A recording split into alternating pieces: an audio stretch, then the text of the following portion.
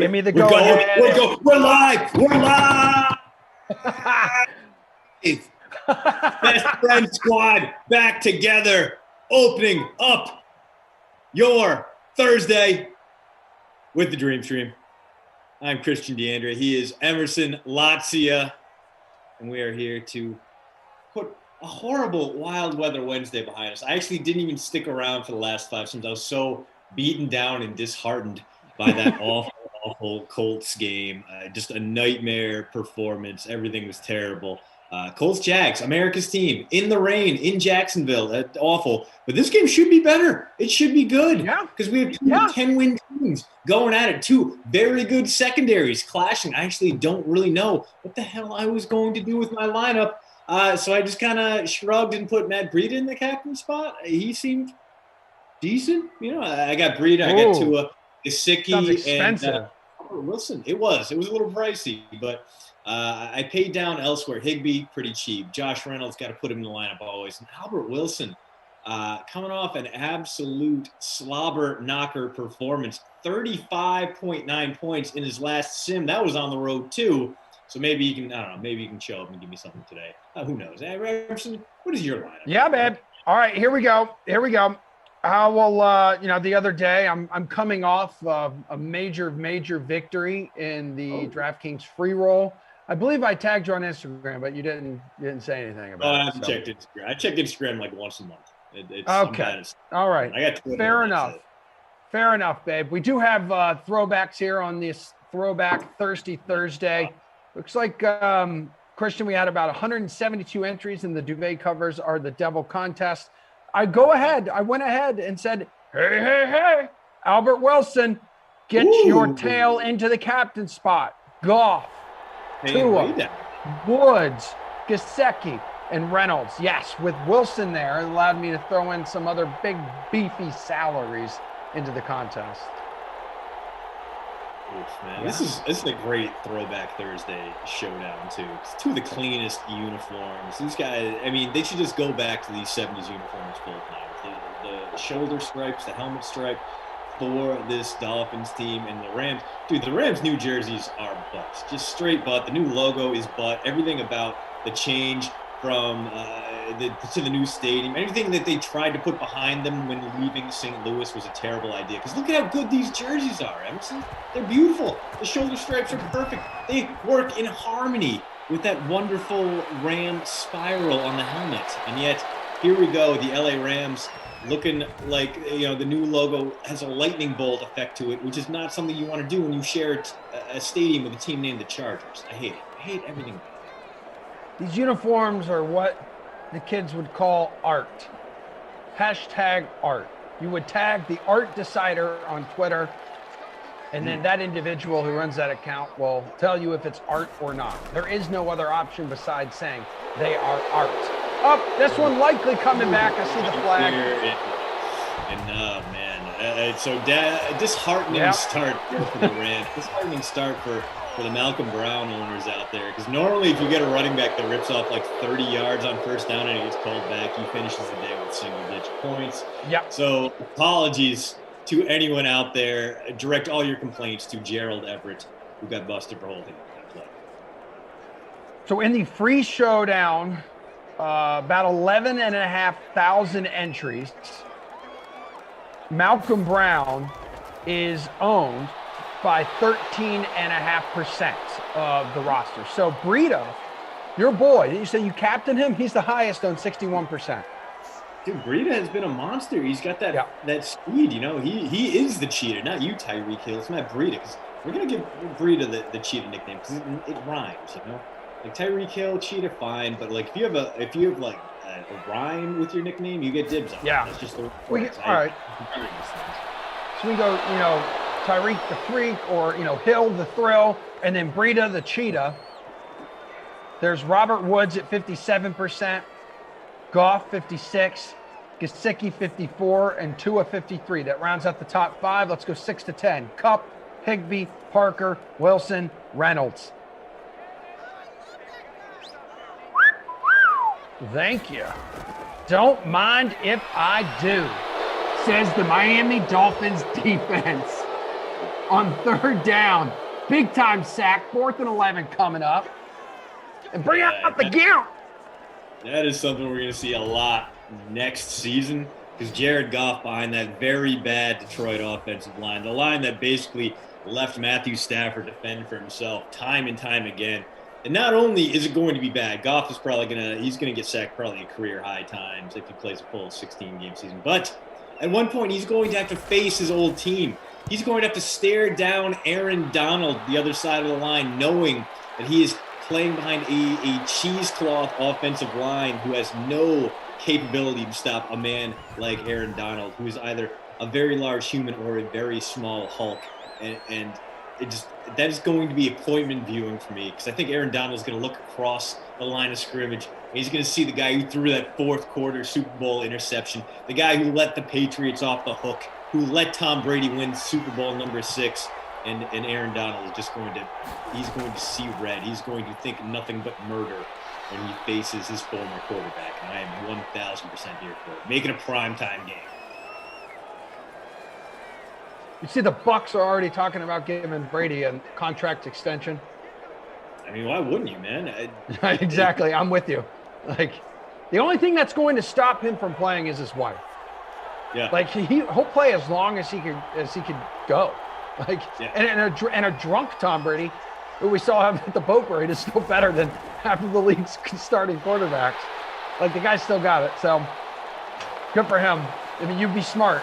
You know, maybe throw a little bit of language in there in case he decides to hang it up after the next season or 2. But, yeah, go ahead. Give him another 2-year extension. 3. Yeah, man, I was honestly a little bit worried. It was like, oh, man, the deep ball wasn't quite there towards the end of the Patriots. And, you see guys like Ben Roethlisberger, Drew Brees, their deep throws really kind of fade. They fall off. But this year, man, dialed up more deep balls than any other year in the past decade. His average air yards went up by like almost 20%. He went from throwing like a lot of check down passes with the Patriots to averaging more than 9 yards per throw with the Bucks. And obviously he was good at them because he completed almost 2/3 of his passes. He had that 40-12 touchdown interception ratio. He didn't look like touchdown Tom 100% of the time, but even if you get that guy for 80% of your games, you're going to have a good time. Crazy to think he did that at age 43. But, I mean, the man's never eaten a tomato or a strawberry, so. Well, he did on one of those late night shows. Like after that story that went viral, I think it was with Jimmy Kimmel. I don't know who it was with. But that sounds like a kind of dumb thing, Jimmy Fallon. And then he chugged a beer. Yeah, maybe it was a Jimmy Fallon thing. Yeah. Remember the old Conan clip where he made Martha Stewart eat a bean burrito from Taco Bell and sip from the 40 of Old English? Glorious. What the hell? Dude, I saw my wife the other day was like, look at this picture of Martha Stewart. And like Martha Stewart is like a thirst trap right now on Instagram, posting these like incredible photos. She looks amazing for her age. And I forget, that woman has done some hard time, you know? Yeah. White collar jail. Dude, her turnaround is phenomenal. Did you hear that she was really mad at her probation officer? She's like, I still haven't forgiven him because he wouldn't let me go host Saturday Night Live while I was on probation. I was like, yeah, I'd be pissed too. You could probably go host Get now. Over it, lady. You're not supposed to be doing anything. Like her second act though, like hanging out with Snoop Dogg and like just kind of being like a low key, like everyone's favorite. Like people like her a lot more now. She's gotten a lot more approachable since she going to prison was probably a good thing. As back to the fun and no. What are you doing? Lay out for that. That's where they need like a Matt Slater, you know? They need one of those all-pro gunners on the punt team. Absolutely. What an absolute beauty of a kick. And Matt Hack's effort goes to waste as no one fast enough to chase it down before it trickles into the end zone. We're out of safety range. And, Rams coming out in that babysitter Billy formation just to hand it off. And, it goes nowhere. Malcolm Brown now give me a negative points on the day despite a promising 25-plus yard run on the first snap from scrimmage, which is a real bummer. Yeah, she really did like rebuild her image after that. Like you're the only person who can go to jail and then you come out. I don't know. People just adore you even more. I think it helped that guys like Snoop Dogg and other celebrities kind of embraced her as well. They're like, it's all good, man. You didn't kill anyone. No, exactly. It was obviously, Phil Mickelson level crimes of insider trading. But, I mean, that's the thing, man. Like, I can't get behind Phil. Phil, no matter what, always seems like he's just waiting to stab you in the back, or like he's just waiting to make fun of you when you leave. Like, dude has always seemed real shady to me. Yet Martha Stewart, who's actually convicted, who actually served time, feels a lot more genuine to me. I don't know. Maybe my brain's just broken. Yeah, it's like she went to like reputation rehab or something. Oh my! That's a big one. Is it going to be Bob? No, it is Josh Reynolds. 81 yards. That's why that guy is a must play. He always finds time to make time for touchdowns in this Rams offense. And bang, bang, zing, zing. Reynolds with a 15-point play right there. If you got him to captain spot, you are having a pretty good time. 4.2%. I am digging that. Yeah. In our contest, in the duvet covers of the devil contest, Reynolds owned in 42%. There's Goff that's 54%. And Big Daddy just shot himself up to 32 out of a $172. That touchdown, points like that is why indoors, not on Weather Wednesday, can deliver the points, my friend. That will turn that frown in your face. It takes twice as many muscles in your face to frown than it does to smile. That will put a smile on your handsome face. Sorry, I see Glash has invaded the Twitch stream. Got to put people on notice, let them know that he's still out there TikToking and dancing and wearing clothes that he should probably not own.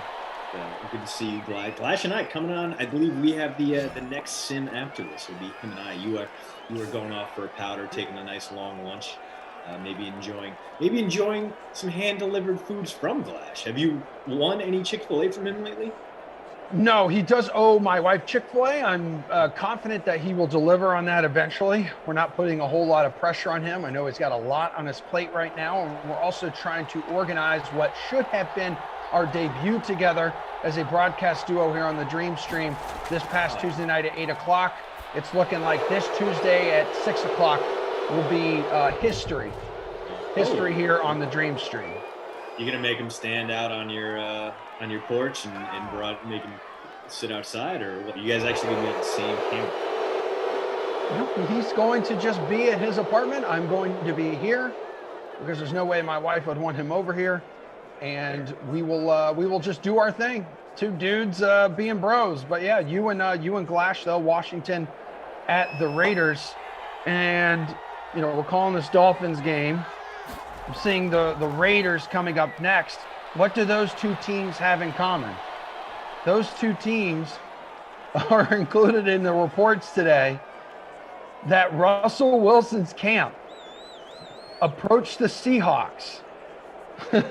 Reportedly approached the Seahawks about the possibility of a trade and included Miami, the Raiders, Saints, and Jets as potential destinations. Dude, the Raiders. What? Why would you I don't know, but it's interesting to see Deshaun Watson, throwing the Jets in there, throwing the Dolphins in there. I think a lot of it has to do with the some young talent.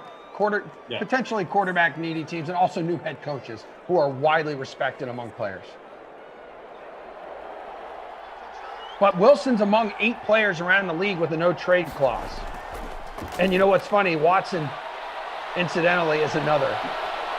Both linked and rumored to the Dolphins. So Wilson, I know 33, 8 years older than Watson, which is why he may not command as much of a return in a trade scenario. And like also, for the Dolphins, what's that?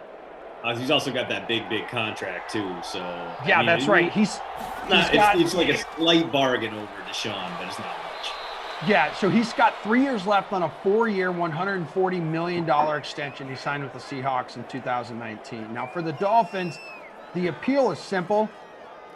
It's the opportunity to land like a proven franchise quarterback. And I definitely think the Dolphins should like investigate the hell out of these situations here. But like, and it's not a slight necessarily on Tua, as on 2nd and 5, he'll take the snap and hand it off there to Breida. Smash. And it's not necessarily like a slight to him, right?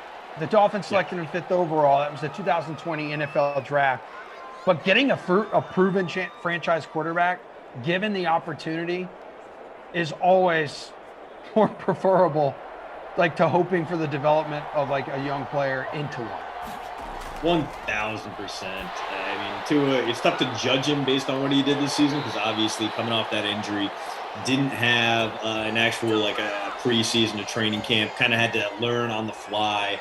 I didn't pose a problem for Justin Herbert. Obviously, we got thrown into the fire early and did just fine. But yeah, still big hopes and expectations for Tua. But yeah, if you can go out there and get a Super Bowl winning quarterback right now who's still in his prime, yeah, you would absolutely go after Russell Wilson. You would do whatever you needed to clear out the extra space in the luxury box for Sierra and the family up there. You would make that work. The question is, how much would the Dolphins be willing to ship along? Because you got to imagine the first thing that it would be Tua going out in that deal. Probably the 3rd overall pick. That's going to be a sticking point there. With a guy like Watson, who is younger and has a little bit more team control, you can probably talk the Dolphins into 3 first-round picks for him. The guy like Russell Wilson, more experience, was on an MVP pace early in the season, fell off late. The blocking was bad. We would have a better situation in Miami when it comes to having a more stable O-line there, potentially. I don't know. I think if you're the Dolphins, you call up the Seahawks, you make an offer and go, okay, we'll give you Tua, and we'll give you the 3 overall pick, and we'll give you a 2022 number 1 overall pick for Russ Wilson. I still think the Seahawks hang up because I think this is just posturing. I think this is just Russ being like, listen, get me blockers. My O-line has sucked. Every year I'm here. You got Dwayne Brown, and that's very nice, but everyone else is garbage. And instead of just burning terrible first-round picks on the issue or getting running backs we're not going to use, go out there and find me someone who can actually clear a path for me, keep me upright, keep my jersey clean. I think it's just that kind of posturing, but I appreciate Russell going in on it. I just can't imagine the Seahawks would trade anywhere. You know, I said it before, though, Christian. I think he does deserve some of the blame with this playing style. I think it's tough when you want to like run all over the place.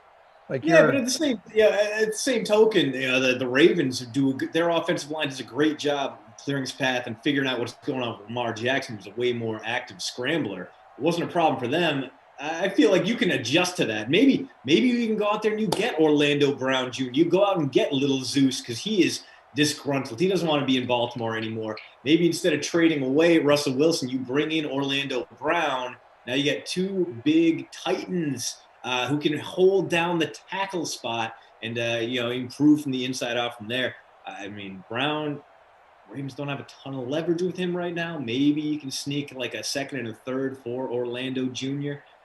I don't know. I just think the pressure right now is on the Seahawks not to trade Russell Wilson because they don't need to do a dang thing with him. They got him under contract. He's not going to sit out multiple years or anything like that.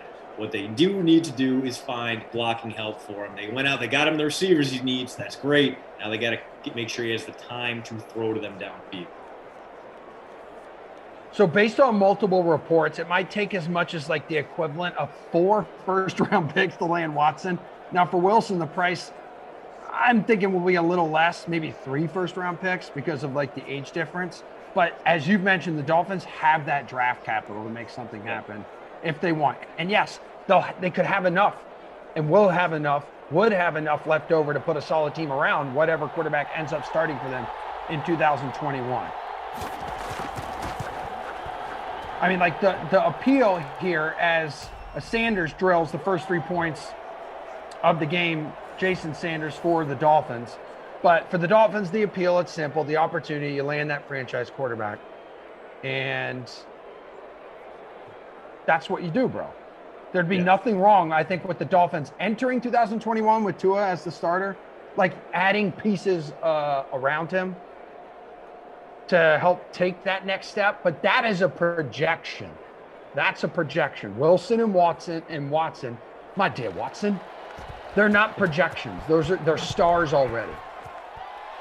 Yeah, they're more sure things. And with Watson, you're kind of projecting upwards because, he hasn't had that kind of playoff success that a guy like Russ Wilson has, but also he had to play under Bill O'Brien and was still pretty dang good. Even this year in the middle of a lost season, he changed up his game. He led the league in passing yards. I think you give him the benefit of the doubt for sure, especially when you consider how young he is, how he bounced back from injury when he had that rookie year ACL tear. If you can go out and get one of those guys, you mortgage off those draft picks. I mean, the Rams have been doing that year in, year out. They don't even have a young franchise quarterback to build around. They have Matthew Stafford, who, again, I'm on the Stafford train, but if I'm going 7 years without a first-round pick like this Rams team is, you better for sure have a young guy you can build around. Matthew Stafford's not that. Sean Watson would be. So if you are the Dolphins, if you are the Jets, you go out and say, you know what, take this boatload of picks. We just need a stable franchise quarterback, someone who fans can actually get excited about, especially if you're the Jets. Because, man, things have been just awful there for so long. It's Cooper Kupp, big catch there into enemy territory, and Rams clicking right now.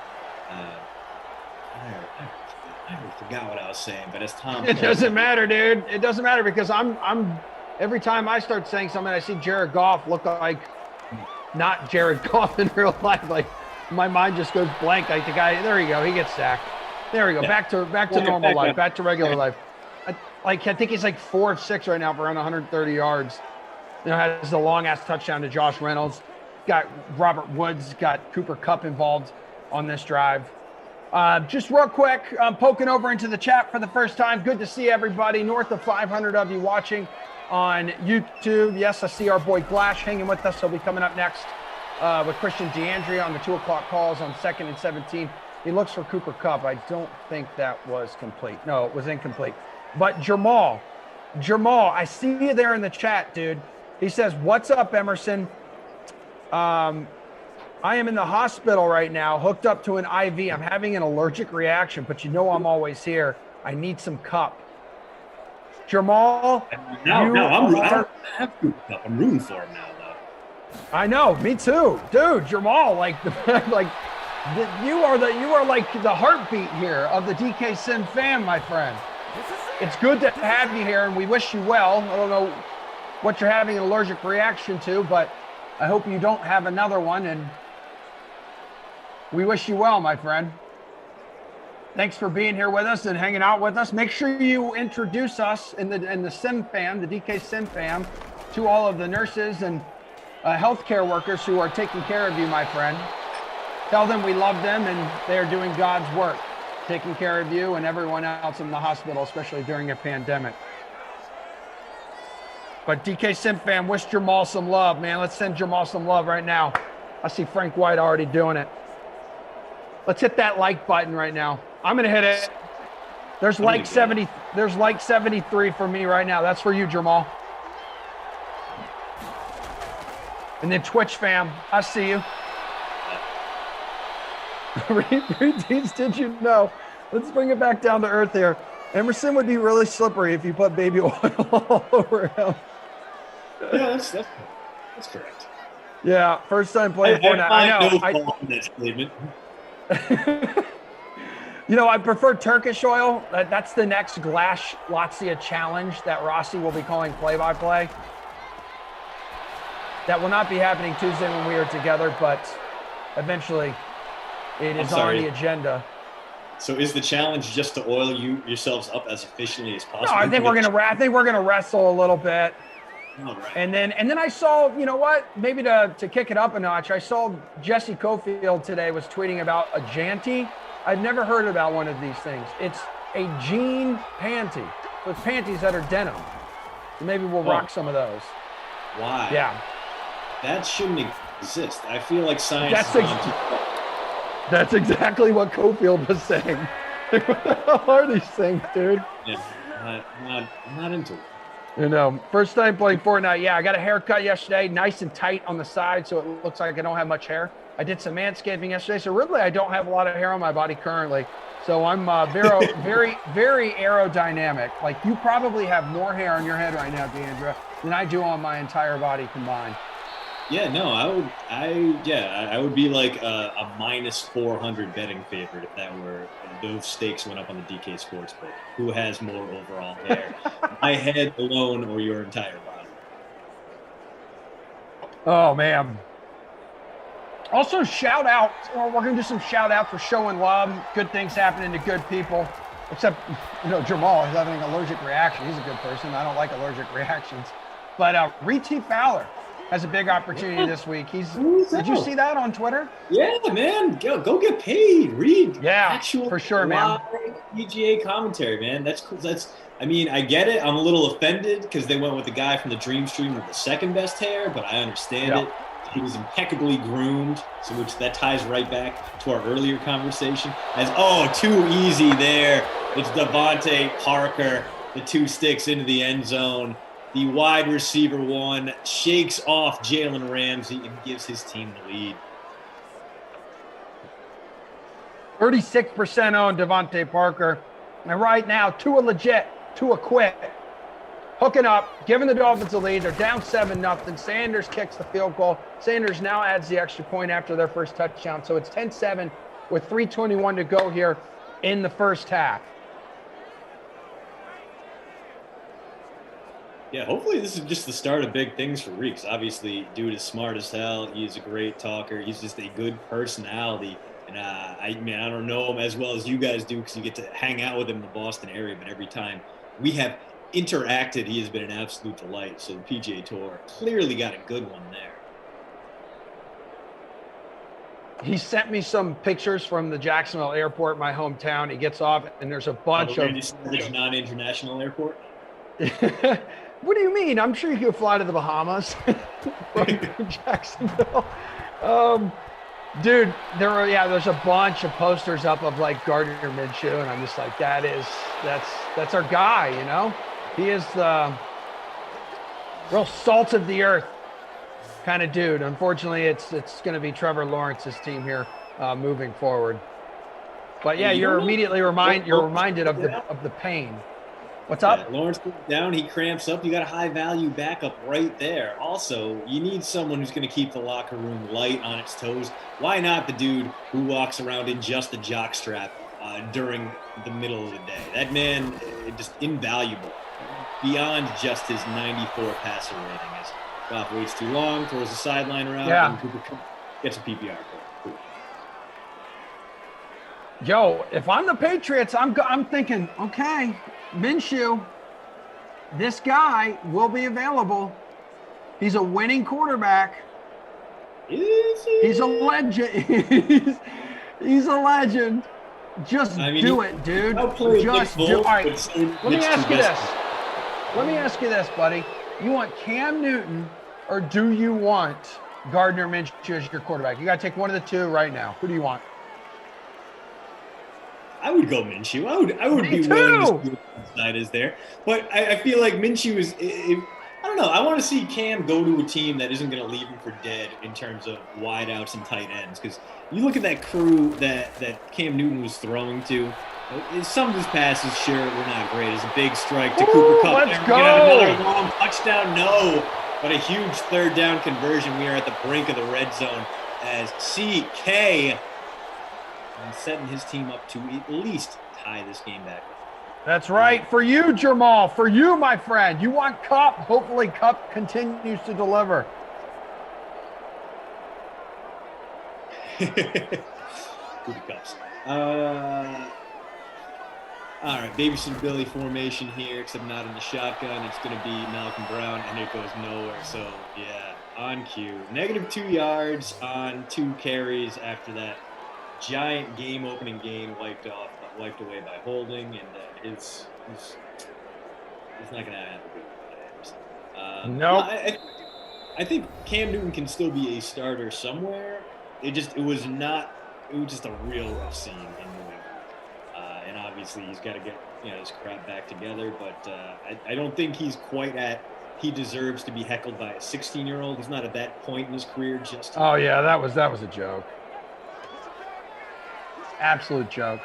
On second and 11 here, 2-minute warning arrives under 2 minutes now. Terrible throw by Goff. 7 of 12 in this game. Dude, So Rams trailing by 3.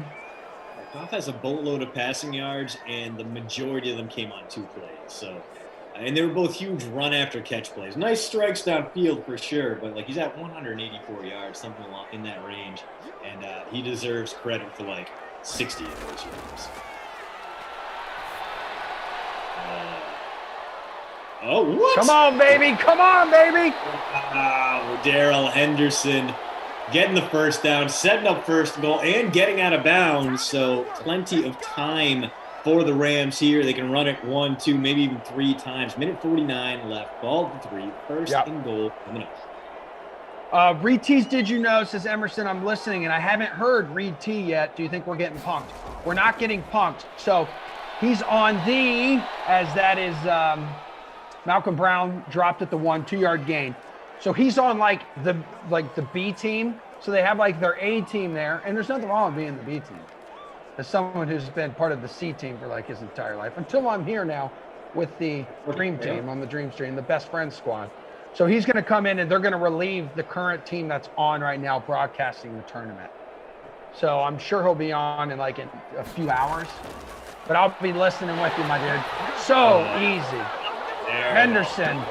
Darrell Henderson. Malcolm Brown had his shot, and Darrell cleaning up. So 2 big plays from the RB. I don't know if he's the RB1 or the RB2. Either way, it's a weird platoon for this Rams team. Both guys got very much eclipsed by Cam Akers in the real world. But here, it's Henderson rising above the fray, getting into the end zone, and giving the Rams the lead. Darrell and the Hendersons. He's listed as that 3rd down running back, passing back. Malcolm Brown is going to be back there in the power back formations. On the official depth chart that we have that you guys can check out on the DraftKings Madden Streams information page, just Google it, Madden Streams information page, and that'll be the first thing that pops up. I promise you that. Malcolm Brown's listed as the running back 1. Cam Akers is actually there as the RB2, and Henderson as the RB3. Henderson, 27% owned in the free showdown, 4.2% in the captain spot. Akers is going to be a lot of fun to watch next year. He's going to be a pretty highly valued year-long fantasy commodity just because he did, after a very quiet start to his rookie year, he evolved. He became that RB1. He looked great in the postseason. This is a guy who only had 625 rushing yards. Didn't have too much of an impact in the passing game. Averaged less than a completion per game. But you look at what he did against that bad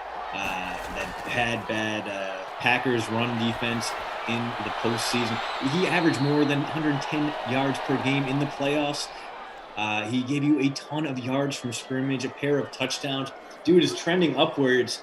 I don't know if you would make him a first-round pick. Maybe it's not a PPR league, but definitely a guy who's going to go early in fantasy drafts. Especially, you might get a little bump from Stafford being there over Goff, or maybe he gets a little bit overlooked there. Maybe people invest in the passing game. Although, to be fair, Emerson, this Rams team, they got a lot of moves that they need to make.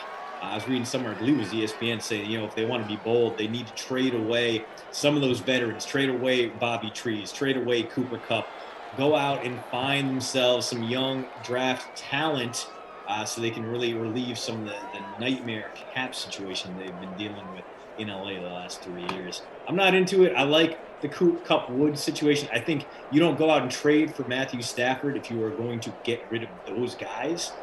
But I can kind of understand the sense it makes because the team as constructed definitely looks like its ceiling is about 10 wins and a spot in the division.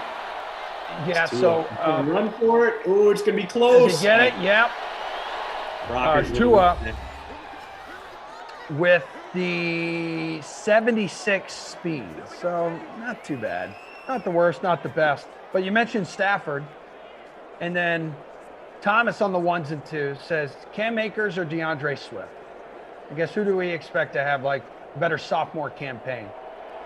Ooh, I think I would go on Swift just because he does do a lot more in the receiving game, and because what we saw from Jared Goff last season was that he's no longer the downfield passer. He's not taking the risks that Matthew Stafford was taking with less time in the pocket at least. His receiving core was similar, although he only had Kenny Golladay for about 5 games, but he was still throwing downfield. Now, granted, part of that is because the Lions were trailing a lot because they were a bad team, and Matt Patricia was a bad coach.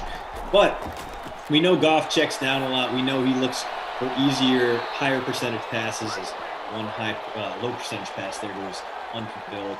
So I feel like you can make the argument that Akers will have more rushing yards, but Swift, now that he's in a competent lineup, he's not going to get juggled in and out of the lineup for Adrian Peterson and Kerryon Johnson like Matt Patricia did. He's going to see more snaps, and he's going to see more targets because this quarterback typically throws shorter passes. So both good options. I would lean Swift over Akers. Big catch there. Probably just going to set up a field goal here as Gesicki, third catch of the half. And here we go, is virtual Brian Flores. There it is, 10 seconds left. Jason Sanders probably about to come out and attempt a 38-yarder here. Shout out to you, Christian. Shout out to Thomas and Daniel behind the scenes on the ones and twos. Producer Drew is with us today. It's the all-star Frangelico on the ops team, kicking ass behind the scenes, adding up scores. So about a 38-yard attempt here by Jason Sanders. It's up, it's easy, it's in, 14-3 with a few seconds to go here in the first half.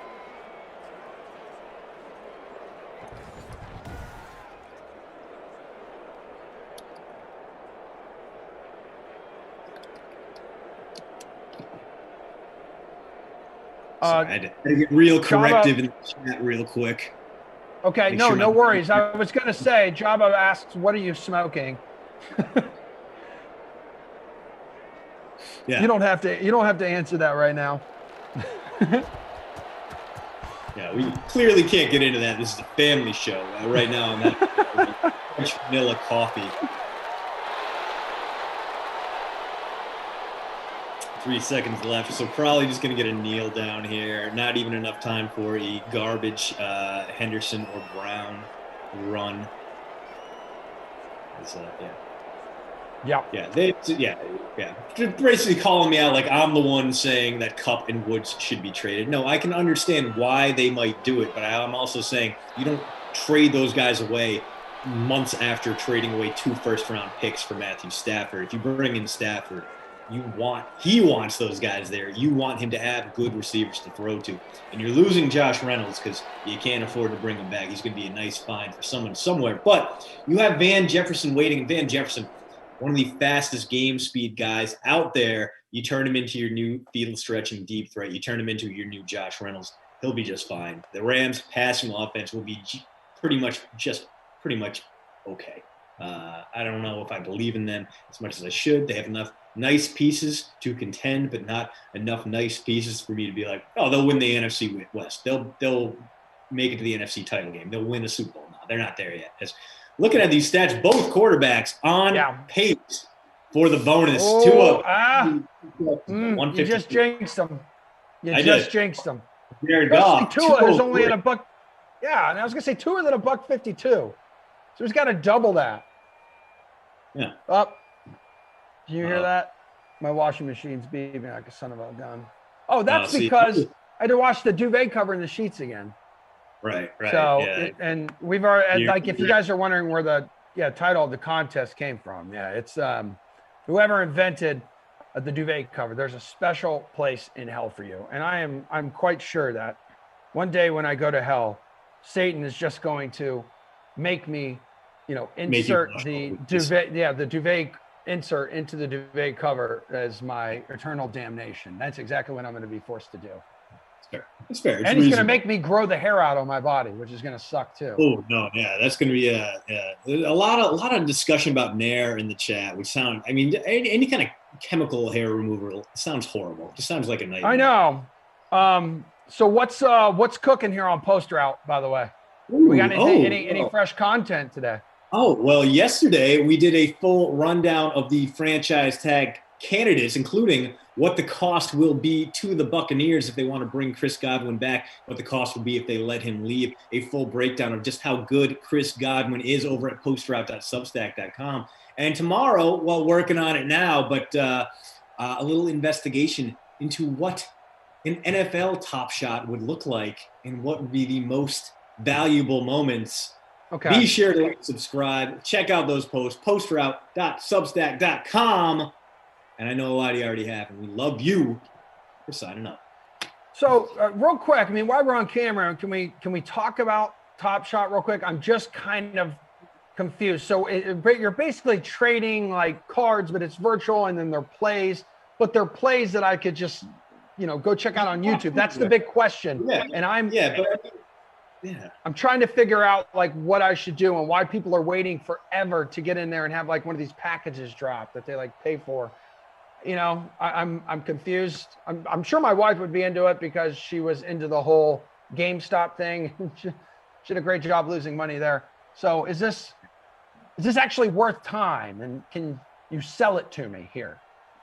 So I dropped into the multiple chats. My former colleague, one of the best writers out there, Alex Kirshner, he does a great job of breaking down financial trends and explaining them to me like I'm 5 years old. He does so for Slate magazine. So I threw those into the chats out there. But yeah, it's basically like the trading card bubble or the Beanie Baby bubble, except it's backed by blockchain. So it's got a little bit more of that Bitcoin architecture to it, where the moments that you get, I mean, you can buy a regular pack, a rare pack, a legendary pack, basically in those tiers. Or if you get like the legendary pack, you're paying $200 up front, but you guaranteed one of 99 moments of that single moment. So there's a defined built-in scarcity to these cards that brings up the value. But at the same time, as more people get in, the value is going to drop as more and more cards go out. So it's one of those things that's defined by its scarcity, but as more people buy in, it's going to kind of create that bubble. If some bubbles stay, who knows? I got a buddy who's into it right now and has done a great job. He's done a really good job amassing assets there. Like his current collection is valued at over $150,000. And this is not a guy who put in $150,000. He's a STEM education teacher in Rhode Island, elementary school teacher. So he just got on top of a trend, and there's a chance this bubble bursts. But even if it does, it's one of those situations where I don't super understand it, so I won't be joining in just because the idea that I can get burned is too high. I do not have the attention span to get through. But I'm sure there are a lot of top shot preachers out there that can tell you everything about it and probably be a lot more on point and more interesting and more valuable to your investment ideas than I am. Yeah, I'm told that Matt Lamarca, a good friend here of the Dream Stream, comes on, and Big Saxy, as many of you know him as, he is very into this. He's very on top of it. Producer Drew has notified me of that, and also, yes, Lamarca tweeting about it consistently and constantly.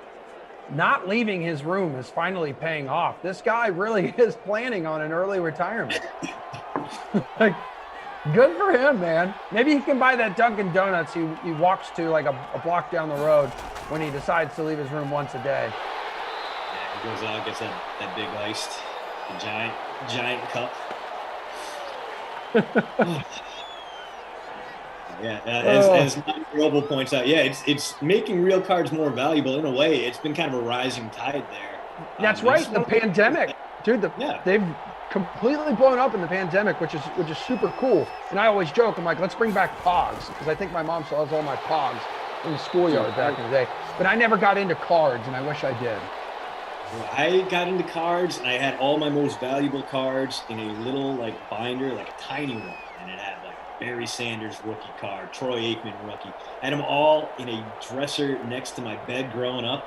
My parents moved from Rhode Island to Missouri, and they hired the worst possible moving company, and I had none of the stuff I left behind. The cards, the old records, all of it just gone forever. Just tragically lost to the sands of time.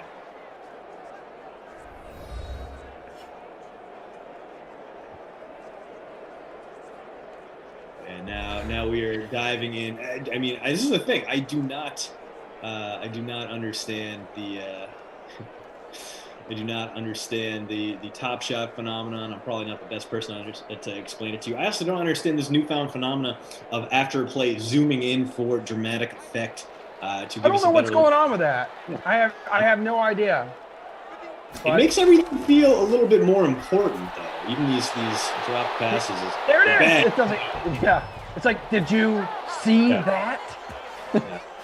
You got to see this Josh Reynolds 11-yard reception, bro. As a roughing the passer, going to add 15 more yards to that. So the Reynolds catch will stand, and it gets a little bonus yardage tacked on at the end. He is hitting hard towards those big, Krusty Koff player of the game honors, as he has now got a pretty good shot at 100+ after that reception. Maybe it's like Sarah behind the camera. You know, she has incredible camera work during our field goal fest a few weeks back.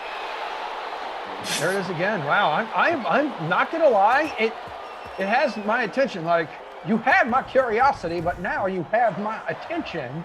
So I'm definitely paying attention now. Yeah, I know. I mean, everyone in the chat is saying we've never seen this before. Behind the scenes, we've never seen it either. This is a first, and I feel like maybe this is game protesting about us talking Top Shot, talking NBA. We have offended the game. Maybe it would prefer us talk about Dogecoin instead. I don't know what it is. But is that Bobby Trees again? So Woods has been the guy on this drive. It was Reynolds, now it's Woods. 4 for 48 for him. And we get a good look at that because he has been nice and zoomed in there. We get the close-up view on Jalen Ramsey, close-up view on handsome man Sean McVay. This has been a good year, a good stretch for handsome head coaches ever since last year. Not only have we gotten Sean McVay and his perfectly spiked hair, but we also got Cliff Kingsbury, one of the most handsome college coaches, now breaking into the league. And, he's got to get some work done here in his third year. In fact, we broke down what the missing key to his offense may be on Monday's post route. If you're a guy like Cliff Kingsbury, if you're running that 4 verts offense, what you need is someone to run a horizontal route who can thrive in the space created by your deep ball guys going long. Larry Fitzgerald is kind of that guy, but he's getting old. He might retire. Why not bring in a stealth tight end, a guy who can make those big runs after the catch, an Evan Ingram type? Dan Arnold, former Wisconsin Platteville star, kind of fits the bill. But maybe he gets signed away this year. Is the zoom in, zoom out, zoom in on the Malcolm Brown around there. This is whoever's directing this is a master of suspense. This is beautiful. Question: David G wants to know: are my baseball cards from the early '70s worth anything these days? They probably are. There's a period there, like the period where we were growing up. The cards like rose in value, so like Topps, they got mass produced. So if you have like an upper deck out there from 1992, it doesn't matter who it is, it's probably not going to be worth that much. But if you have like back when cards were less produced and people weren't taking care of them, you know, kids going down to the sandlot would stick them in the spokes of their bikes so they could sound like motorcycles.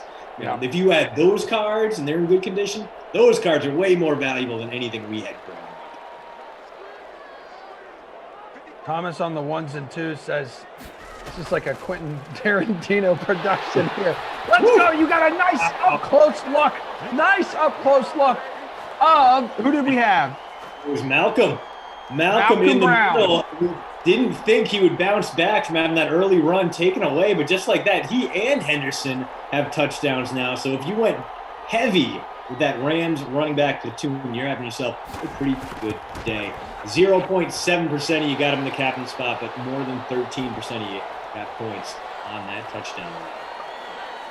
The Freak of Nature says maybe we will see a streaker will run across the field. I promise you, if there is, this cameraman, whoever is behind the scenes, whatever director is punching buttons here in the sim, will not turn away. It seems like a guy who is out there who wants to be different, who is Dare to be different. Unlike we saw in the Super Bowl, this man or woman directing will not rob the people of what they want. It's beautiful, really. I'm happy we got here. I don't know how we ended up this way. I just hope it sticks with us forever because It makes every play feel more important, even when it happens in the middle of the play. Yep. So a couple of you in the chat, I see Must Be said he saw Cheating Kenny Ducey at Walmart. Someone else mentioned earlier, Edward said he saw Kenny at Applebee's.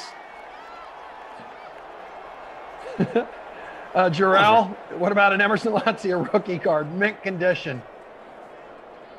For sure, man.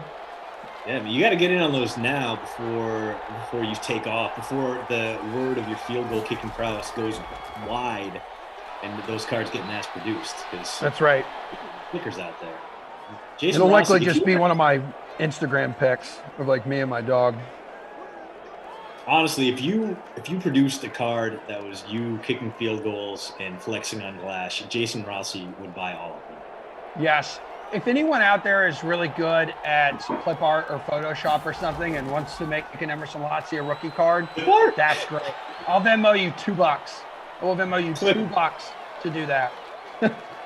Just going back to like your 1992 Amiga Corel art, just throwing in exclamation points and winking ladies. TX says, I want a sim DraftKings card with the commentators.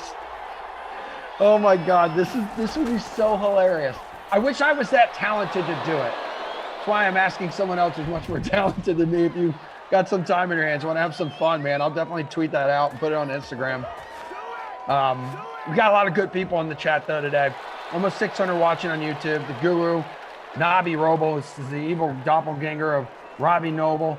Ooh, Noah Moon, good to see you and your positivity here today, my friend. I would love to see a Gesicki bomb. But David G in the house, Alex Fox, Silly Sally. What's going on, everyone? King DFS, Sean's here. The whole squad, baby. Stephen Roach. Whoa, come on, guy. What are you doing? I need to see this. Did he make it? We don't know. Oh, he finished a yard short. Look at that. See, mystery. This cameraman is building the mystery. That is a Sarah McLachlan song. We are seeing it play out here live on Madden 21 as Tua takes off and somehow, inches shy as Jalen Ramsey apparently brought him down. It's Matt Hack. Can he bomb another banger of a punt? He did, and it's another touchback. And that was good. Is that how does that song go with McLachlan? Come out night. That's when the energy calls and the dark side is light. The empire rose. Yeah, you're working, building a mystery. Holding on and holding it in. Yeah, you're working, building a mystery and choosing so carefully. Wonderful. Wonderful. Yeah. Mm-hmm. Dude, honestly, every time one of my pre-lacrosse game hype up songs right there. It was like that and Tattoo and a little Bloodhound Gang. Very important to get me my to God. go out there and play some terrible lacrosse. Every time I hear Sarah McLachlan, it's just like it's those sad animal commercials. In the arms of the angel. And I'm like, Meg, change the channel. I can't look at this. Like I do what I can. You see that like emaciated pit bull out in the cold with the sad eyes and just like, oh, my day's ruined now. I adopted a dog and I feel bad. I'm like, I need to adopt more emaciated pit bulls. Dude, my I'm not gonna mention it. Well, I'll mention it since I said I wasn't going to mention it. I might as well mention it. My parents' dog just collapsed and died 2 nights ago. Like one of their rescues. The pit bulls, they rescue a lot of them. Yeah. She got up, rolled off the bed, her lips went cold, collapsed. Terrible, dude. My dad has never cried in front of me. And the only time my mom says she's ever seen him cry was when the other rescue that they had died about 6 years ago when they just got this one that just passed away. And he's like, I called him and he like didn't want to talk because I knew he just wanted to just let it out. I said, dude, let it out, man. It's all good.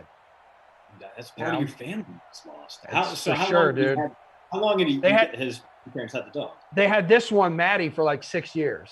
Yeah, oh man, that dog is in your heart. That's just the part of the family. It's so tough.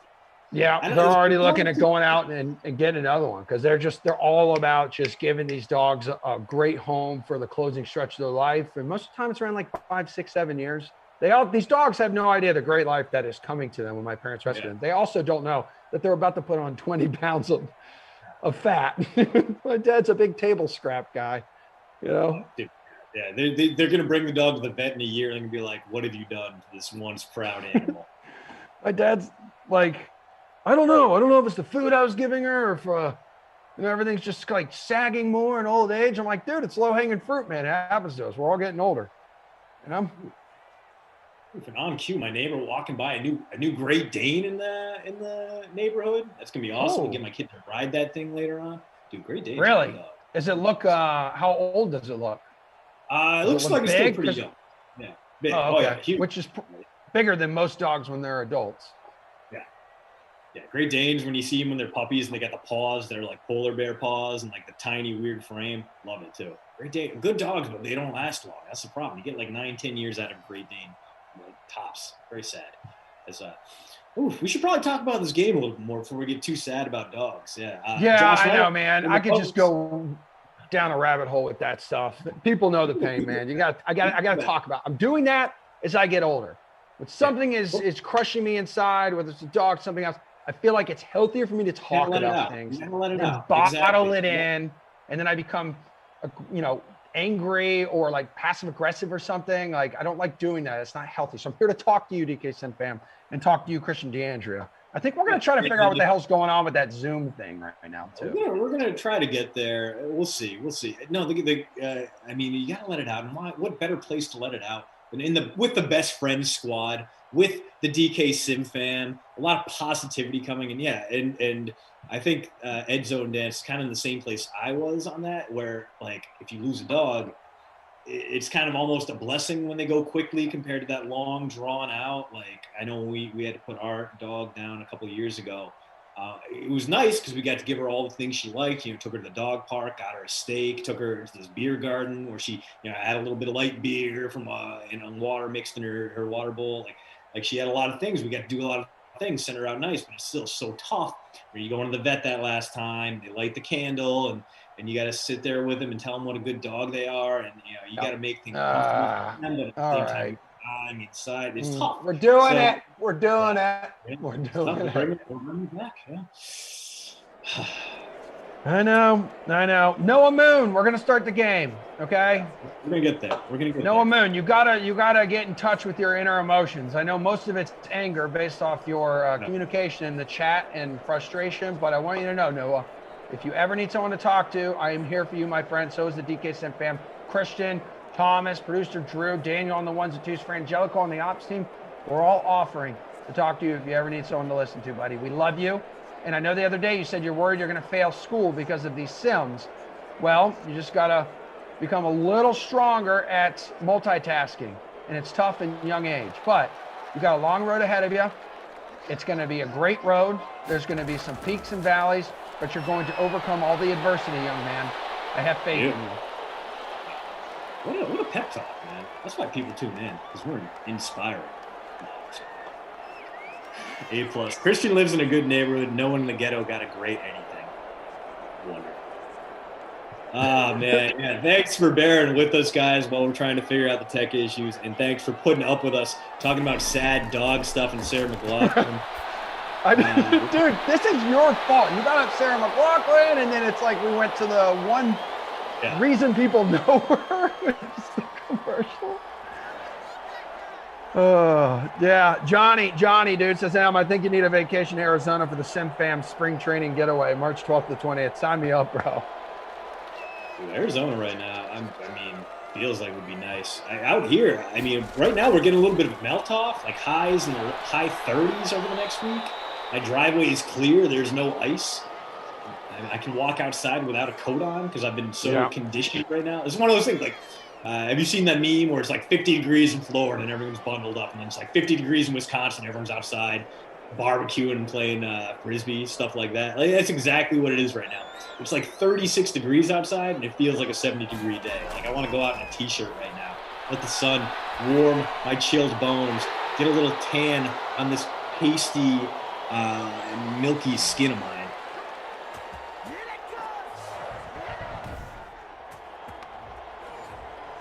Oof, and we do get, as A+ calls it out, we get that Bobby Woods catch. So we're trying. I think we finally did get the Jared Goff bonus in this one, as the Rams attempting to make this an insurmountable lead. And as the dramatic zoom shows, we had a Malcolm Brown carry for about 90 yards there.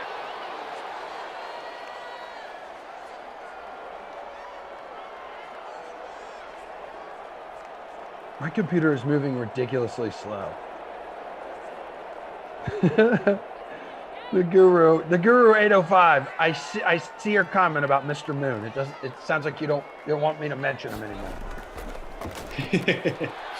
Ooh, big hole there for Brown. The camera work. Oh my God, he's in. Is it going to count? Is it going to stand, or is it coming back? They didn't put points up on the board yet. That means it's probably coming back. We're probably going to get a hold here. Whoa. Yeah. Illegal block in the back. Josh Reynolds. So instead of a touchdown, ball's going to come back to the 20. And, it's still good. Any points here make this a pretty much insurmountable lead for the Rams. But it would have been nice for all those Malcolm Brown owners waiting, wishing, hoping, other Jack Johnson songs for a Malcolm Brown turn up here. Maybe he'll get the carry again. We'll see. He does indeed. Come on. Like 15 on that carry right there. So after a terrible start, Brown starting to give the people what they want. First and goal coming up from the 6. Well, I was sitting, waiting, wishing you believed in superstitions. Then maybe you'd see the signs. But Lord knows that this world is cruel. And I ain't the Lord, no, I'm just a fool. Learning love and somebody don't make them love you. Must I always be waiting on you? Must I always be playing your fool?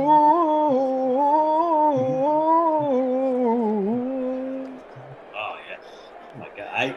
For a minute, you transformed into Jack Johnson. You had a very casual surfer vibe going. Your hair grew out. It's amazing. I'm just sad that we weren't on camera as Goff about, he didn't take the horrible sack, and he somehow gets rid of it, throws it out of camera range, which, to be fair, is not very far when that zoomed in. That does stop the clock, however, as the Rams would prefer to wind this one down as much as possible, limit their exposure to a Tua comeback. Big 3rd and goal coming up here. It's going to dictate whether we have a 15-point lead or an 11-point lead here for the Rams.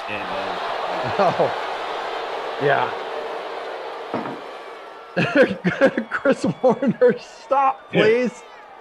Yeah.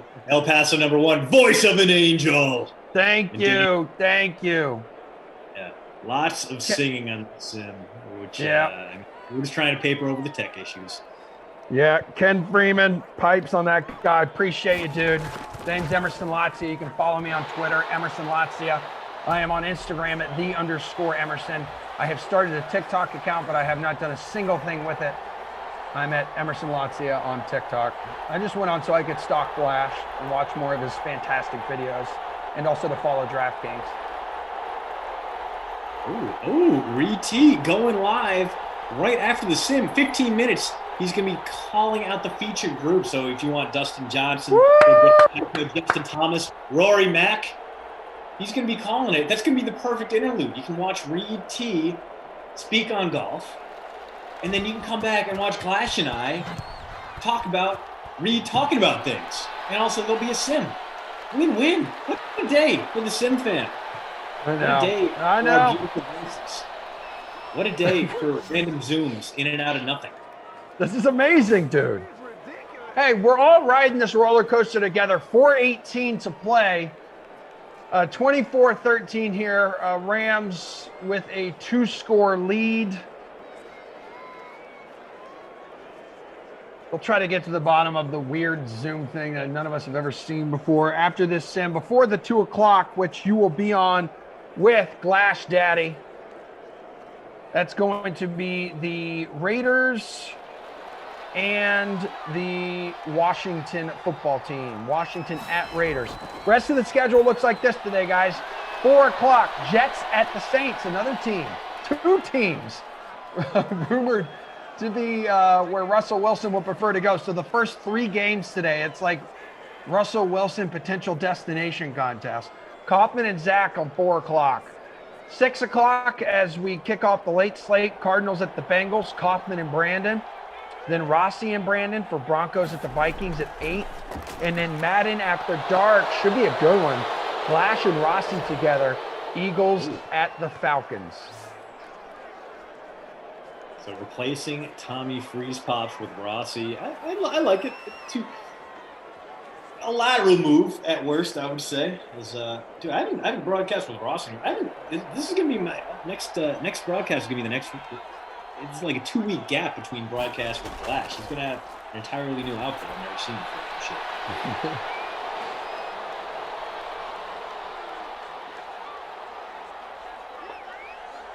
Bills fan says, here comes those Breida garbage points. Yeah. To which, like, you would say, bring it, because you captain him. I'm waiting on him. He's got me 8.7 points in the captain spot as time ticking down on this one. Unless the Dolphins get a quick touchdown here. We're probably in onside kick territory, but the way things are going, weirdness could reign. We could finally see a converted onside kick. Never happened in my long, illustrious career of sim broadcasting. I've seen it happen 0 times as Brockers too mean. It gets called for the roughing there, so the drive will continue. Retease, did you know, said, I asked Reed if he would be dropping did you know facts on his broadcast. First time playing Fortnite, asked, will Reed be reading Twitch comments? Yes, I guarantee you. Oh, his 2 smash he throws there. We got a nice zoom in on the slide. Thank you, DK Sim fan, for bringing that good energy today on Twitch, on YouTube. Even if you're just hanging out with us, you're not commenting. We appreciate all of you being here on a Throwback Thursday with Christian D'Andrea and yours truly, Emerson Lazia. Thomas and Daniel on the 1s and 2s. Producer Drew Frangelico on the ops team. Frangelico! Figaro, Figaro, Figaro, Figaro. 3rd and 10 coming up from the 19 inside the red zone. Down 11. For those of us who rostered you to please do that thing we like. And that is not quite it. Halfway, right? As the Albert Wilson play not working out the way we wanted it to. He and Jakeem Grant. It's terrible. Yeah. You never know which one of those two is really going to show up and give you a nice day. Today it has not been Wilson, who has 1 catch for 11 yards. Jakeem better, but still not great, as they are going to kick the field goal here rather than go for it. Take their chances. I mean, you need 2 scores. Why not? Sure. Nah. They need to realize this is Madden. This isn't real life, buddy. Or where are you at in the contest? In the duvet covers of the devil contest? It's not good. I'm feeling better about my trickle down Simonomics 50-50 contest getting canceled because I'm currently 124th of 172. How many points do you have? 64. 64. Okay, wow, damn. Channel number that Cinemax was on with Cox Communications in suburban Rhode Island back in 2002. 64. Wow. I don't think I ever paid for that channel. I used to see it from time to time, but I never paid for it. I had a buddy who had the premium cable package, and he had nothing but great things to say about Cinemax, but none of the shows that they put on before the hour, 10 p.m. So.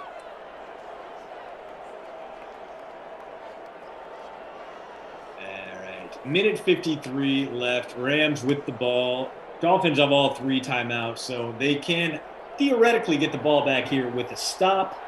Probably won't have enough time to do anything with it, barring a breakthrough touchdown. But we're going to get some Brown and Henderson action as Henderson gets hit so hard he falls out of frame.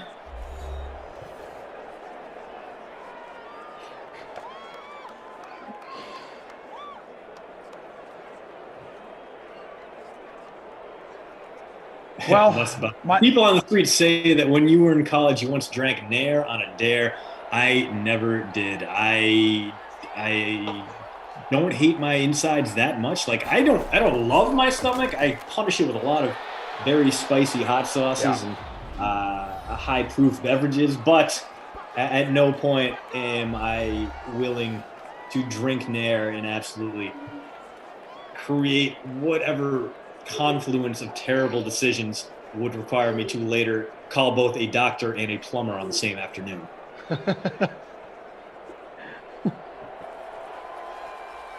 Yeah, man, I'm pretty sure like I could, like in college, my stomach could survive like anything after the damage I did to that with the late night Taco Bell runs and the amount of Jaeger consumed. Just really frightening stuff. I think he did. We got to drop Reynolds first. That'll do it on this game. We're going to put this one to a merciful end as the Rams can run out the clock, can kneel out the clock here, I believe, at minute 41. Yes, they can. So we might get one or two more carries because we know they'll go kneel, carry, kneel sometimes, especially with this much time left on the clock. My daughter not thrilled with the jankiness of the sim camera either. Clearly having her voice heard on the matter. I don't think any of us are, but some of us enjoying the new drama that springs to The Sims. Well, a lot of people out there. I'm hearing some giggling in the background. He's coming and going. Here comes the token second down carry after the kneel. It looks like it will be Brown getting the call here, and he will gain. He'll add about 4 more yards to his total. So 0.4 to you if you have Brown, 0.6 if you got him in the captain's spot. Or maybe you're like me and you have Tyler Higbee in your lineup and you were staring down the bagel, a goose egg from Higbee. I thought he was a good value, 6,600 for 10-plus points per game. Today, making us all feel foolish, like, say, a child throwing a tantrum over being told there's no more yogurt left. Is it Go-Gurt? You remember Go-Gurt and like the long like popsicle packaging? There might be like a good pickup. Like we've been doing like the Greek yogurt. And she likes it, but she gets it everywhere. It's just always a mess. It's just no matter what, the moments after the yogurt is just us cleaning up yogurt. So Go-Gurt at the very least would be a much more accessible, easy to eat pouch.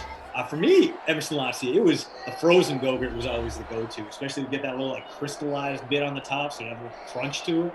Frozen Go-Gurt, the way to go as this game comes to a finish as we try to figure out how to fix the random zoom-ins, zoom-outs. We got ourselves a finish in this one. The Rams 24, the Dolphins 16. So a promising start for Miami goes to waste after a 13-point second quarter, and some of us here in the DeAndrea household absolutely devastated by that news. Some of us this is amazing. Really rostered Tyler Higbee and are furious with him. But look at that number from Jared Goff, 311 and a touchdown. He's a proper tribute to Omaha's favorite 90s rock band, and I appreciate that. 203 and a touchdown for him. He did have a bunch of rushing yards. In fact, Tua and Malcolm Brown shared the lead. 41 rushing yards was the high in this game. Not ideal there. And receiving yards, well, we are going to get our crusty cough player of the game when we look at these receiving numbers because Josh Reynolds, blew away the field in this one. Receiving touchdown.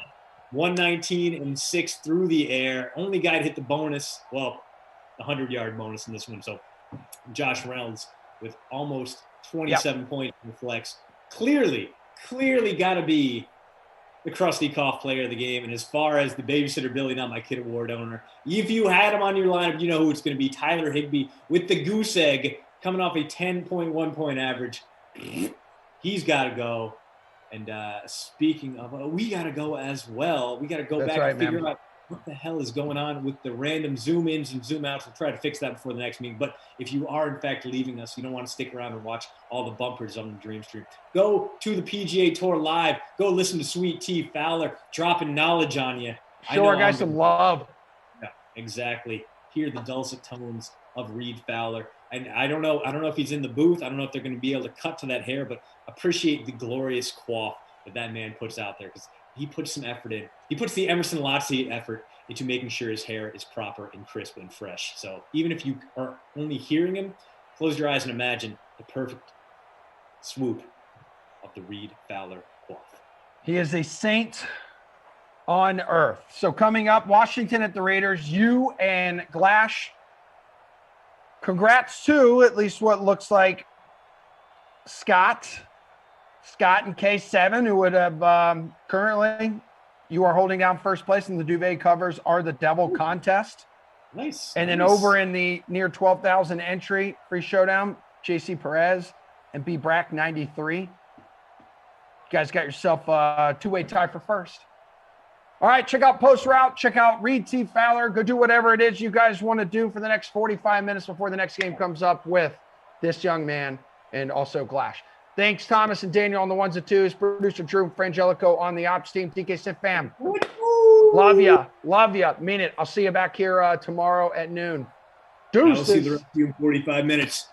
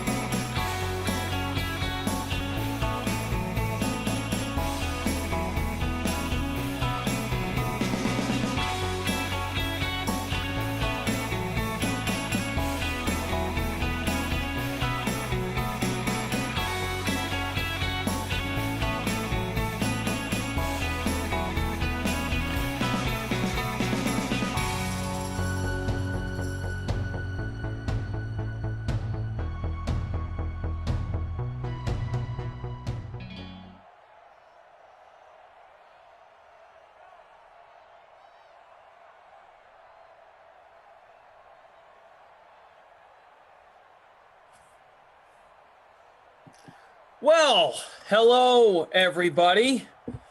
How are we on a Thursday afternoon? It's 2 Eastern, second sim of the day.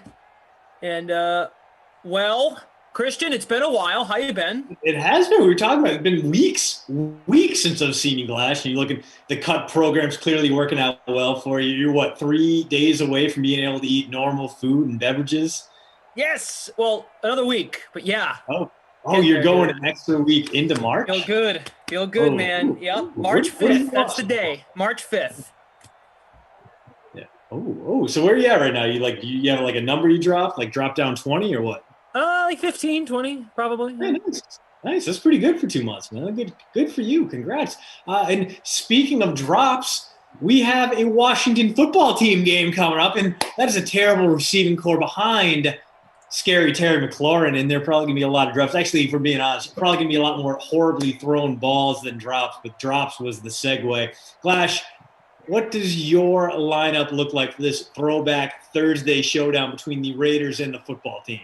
So I've got Darren Waller in the captain spot, those superstar traits, you just can't avoid them. Yeah. Derek Carr in the flex, Jacobs, Renfro, and then my 2 Washington players, McKissick and Steven Sims. Yeah, McKissick is one of those guys. He's trending towards that hashtag team always play. He doesn't have that upside of like a Dalvin Cook, but he's in there all 3 downs. He catches a ton of passes, just like in real life. So I made sure I got him in there as well.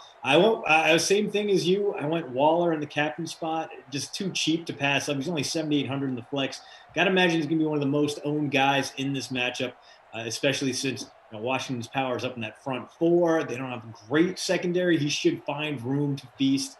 But I got Waller. I got Derek Carr. I got Henry Ruggs. I got Nelson Aguilar, who is so cheap today, going off at 2,800. He's a guy maybe doesn't have the highest ceiling, but he did have 13 points in his last sim. So big expectations for Aguilar, the pending free agent, to come through for me. And as far as Washington football teamers, I got McKissick, like we talked about. I also threw Scary Terry in there as well, just because if someone is going to catch those horribly thrown Dwayne Haskins passes, I think it's going to be the wide receiver one of the more reliable guys in the fantasy universe, Terry McLaurin. Yeah, I like to play Tyrell Williams on the other side. I didn't have a chance to get him in. You made a good point. I always forget, so I didn't want to forget today about Hunter Renfro being the slot guy, but I don't mind the Nelson Aguilar move because he's way cheap, as you said. He is the wide out 3, so he will be out there in formations. Yeah, for sure. And we both passed over a guy. Maybe you have him in your line. I can't remember. Steven Sims, according to Virtue over on Twitch. Yeah, look at that. Last 3 games versus the Raiders: 19.4, 17.1. 21.8, so he could be in line for another blow-up. If he is, in fact, it seems like a great option to throw him into the captain spot. As far as ownership in this one, Sims not even above 35%, so if Sim does blow up, he's probably going to be the difference between finishing in the money and languishing outside it.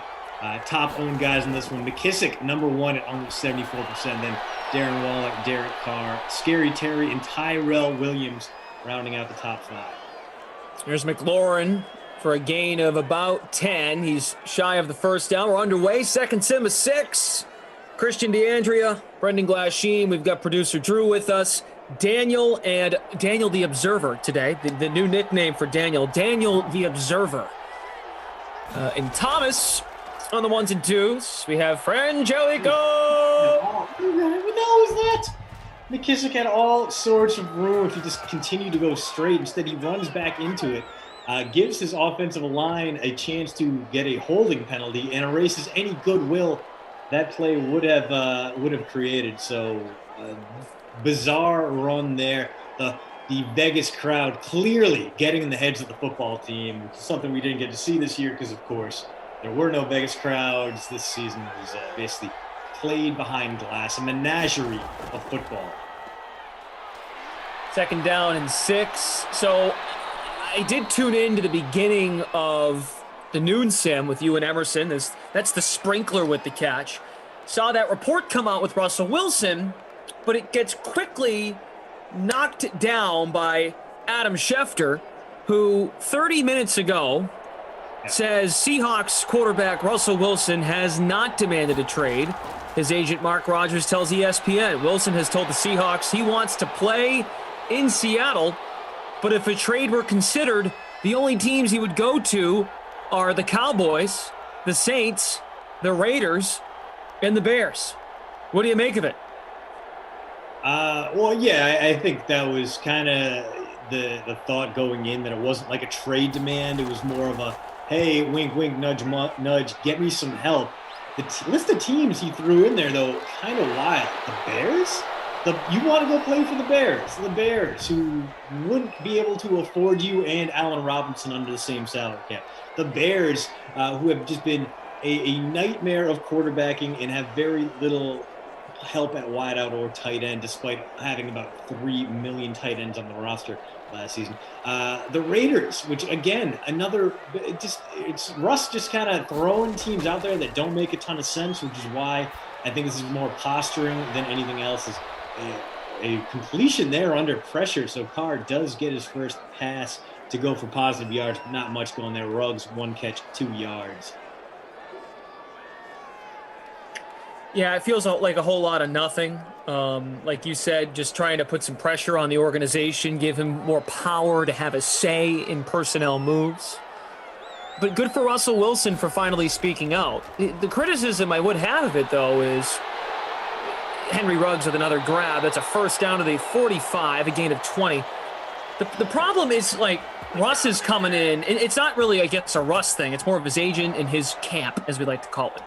They're just coming in hot, man. You know, like, he went from 0 to 100 in terms of speaking out. Yeah. Yeah, and it got wild, because why this year, after all those years of struggling, all those years of bad blockers in front of him and limited returns from his receiving game, the Seahawks have kind of gone out of the way to upgrade those units. They brought in Dwayne Brown. They drafted DK Metcalf. So things are better than they've been for him in Seattle than they had been in past years, when Pete Carroll just like, we're going to put all our skill points into our quarterback and into our defense, and then just kind of let the rest of the chips fall where they may. This seems like a little bit more curious time, but also Russ kind of needs to deflect away from how badly he crashed and burned after an amazing start to that season. And we got to see what he can do at full capacity. He was an absolute baller for the first 4 or 5 games of the year, and he had to do too much. Now he wants that supporting network that can not only get him back to that level, but take the Seahawks back to a place where they're not going to bomb out of the first round of the playoffs. So I get it. I'm into it. I think Russ has some pretty valid points here, and definitely due for an upgrade in the great state of Washington. The screen pass will work on 3rd and short. Great block downfield. And Jalen Richard still going. So a big pickup there into Daniel Carlson, field goal range. Dan says, I started wearing a headband myself, and I'm so bald I don't feel like the guru of DK. Beautiful. Headband's a good look, man. Especially if you're bald, you hide the receding hairline. I'm not there yet, but I could be anytime. And when it happens, no one's going to notice because I got the headband there already. They're just going to assume that it's lush, beautiful locks. As goofy as a dog. What's up, guys? Last time Glash and CDA were on a sim, I won a pizza. Probably best sim ever. Ah, man. Throw it back to the heady days of the pizza sims. Oh, my God. Yeah. That was What's the time? That's one way to get through the NFL offseason. And, quarantine and that whole thing. That was part of it as well. Yeah. The 2nd and 5 coming up. Long drive here. Yeah, nice sustained drive. The opposite of what Washington put forth, although big 3rd down coming. That was a very Dwayne Haskins throw from Derek Carr. Haskins going to be very interesting to track where his career goes. Basically, nothing but disrespect from the Madden programmers based on how many horrible throws you'll see him throw in any given sim. But turned out to be true. Ron Rivera didn't like him. Did not last as a member of this Washington football team. Didn't even make it 2 full seasons after being drafted in the 1st round in 2019, rather. And now he's a Pittsburgh Steeler, and I don't hate it. Glash, he's going to a place where he's a contingency plan for a bad quarterback situation. We don't know what Ben Roethlisberger still has left in the tank, but he looked cooked at the end of 2020. Mason Rudolph, probably not the answer. Dwayne Haskins, if we're being honest, probably not the answer either, but he gets better wideouts in Pittsburgh. He gets a better offensive line. He's got some tools around him, and he has that high ceiling. I will talk to anyone who is willing to listen about how great he was in his one season as a starter at Ohio State. If you look at the Buckeyes record books, his name is all over them, despite having a very, very limited window of production. Dude can sling it. The question is whether or not he can really realize that potential, or if his 2 years in Washington, his bad decisions, his inability to be anything more than the Washington football team put around him, if that's going to end up defining his career. I'm rooting for him, but at the same time, I'm rooting against the Steelers, if that makes sense. Yep. Got about 400 in the chat now on YouTube. Juan Flores won a pizza way back when. He also got me one. It was a very kind gesture. Down goes Carr on 3rd and 7. Backs him up 10 yards. Let's see, who else is here? Jesse Johnson, where is Ulrich? Jeff is not here today in Simland. He might be back later, possibly? He's been around. Someone was asking if he retired. He's not retirement age yet, although in Canada maybe they take care of people better than down here in the States. But yeah, he's still around, as a Carlson field goal from 47 is up and no good. So we remain scoreless here deep into the first quarter. Get back to you on Ulrich. Again, he is not a real person. He's just a hologram also. So, you can't even feel the guy. I mean, we can't, we're in a position where we're just on Zoom anyway. But, yeah, he's not even that real. Mike Ament, just how the schedule shook out. It's good to be here in the afternoon. JL. This is the one that puts us in and out. So if you have any concerns about the pairings, be sure to get at her. She would love to hear from you, especially with your complaints. You can reach her on Twitter at Kenny Ducey. That is at Kenny Ducey. Direct any complaints to producer Madison there. Yeah, there's great collaboration between the two parties. They do a good job of getting that all straightened out. So I think Christian's onto something there. See a nice run by J.D. McKissick. RB1. There he goes again. There he goes again. Finishes it off. That's not him. No. What? Is that Antonio Gibson? It's Peyton Barber. What? Wow. Peyton Barber. How do you get a vulture touchdown from 40 yards out? Oh, my goodness. Peyton Barber, 40-yard touchdown. What the hell? This is all right. The one time we could have used the dramatic zoom so we could have seen that beautiful nameplate on Peyton Barber and not gotten so excited thinking that McKissick Cakes saved our lineups. Man, out of nowhere. McKissick must have been exhausted after that run. Peyton Barber is the power back, but you make a point where maybe McKissick was tired. Peyton Barber. What? Jeff, formerly of Ops. That's just terrible. A percent of the lineups have Peyton Barber in there. Oh. Looks like we got some new folks tuning in for the first time. If it's your lunch break, if you're just stopping by to check out what the heck we're doing, these are Madden streams. So J-Man1717 on Twitch says, do you guys not update the roster? Half these guys aren't even starters. So J-Man, you want to go to Madden Streams info page on Google. We did an update in December, which of course goes back to this previous NFL season. We've yet to make any updates to the rosters reflecting off-season changes. But the update we did in December reflects superstar traits and X factors, not actual players moving.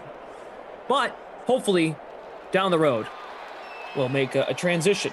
Nico is in the chat. What's the point of this? I'm new to the Dream stream. Can you tell me more about what you guys are doing? Is it betting? Is it commentary?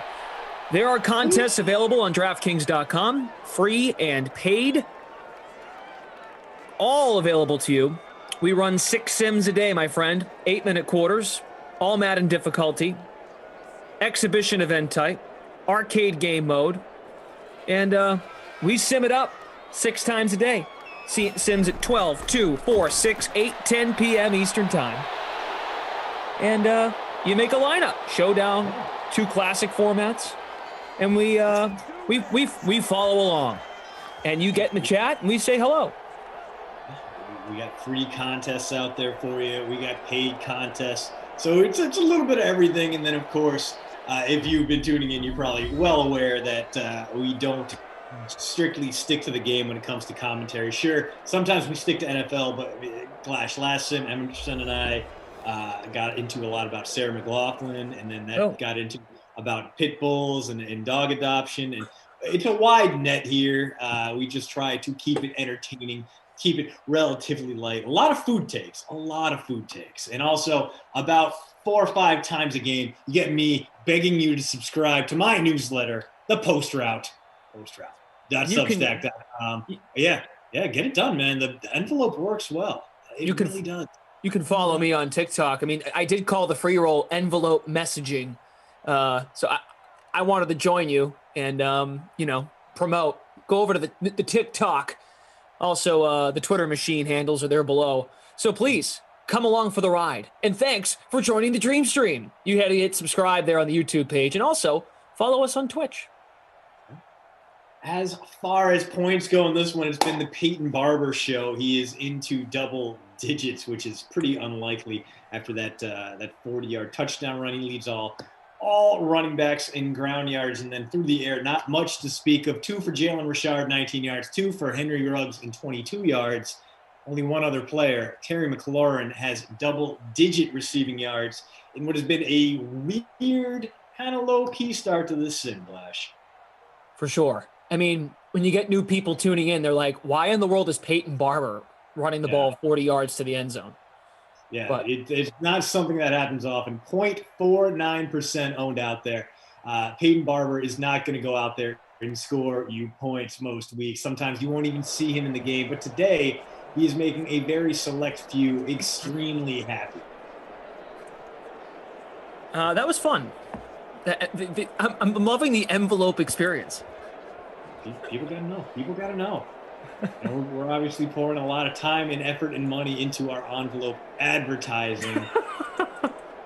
Dude, Glash, did you hear the Kilgores are sending me a sign, a fancy, real crisp, like nicely designed. Alana has it in the mail waiting for me. I'm very excited. I can't wait. Yeah. That's fantastic. Yeah, they showed it to me. It's crisp, it's clean, and apparently it's on its way. So soon, I'm not going to retire the envelope on, obviously, but it's going to be a rotation as, big strike there. And who do we have? It is Tyrell Williams. Once a beast here in Simland, has calmed down a little bit, but still capable of delivering double digits on any given sim day.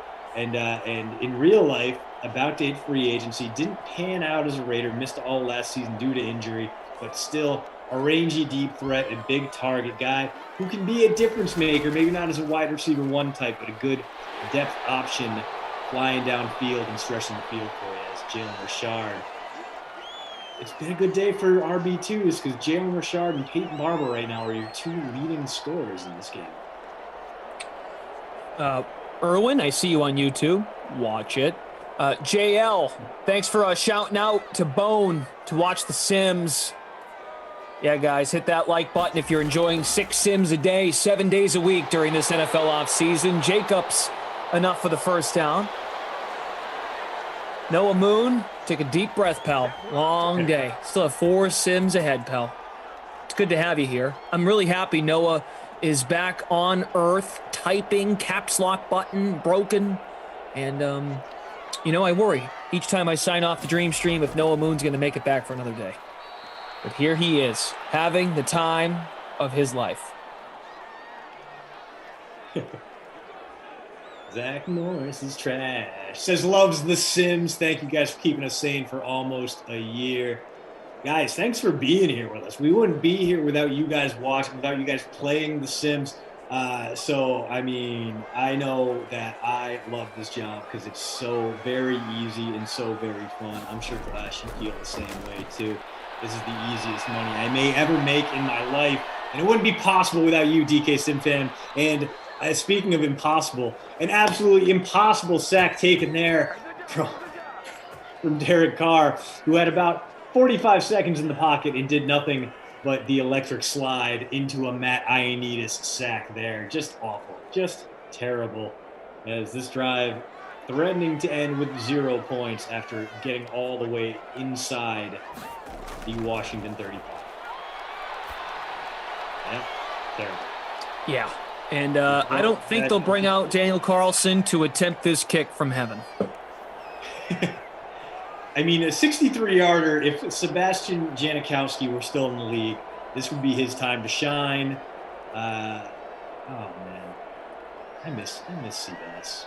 Just a big goon of a kicker, giant leg, a first-rounder, Florida State star. Terrible punt. Goes under 20 yards on the punt, maybe 21. Oh, God. You know what, Glash? I stacked up the Raiders. I was like, you know what? They're playing at home. They're playing a bad offense. They're going to be just fine. And yet here we are. I am getting roasted not only by Derek Carr's inherent crappiness in these Sims, but also by Peyton G.D. Barber. I hate everything. In the flat, Haskins with the connection with McKissick, who is the third down back. So it's very often he'll catch the football. Todd May says, hey, Glash, nice to see you. The previous Sims with dead dog stories were not that funny. Yeah, it got a bit sad. It turns out we shared some stories about sad dog deaths, and we won't get into it here. We're gonna go positive vibes on this one. Yeah, it all happened because we started talking about Sarah McLachlan and how they were building. That was all on me, and I apologize, especially if I brought up some memories of Haskins nearly picked, then nearly scooped up by Steven Sims. If Sims had caught that, he would have had nothing but space to run. That would have been a 68-yard touchdown. Instead, the bobble hits the turf, and 3rd and long coming up for Dwayne Haskins, and I have no faith in him whatsoever being able to. 3rd down and 11. Haskins delivers. McLaurin makes the catch, but shy of the first down. Want to get to this. Not terrible gopher range, but this could be a fake punt situation. We've seen a few of them. Starfighter has a question about a facial. We'll get to that. Let's see if we get a fake. Come on. No. Ooh. Starfighter says, and it goes in the Glash, help me. I only know how to clean shave, but it seems my skin isn't cool with it anymore. I want the groomed, neatly stubble facial hair, but I don't know how to do it. I need a Glash explanation. I'm not sure what to tell you. Like I use a razor to clean up the bottom, and the barber, speaking of the barber, you know, the Peyton barber, and then you get the real barber to help with the hair. The barber then takes care of me. I'm not sure what you'd like me to do. But, you know, we're here for you, and we support you. Yeah, it's tough. You got to cultivate the exact length of stubble, like the I don't care beard, but it still gives you the nice defined jawline. And now, with your hair the way it is now, you got to make sure the fade is clean, not only at the top of the head, but the top of the beard. So you get that weird image. It's, man, grooming, man. It's tough. It's tough. That's why I just let this thing grows, and occasionally I trim down the sideburns so I look less like a adult film actor from the 1970s. Carr, what are you doing, buddy? Derek Carr has an awareness rating of 80. Dwayne Haskins is way worse at 70, but he's playing better. Just murdering the lineups out there. If you stack the Raiders, you're like, what the hell is going on, buddy? This is the second straight drive he's faced 3rd and at least 20 because he's held onto the ball way too long in the pocket. Oh no, Ioannidis, way too easy. 2-yard fumble return. If you got the Washington football team defense, you are feasting right now. Oh, Derek Carr, take a seat, man. Put Mariota in, get him in there. John Gruden right now must be just such an absurd shade of red. He must look like the Kool-Aid man. That's how mad he must be at Derek Carr. You know, for a second, I thought that was going to be an interception because the ball almost didn't hit the ground, but it did.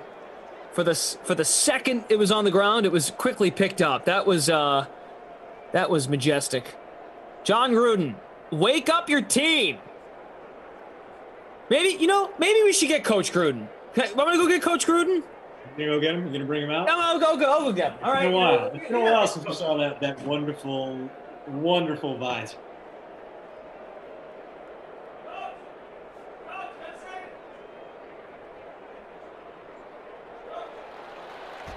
While Glash digs through his treasure chest of outfits and costumes and stream uniforms, we'll get back to the Vegas offense, which is just sputtered here today. One promising drive cut short by a terrible series of plays, including one awful 13-yard loss on a Carr sack. Now they get the ball back here, and it's at the 25, but somehow this team not out of safety range the way that Derek Carr has been playing. Let's see if they just don't hand it off a few times, see if they can establish some kind of cohesive offense here. All right, so we'll get Coach Gruden at halftime. Hopefully we can get him to – I just talked to the PR department with the Raiders, and they've been very kind to get in touch, and Coach will stop by the booth. So that's a good get for the Dream Stream.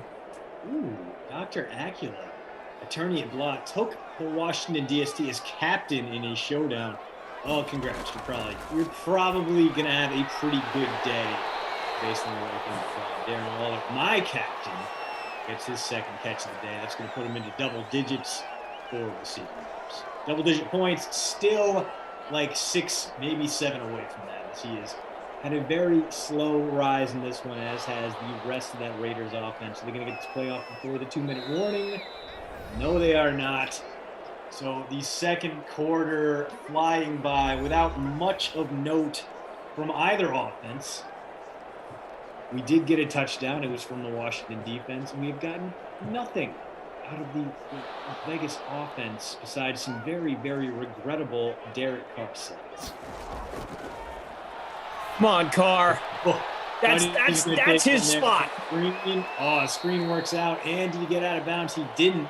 But hey, that's okay. You got all 3 timeouts. You want to burn a little clock here. That's his spot. Now, this is where he typically takes the sack to cause a 3rd and forever. Tony Pagano wants the Raiders to let Gruden go at halftime. Come on.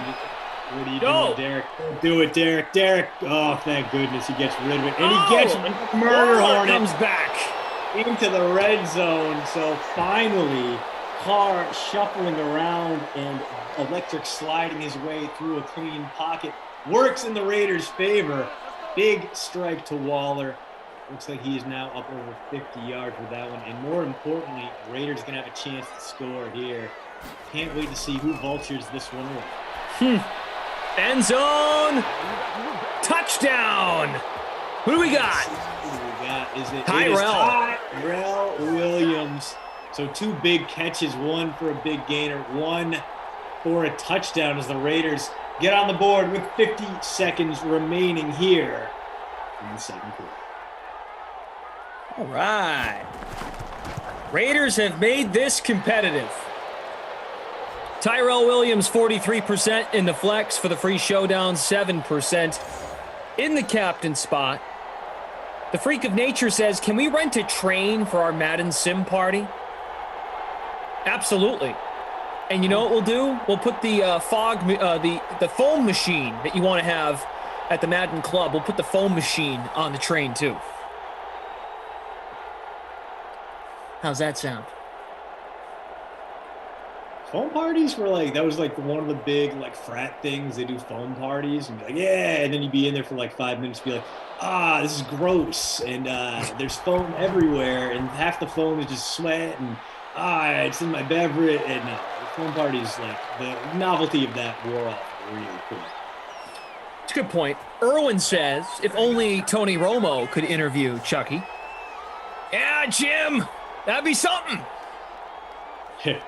We've had Tony stop by recently. You know, all these NFL announcers, they're having time off. It is the off season. So to keep fresh and keep their skills in check, hone their craft, they come on the Dream Stream. We're just so blessed to have them. You guys out here just giving Glash more TikTok ideas. We get a first down strike there. Dontrell Inman, who I normally would be a major advocate for, because dude shows up almost every sim. He gives you double digits in 4 of his last 5, but last time I rostered him at 5,600, he only gave me 4.2, and somehow that caused his salary to rise by 1K. I avoided him in this one. He had a nice catch there for the first down. Washington looking to extend that lead to counterpunch here late in the second quarter against the Vegas Raiders, and that's going to be McKissick for about 9 on 1st and 10. Ball near midfield. Inside 35 seconds to play here. They're going to need more yardage. As good as Dustin Hopkins is reliable he's been in real life, he does not have a lot of sim credibility. We've seen him miss from 45 plus several times. So got to think they need Glash about 20 to 25 yards here before you're comfortable with them getting the score. Nice quick out there. Picks up the first and stops the clock. It's a play that you don't see successful too often in these sims, as Steven Sims gets on the board with that reception. Yeah, no doubt. Typically, we see the play called, but not pulled off. And that time we did. Brian Anderson says y'all should hit up Romo for that guest announcer. Yeah, I'm in. We've had Tony. Great guy. Haskins just barely gets rid of that one. Dude, the best thing about Romo is my interactions with him. It haven't been like they've always been like promo things, like, oh, we got Tony Romo available for interviews. Like, oh, okay, is this like CBS reaching out, or is it the PGA Tour? They want to talk about his pro-am experience? No, it's always Skechers. Skechers is like, hey, we got a new shoe that keeps you from getting fat, and we want Tony Romo to talk about it. It's like, all right, I'm not going to turn down a chance to talk Tony Romo, but he's always got to get in the plug for Skechers. It's like, you know what? I was a professional athlete for 20 years, but nothing gets me in shape quite like my Skechers. It's like, all right, why don't you chill out, Tony Romo? Anyway, 10 seconds left. Ball at the 30. Probably not enough time for another play. You're probably just going to settle for the field goal. You get Dustin Hopkins out there to try a 47-yarder. See if that's where we end up on this one. Come on, Hopkins. 31 missed field goal from 40-plus today. Will Hopkins make it 2?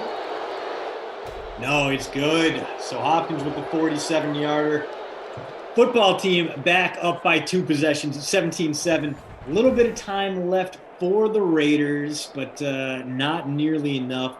We can probably get a brief return and then a kneel down, and we will hit halftime where Glash and I will show off our back-of-the-envelope billboards and talk about the first half. The business has picked up here. The Raiders showing confidence in the Washington football team, building up just enough hope to make us believe they won't blow this lead in heartbreaking fashion. Dustin Hopkins, 16% in the flex. Guys, we're almost at 200 likes, so just before we hit the half, smash that like button. Hit that subscribe button as well. If you hit the like, it just further ensures these sims are not going anywhere. But we appreciate it. Good reflection. So please, hit that like button, 500 plus on YouTube.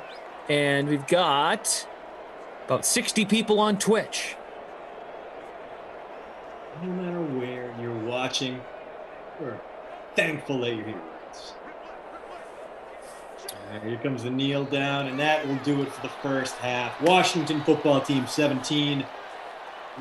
Las Vegas Raiders 7. And I believe we're about to get an exclusive here. Is Coach Gruden available? Can we get Coach? Coach. Hey, Coach, how you doing? Coach, take us through that first half. What are you seeing out there? And can you comment on Derek Carr's presence in the pocket? Is this something we need to worry about in the second half? And is Tyrell Williams going to remain the team leader downfield? Your thoughts?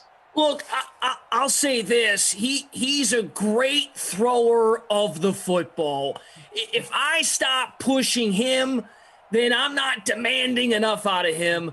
I'm not going to stop getting on him because I think he really cares about the direction of our football team. So I really like the direction we're going in, and I think we can turn this around.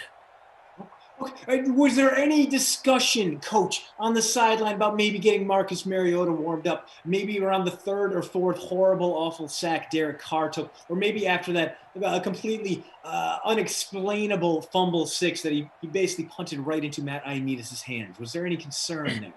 Hey, Christian, that's a good question. I'll tell you, I loved watching Marcus Mariota's QB camp. He was just such a great kid and just really, really cares about his development and his game and just wants to get better. But no, we're sticking with Derek Carr. Yeah, makes sense. So far through the first half, Tyrell Williams 3 for 38 and a touchdown. Can I go now? Yeah, get in the locker room, Coach. Just go pound however many energy drinks you need. And let's try to stay out of the sun because you're looking a little red. We got Appreciate it. Four sacks today, all four from the Washington football team. They also have the fumble and the fumble return for a touchdown. So even though they've given up 7 points, they may very well be the leading scorer at the half right now. Completely wild. We've had some decent performances. Darren Waller trending toward the bonus. He's got 57 through one half. McKissick doing a little bit of work. Peyton Barber with his vulture touchdown. Still absolutely wild to me. And Derek Carr, despite being mostly awful, all those bad sacks he's taken has really helped him pump up his passing yards. 149 through one half. He's trailing by 10. He's going to have to throw it a lot more in the second half. So Carr might not be a lost cause just yet, just like Coach Gruden intimated in that exclusive sideline interview we brought to you, DK family. Hey, those are some really good questions. I was off to the side watching, and wow, just really a humble guy who really does care about his players. I mean, virtual or human beings, like he cares, man. He really cares. Well, that was nice. Good get on the stream. Well, maybe that talk you had with Coach will turn this around. Let the fire under this team. They need to come alive here. They need to get something going. As my guy, I'm so sad that we don't see more Zay Jones here in Summerland. There was a time there where he was just absolutely costing like 3,400 in the flex, and he could go out and give you a 40-point day. One of the greatest sims that ever was the day that Zay Jones had 3 touchdowns and 270 receiving yards. Bless you. Sarah sneezed. Sarah Privatera, friend of the program. Henry Ruggs with a catch out to the 31, 2nd down and 4. Got our great crew with us here today. Frangelico! Updating the scores. Producer Drew. Thomas on the 1s and 2s. And Daniel, the Observer.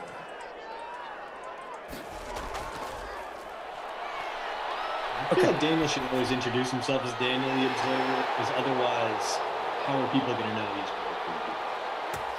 creepy? Dean Murray in the chat. I've been gone for a few weeks. Good to see things are still going strong here. Hey, Glash, Christian, and the hashtag DKSimFan. What's up, Dean? Yeah, welcome back, man. Good to see you again. Good to see all of you here after that wonderful halftime interview. As Josh Jacobs gets the call there. So the Starfighter has now reached out on Twitter and says, "This is Starfighter. Are you seriously telling me you go to the barber once or twice a week?" No. With my facial hair, look, it took me a month to grow this beard, okay? I am not sensitive to razors. And Zachariah, you'll live, okay? We'll get through this beard talk. I'm just trying to help a consumer of The Sims other than yourself. And then I kind of do the neck on my own with a little buzzer on the side. Now, I go get a haircut once a month. And I haven't clean shaved in 6-7 months. I've never had a beard. Like, this beard thing is still new to me. That's all. Just wanted to address that because I wanted to give Starfighter a more concise answer. Ooh, big third down pickup there from Jacobs. Hit behind the line of scrimmage, but dives forward for a yard there. Even when I was cutting my hair, I'm in the camp that, like, dude's hair is easy. I don't care enough about my fade. Like, I'll just do it at home. I'll get the clippers out and just zzz. Yeah. And they, like, occasionally, like, I'll bring in the lady friend to make sure everything's even and just not lopsided. But for the most part, man, it's real easy if you're a dude to take care of your own grooming needs at home. As Ruggs gets the sweep there, and he goes for 7, which might be the most successful sweep I have ever seen here. Yeah, when a sweep works in Sims, it's special. The good energy in the Sim. 2nd and 3 from the 41. Jacobs looking to plow forward, not getting far. Retease, did you know Sarah shaves glass? Just gonna leave that there. Only his back. Only my back. From what I'll tell you. 3rd and 2. Jesus Christ.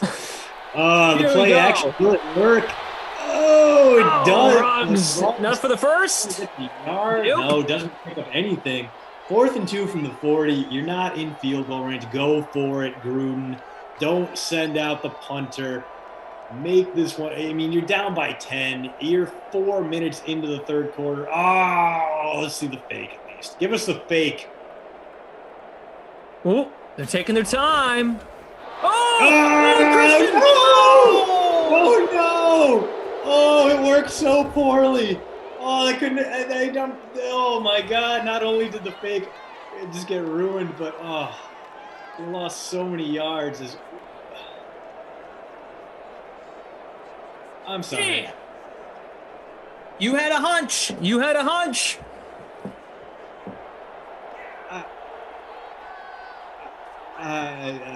Okay.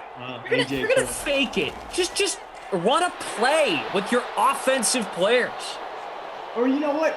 Block people. How about that? How about instead of letting your punter deal with a pass rush completely untouched, you make sure that you chip some guys off the line of scrimmage. What an amazing failure of a play. And I've sack number 30 for this Washington defense. Oh my God.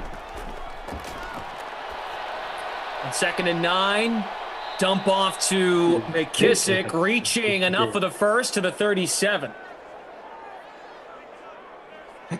Evans on YouTube says that was fun. One way to put it. We're almost at 200 likes over on YouTube. Thank you, guys. Appreciate you. Here's a handoff to McKissick. Yeah, he gets smoked there. So 3 straight plays with McKissick in there. Maybe this is going to be Peyton Barber time, and maybe it's time for a 31-yard touchdown that makes us all absolutely lose our minds. Yeah, I was just going to say, this is the Peyton Barber range based on what we've seen in this sim. He has a 40-yard touchdown run, Peyton Barber. Trips to the right on 2nd and 4. Yeah. McKissick, so 3 straight plays to McKissick now in a short yardage situation. This could be Peyton Barber time. If we get a second Peyton Barber touchdown, I'm going to lose my dang mind. That would be like in the range of Ghost Pepper Bet territory. Jobo is wondering, where is Steven Sims? We talked about Sims had killed the Raiders in recent games, and yet today not getting much of anything. And it is Peyton Barber, and did he get the first? Is real close. He did not. Stop just shy.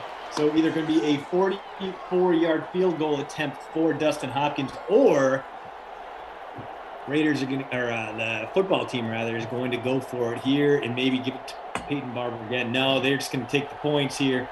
44 from Hopkins. The kick is up, and it is good. So the horrible, very bad, no good fake punt gives the Washington football team all the field position they need to tack on 3 more points. And those 3 points are on your head, John Gruden. I'm not sure you could have botched that one any harder than you did, but hey, I appreciate the fact that you went for it. Still a 2-score game. Ooh, Ray P in the money right now. Let's go.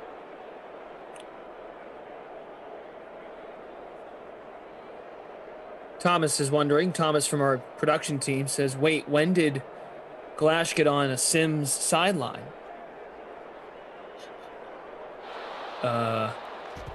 Well, we have access. We're here in the booth, in the Sim bubble. I mean, you get that credential, you can go anywhere you want. DeMac Lyon says, Glash, in the last week, the amount of fake punts have been crazy. That's like the 4th one I've seen this week. Yeah. I know, it's coming out of nowhere. It really is. Gosh, I'm a little sad right now. You know how like you get the photo app on your phone? It's like, oh, this is what you're doing 1 year ago. Oh, you know where I was 1 year ago today?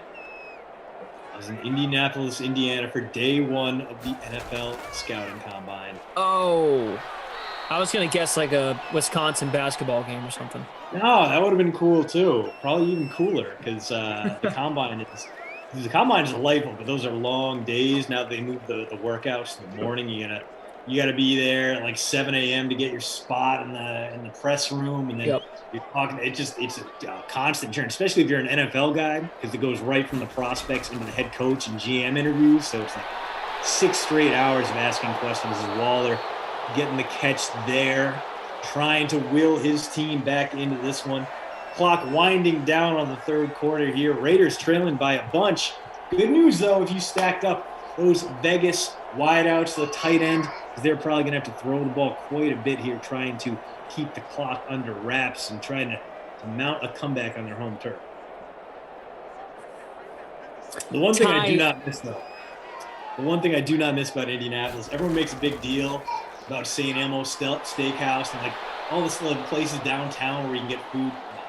Like there's pretty good Sugar Fire, that chain, Midwestern chain. They got good barbecue. They got one of those downtown now, which I was bummed they didn't have that until after I left Indianapolis. But if you're going to Naptown, you want to get good local food, Yats Cajun food, red beans and rice. Oh man, the best place, like the one place in Indianapolis I go to every time I come back. It's like one place I will go back specifically for is Yats, and they always have some good beers on tap, good food. That is the one place I can abide by in downtown Indianapolis. Delightful, delicious. I'm sure CEH, if you're watching out there, I'm sure you got some opinions on Yats too, because I know you're an Indy guy as well. As after 3 quarters, Raiders trailing at home, but they are driving. 2nd and 5 coming up, nearing midfield. Carr 180, but 120 passing yards in the 4th quarter. I'm not going to put it out of his range. It's within the realm of possibility. 1 passing touchdown for him. No passing touchdowns for that Washington offense. Their touchdowns belong to Peyton Barber and the Washington DST. So if somehow you went very wild and got both those guys in your lineup, well, congrats. You are almost certainly going to finish in the money. No one in this one with more than 43 rushing yards, and that belongs to Peyton Barber. Although J.D. McKissick, 4 for 30, been pretty efficient. Going to get a lot of carries in the 4th quarter because his team is up big and needs to burn some clock. And through the air, Henry Ruggs, 6 for 41. Darren Waller, 4 for 66. Tyrell Williams, 4 for 43, and the only receiving touchdown of the game. And J.D. McKissick, Jalen Richard, they both have 3 catches each. So decent PPR numbers from the pass catching running backs in this one. All right, there we go. Antisocial right now is leading our free roll, which is titled Envelope Messaging for the Win.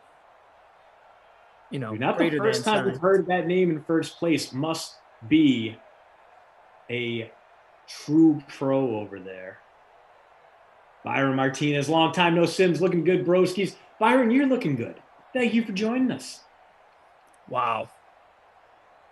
He's out in California. Big pizza guy. Brian. Looking at the public free showdown, 3-way tie for first. Washington football team. 24 points in the captain spot. 4 sacks. Defensive fumble recovery for a touchdown. Carr, McKissick, Williams, Ruggs, and Waller in the flex. Guys, I'll be back later tonight for Madden After Dark with Jason Rossi. Me and Rossi. Eagles at the Falcons for Madden After Dark.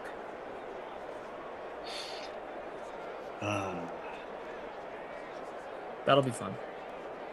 Yeah, stats are updated. We should be good to go. As people clearly aware that I'm dealing with a napless toddler here who we can no longer keep sated with TV because she was a butt this morning, so she doesn't get TV. Basically, my ability to call Sims in a clean, quiet environment really comes down to basically the whims of a temperamental 3-year-old. So thank you for sticking around and dealing with all the nonsense going on in my life. We appreciate the hell out of you. And yeah, feel free to absolutely roast me in the chat if that makes you feel better. Absolutely go for it, because I know how annoying it is. I am living that life, and if I could go into the chat and yell about it and complain about it, I would too. Living your best life? Germ, daughter already makes way more sense than Ducey. Yeah, well. Dude, Germ, you guys are talking trashing the sign. Don't worry. A new and better sign is coming. Thanks to the Kilgores, DK SimFam superheroes. They got it in the mail. I've seen it. It's clean. It's nice. It's big. And it's maybe not as endearing as the hastily made back of the envelope post route subscription notice. But it's going to look real crisp, real tight. So we're going to bring in subscribers all over the place. So thank you for subscribing, for tuning in, for bringing up all the foibles of Simland. And hey, I know the audio hasn't been as fun this time around thanks to a very belligerent 3-year-old, but hey, we got the video way better. We have not had one single unnecessary dramatic zoom in. I'm gonna attribute that to Glash's calming influence and the game no longer having to freak out over all the non-topic awful dog discussions we brought up at noon.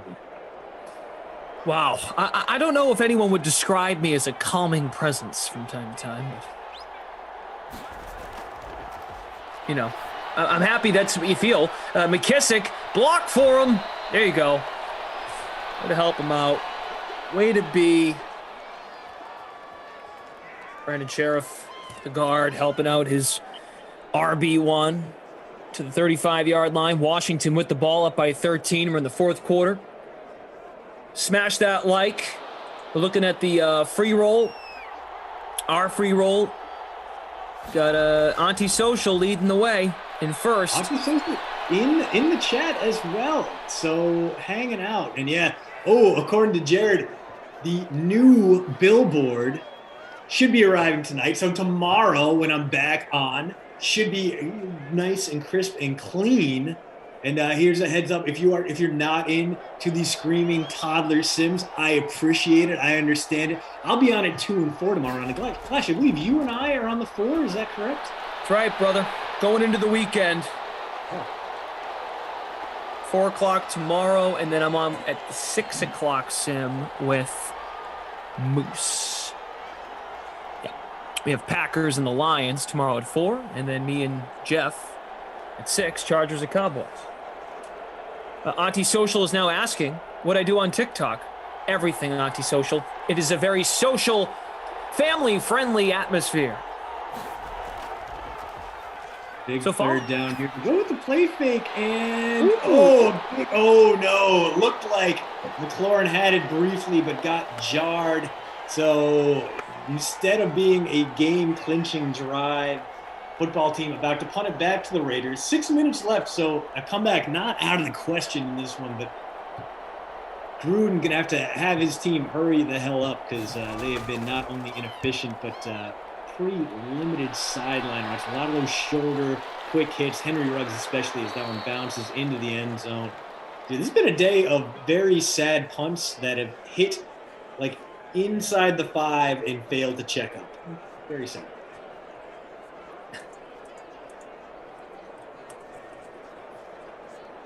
All right. Come on. Derek Carr, you talked to your coach at halftime. He believes in you.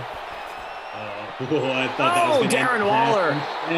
A big strike to the murder hornet and 22 yards on that one. That is putting the team, he's got about 88 now, so there's a shot. There's a shot. He hits 100 plus in this one. He might even do it this very drive. 5 for 88 for him. He could be the key to a home team comeback. You know, you've reassured the chat. They are very much into the, I thought that might have been intercepted. But you sharing your experiences with the toddler being around, the chat can relate. They actually enjoy it. And as I say that, you just ran from the other room. No. I'd say someone else is walking down the street with their toddlers, and the toddlers no longer want to walk, so they are passed out in my snowbank, which feels like a real issue for my homeowner's insurance if it stays that way. But, I'm here with you guys, at least through the rest of the sim, and those clearly frigid toddlers can wait as we get another Waller sighting. 3 away from the bonus now.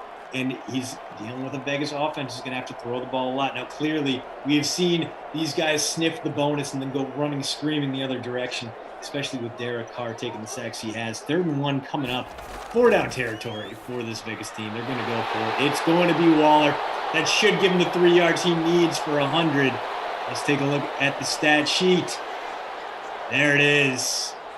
7 for 101 now for the Murder Hornet. And that's got me in top 30. I'm top 30 in the envelope messaging free roll, Flash. Yeah, Waller's in my captain spot, but everyone else has kind of stunk, including Sims. Renfro's got 1 catch. That might be him right there. Boom. Let's see. Jacobs only 22 yards. So who knows? Maybe I'll climb up. Ernest says, Glash and Christian, awesome to hear both of you. I have a 12-year-old daughter, so I feel Christian. LOL. Yeah. Guys, it's me, Brandon Garcia. Funny new name, says First and 10. But it's spelled all German-like. I'm into it. I like it. Ralphie says, Glash, you guys are doing a great job. What would my life be without the Sims? Props to you guys. Hey, it's not just us. We got a great ops team. Operations, a big part of these. They're the priority, getting those scores updated. And then, of course, our great production team feeding us info, getting the technical side squared away so we can get the Sims up on the Dream Stream 6 a day, 7 days a week.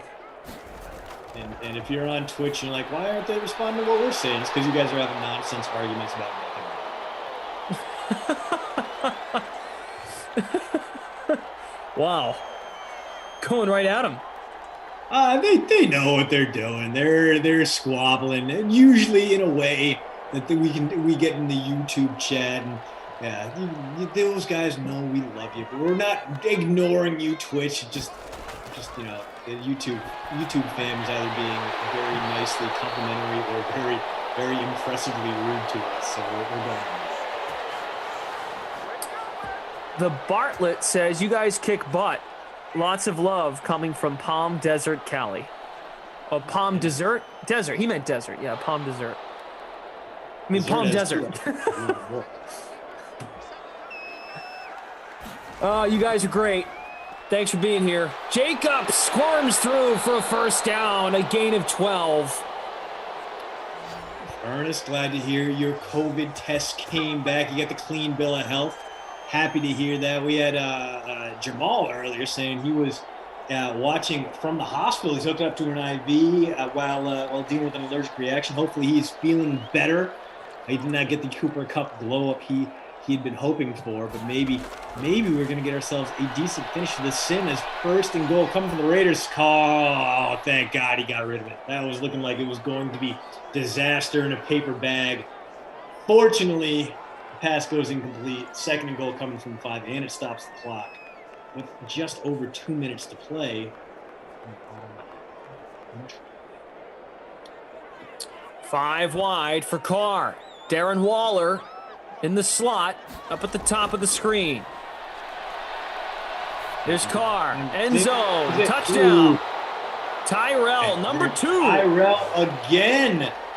So every single passing touchdown in this game belongs to that man right there, having a nice comeback type sim, a guy who was just a beast back in the Madden 20 days. Showing up here, not having the deep ball prominence he had back then, but here 2 receiving touchdowns, which for a guy like me with Waller and Ruggs and the bagel from Nelson Aguilar lined up, not great for my lineup. I was 15th in the envelope messaging free roll. I'm going to be fading that. Must on YouTube. I'm glad you got a laugh. We're always in for a good laugh and a good time. Yeah, still plenty of time here. Well, not plenty, but 2 and change, 3 timeouts, 2-minute warning. See how they do it. Producer Drew tells us the last time Tyrell Williams had 2 touchdowns was 16 sims ago before today. A long time ago. No, I think he's saying that in his last 16 sims, he had 2 touchdowns total. Oh, my apologies. That makes, I mean, one of those, what I said could have been true, but it's just not. That's not what he meant. I mean, maybe 15 sims ago we had a 2-touchdown game and just with bagels from there on out. At any rate, a wonderful performance from him. And if you got him in your lineup, he may be putting your roster on his back. Carry the team. I'm getting all sorts of spam calls, and like half of them are from like Rhode Island, where my area code is from, and half of them are from the middle of Iowa, which I kind of want to pick up because I want to know what. I mean, is it going to be like one of those like this is the FBI or this is the IRS? Like, what government agency do they think they're trying to spoof me from Des Moines, Iowa? I am intrigued. I might have to pick up one of these times. I just don't know. Yeah, those are annoying. No question. Hey, Edward Pride, you're right, buddy. We hit 200 likes. Good stuff, DK Sim fam. Thank you for hitting it up, and thank you for overcoming the frustration of not rostering Tyrell Williams on a day where he has 2 touchdowns. Dude, there might be a roster out there, maybe not in the free roll, maybe not in the $250 free contest, but there might be a roster out there that's stacked up Washington DST, Peyton Barber, and Tyrell Williams. And right now they're just counting stacks. Ooh, McKissick stays in bounds, picks up a big chunk of yardage, and now Washington can run the ball here on 3rd down. So it seems like a perfect opportunity to force the Raiders to burn that last timeout, even if they don't pick up the first. I would not throw it here unless you have a guaranteed 100%. Maybe you roll out Dwayne Haskins on a design play like that where it can be a quick toss to his tight end. If not, he just slides down. But there's the handoff. There is it McKissick again, or was that Barber getting the call there after all that heavy McKissick usage? Either way, to make it real tough for a Raider comeback on this one. Minute 47 left. That is enough time to kneel it out. So we'll probably go kneel, handoff to McKissick, kneel. Not that that's going to change things up too much. McKissick pretty chalky in this one. But, yeah, we do know, for the record, every time you see, okay, they're going to kneel it out. Now they come back and then they run it on 2nd down and then kneel it out on 3rd down.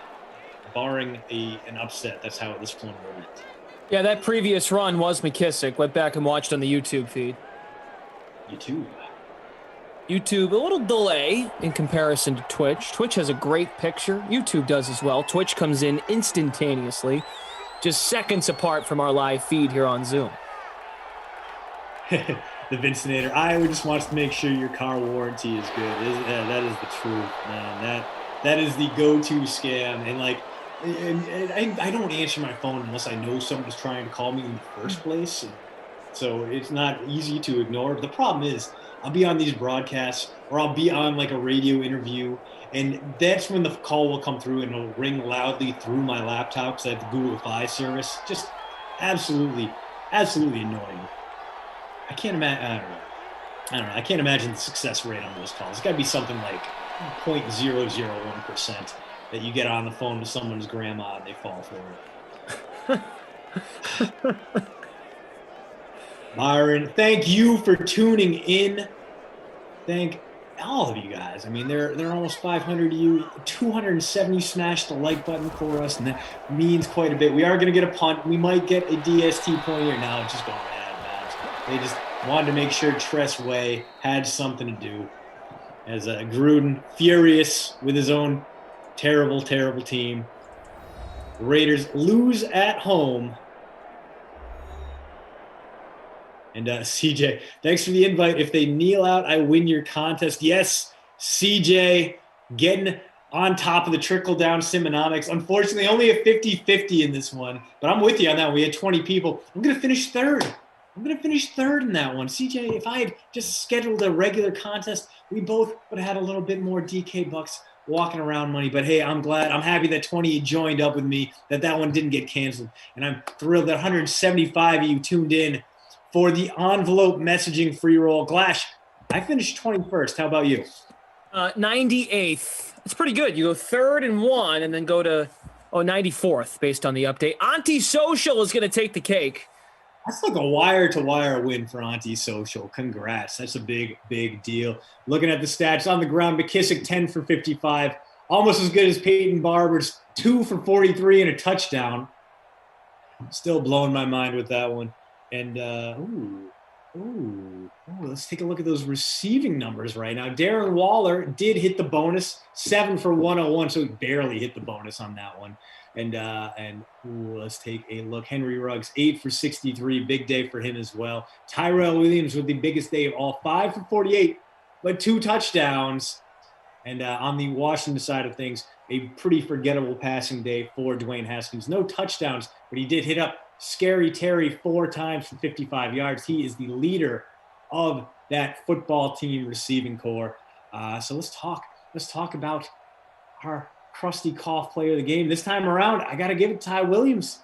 After going 16 games without 2 touchdowns total, he had 2 today, put him in the captain's spot, profit from that. He outplayed just a little that very, very good Washington DST. So Tyrell, congrats. And, as far as the Babysitter Billy, not my kid award winner today, it's a tough one.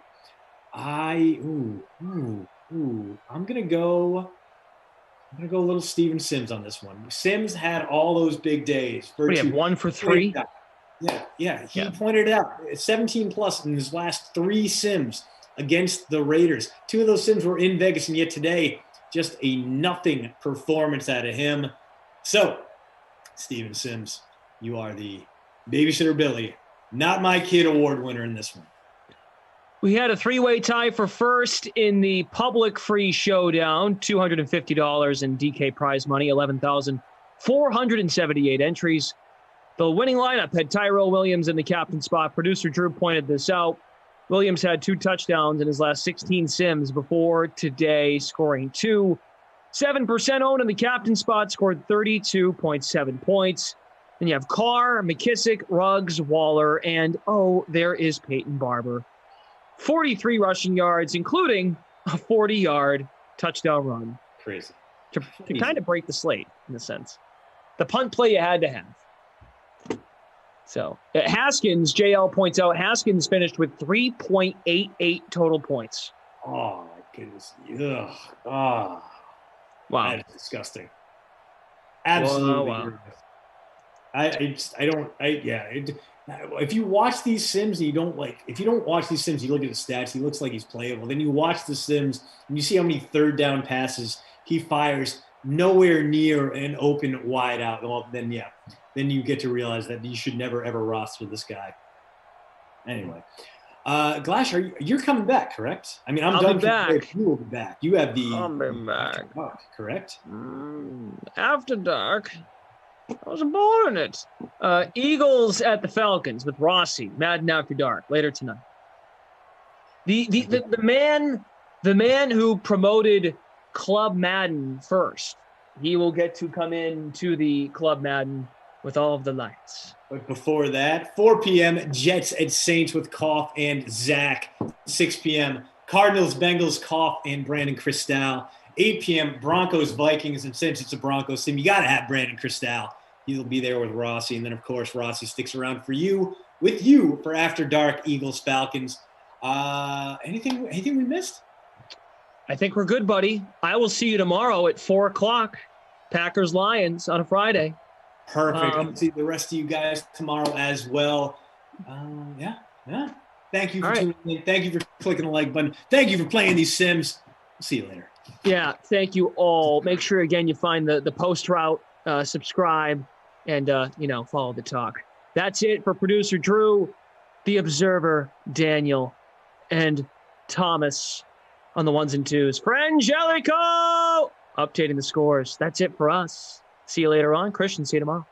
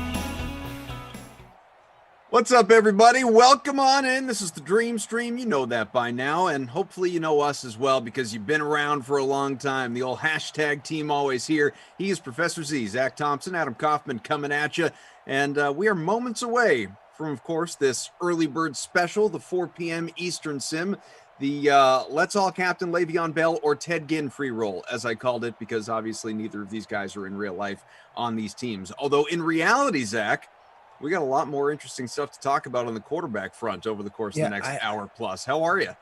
I don't think Ted Ginn is even on this team in Simland. Isn't he on the Bears? I was thrown off by the name. Oh, I got to be honest. No, you're right. You know what? To me, I still identify him as a Saint. You know, joke's on me, I Fair guess. enough. Yeah. I was like Ted Ginn. No, I don't think he's on that team either. All right. Yeah. Whatever. See, I'm still living in the Madden 2020 days when life was simpler. I did not captain either of those guys, just for whatever that's worth. That explains why I was unable to captain Ted Ginn, I suppose. I cannot follow directions. Where is he? I can't find him. Where am I searching the? Nope, he's not there. He's in Chicago. Well. Oh well, that was my Le'Veon Bell. It is. All right, he is not in my lineup. He was. What do you got? But I cut him. Lock, so take us through. All right, I have Kamara in my captain spot with Breeze and Jared Cook as well. And then for the Jets, I have Herndon and Chris Hogan. I also have the Saints DST. This is what I get for for creating these contests at like 3 a.m. Just not Ted thinking Ginn? clearly. Ted Ginn, yeah, can't wait to captain him for the Saints. So I've got. I look forward to your Ted Ginn lineup. I don't know if it's any indication. I'm going to finish near the bottom of the 173 or so people that are involved in this particular free roll. So I have, and I don't feel great about this lineup. I just don't. I have Traquan Smith in the captain spot. Okay, I did that to allow myself room to pay up at other spots to get myself a Drew Brees, Alvin Kamara stack, Le'Veon Bell on the other side, because you can't mention him and not roster him if he is at least available to roster. And then Jared Cook and Chris Hogan. And typically, I feel like when I've played Hogan, our lineups are pretty similar though, because I have Cook and Hogan. That's okay for me. Yeah, our lineups are pretty close. I just have Kamara in the captain spot. You do not, and I have the Saints defense, right? Yeah. But other than that, lots of similarity. I like these Saints uniforms. Yeah, looking good here on a Thursday. A little bit different. But I like them. Welcome in. Thank you all for hanging out here with us. We do appreciate you. We'll get caught up in the DraftKings conference room momentarily, but we got Drew, we got undercover boss Tom, Daniel's hanging out, Frangelico, everybody here for the party. Oh yeah, it's always a party. Jordan says Koff is clearly running out of names for his contest. I think that is a fair criticism, Jordan. I will sometimes think that as I lay awake at night creating these things. What am I going? I just can't keep going back to the well with, well, these two teams might have new quarterbacks now. Like, how many times have I done that? Because every team, it feels like, might have a new quarterback. That is a good point. Yep.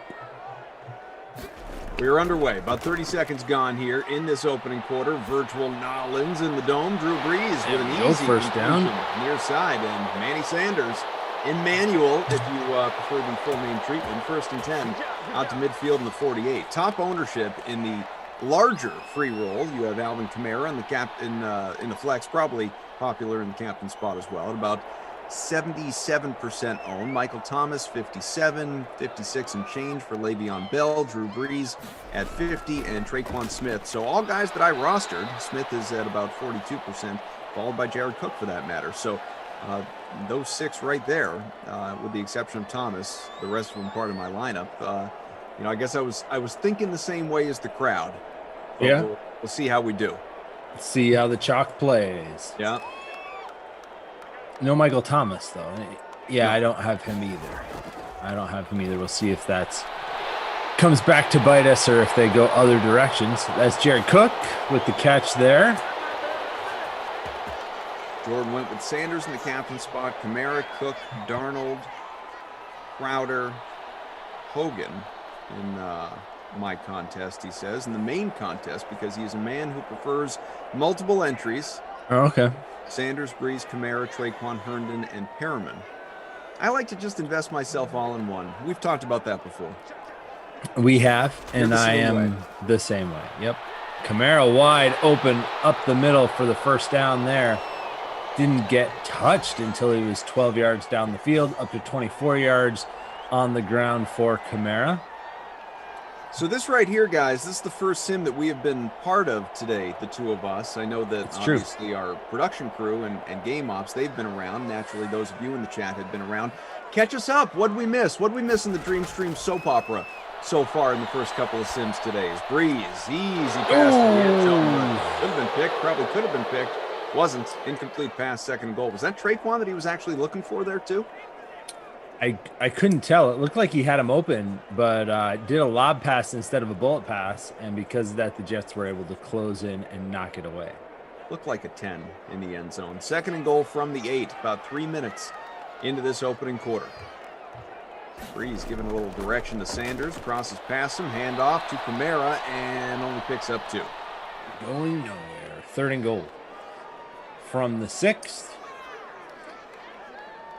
Yeah, quite a bit of NFL news today. Rather start on the Saints-related side or the Jets-related side? Because obviously they are both very much factors today. Third and goal from the 6th. Let's get a touchdown first. Touchdown! Sanders? Michael Thomas. No, Thomas! Apparently I should have kept Michael Thomas in my original build. Touchdown Saints. There we go. El Paso number 1 says, Reed T commentating on PGA. That's right. He had announced that on his Twitter yesterday. So I've not had the opportunity. Maybe he's done for the day. I'm not sure. I've not had the chance to tune in. Where are we talking online? Are we talking mobile, television? Where is our own Reed T showing up today? I don't know. Is that a question for me, or are you asking the chat? Anybody, the general public? I mean, anyone that might have an answer. Drew doesn't know either. I'm not sure. He gave me the shrug emoji.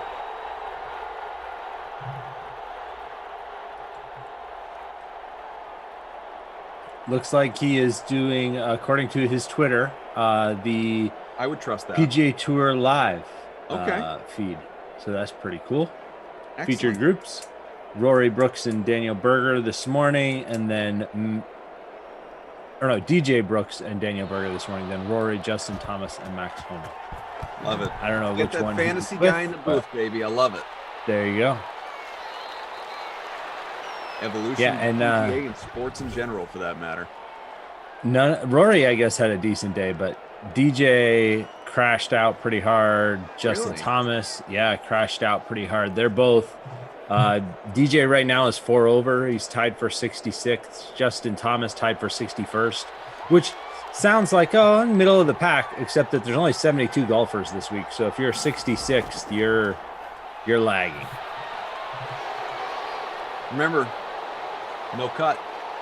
No it's cut true. Weekend. No cut weekend. So all golfers, barring injury or withdrawal, will get to play 4 full rounds. So a long way to go, obviously. Right now, it is Matthew Fitzpatrick in the lead by 1 stroke over Cam Smith and Webb Simpson. At least, according to who scored? Michael Thomas, courtesy of a pass from Drew Brees, obviously. 7-0, about halfway through the opening quarter. The Jets with the ball for how much longer? I don't know. 3rd and 10 from the 25. We'll see if, obviously, Sam Darnold and company can move things along. So related to the Jets and Sam Darnold, all right, let's do it. Alluded to it before. Let's start to get into a little bit of the news here. Taking a look at Dan Graziano's Twitter feed, ESPN. Oh, we're going to Graz first. All right. Yeah, cool. And we can go any number of places, but I'll start with him. Per sources, Texans QB Deshaun Watson met with new Texans head coach David Culley last Friday, and in the meeting, Watson reiterated he wants to be traded and told Culley he has no intention of playing for the Texans again. No change from Watson's end. He remains dug in. Dug in, yes. Dug in on getting out. And the Texans still saying they're not going to trade him. I think that's what you would say if you're trying to get the most you can for him. And I still expect him to be moved. Yeah, I still expect him to be moved. The other interesting piece of that, and it wasn't from Graziano, I forget who added to the report, but basically said he's not going to be picky at all. Like, he's going to basically go. He just wants out. He just wants out. Yeah. Yep. That was from Adam Schefter yesterday. Said he would basically go anywhere except Houston. Miami, no problem. What does that mean? Like, what? And I mean, I know what it means, surface value, but what I mean is, what teams are there? Rumored teams, that have been attached to him, just again in all this speculation, that you would look at and say, boy, if I'm Watson, I would not go there. Like, the most obvious would be, the most obvious would be the Jets, but at the same time, major market, significant city. I know there wouldn't be much around him, but not much around him. I mean, maybe he likes the new head coach. I don't know, but not much around him. Team that has a level of dysfunction for a long time. Again, the new coaching staff, so you don't have an established coach that you're going to play with. I mean, would the Bears be that much of a better situation as we got a fumble? Jets got it. And the Jets recover. Kamara coughs it up.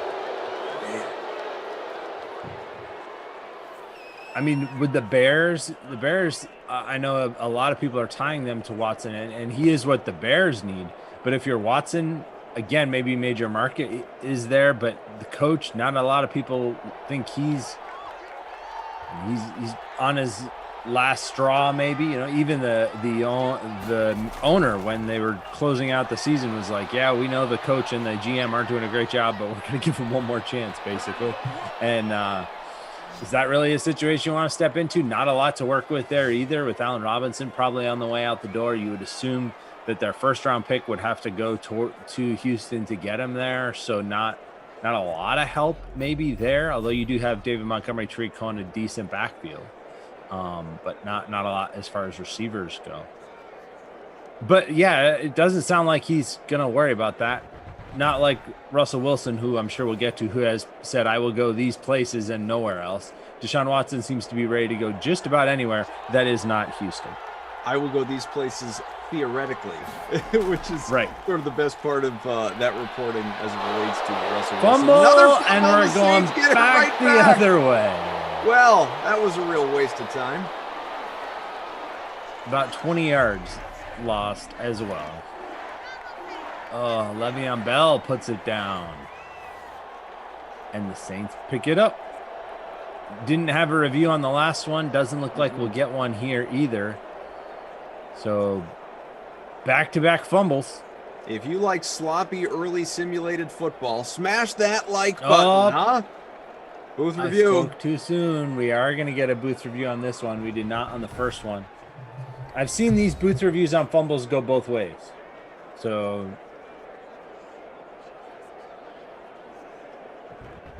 can't tell from that angle on that animation whether it will be back to the Jets. Coming back to the Jets. Navi Robel says he was ready to leave when they traded Hopkins. I think there's truth in that. I think in some ways he might have been ready to go even before that. I mean, clearly he was not on the same page with ownership. Yeah, but obviously Bill O'Brien. There's been. He was fine with them when he signed the extension, though. Right. Well, it's hard to turn down that kind of money being waved in your face. Yeah, I mean, I guess so. At what point did he sign that? Just a couple years. I mean, it wasn't that long ago. We're about 2 years removed, though, right? Right. Yep. I think they did that the offseason before they traded Hopkins. So it was 1 year, and then they traded Hopkins, and 1 year, and that's where we are. Is my understanding. I could be off on that, but I think that's the way it is. First down pickup at the 8. Le'Veon Bell. So still 7-0, but the Jets are threatening. They moved themselves into the red zone with a couple minutes left here in the opening quarter. Threatening after getting the ball back after what looked like a fumble, but turned out not to. Sorry, Saints DST owners. The handoff, the run up the middle, Bell stopped short at the 5, so he only got 3, but He is pacing toward a bonus and then some. Has himself about 25 rushing yards so far. Second and goal on the way. See if he can cap that off see, with a touchdown. I'm curious to see how quickly this all plays itself out, because obviously you can look at it a lot of different ways, but you would think ultimately as Darnold completes the pass, touchdown, New York, is it Perriman? I believe First so. of the day for Brashad Perriman. About to be all tied up after a Sam Ficken extra point. Just to finish off the point there, it would seem to be in the best interests of Houston and Nick Caserio to get this done expediently to best prepare themselves for the draft, free agency, trades, further, especially because you don't know if in fact you do deal him, and it seems like that is how this is all going to end. You don't know if you're doing a deal that brings you a quarterback in return, the same way that obviously the Rams and Lions were able to work that out. I mean, there are a lot of different factors that are at play here. So I get the leverage component, the posturing, the, being dug in as the Texans have been, as Watson has been. But if ultimately this guy, and I don't know, if he is prepared to, let's say, hold out, like, I'm just, you're not going to trade me? Fine. I'm not going to play. I'm just going to hold out. I'm going to sit here. Well, I don't think they're going to put themselves through that. I really don't. So at a certain point in time, short of just committing to forcing his hand, because you don't want that return of draft picks and committing to a full rebuild, including at the quarterback position where you're already, have yourself a young superstar, relatively young still superstar, you got to make a move. And we're, weeks away from the start of the new league year. The draft is obviously not that far away. It's time. You can only posture for so long. Yeah, I agree. I think they've got to make a move sooner rather than later for those reasons. I think as they plan and as teams plan for the future, I think we'll see a lot of this stuff decided before we get to the draft so that teams know whether they need to target a quarterback. I mean, the quarterbacks are expected to come off the board so early and so quickly in this draft that if you want to get a young quarterback in this draft, you're going to have to be very aggressive or have one of the top 4 picks. I mean, there are some early mocks, and obviously this can change a lot, but you can end up with 4 quarterbacks off the board in a row, and then Mac Jones not too low, much lower than that. So you could top 10 could have 5 quarterbacks very easily with only a few trades. And if that's the case, if you want a quarterback, you're going to have to go get him. You're going to have to be aggressive. And so I think as a result of that, we're going to see teams that kind of have to make that decision and have to get that situation figured out. And if there's enough teams motivated to do that, then we'll get those moves sooner rather than later. I think most of it will be done before the draft. Some free agents obviously will still be out there. The Ryan Fitzpatricks, Cam Newton, I think will still be out there. Like those kinds of stopgap-ish measures will still be available, but most of the long-term planning solutions will be done ahead of the draft. Nice little return there out to the 40. Who's that returning kicks for them? Number 82, is that Jamison Crowder? Yeah. Interesting. Cool. Yeah, I mean, they're all related, right? It's all dominoes, as we've said throughout, and we've kind of seen a slow, we saw first move was the Goff for Wentz trade. Mm-hmm. And then Wentz. And then Goff then, right. Yep. Goff for, Stafford, and then the Wentz trade. So, I mean, I think we'll continue to see. The question is who's next. And I think it's Watson. I really don't think the Seahawks are going to trade Russell Wilson. I just don't see that happening. But it continues to be a thing. And obviously, if he's putting together lists of places he's willing to go, it's at least more of a possibility than I thought it was. Because I didn't think it was. I thought it was, hot stove. In baseball, you get these like random trades thrown out there, and you're like, yeah, right. Yes, the Manny Ramirez is getting traded again. And then he actually did get traded. But most of the time, those kind of major mega deals don't happen. But this does seem to at least be a possibility because he is putting together lists or a list of places he would accept a trade to. I was kind of surprised at some of the teams on that list, and we can talk about that as we get into the second quarter here. But first quarter, we've got a touchdown for each team. It was a passing touchdown, so each quarterback does have a passing score. Drew Brees, 54 yards to go with that. Sam Darnold, just 2 of 5 for 15 yards, but does have the score. Alvin Kamara's got a fumble, but no touchdowns. Le'Veon Bell had a fumble, but they gave it back to him. He's got 30 yards on the ground. Kamara, 24 yards rushing after the first quarter. So both of them right around on pace for the bonus. Bell a little over, Kamara a little under. And then just looking at the lower third and it's correct now, but people commenting on it in the chat, the Brendan Glasheen and Christian DeAndrea. Yeah, I looked down, I saw the lower third, Brendan Glasheen under my face and Superman logo here. I shuddered, Zach. How dare our production crew? I don't have the hair to do Christian, I don't think. No, I don't think none of us do. He is he's got that wolf's mane all his own. Maybe Lamarca could attempt to compete. He would be the closest one of the rest of us.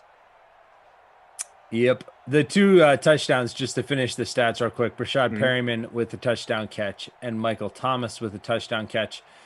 Manny Sanders actually has the most receiving yards, 1 catch, 23 yards. Jared Cook, 1 catch, 20 yards. The only receiver with multiple catches is Michael Thomas, who does have the touchdown. Bad Boys of Pops says, Zach, you've been working out, buddy?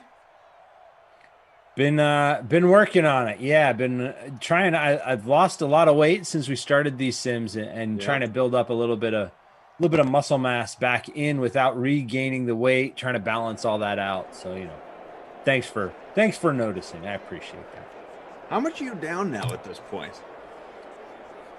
So since I started, I am down 70 pounds. My God, 70 pounds. Yep, I hit my target weight. That's why I'm starting to build back in the muscle now. That's a whole Kenny Ducey you've lost. That's wild. Yep. Started right after my birthday in July, and kind of throughout August, end of July. So it was really August through the end of the year was the major weight loss. That's 6 months. And then now trying to build back in some of the muscle mass, because as it comes off, you just kind of lose it. So unbelievable. Wild willpower. We're proud of you. We enjoy following the journey. We need to dig up some old, early on Dreamstream clips just to see what a 70 pounds heavier Zach Thompson was looking like. Before and after. We'll put them on side by side like the Zoom. Side by side. Here's Zach and larger Zach. And Zach, talk to myself. Well, with Zach Thompson, this incarnation, I am Adam Kaufman. Yep. We got Drew, Tom, Daniel, Frangelico all hanging out. 7-7 game. Brittany wants to know, what'd you do to lose the weight? The main thing I did was I've been tracking my calories. So I have an app, which is not a sponsor or anything, but I can tell you I use MyFitnessPal. It doesn't matter. But I just took those, and I did not actually cut anything out of my diet because I was afraid that would be, unsustainable, right? To just say, I'm not going to eat sugar for a month, or I'm not going to eat. So what the main thing for me, I found, was portion control, and actually eating like 1 serving of whatever, instead of 4 servings of whatever it is. Snack foods was one of the big things for me, like eating 1 servings of chips and salsa instead of the whole bag of chips and salsa. And so that definitely helped. And then I did, when it was warmer, I've kind of trailed off because it's pretty cold up here lately, although it has started to warm up a little bit, and I look forward to getting back to it. I did walk a couple miles every morning when I first started in August and September. So that's what I did. Nothing like crazy. Nothing. I didn't eat a certain thing every day or not eat a certain thing every day. Just tried to keep things under control. And for me, the one other thing that I did pretty regularly is we do ice cream quite a bit throughout the year. And what I did was I said that if I had the calories at the end of the day, I could have the ice cream, like under my cap. So I knew that was kind of like a goal buffer built in. And if I chose to go into that was fine. It just meant I didn't get ice cream. But right, exactly. It motivated me to stay under that so I could have the ice cream at the end of the day. Charlie says, way to go, Z. I can't lose 7 pounds, let alone 70. Whereas J Barb's here with the humble brag says, I can't even gain weight. Too high of a metabolism. Which I did not have that. Which I'm going to give him the benefit of the doubt. Like if you're like 145 pounds soaking wet, I could see how that might be frustrating. You want to put on a little mass, a little definition, a little muscle, and you just can't do it. I get that. For most people, that's not really viewed as a problem. I don't get that from experience. Yeah, I don't get that from experience. No. Silly Sally wants to play says, so I'm 293 pounds because I just ate 3 Mr. Good bars? Well, yeah, a lot of people, including their various approaches, diets, things like that. And hey, as we always say on the Dream Stream, weigh in, no pun intended, on anything that you would like to. Chat is here for you. We're here for you as well. Yeah, Jordan says, me neither. $150 soaking wet. Jordan, are we twins, buddy? Lindenbaum? Lindenbaum is my burner. Cool. Yeah. Emerson's Baby Gap shirt says, let's not talk about ice cream there, Brittany. Is it too early in the day for ice cream talk? It's never too early for ice cream talk. Brittany says she's down 50 since September doing calorie control, and there you go. Is the keto? Keto, yeah. Keto, yeah. And she has 17 more to go. There you go. Good luck. Keep pushing through. You'll get there. That's awesome. Speaking of people who aren't actually my burner accounts, by the way, has anyone seen Fantasy Hawk in a little while? I haven't seen the Hawk in a few days. Someone brought this up the other day, and then I started paying attention to it, and now I'm starting to get a little concerned. I miss him.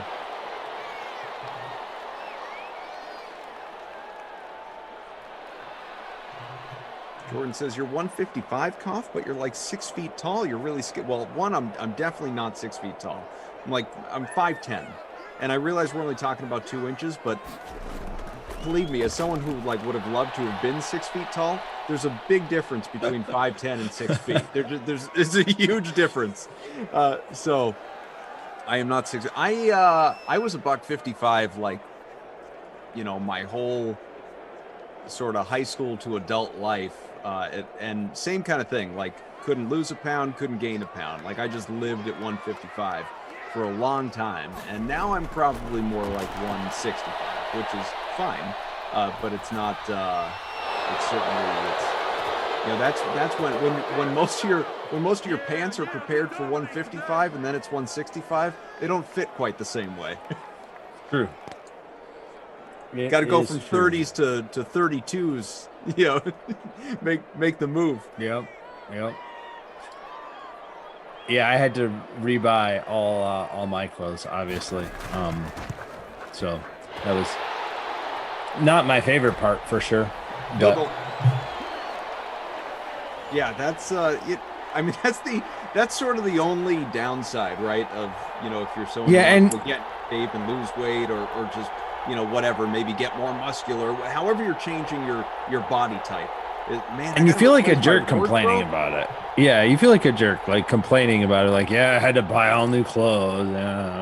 My life is so hard. No, I mean, it's a good thing. It's what you wanted. But yeah, none of my clothes fit at all. So I had to replace. I asked for a bunch of gift cards for Christmas because I knew I was going to have to do that. So makes sense. It does help that, we sit here on the streams all day, so you don't need a huge wardrobe. It's true. Well, I mentioned this on the stream the other day. My my wife, she was just like going through the closet and said, I think I need to, it's time to like early spring cleaning. Like I think we need to get rid of half our clothes. I said, I don't think the pandemic is the right time to make that decision. I think at some point in time we're going to be wearing these things again. Right. Yeah. Like, yeah, but who knows what's going to be in style? I'm like, what style? What went out of style? What came into style? No, like sweatpants are in style right now. Nobody wears anything. You don't do anything. Right. Nobody goes anywhere. Whatever you can wear out to your mailbox or style to walk the dog. Yeah, that's pretty much where we are at this point. Milkman says, hey, what do you mean there's a 2-inch difference? I'm only 5'8". I feel offended. I guess I should have eaten my vegetables.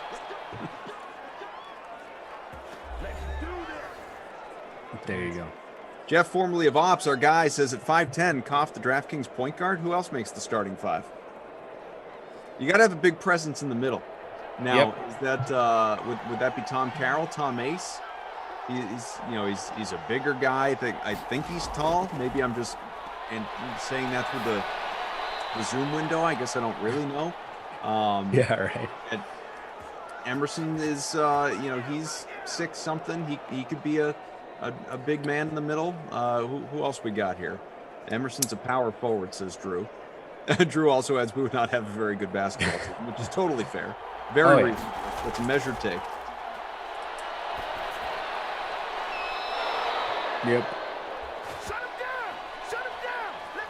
I think Emerson might be our tallest though.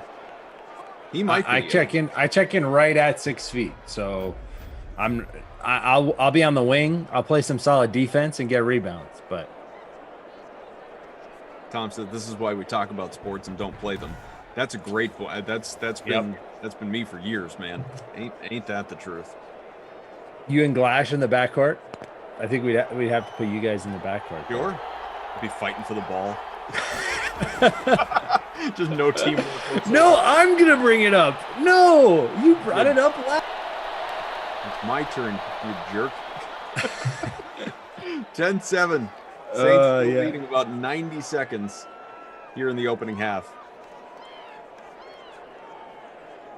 Drew says Kopp can bring it up first and third quarters. Glash gets the other 2. Oh, so he's the closer now? He gets the Madden After Dark, fourth quarter. It seems reasonable. Tom says Rossi should be our center. About 4'6", 260 pounds. Michael says Rossi could be the Garden Gnome mascot. Nabi Robel says, isn't Jessie tall? Jessie's not tall. She's not as tall as I am. What is she, maybe 5'7", 5'8"? Yeah, 5'7", 5'8", somewhere in there, I would guess. What else we got here? Darnold's gonna run this one. Look at that nice little game there. Slow and ugly, wasn't it? Yeah, but it still gets him 18 yards. Should have got out of bounds, but I guess they got the timeouts. And we will, as promised, get to the Russell Wilson stuff. I guess at this point we'll just wait for the second half. We'll go to the third quarter and get back to Russ while we talk about all the important things in life, like fielding a DraftKings Dream Stream basketball team. Yeah. First goal, Darnold rolls out. Escapes. He's going to do it again. Go! No! Reach for the pylon. No, out of the 3. He did reach out for the pylon there. Did not fumble, though. We do not have a reenactment of the Browns' woes in the AFC playoffs. Jeff says Jesse should absolutely be on the team as the resident college athlete. I think that's fair. Sure. Herb says Tara could be a scrappy little guard. It's her birthday tomorrow. Big 3-0 TL. Make sure everybody wishes her a happy birthday. I don't know if she's going to be hosting the Dream Stream tomorrow or not, but what a perfect way to ring in your 30th. If in fact she's hanging out with us on a Friday night. Hanging out with the Dream Stream on your birthday. Oh, Fake play action. Darnold. Touchdown. Touchdown. Ryan Griffin. Holy cow. Is that who that is? That's Ryan Griffin, right? Yeah, tight end 2. There we go. And the Jets take the lead, trolling all of us with this Ryan Griffin. Jets gonna jet. But they're ahead now.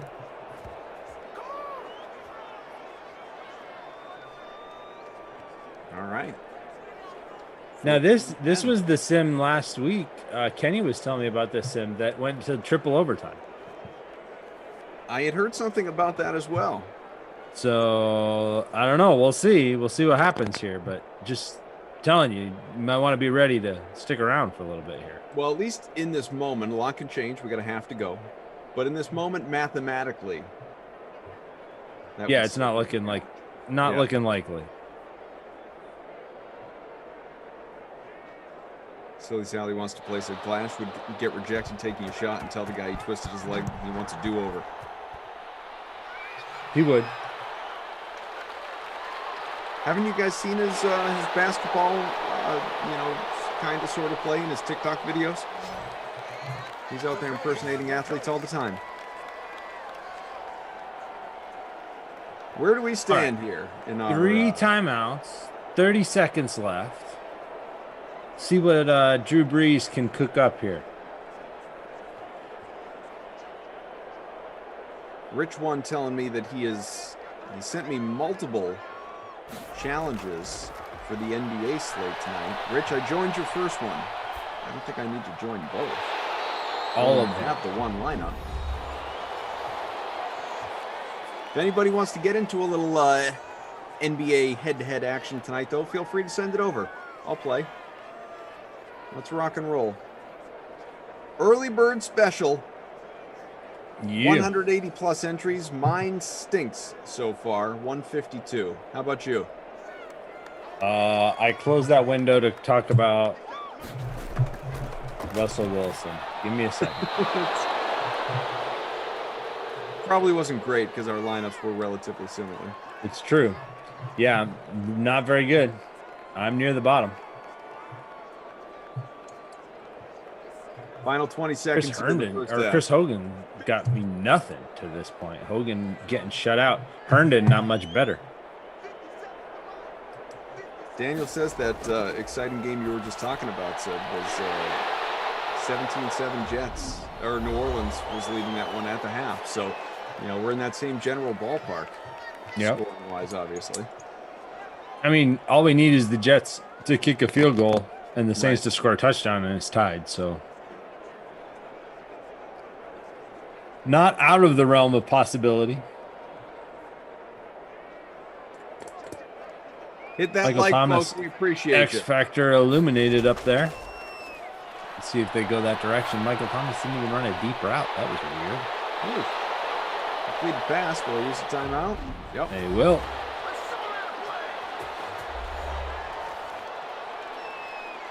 I would have expected a little bit deeper pass there to set up a field goal, unless they're going to try a very long Will Lutz field goal from here. But that would be like 63 yards, 53 yards, maybe. Yep. Here we go, 53 yards. Will made it. 14-13 as we near the break. There we go. Now it's a 1-point game. Actually makes overtime a little less likely, it feels like.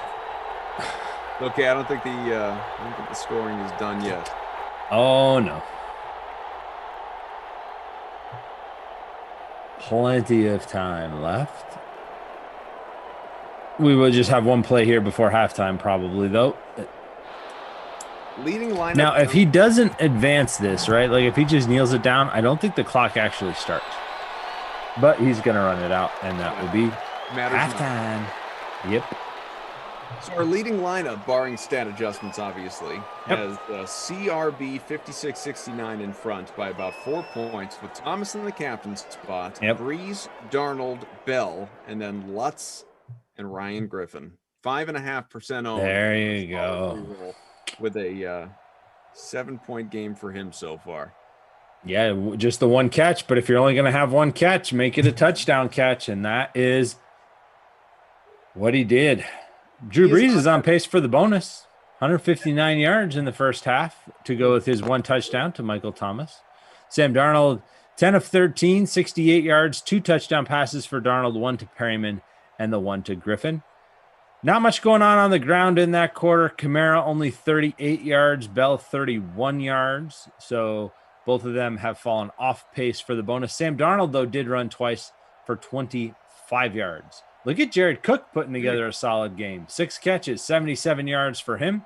Michael Thomas, 5 catches, 48 yards to go with his touchdown.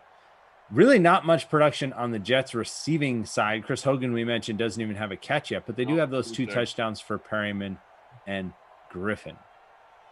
Jared Cook's about the only thing I got going for me right now. I do have Breeze, but Cook with his 13-plus fantasy points. Smith, goose egg in the captain spot. Kamara and Bell have both stunk. Bell, I guess, is okay, but Kamara's done almost nothing. And then Hogan. And he fumbled. Donut. Yeah, so right now it's a tight race between Hogan and Smith for the Not My Kid Award because right now they have matching donuts, as you called them. Milkman says, Superman in the house. Heck yeah. Heck yeah. No kryptonite. I thought he was talking about me. Oh, no, I meant you. Gotcha. Superman didn't have a goatee. Well, Ben Affleck might have. Did he have a beard? Or that he was Batman? Who was Superman? He was Batman. Although he was Superman in a movie. Not a Superman movie, but he played George Reeves as Superman in what movie was that? You are asking the wrong person. I know that, but the chat's here. I have the chat. Okay, they'll help you. I know you're not gonna come up with it. It was like, oh, I mean, I can Google. I'll find it. All right. I will. I know I'm not off base on this because I can see it in my head. So it was Ben Affleck playing Superman, but not in a movie where he was Superman. It was just that was a component of it. Gotcha. He was playing a person playing Superman. Right. Exactly. Or something. Gotcha. Exactly. I'm shocked Daniel hasn't told me the answer to this yet. Daniel usually knows the answers. Hollywoodland. Thank you, Meager. Hollywoodland. That's exactly what it is. See? Yeah. Boom. Nope. I'm no help. But the chat is here for you, and I'm glad they were able to come up with that. Yeah. They got you covered. Rely on you guys. We love you all. 14-13. Jets in front as we've reached the second half. With Zach Thompson, I'm Adam Kaufman. Drew, Tom, Daniel, Frangelico, all you hanging out in the chat. Thanks for being with us. About 500 watching the Dream Stream on the YouTube, along with, of course, thousands more across all our other platforms. Game Center, DK Nation, DK Live, Playbook, Twitch, twitch.tv/DraftKings, where you can give us a follow. Hit that little heart icon. North of 2,000 of you have since we created that channel. We greatly appreciate that, obviously. Yeah, no doubt about it. Here on YouTube, though, hit the like. Get us to 300 by the end of this quarter. We're getting there. Hit the like button. Hit the subscribe button. It is very much appreciated. Bell, a short run, only picks up 4. Let's go. You can turn on those notifications when you go live. Yep. We show up. You get notified. Twitch, YouTube, all of it. I get emails. DraftKings just went live on Twitch. Well, I'm going to tune on in. There you go. Jump on in. Stack it in 7. Saints with the ball, or rather Jets with the ball and the lead. Darnold short completion, and rather than stepping out of bounds, work back the other way. Yeah. Keep that clock running. Yeah, why not? Why not? Le'Veon Bell with the catch there. So we've alluded to this. Yes.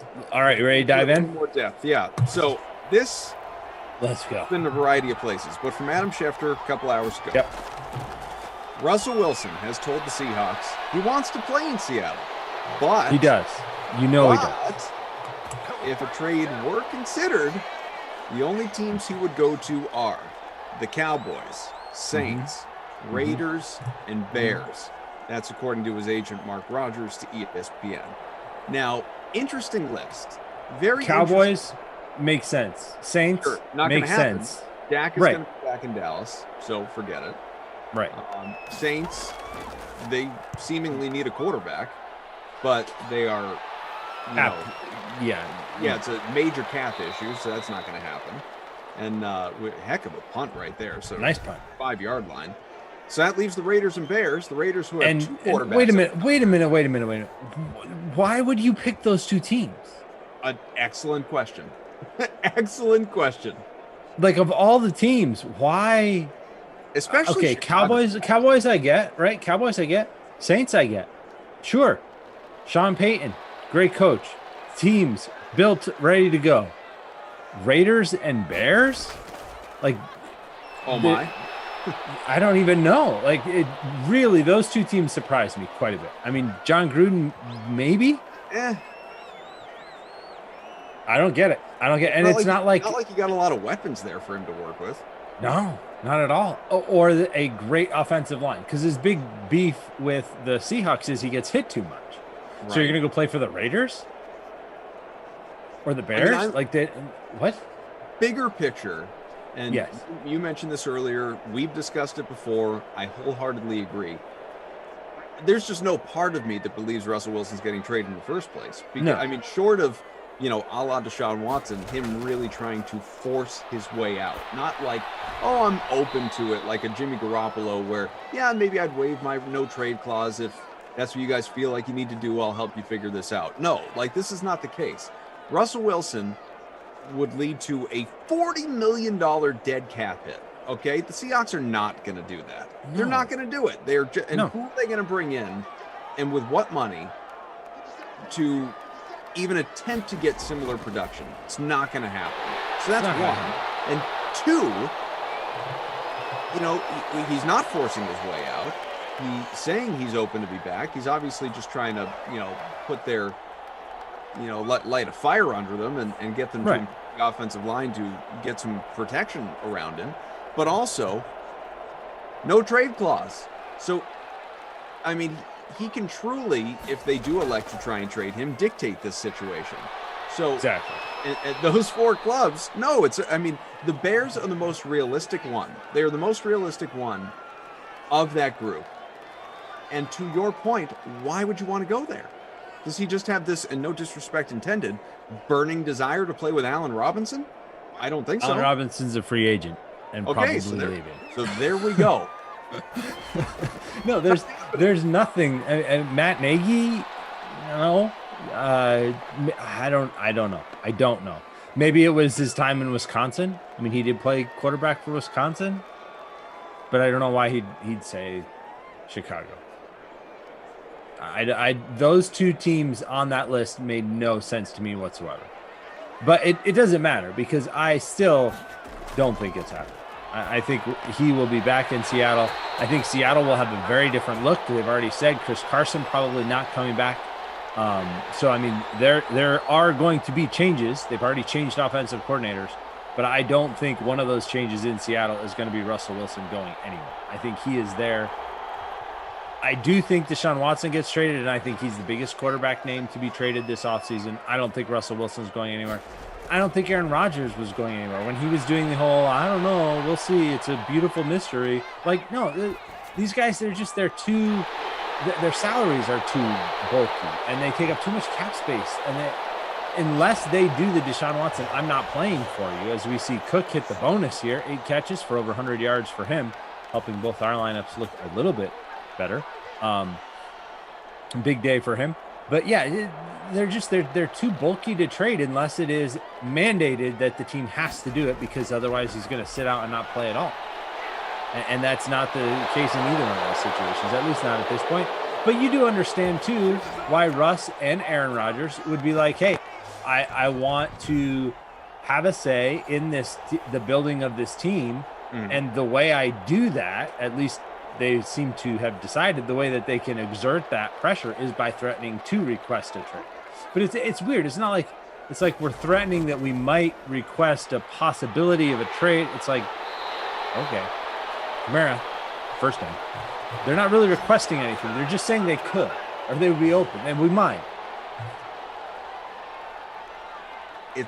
it's the silly season. It's what makes for a fun off season. And It's true. we've been talking about this for weeks. Like, this is going to, at least from a content standpoint, and who knows how much of the stuff is going to come to fruition in terms of deals actually happening. But from a content standpoint, from a, all of us hanging out on the Dream Stream, just chatting standpoint, fascinating off season. Oh, yeah. Best maybe that we've ever had in NFL history.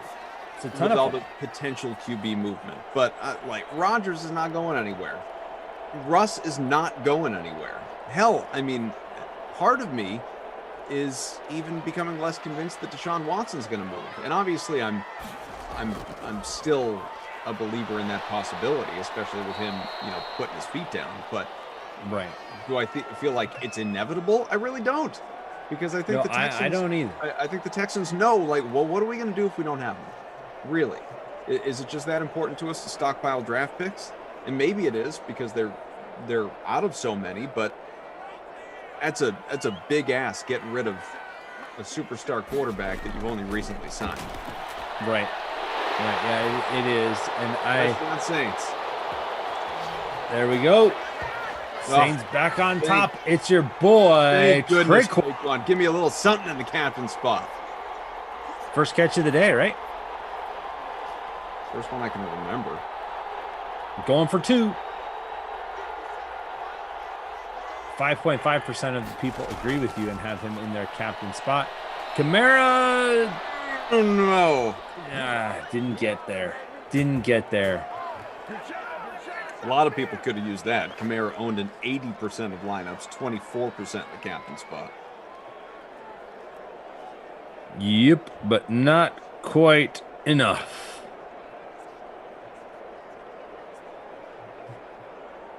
Kamara, of course, won so many people their fantasy leagues with his Christmas Day performance, the season-long leagues, including Drew Brees' son.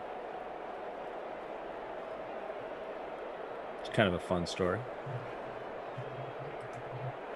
Fun for everybody except the guy who lost to Drew Brees' son. See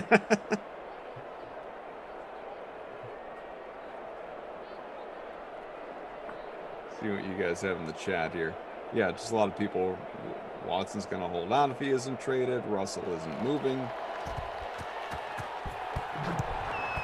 Jordan says that if you think Russ is going to Vegas, I got a bridge to sell you. It just doesn't make sense. They've got 2 quarterbacks already. Are they trading both then? Like, how does that make sense? I mean, I guess it doesn't, which is why we don't think it's going to happen. Both those rumors are out there, right? There was obviously Mariota's been connected to the Patriots, among other teams. There was, who was it yesterday or the day before that for Derek Carr that he was? Was it David Carr? David Carr did seriously, David Carr did a piece for, I think it was the NFL Network. Oh, really? Yeah, predicting where the quarterbacks were going to go, and they asked him where his brother was going to go, and he said Chicago. Maybe that's what it was. I was going to say the Bears. So that was. Yeah, it wasn't. He said, he said that this is not insider knowledge. This is not, he put all the disclaimers that needed to be on there. Yeah. Had nothing to do with the fact that he was his brother. Right. But, yep.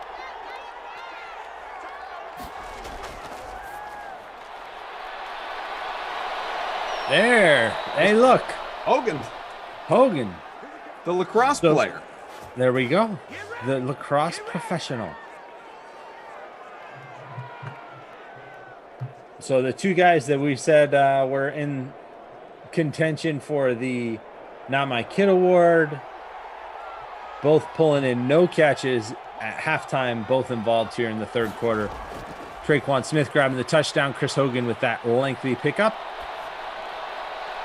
That's a good pass, complete. And there's a 5. Did he get in? There? Yeah. Got it. Jamison Crowder, touchdown. Jamison Crowder touchdown.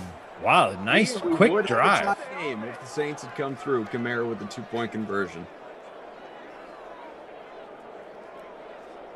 Instead, the Jets going to go for 2 here. This scoring is just weird at this point. Bonkers, yeah. Darnold all alone. Got it. Got it. So there's Hogan. All right, so those guys hurt us at halftime and Apparently. definitely brought their A game here in the second half. Telling them to wake the heck up. Pretty much. Good day for Will Lutz, though, by the way. It's true. Closing in on double figures. So 22 there's not. The Jets lead. Final seconds of this third quarter. Aside from punt plays, there's not really anybody who has not shown up now. I mean, there's some punt plays, obviously, that are still zeros. But if you used a player who is normally involved, they're all, for the most part, involved. Chris Herndon, still only 3.4 fantasy points at this point. Chris Hogan, with the 2-point conversion, that gets him up to about 6 fantasy points. So not a great day for him. But Herndon probably now the most disappointing. Since Traquan's got the touchdown, Manny Sanders has got some yards. Michael Thomas has a touchdown. Jared Cook's been great. Jets defense with the sack there on Drew Brees. Captain Blood says, you guys are overanalyzing this. Basically, Russ just asked his wife what city she was willing to move to. Vegas, okay. Chicago. Dallas, okay. Dallas. New Orleans. Yeah, I guess. I feel like she left some out. None of those would be bad spots, obviously, for your family. I mean, I don't know that I'd want to raise a family in Vegas necessarily. No. But I get the appeal of being there if you like nightlife. Yep. Again, 22-19 through 3 quarters. Drew Brees definitely in play here for the bonus. He's at 228 with his 2 touchdowns, and they're behind, so he's going to be throwing the ball. Sam Darnold has 3 passing touchdowns. Solid day for him, 137 yards through the air.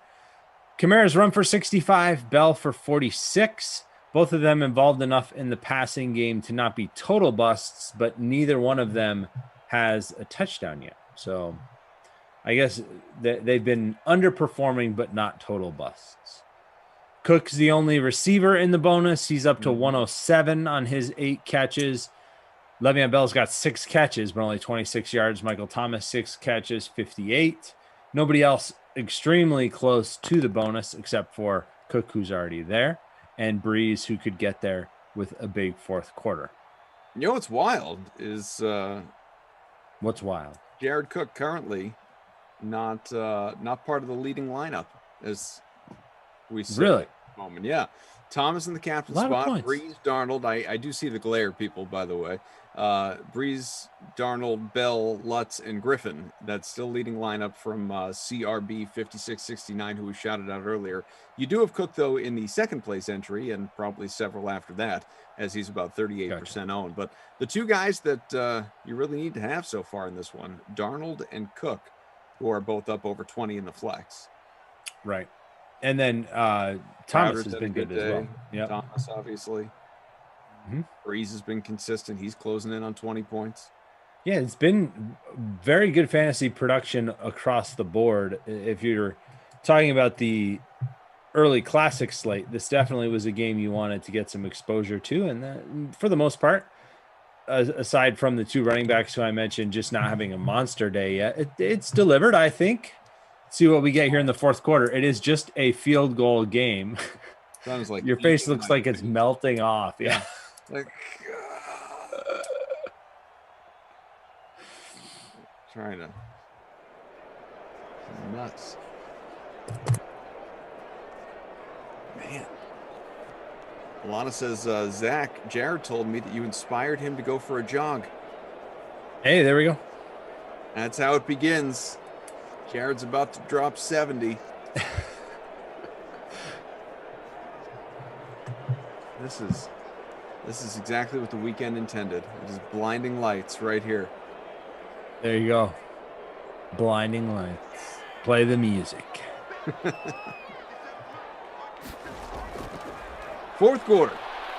Let's see what Drew Brees has got. Drew. It's a long throw. Throwing it away. Noah's calling for overtime. I'm calling for likes. Smash that like button. Gets to 250, just about there, only a few away. So just to continue and finish up this quarterback conversation, how sure are we that Drew Brees is retiring? I mean, he's done, right? He hasn't announced it, but I haven't heard anybody say he's not. I mean, you even, if I'm not mistaken, I think I saw this earlier, had Michael Thomas putting up a picture on his Instagram of he and Russell Wilson at a Pro Bowl together or something like that. So I don't think you're going to have Michael Thomas, you know, sort of social media advocating for a guy to come to your team at the quarterback position. Yeah, that's a very good point. If there's any part of you that believes that Drew Brees is coming back. So it's a good point. I would say, even though it's not been announced, yeah, dude's done. He looked pretty done, and definitely dealt with a lot of injuries this past season with the ribs, and I think he'll be great in the booth, which I think is the rumor anyway, that's where he's going to end up.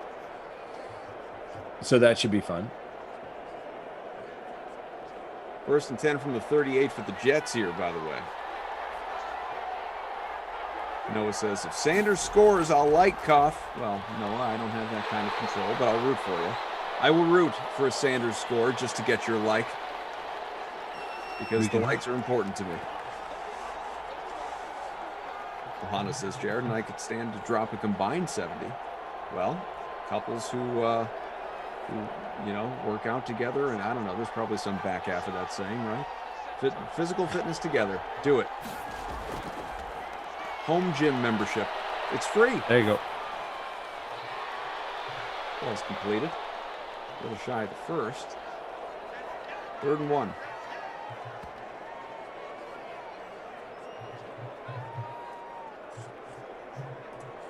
I mean, these things are interesting to talk about, especially in this format. Mm-hmm. But at a certain point in time, they just become kind of, some of these storylines become stupid to me. Like, obviously, the Deshaun Watson one is not. The Russell Wilson one is, because I just don't believe with any part of me that he's leaving. I really don't. So, you know, I'm not saying he shouldn't. So it's going to end up being a bunch of discussion and hubbub and the list and what teams are on the list and not on the list. It's all and that then ultimately duration of, you know, best landing spots for Russell Wilson. Right. Like, no, he's not going anywhere. And then he ends up right back where he started. Robbie Noble says, I will dislike if Sanders scores. Well, you know, these things come out in the wash.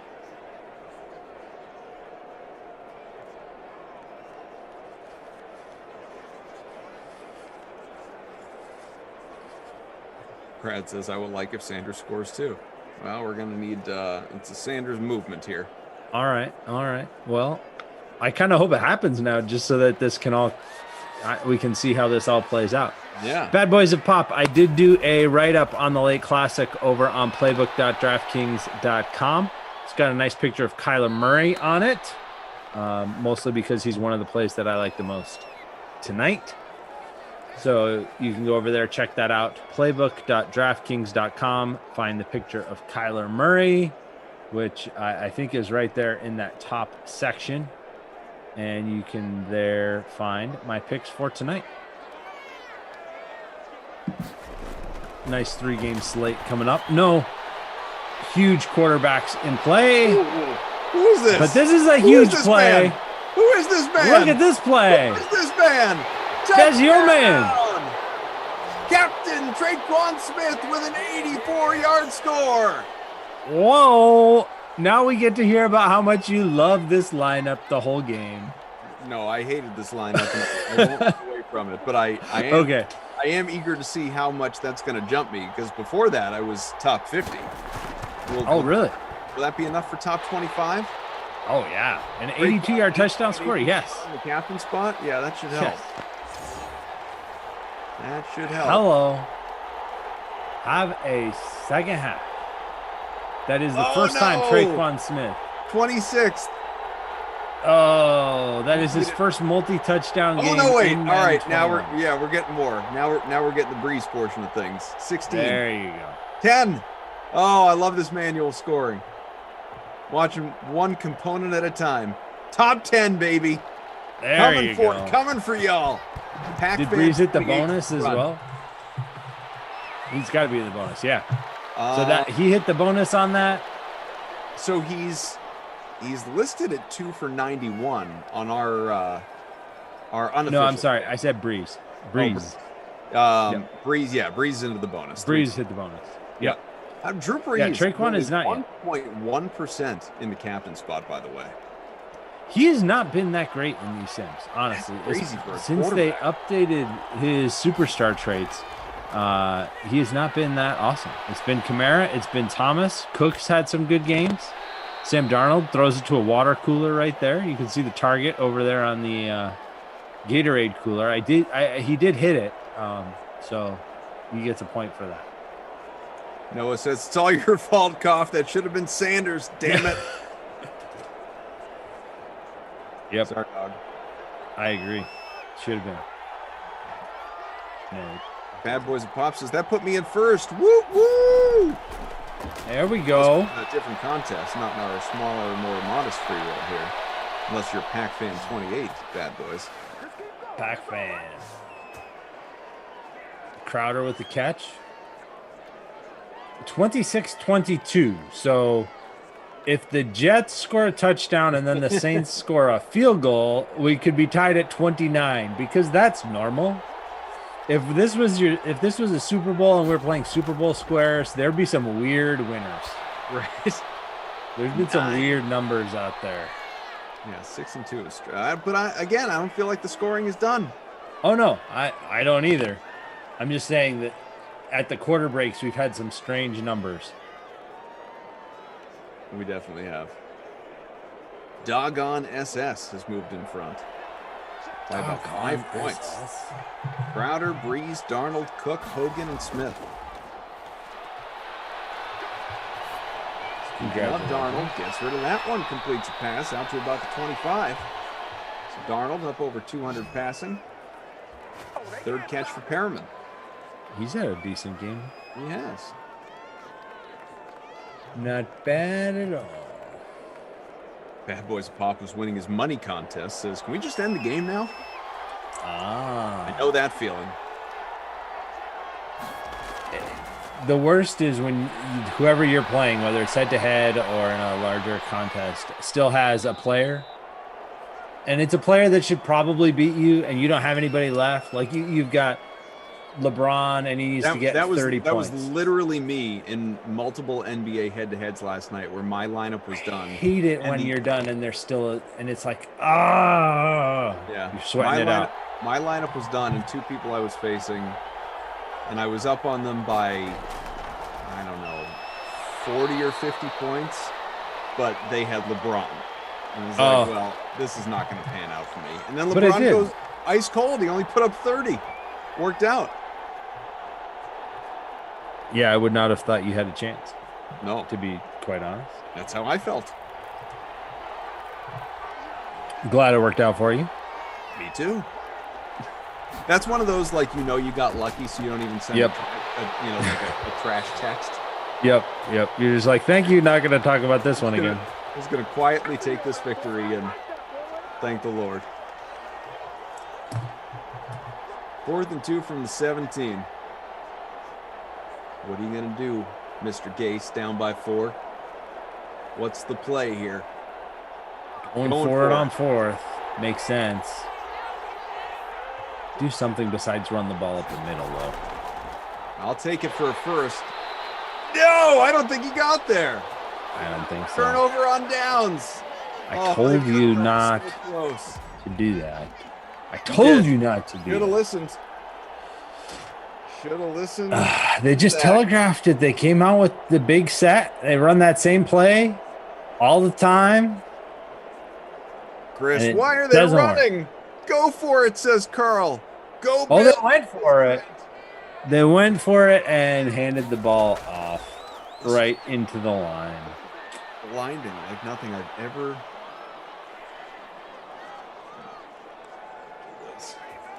That was bad. But it looks like we are clear of double, triple, quadruple overtime, at least in this one. Doesn't seem like that does bring us to the 2-minute warning. Well, and this is a slower sim. Yeah, we're about 70 minutes in already at the 2-minute warning here. there's been a lot of action, a lot of Yeah. points put on the board back and forth, but it has been a little bit slower paced. Lots of plays. Not as many run plays. Yeah, has resulted in a lot of fantasy points. Kamara picks up the trying first to there. run out the clock now. Yep, and that is that the first time out for the Jets? Looks like they have 2 remaining. So, yep, that would be their first time out. Rest So they of the still have a Dream chance Team, here. folks. You got back half on the way. Brandon Cristal and I will be back with you in less than an hour for the kickoff of the late slate. There's Kamara. There's Kamara, first down. Cardinals Yep. and Bengals. I don't know. I mean, There you go. if BK is got another commitment since I just don't feel right doing a card sim without you. I know. Find a way. I know. It's Been a while. Yeah, we do. That is our home team. territory. Yeah. I soldier on without me. I do have Kyler in my write-up, and I'll put him in my lineup. So I'll be cheering from a distance in this one. Beautiful. We'll keep an eye Kamara. on you can show up in the leaderboard. Kamara. Mhm. Oh, darted inside. Almost got out of the way.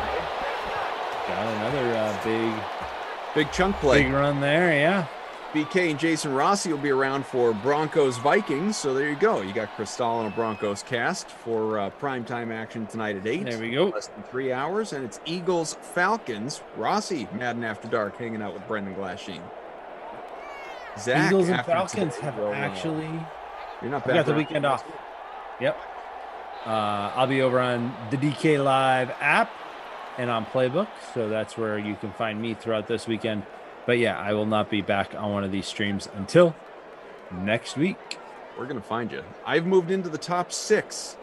There you go. Tied with Mike. M sunken here. We got the same You have Drew lineup. Brees. So if he kneels down at the end here, you're going to lose some points. Just Bonus saying. for Kamara, though. Don't tell me that. Get more Okay. Kamara. Get more Alvin. At this point in time, I bet every lineup in front of me has him anyway. Actually, Kamara's not in the first, second, third, fourth. Wow. He is in the 5th. So yeah, place. you want him He's to not in the break top free. 4. So yeah, if he can go crazy, I mean, it won't take me to a win. Victory It'll take me formation. to a tie for second. Just Victory formation. yeah, just not gonna happen. Minus 1 point for Drew Brees. 0.1. Now we're just gonna take away a whole point just to. He dropped back 10 yards and then kneeled down. Just so y'all feel it. Yep. Oh, wait. This is a formation, though. Yeah. I'm not going to Ah. run the play. Had me going there for a second. Thought they were going to run something before the time expired, but nope. Mike says we tied. I'll share it with you. Sounds good to me, Mike. You and I, we are in sync, my friend. There you go. You can split the price. So, Mike, did you also not like the lineup when the sim began? Did you come in feeling as I did, or did you come in confident that this is going to be a top 10 lineup right here? Out of the 181 entries. Breeze, 312 Turns out it passing, was. 3 touchdowns. Darnold, 200 on the nose with a few scores as well. Both these guys, Yeah, one both of them shy 3 of Bundy, touchdowns. which that's unfortunate. Yep. I back up just a touch. Go back. There you go. Did you hear me now? We can still hear you. Kamara, 119. 119. Go ahead, you do it. All right, I'll do it so you don't have to yell. Don't want to strain your voice. You've got another game. Le'Veon Bell, 49 yards on his 12 carries. Darnold actually ran for 28 yards in addition to all those 200 passing yards and his 3 passing touchdowns. We did have a fumble from Kamara. We also had one from Le'Veon Bell, but that one got overturned on review. Jared Cook, 8 catches for 107. Nothing for him in the fourth quarter. Nothing for Michael Thomas either. He finishes with 658 and that touchdown. 2 touchdowns for Traquan Smith, but I don't think he had any other catches, so it falls short of the bonus as a result. What did he end up with? 93 yards? He's in your lineup, so you tell me. Let me see. Right around that, I believe. There we go, 91 yards for Traquan. 91. So Yep. 2 touchdowns, 91.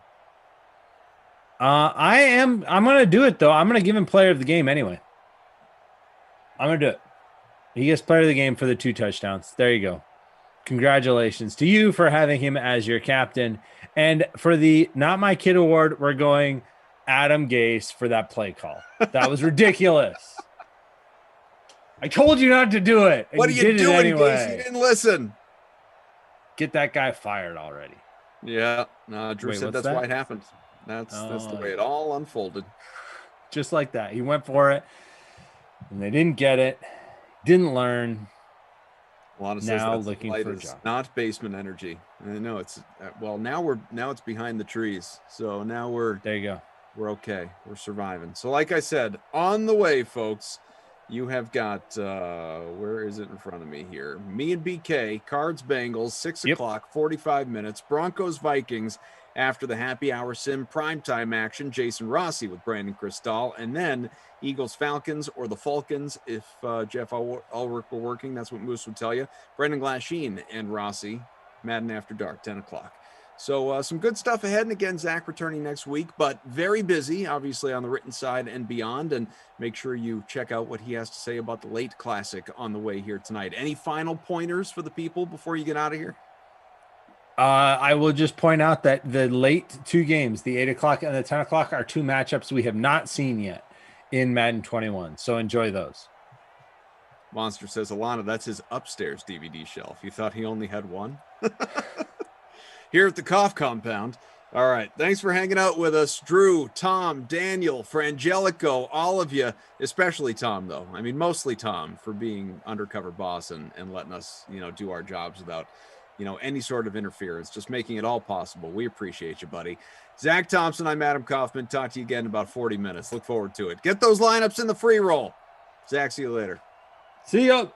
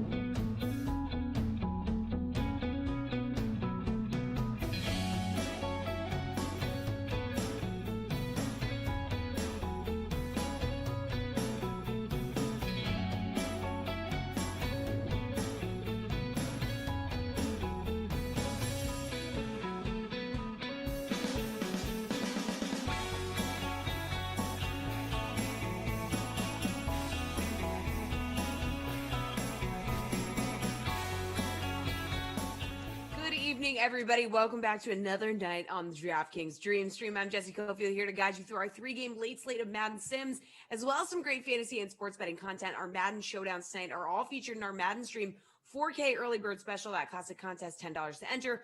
4K in prizes, $1,000 going to first place. All right, starting at 6, Adam Kaufman, Brandon Krisztal going to join you guys to call the Cardinals-Bengals. Two of the best young quarterbacks in the league go head-to-head in that one. Then at 8, Brandon's back with Jason Rossi to bring you guys the Broncos and the Vikings. Finally at 10, it's a battle of the birds between the Eagles and Falcons. Brendan Glasheen and Jason Rossi will wrap up our coverage on the Dream Stream. That's all starting in just a minute.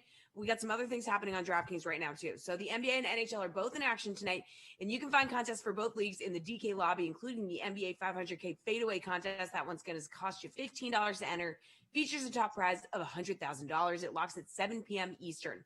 Now, in the NHL, we have the 80K Twine contest. For a huge 10-game slate, take your shot at the 20K top prize for just a $10 entry in that one. You can also check out all the NASCAR, MMA, and in-tournament PGA contests available this weekend. And don't forget to check out all the action for those leagues over on the DK Sportsbook. All right, it is time for me to step aside and get this night of Madden off and running. Here are Adam Kaufman and Brandon Krisztal with the call of Cardinals and Bengals. Ms. Cofield, thank you so much. I thought she was getting ready to say a couple of the best young, and then she said quarterbacks. Thought she was going to say announcers and on the Dream Stream, but no. Or reporters, as Carolyn likes to refer to us. Yeah, but I don't know. I guess it's a little closer for you than it is for me. I mean, I report on stuff. I'm not a journalist. I don't pretend to be something that I'm not. I'm a talking head and just flapping around in the dark, hanging out with you. It's funny you talk about journalist or not journalist, because I went to journalism school. Yeah, likewise. I have journalistic principles. And here I am. Well, sure, there's that. But I'm saying as it relates to reporting something, today is a good example. I got tipped off that Jarrell Casey was going to get released and was reaching out to his agent. And in the amount of time, I did the quick math, because I had it by about 13, 14 minutes.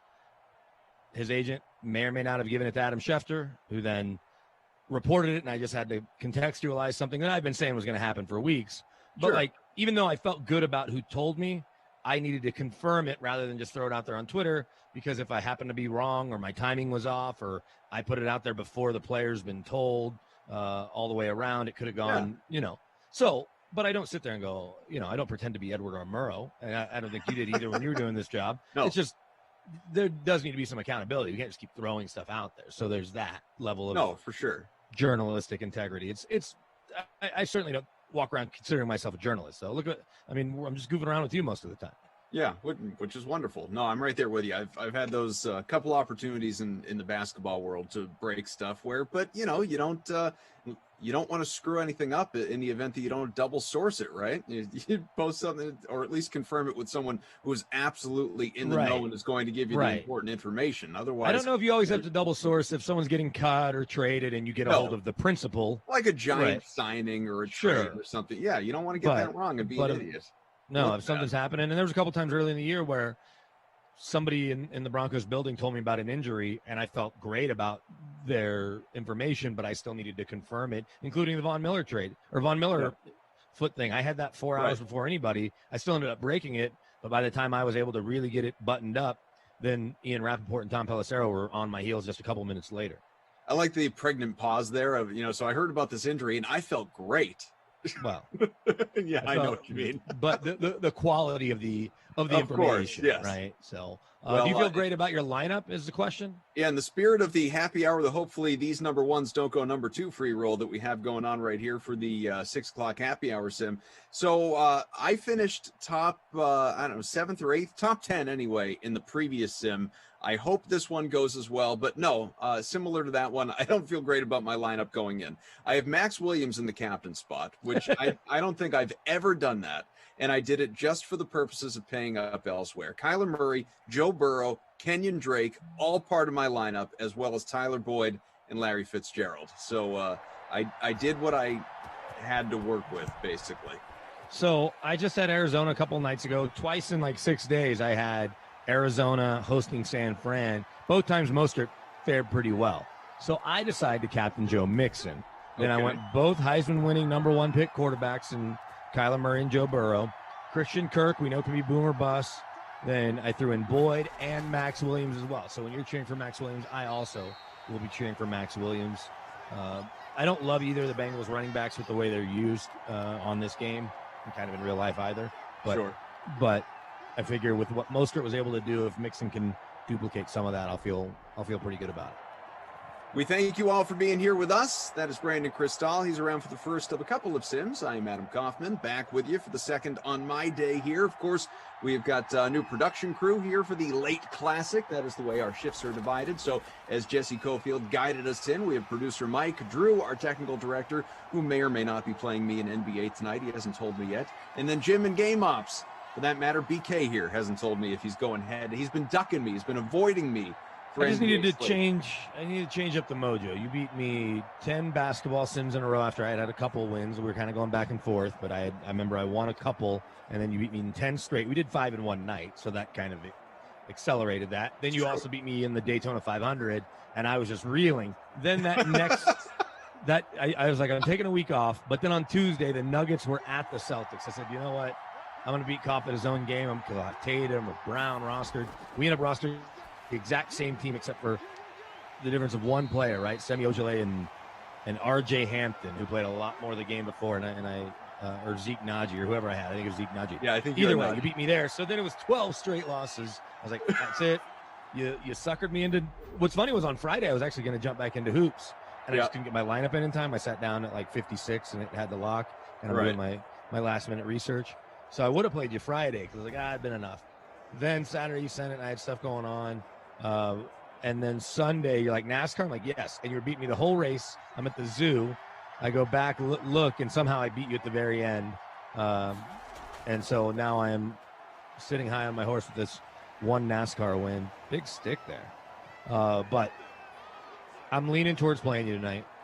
I like to hear it. I get a rematch, Washington and Denver. I got a good feel. I doubt Bertans has 9 of 11 threes made like he did last week against the Nuggets.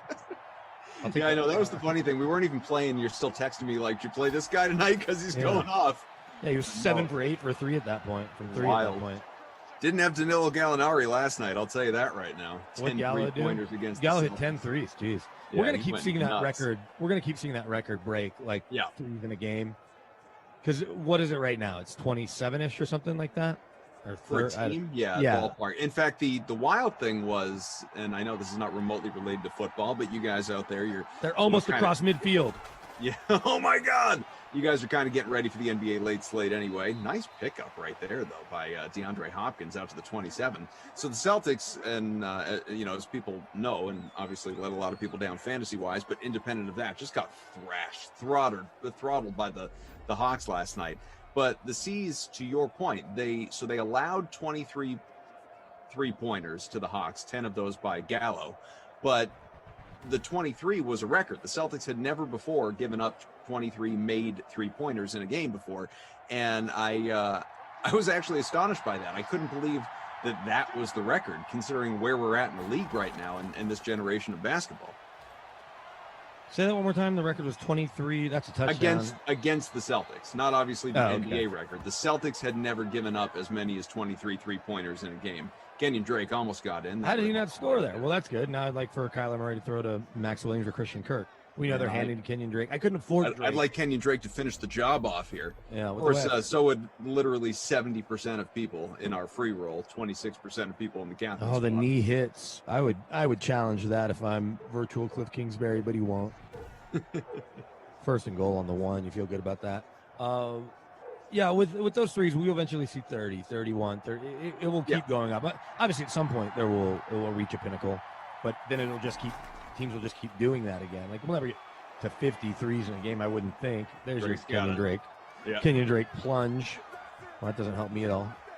But I think it's kind of fascinating to watch the way the game's played. I saw where Rick Bucher, who obviously he's covered the NBA forever, I think told iHeartRadio, I don't know if he was on with Doug Gottlieb or who he was on with, but I got like an email because I get those iHeartRadio emails. Yeah. Like anyone that subscribes to iHeart get, not just because we're employees, but it said, Rick Bucher says the game has never been in a worse place. And I don't know if that's true. Look, this isn't your dad's NBA necessarily, but the players' skill level's at an all-time high. So there's that.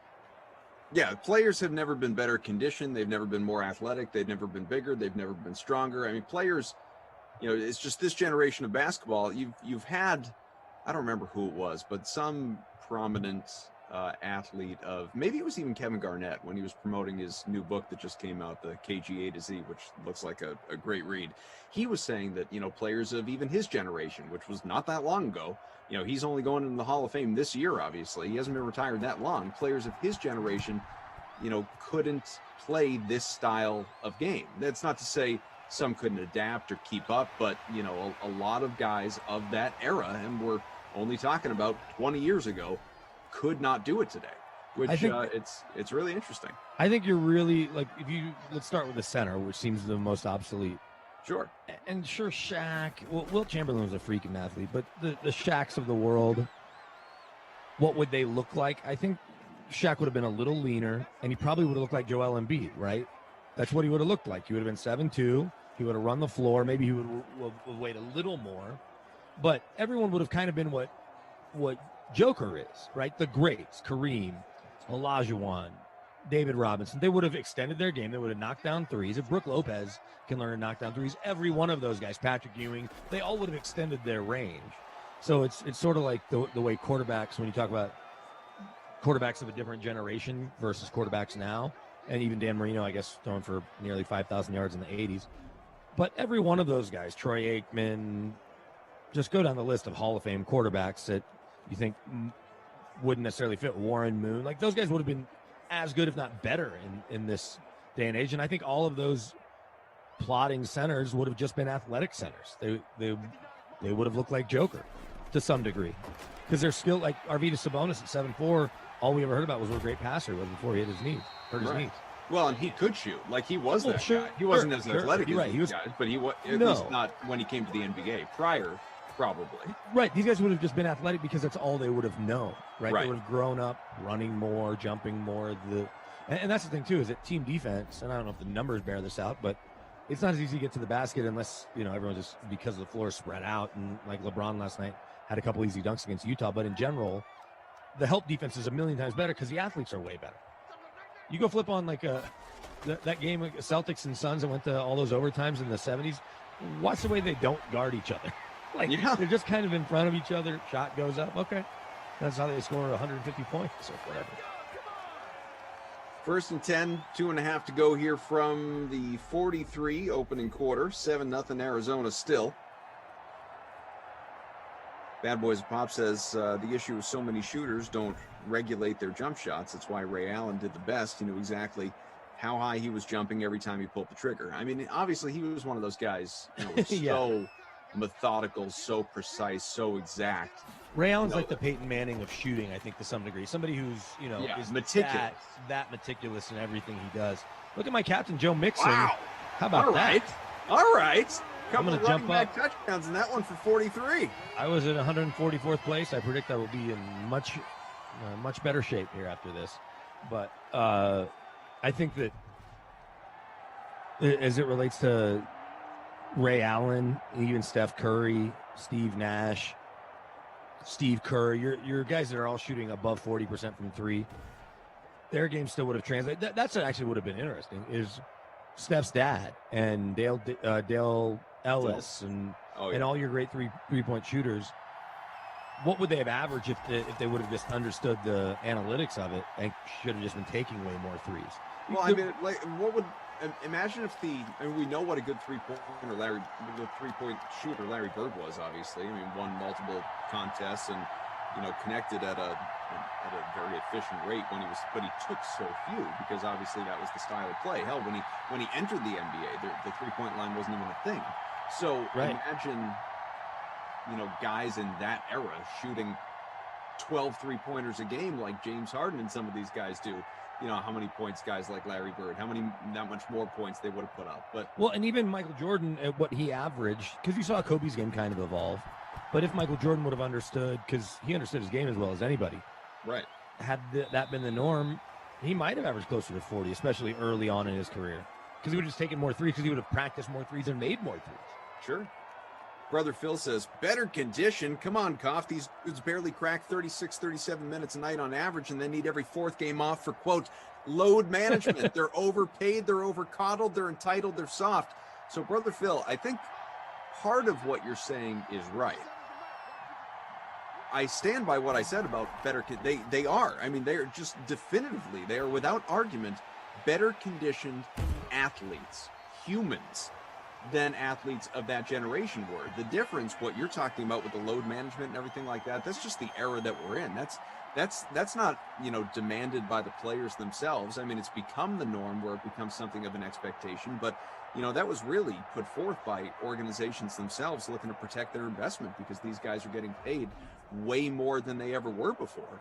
It's the same reason that, pitchers don't throw 200 innings a year anymore, or 25 complete games, or even necessarily start 30 games. It's, it's just a different, totally different generation and era of sports. Like baseball players today are they are pitchers, everyone, they are all definitively better conditioned than they were 50 years ago. The Nolan Ryan and Bob Gibson and Bob Feller and all, Cy Young before that, and Gaylord Perry, you name it, these guys that were just workhorses. But it's not the way between analytics and, again, the economics of it, the way that organizations... Well, and exercise science, too. Just everything about it, right? Like, all those guys in the 80s, sure, they had a good time with how they lived their lives, and even well before that, but they didn't even have the nutrition available. It's funny because we're hearing that from Andrew right now, behind the scenes, that every one of these teams has a chef in their players lounge, and has a players lounge beyond just pop a shot and probably a pool table. They have a full blown, and in those players lounges and at almost every NBA facility, and certainly in all your NFL and baseball, and if they're not there, they're coming. You've got your hot tubs, your cold tubs, your massage, all this stuff that's all right there. That stuff in theory existed, but it wasn't just always there available for you, so you'd have to go seek it out. And there were a handful of people that did. But now, and guys, I'm sure there are plenty that ate healthy, but now you have them providing a meal for you before you even leave. So if you want to go out and eat, maybe you're not loading up on a steak and whatever, because you've already had some salmon on the way out the door from the game at 10:30 at night. And so if you're not out eating dinner, then you may not be going out to clubs and drinking as much as you did before also, right? Things have kind of changed. Also because of cell phones, right? Mm-hmm. Guys don't want to be out as much because they don't need to be caught on camera at a strip club, at a club, at a bar, at wherever, all hours of the night, especially after a bad loss or whatever it may be. So everything has just kind of changed. But understanding the exercise science and the nutrition of it, here's it'll be hard to tell other than the eye test. But if you were to go to NBA All-Star Weekend and you see the Bill Russells of the world, and maybe he's a little extreme, but even Charles Barkley or Karl Malone or guys from that generation, from the 80s, even the 70s, walking around, versus in 25 years or 20 years, if we see not only LeBron, but I think about these guys that are on TV now, Paul Pierce, Richard Jefferson. These guys are just they took care of their bodies better. They will not look like broken down offensive linemen when they're retired. I would bet. And we won't know this until they're all 60 or 55 or whatever, 50. Or older, but that's what I think we'll see. I think to your point, look at some of the guys and they're younger, 40s or even around 50, early 50s, as compared to, like you said, the Bill Russells or even Magic Johnsons of the world, who obviously is, getting a little bit up there in age, not to Russell degree, but when Kobe retired, may he rest in peace, that dude looked like he could still play. He was still in peak physical condition, not by professional athlete standards, but, certainly compared to your average guy, he was in significantly better shape than I'll ever be in, so there are, I think there's a lot of truth to what you're talking about. Yeah. So we're kind of in two separate conversations in that, because Brother Phil got us talking about just the condition of the athletes. Right. But the game has changed.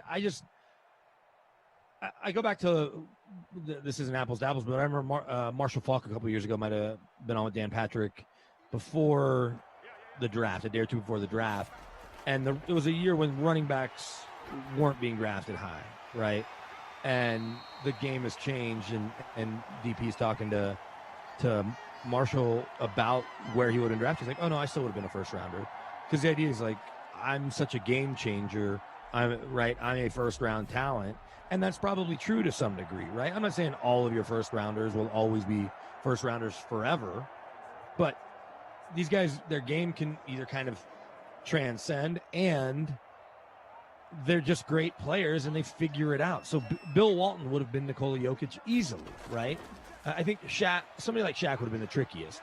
The guys that may not exist in today's game might be your plodding big men that couldn't pass or shoot or couldn't do much of anything. Your second and third team guys, or there's some guys that might have been better because they could shoot more and they weren't allowed to because they had to play with their back to the basket.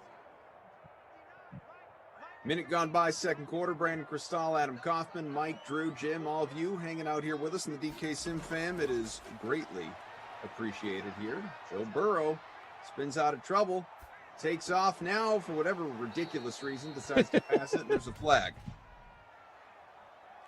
Oh, could have picked up a first on the ground, my man. Instead he goes, his whole body was across the line. Way to go, Joe Burrow. This is the NFL, dude. You got to know the rules. I'd be curious to see how his recovery comes along and how quickly he is back to normal, whatever normal is. Is it week 1? Is it week 4? Is it week 6? Week What's 8? the timeline? He's expected to be back for week 1, right? Yeah, I think he'll be healthy enough to play, but obviously, I think he'll play. Being his old self. Yeah, I think about Adrian Peterson, who's the gold standard in ACL recoveries. Go look at his numbers, and I can pull them up. And he ended up going for 2,000 yards that year. But I'll give you the game log in 2012. It took like 3 or 4 games before he broke 100. He was kind of working his way, into game shape and trusting his knee. But here, real quickly, so that 2012. He rushes for 20.97. Here's his game log. Week 1. Darn it. Took me to the whole darn season. Let's try this again. Not that I don't want all of the Viking stats. Let's try this again. Important to have all these things. Yes. Nabi Robel, are we done playing, by the way? Have you given up, or are you thirsty for more?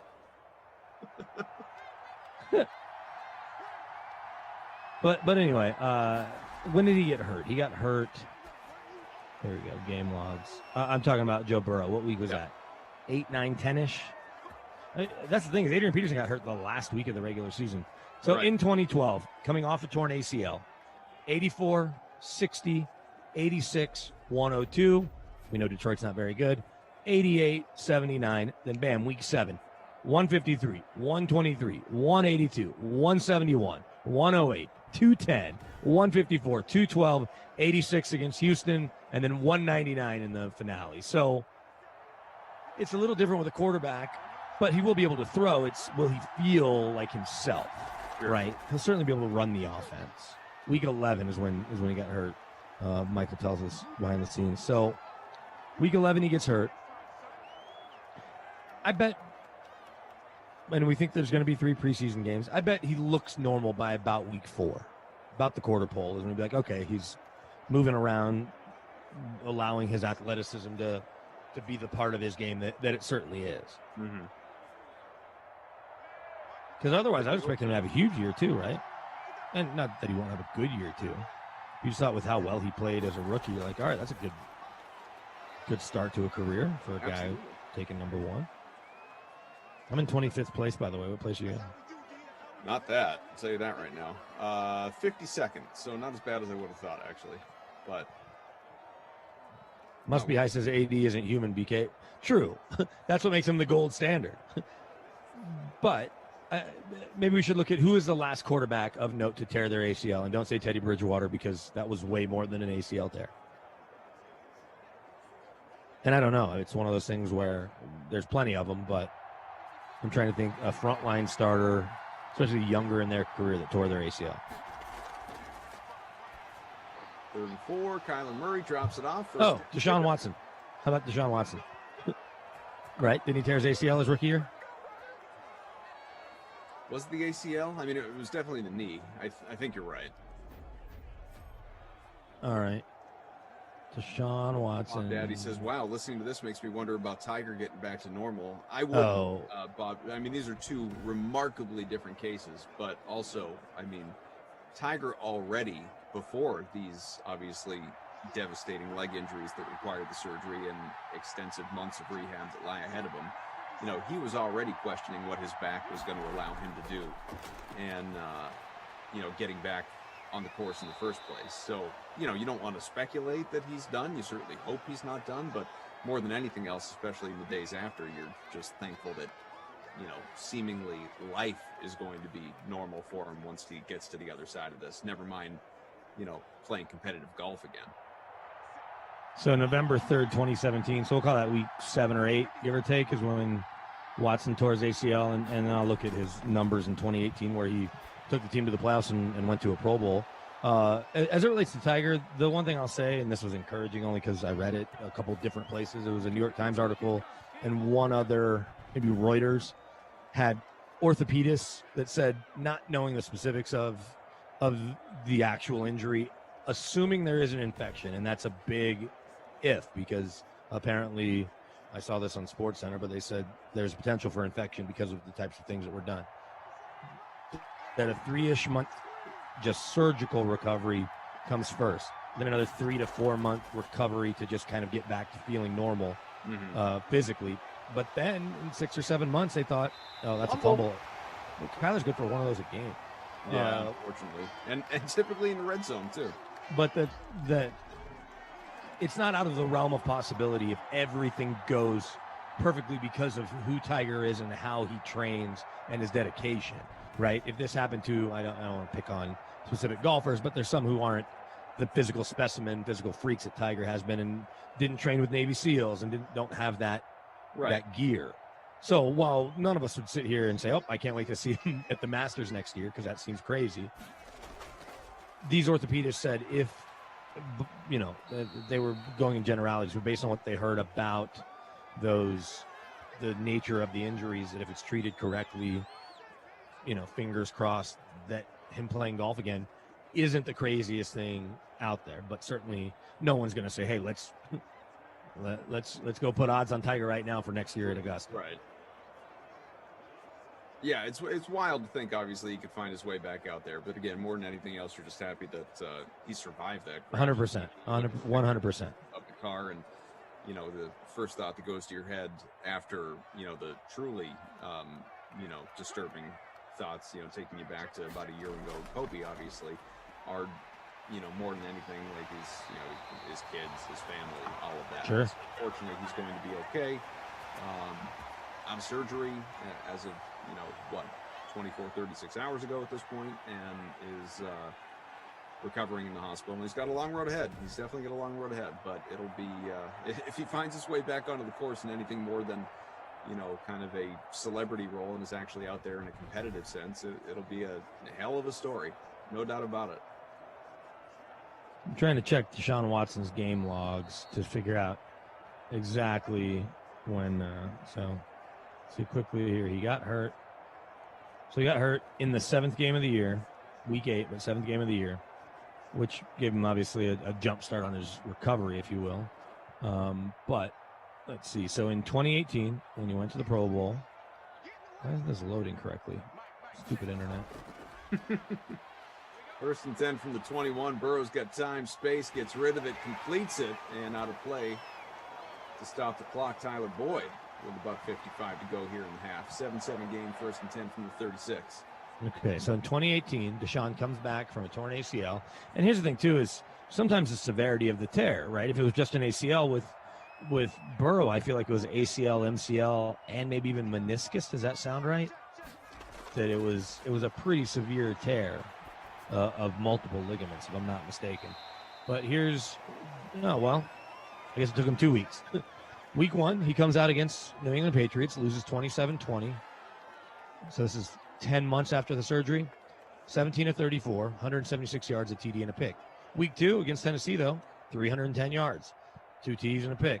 385 yards against the Giants, 2 TDs and a pick. 375 yards, 2 TDs and a pick against Indy. 375 yards, 1 TD, 1 pick. Then he had a couple bad games against Buffalo and Jacksonville. But in general, so it took him essentially week 2 is when he was dialed in more. And I know New England probably had something to do about it, say about it. But Joe Burrow, to me, and Watson are similar in how they move, in that they use their legs to help them extend plays, but aren't Kyler Murray looking to run for a first down on every single play. Right.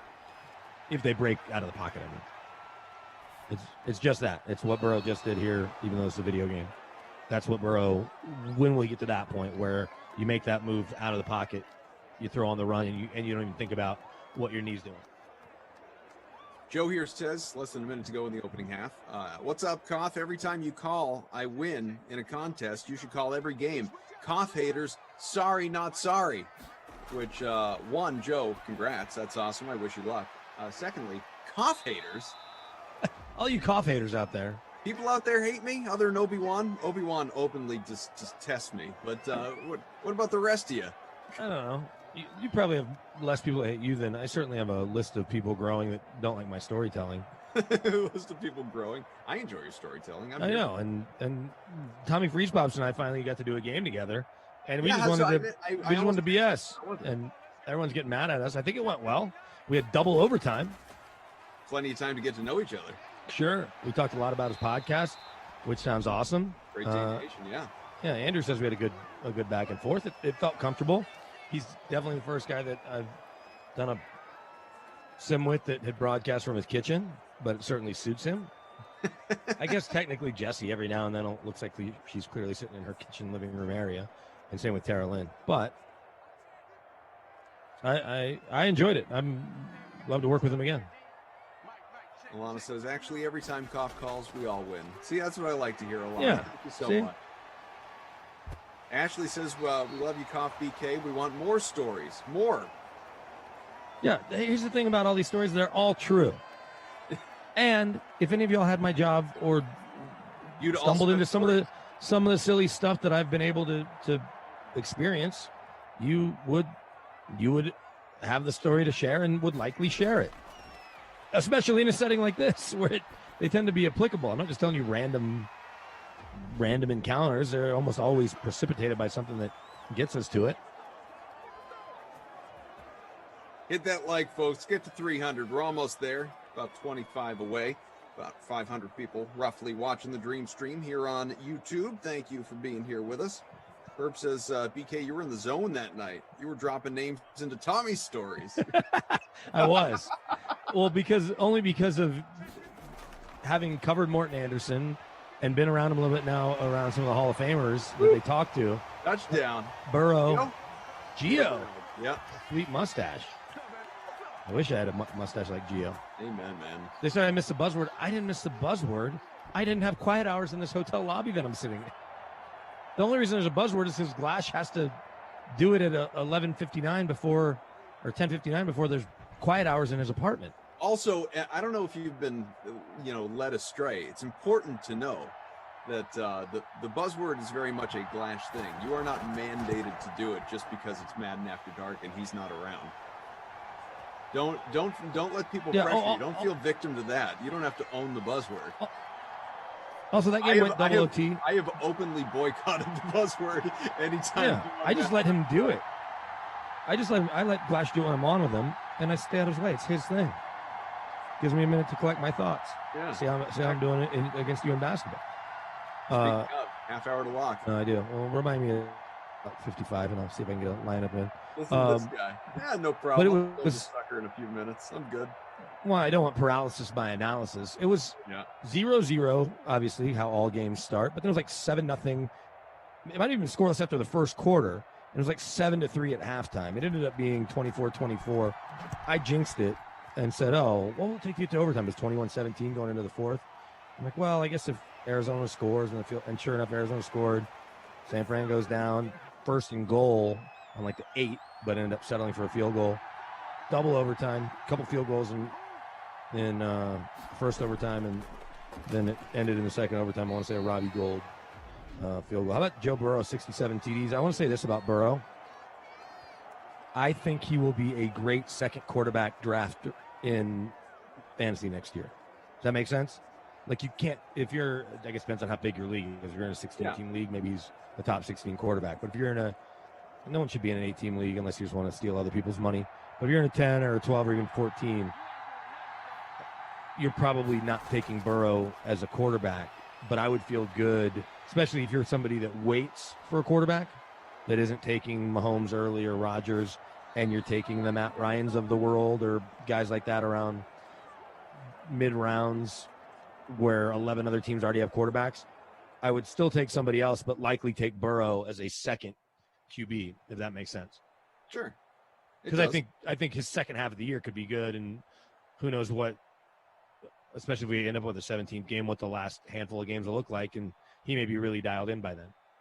A lot of interesting QB stuff going on in the last couple of days today, especially that we can touch on when we begin the second half here in a matter of moments. Obviously, Zach Thompson and I in the previous sim got into it quite a bit, but BK on for the first time today, so want to get his thoughts on what is happening across the NFL world. Kyler Murray, 110 passing, Burrow 105 and a touchdown, that through the opening half, 14-7 game in favor of Cincy. 60 on the ground for your guy Mixon on 6 carries and a touchdown. Of course, he had the long one, but whatever. They all, count toward the stats. Hey, he's just 40 away from the bonus. Mark that down. Exactly. Drake, 37 to score. Hopkins, 4 for 53 in the air. He's pacing toward a bonus. Bernard has the only receiving touchdown in this game at 3 for 13. And Williams, has 3 for 38. Drake, 2 for 20. 2 for 25 for Ross. Green, 2 for 28. Boyd, 2 for 30. Those are the big numbers here that we have got to this point. Where are you sitting in the contest at the moment? That's a great question. I will tell you as soon as I pull it up here. Am I in first place? Let's see. I am in your names. 61st place. Lord, 60. Is that right? 61st place. You see who's right in front of you? Let's see. Fooligan? Oh, no, you are also. Wait, we're tied. We're tied. 43.3. Different lineups, but completely tied. So you've got Goose Egg, got a Kirk so far. A little side action on the second half. So what do you think? We normally play NBA for 1,000, so maybe we'll do this for 500. Starting at zeros here, one half to go. Yeah, I cannot be more even than this. No, I'm actually feeling pretty good about my lineup versus yours. All right, I'm game if you're game.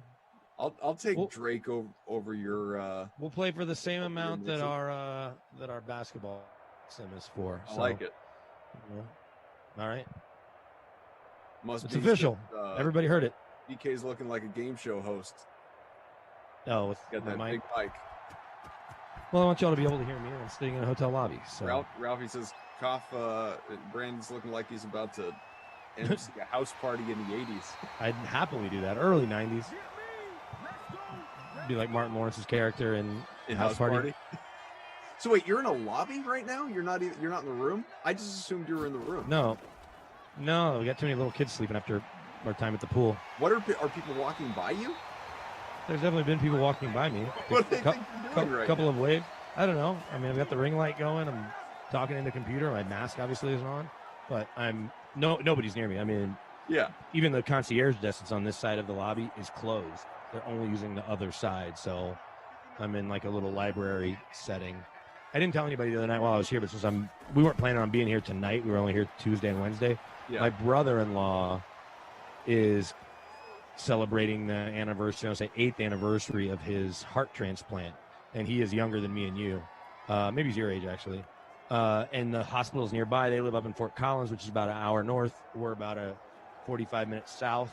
So we thought it'd be fun with the kids to come and spend a couple nights in the hotel. And they've got like the indoor water park kind of. It's not Great Wolf Lodge good, but it's good.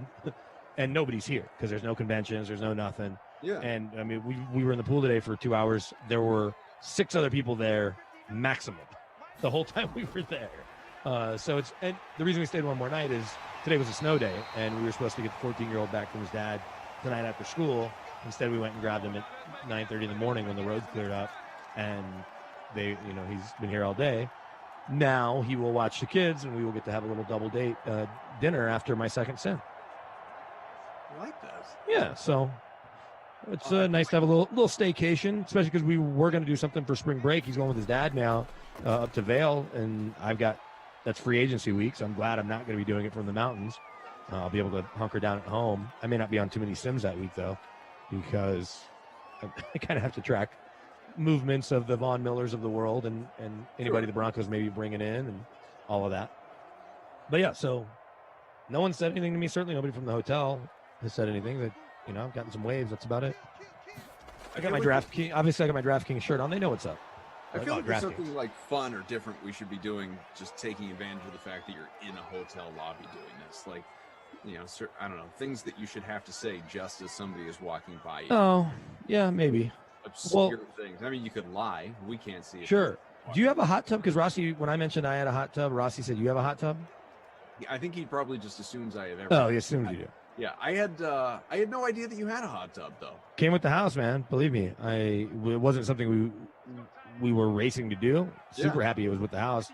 It broke a couple of months ago, and we got it fixed. It's 15 years old, so the guy's like, it's on its last legs. Here's a new part, $500, whatever. But be ready. These are designed to go 10 or 15 years. You're on year 15. We don't have a hot tub, although my wife brought it up once to just a fact-finding mission, look into it, right? Mid third quarter here, 14-7. Buddy of mine works at a store that sells them, works at a sure. And so, I reached out to him, knowing that I could get his discount, which was however much it was, the employee discount. But he's like, well, what are you looking for? And I'm thinking, well, if I'm gonna do this, and I'm probably not anyway, but if I'm gonna do this, you're not gonna want to get like a little 4-person one. I mean, I got 5. No. With just your kids, you're gonna want like an 8-ish person. Like an 8 to 10, yeah, something like that. So did he tell you 10 G's? Yeah, it was like $9,000. Yeah, it was like with his discount. I don't need that right now. You may not need it right now, although with all the snow you guys have been getting. I know this, and maybe you wait until your youngest is a year or two older, but the kids will use it, and you'll find you and your wife will end up using it more, not as much as you should, but especially after we got it fixed, why are we not out here every night or every other night? Right. Rossi wants me to do a sim from it, which I think I could do. I said I didn't feel like going topless. Not that I'm in terrible shape. I'm not in ideal shape, for somebody who's about to be 43, but I'll happily wear my DraftKings t-shirt in the hot tub and do it from there. There you go. My thought is, because I guess I could definitely have a Friday or Saturday night sim right there. I could have a long enough mic cord and easily pull it off, and actually even run a Ethernet cord to where I am. But I could also, we have pretty strong cell service. I could just do it with my AirPods on. Sure. So maybe. Alana says, hot tub's my number one dream. I think it's important in life to have goals. Well, it's not that unattainable. No. And the most interesting thing is it doesn't take up that much power. Like the electric bill, I've talked to neighbors that have the same size house but don't have a hot tub, and it's about the same. 1st and 10, midfield, halfway through the third. Lineups locking in 20 minutes, NBA and NHL, just so everybody is aware. Just make sure it's also a time machine, Alana says. That'd be amazing. Well, that might cost a little more. We've got enough going on right now, but maybe we'll do that another time. Or we could open the door now because Alana mentioned it. If you had a time machine, where you go, and it's only a one-time time machine. It's like it's not like Quantum Leap where you just keep going, and he didn't have any control over that. No, he just kept getting shifted around. Yeah, but similar to a genie with 3 wishes, you have a time machine. You can go one place for a fixed amount of time, a couple of days, or even a day, but you can't go and then go to the next, and you're coming right back to now. Am I going alone? Yes. Ricky Robbie says BK in the jacuzzi, Rossi in the bathtub. I would watch that sim from start to finish, by the way. I don't have a good answer to this question. I'd have to actually put some real thought into this. I haven't spent a lot of time thinking about it, but I've spent no time thinking about it. The Back to the Future thing, would you go back, place some sort of bet, or pick up an, I guess you could go to the future and place a bet, or, pick up a book. Like in Hot Tub Time Machine, go back and create Google. Right, or Lugal. Yeah. Get all the computers to talk to each other. What Let's place hear you in? from I'm in guys. 62nd. Where would you in the chat go? Let's hear from you. And everybody behind the scenes, Michael and Andrew too. Oh, Jim, we won't forget you.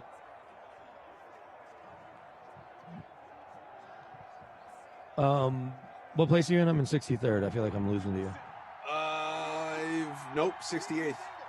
I'd like Kyler to not Max Williams. Kyler to Christian Kirk. Let's do it. Openly wording against. No. There's Drake. That's big for you. Nice PPR stick, point, baby. Nice stick. Wilson. True. Drew says, I'd go back to the first time someone milked a cow. Would just love to know what that guy was thinking. Oh, you jumped ahead. I'm in 76th. Man, well, now I definitely want to get a good basketball lineup in so I can come back with a vengeance. You better. Of course, I don't have access to Osimo like you do, where they just fill out my lineup for me every night. What are you talking about? It's a rumor. It's a rumor on the street. Who started that rumor? Glash. He Of says course. you're doing stuff with them, and so you get access to all their stuff. Therefore, they're just building my lineups? Well, essentially. No. I read articles just like the rest of you people. Or at least, actually, I shouldn't even I like say, when I don't know if you do, because you're sitting here, I don't want to analysis by paralysis. You're just sitting there and, going with the feel-good approach in the final 5 minutes before lock. I put a lot of time reading, an exhausting amount of time reading articles. Well, I believe in the analysis by paralysis by analysis. I'd be inclined to play Bertrand's based on what he did last week against the Nuggets, but I have to think that in Denver, you're a mile above sea level. They're probably going to make him a little more of a focal point when he's on the floor because they're not going to let him hit 9 or 10 threes. Second and 7 from the 22. What we got? Oh, down at the 1. Setting up my guy Drake. Hopkins up into the bonus, 104. Can I take everybody behind the curtain on the way radio endorsements work? Just because I got an email and it put a smile on my face.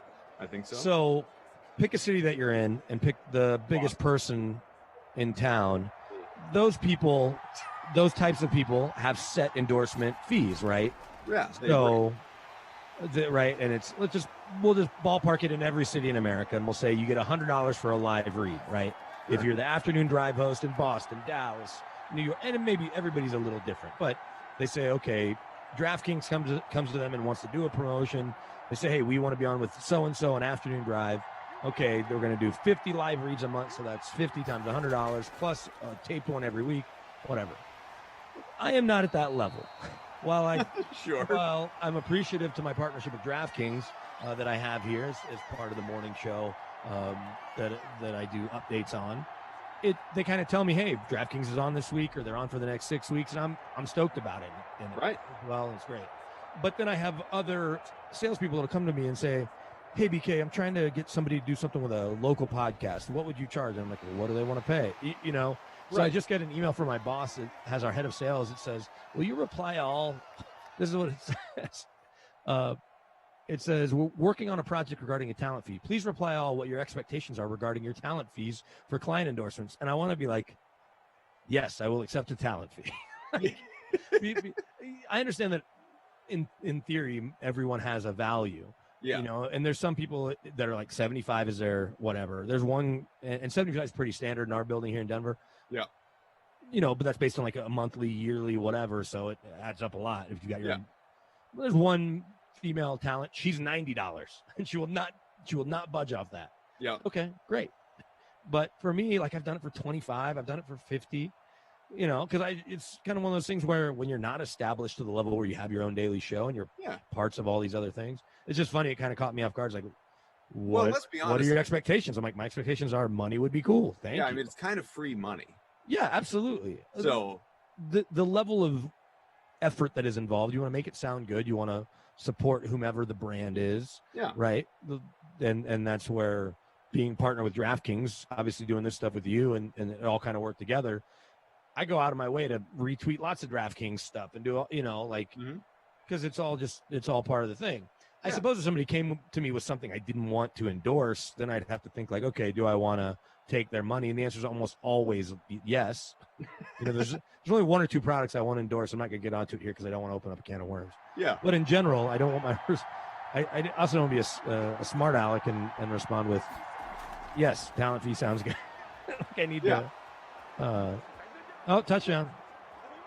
Who's going to be? Oh, no, Christian Kirk. Look at that. Oh, big for BK. Do you want my Venmo right now? Big for BK. Just give me some of that college money back from your kids. I do need to get my lineup built, though, so I can take more of your money. 13 minutes. Which reminds me, last minute NBA needs to go out to the people pretty soon here. Let's see. I'm in 40th. Is that before that touchdown or with that touchdown? With that touchdown, I'm in 40th. Allie says, I am mesmerized by your every word. I do enjoy your stories. Oh, I appreciate that. Lana says, make those doll hairs. Yeah. So I'll respond with, what do they want to pay? Or what is it for? It didn't even tell me, hey, we're working with a car dealer. Hey, we're working with this brand. It says talent fees is the BK talent fees is the header. Working on a project regarding talent fees. The answer. Oh, so you know what this is? Yes. This isn't even. I got so excited. Did you read that email a little quickly? Well, no. You know what I think it is? They're going to put together a packet of what everybody costs, so that they can present it to all advertisers and say, okay, Dave Logan, voice of the Broncos, costs X. Yeah. Alfred Williams, so they want College Football Hall of Famer, 2-time Super Bowl champs, cost X. So they want a standard fee for you. Yeah, I think that's what it is. Yeah, darn it. That's not, hey, we've got, because I got a call the other day from a salesperson with a local bank that wants to partner with the podcast, and we're kind of going back and forth. She's like, what would you charge? I'm like, well, just tell me what they want to pay. And, it's a bank. So if I can just walk in and make withdrawals whenever I want on no questions asked, just give me an unlimited debit card. I can go once a week. No, man, I was much more excited before that. No, I definitely need to win basketball tonight. Poor guy. I'll be all right. It's not like your heartbreaking endorsement story from the Super Bowl. We don't need to talk about That's an all-timer. You'd probably have 2 hot tubs by now. Yeah, we don't need to get into that here. That was something. Man. Just think about that from time to time. 14 all. I bet. when you go to the ATM, you're like, man, it would be nice to have a whole lot more money in there. I don't even think about the money. I think about the principle of the situation. Yeah, no, I get it. And we're not trying to go so far inside baseball, guys, or inside stories. It's one that makes me laugh. Similar to the one that you told about you and boycotting pizza for your entire life makes me just sad. I had pizza yesterday and loved it, and it wasn't even good. It wasn't even good. And it was in the hotel. It was just the right time. We were super hungry after being in the pool all day. I'm glad. It was a good situation for you. You needed it.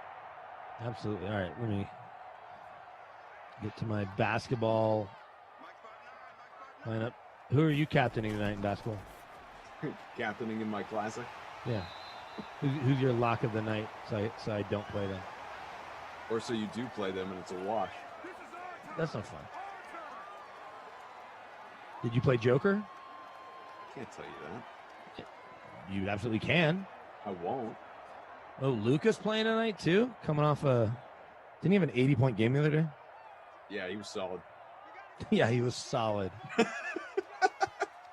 As he torched my Celtics. Yeah. Yes, I think he had. So I had a showdown for that game, and I think he had like 90 points in the captain spot of the showdown. Nope. So, oh, in the captain spot. Yeah, well, he had 60 and a half. He had 60 and a half in a regular spot. So right. Yeah, so 60 and a half, 42, 66, 80 and a half. But he will have fellow All-Star Ben Simmons guarding him. 14 all games, 6 minutes left, fourth quarter.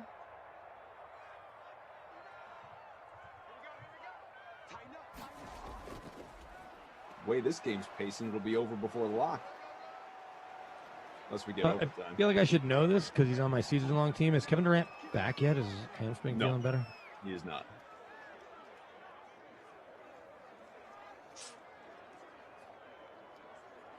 Do you have Facu Campazzo in your lineup?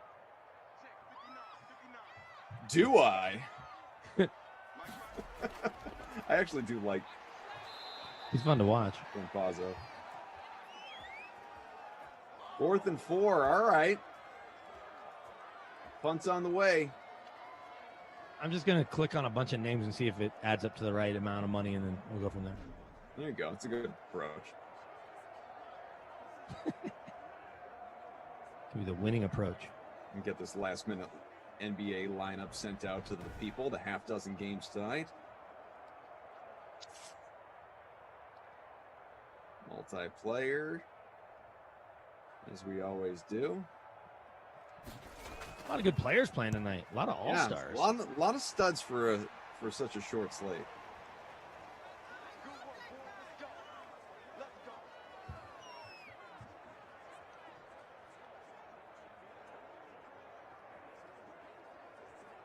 All right. Hops into the bonus as we know. 14 all game. Cardinals with it. 1st and 10 from the 20. Less than 5 minutes to go in regulation. Drew notes some good revenge games for individuals out there as well. Very true. Look at this. Kenyon Drake. How you feeling? How you feeling, BK? Whoa!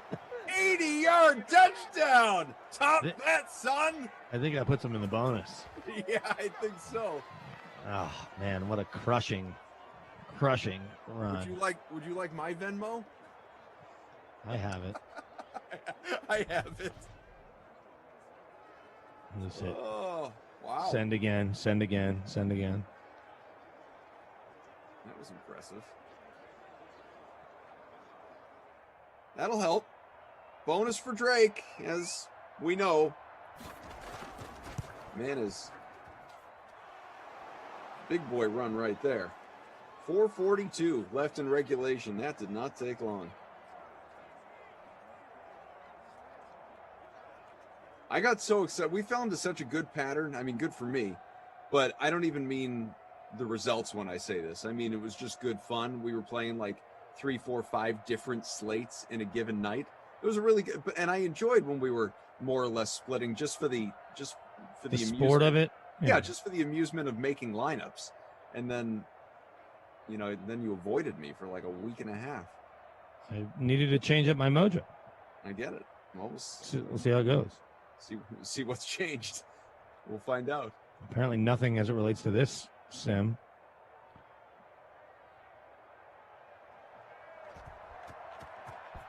Honest says Venmo a hot tub. If mine breaks, I'll see if I can get it to you, and I'll get a new one. So then you at least have the tub, and you can just do it without the heater. It'd be way cheaper on your power bill. Then it's just basically a plastic pool. Silly Sally says, I never say who I'm going to play. I don't. It's because many of you challenge me to head-to-heads. Why would I tell you who I'm playing? It just doesn't make sense. Poor logic.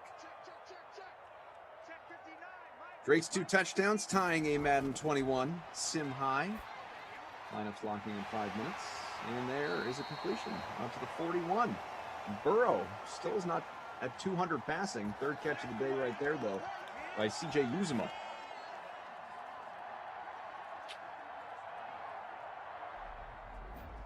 There is one play that I'm excited about tonight. And I don't know if I'll tell you about it in 5 minutes because lineups will have locked at that point, and I can tell you that individual in the early game.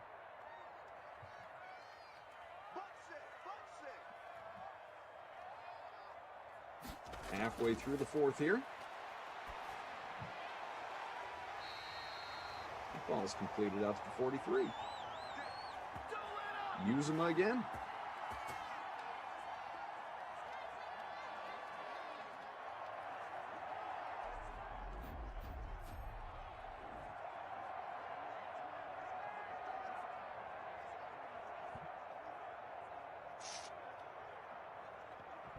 How about Devin Booker was not an all-star for a day? All it took was LeBron tweeting about him.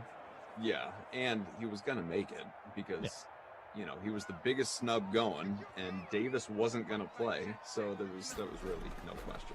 But yeah, as the NBA does. Let's make a big deal out of it.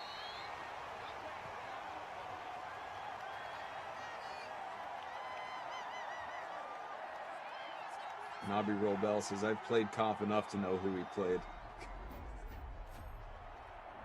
Says ABC is going to let you down, Koff.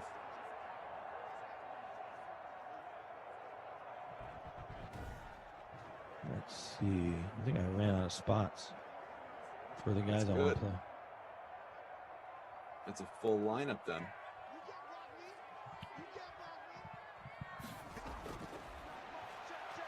Burrow with 3 minutes left. Slings it. Completed. Inside the red zone. Inside the 10. The Boyd to the 7. You even despite my Kenyon Drake success, you might still be ahead of me because I'm out of 178 entries. I'm 103 right now. Where are you? I don't know. I'm filling out my lineup on that same site. So All right. Well, when you're done, I can tell you. Could tell you. I'm got a going to my couple live minutes. on my Okay.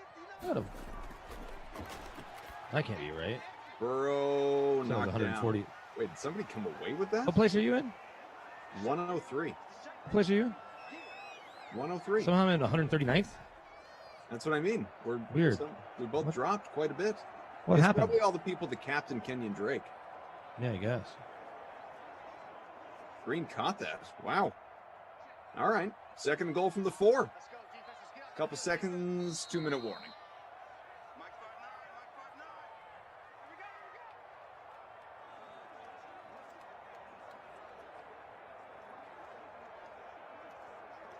Oh, I'm not going to get my lineup in time, dude. Well, we'll see how fast I can go. Focus. You got 45 seconds.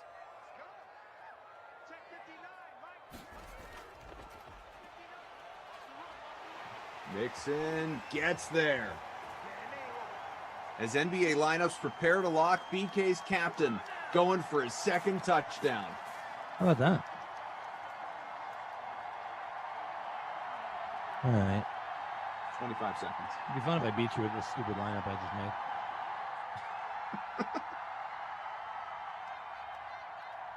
I can enter it in more contests. You could. Better hurry. No, I'm good. Tied up, 21-all. Well, let's see. Joe Mixon's got me 30.45 points. What place are you in now? So after that, I'm in 85th. Yeah, I don't know if I'm going to catch you. I'm at 106. I guess Kyler to Christian Kirk's about the only thing that I have to hope for. Now that the NBA lineups have locked, you want to tell me who your superstar play of the night is? Well, no, because late swaps, but I will tell you. Oh, well, kind of anticlimactic. Can't do that. Can't tell you who I'm playing later. I was hoping you would forget about late swaps. No, man, I'm glued. to Unless it late was somebody that was in one of these early games. No. I do not have a superstar in the early games. I can tell you that. I don't know if I have superstars in any game. I'll tell you one guy who I am playing who is locked that I'm eager to see. I've never played him before. I want to see how it goes. Luka. Boban. Yeah, somebody said Boban's going to eat Joel Embiid up tonight. Oh, Look at this that's one. on Twitter. Kyler. Don't we both have Kyler? You have Kyler? Of course I have Kyler. I Yeah. never don't have Kyler. Right. That doesn't help anybody. No, it helps climb in the standings for the probably 4% of people that didn't play him. Boban. So you played Boban's Boban. starting tonight, baby. Yeah. I just have a hard time playing Boban after John Wick killed him in a library with a book. Yeah, I'm right there with you. Spoiler alert. Is that a Kyler fumble? Oh, I would have loved that to set up a Joe Mixon game winner. Maybe we'll get some free football here, though, in Cincinnati. It can happen. A couple of years ago, the Broncos played in Cincinnati, and we were looking online. You could get tickets in the lower level for $11. So we're, and Broncos have 70,000 people on their waiting list. So we were telling people, book a flight to Cincinnati, get a hotel, go eat some Skyline chili, and you can go to the game for $11 and sit in the lower level and see the Broncos probably win, which they did. I don't know how many people actually did it, but this was like the Wednesday, Thursday before the game. $11, $14. 50-yard line tickets for like $33, like 30 rows up. It's probably a little better now that Joe Burrow is there. 3rd and 4, final minute again of regulation. That ball incomplete. Ooh, Man, that was almost picked off too. Picked. It looked like Arizona's cruising for a Zane Gonzalez field goal attempt. Not if Kyler has anything to say about it. Between the fumble, almost pick. Watch him throw a dime right here to Max Williams, your captain, to secure the win The for you. Mac Lion is sitting in front by about 2 points right now. No, punt. I guess I wasn't even paying attention to down and distance. You know how many head-to-heads I'm in tonight? Because like Sim fan people just kept sending me contests and I just kept entering them. 39. Well, no, not that many, but 8. Looks like 13. That was close. Uh-oh. Oh, no. Oh, no. I think he did it again, guys. I think he did it again. Yep.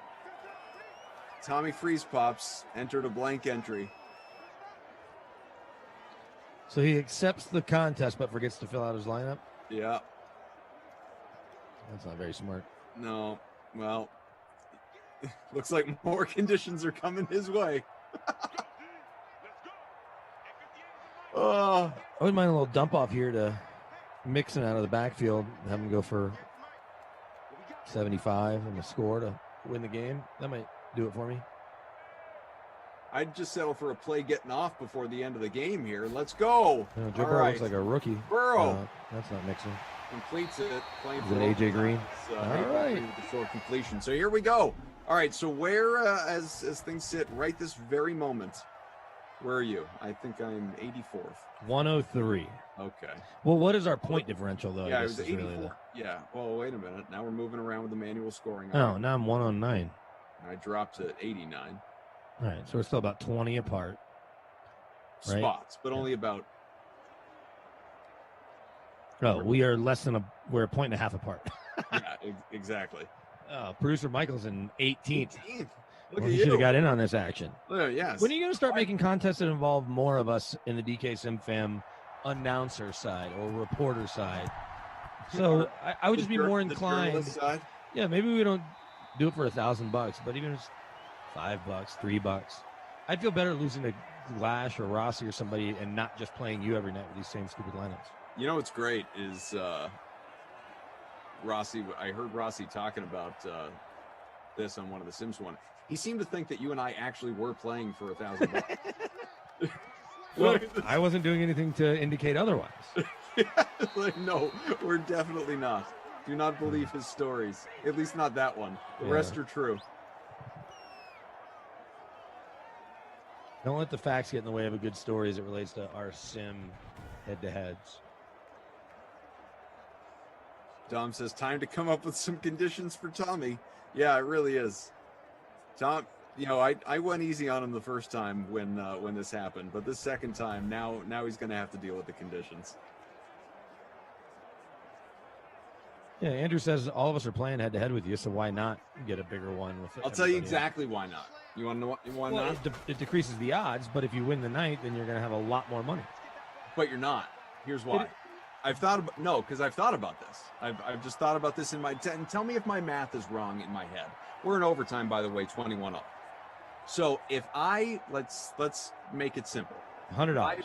If I play, not 1,000. If I'm playing 5 of you guys, $5 entry fee, okay, each. And so it is, so what's the payout? $9. So the payout is $9 if I win. So that means I am in 25. I'm in 25 with the ability to win 45. Okay? To come away with 45. That ball caught midfield. Yeah, so net 20. Correct.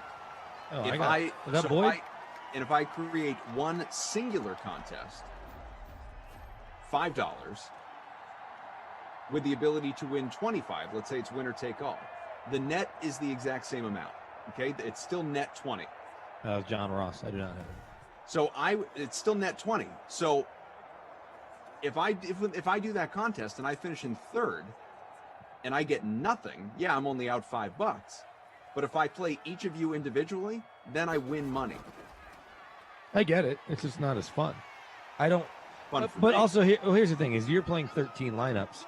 We're mostly only playing one. Some people might play a couple. But it might be fun if we were all in the same group every night. I would be more inclined to fill out a lineup almost like a league if we were all in every night for $5. Because one night I win 45, the next 10 nights I'd probably lose and I'd be down. But So you know what I say to that? I guess I can make it. I leave it to anyone to go ahead and create one, and I'll go ahead and join it. I just got to get everybody's screen names and have the time to think about doing it. Exactly. I wonder if Jesse will be in. She says no. You She did don't some want to football embarrass with all of us. She took part in the playoff contest that we did. Yeah, I didn't get invited.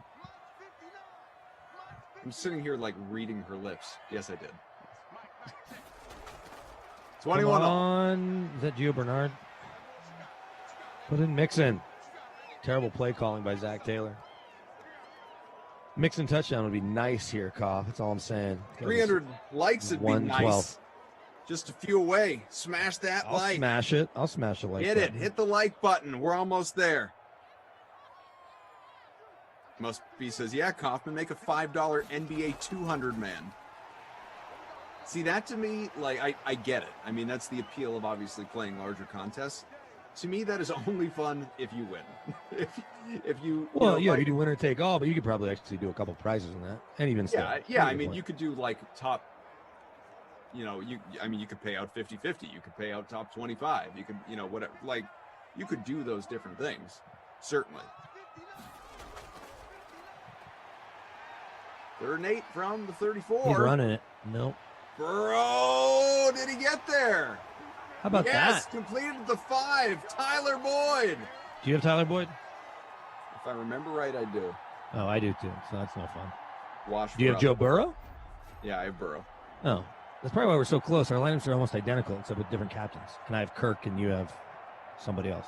Max Williams. So where are you? No, you captain Max Williams. I have Max Williams in my lineup. Oh, right. Yeah, but I capped. Oh, so I have Drake and you have Mixon. That's another big one. But those guys are pretty much split today. Yeah, I'm now in 90th, but you're in 83rd. So I really need Joe Mixon here, big time. Come on, Joe, get there. Stop him! Stop him! Yeah, now you're gonna get a touchdown to anybody, and that isn't Joe Mixon, and it's a wash.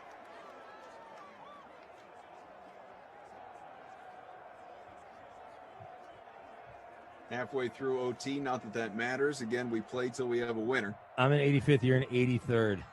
So a Mixon run, and I might have a chance if he picks up the 1 yard he needs. Go get it, Joe. It's a pitch. Get it. Oh, yeah. Go ahead. Touchdown. Bengals win. It's a walk-off for Cristal in the hotel lobby. Dinner's on me tonight here. Woo!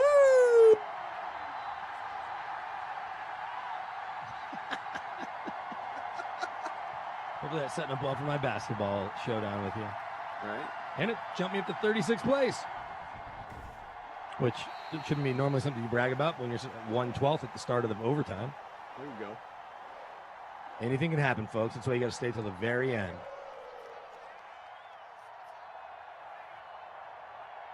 I can't tell which line of conversation is more enjoyable for our pals in the chat. If we're goofing around telling silly stories, talking about whatever's going on football-wise and over and over, we didn't even get into the quarterback stuff, or just talking about our head-to-head matchups. That's got to be the lowest. You would think, but there's a lot of reaction to it. Herb Dog says no dice for Cuff. Nope. 88th for me. Mixon, just missed the bonus. 17 for 98. 3 touchdowns for Joe Mixon to the 2 for Kenyon Drake, who went 15 for 127. Who is your Krusty Cuff player of the game going to be? Is it your? I mean, it feels like it's got to be your guy, right? Joe Mixon. I think so. In our contest, he was only 14, owned. 15% owned. Yeah, just a little under 15% owned. Captained like myself and other smart people, less than 2% of the time. So it is, in fact, one of the richest running backs in football after his new deal last year, and he got hurt most of the year. Joe Mixon is my player of the game, my crusty Cristal player of the game. As it should be. What about your Babysitter Billy Not My Kid Award? Where's that going? Who's your big disappointment today? I got a submission if you want it. Yeah, well, Max Williams is your captain, only got you 9 points. But yeah, but he's only that's sure. not bad for Max Williams, like his average. No, Kyler? Yeah. Kyler only had 14 points. He was captain a larger percentage than the total points he had in the flex. Well, there you go. He almost had 2 fumbles, too. One that would have been really costly. Mm-hmm. Obviously, not that it's ever a great time to fumble. Yeah. No, Kyler Kyler let a good chunk of us down today. About 83% owned in the small free roll that we've got going on. All right. Well, time for us to go. BK's going to come back real soon, though, with Jason Rossi. They will be with you for, fittingly, the Broncos and Vikings. So the George Payton Bowl. What's that? George Payton, the new GM, that came over from the Vikes. Plenty for you guys to get into, I'm sure, on the Denver side. And do me a favor and do all that quarterback stuff that you and I didn't get to while you're tracking NBA lineups and having your fun. We're going to go. Thanks to Mike, thanks to Drew, thanks to Jim and everybody involved. But don't go anywhere, because those of you thinking about the NBA later part of the night, the late slate, Jesse Cofield's going to come back, and you'll have Matt LaMarca and Garion Thorne with her to dive into all things you need to know from the association. BK, with late swaps in mind, he's probably going to sit here and take copious notes from the hotel lobby. Enjoy the rest of the trip, bud. All right, I will. I'll see you probably tomorrow or Saturday or Sunday. Sometime. Jesse? All right, guys. Yes, like Kaufman just said, coming up at 8, we got the Broncos and the Vikings. Brandon going to be back with Jason Rossi for the call of that one. It's part of the Madden Stream 1K Flea Flicker contest. You know the drill. $5 entry gets you a shot at a $150 top prize. The free contest for that showdown has a $250 prize pool, $25 going to first. Now, we've already seen a ton of movement in the NFL this offseason, especially when it comes to the quarterbacks. But there are still plenty of rumors flying around about where other QBs could land. So to round up those rumors and make some predictions on where guys could land, Brendan Glasheen caught up with Steve Buchanan and Jeff Ulrich to break down all the offseason rumors. While the offseason in the NFL is only a few weeks old, there has already been plenty of action, including trades involving Matthew Stafford, Jared Goff, Carson Wentz. Here with us now to break down where some of the other quarterbacks might be looking for a change of scenery. We have DK contributors Steve Buchanan and Jeff Ulrich. Fellas, yes, Steve, hello. Guys, let's start off with the quarterback who's probably had a trade rumor associated with nearly every team in the league, Deshaun Watson. Realistically, Steve, I talk to Jeff all the time on the Madden streams. You can't show up from time to time. So how about you go first and give us your take? I mean, that's fine. I'm very busy, carrying the content for this company. So apologies for not showing up to your streams. But I'm going to throw the Panthers out there as I think a team that could realistically get Watson. You may not have noticed, but they've cleared $28.5 million in cap space this offseason by just releasing a bunch of players. They are prepping for a big move. And what would be a bigger move, than landing someone like Deshaun Watson? They do have the 8th pick overall in the draft that they could add to those packages. But you look at the offensive weapons that they have, obviously Christian McCaffrey, but then Watson could be paired with guys like DJ Moore, Robbie Anderson, whomever ends up replacing Curtis Samuel, who is a free agent this year. That's a nice team and a nice cast of characters surrounding him to drive him to some success. So the Panthers are going to go hard after Watson. They have the space to do so. They do have some nice packages they can put together as well. So I think that's a place that he could realistically land. Matt Rule does have personnel control, Jeff. We talked about this a few days ago, and you're a big fan of this. Do you think it can happen?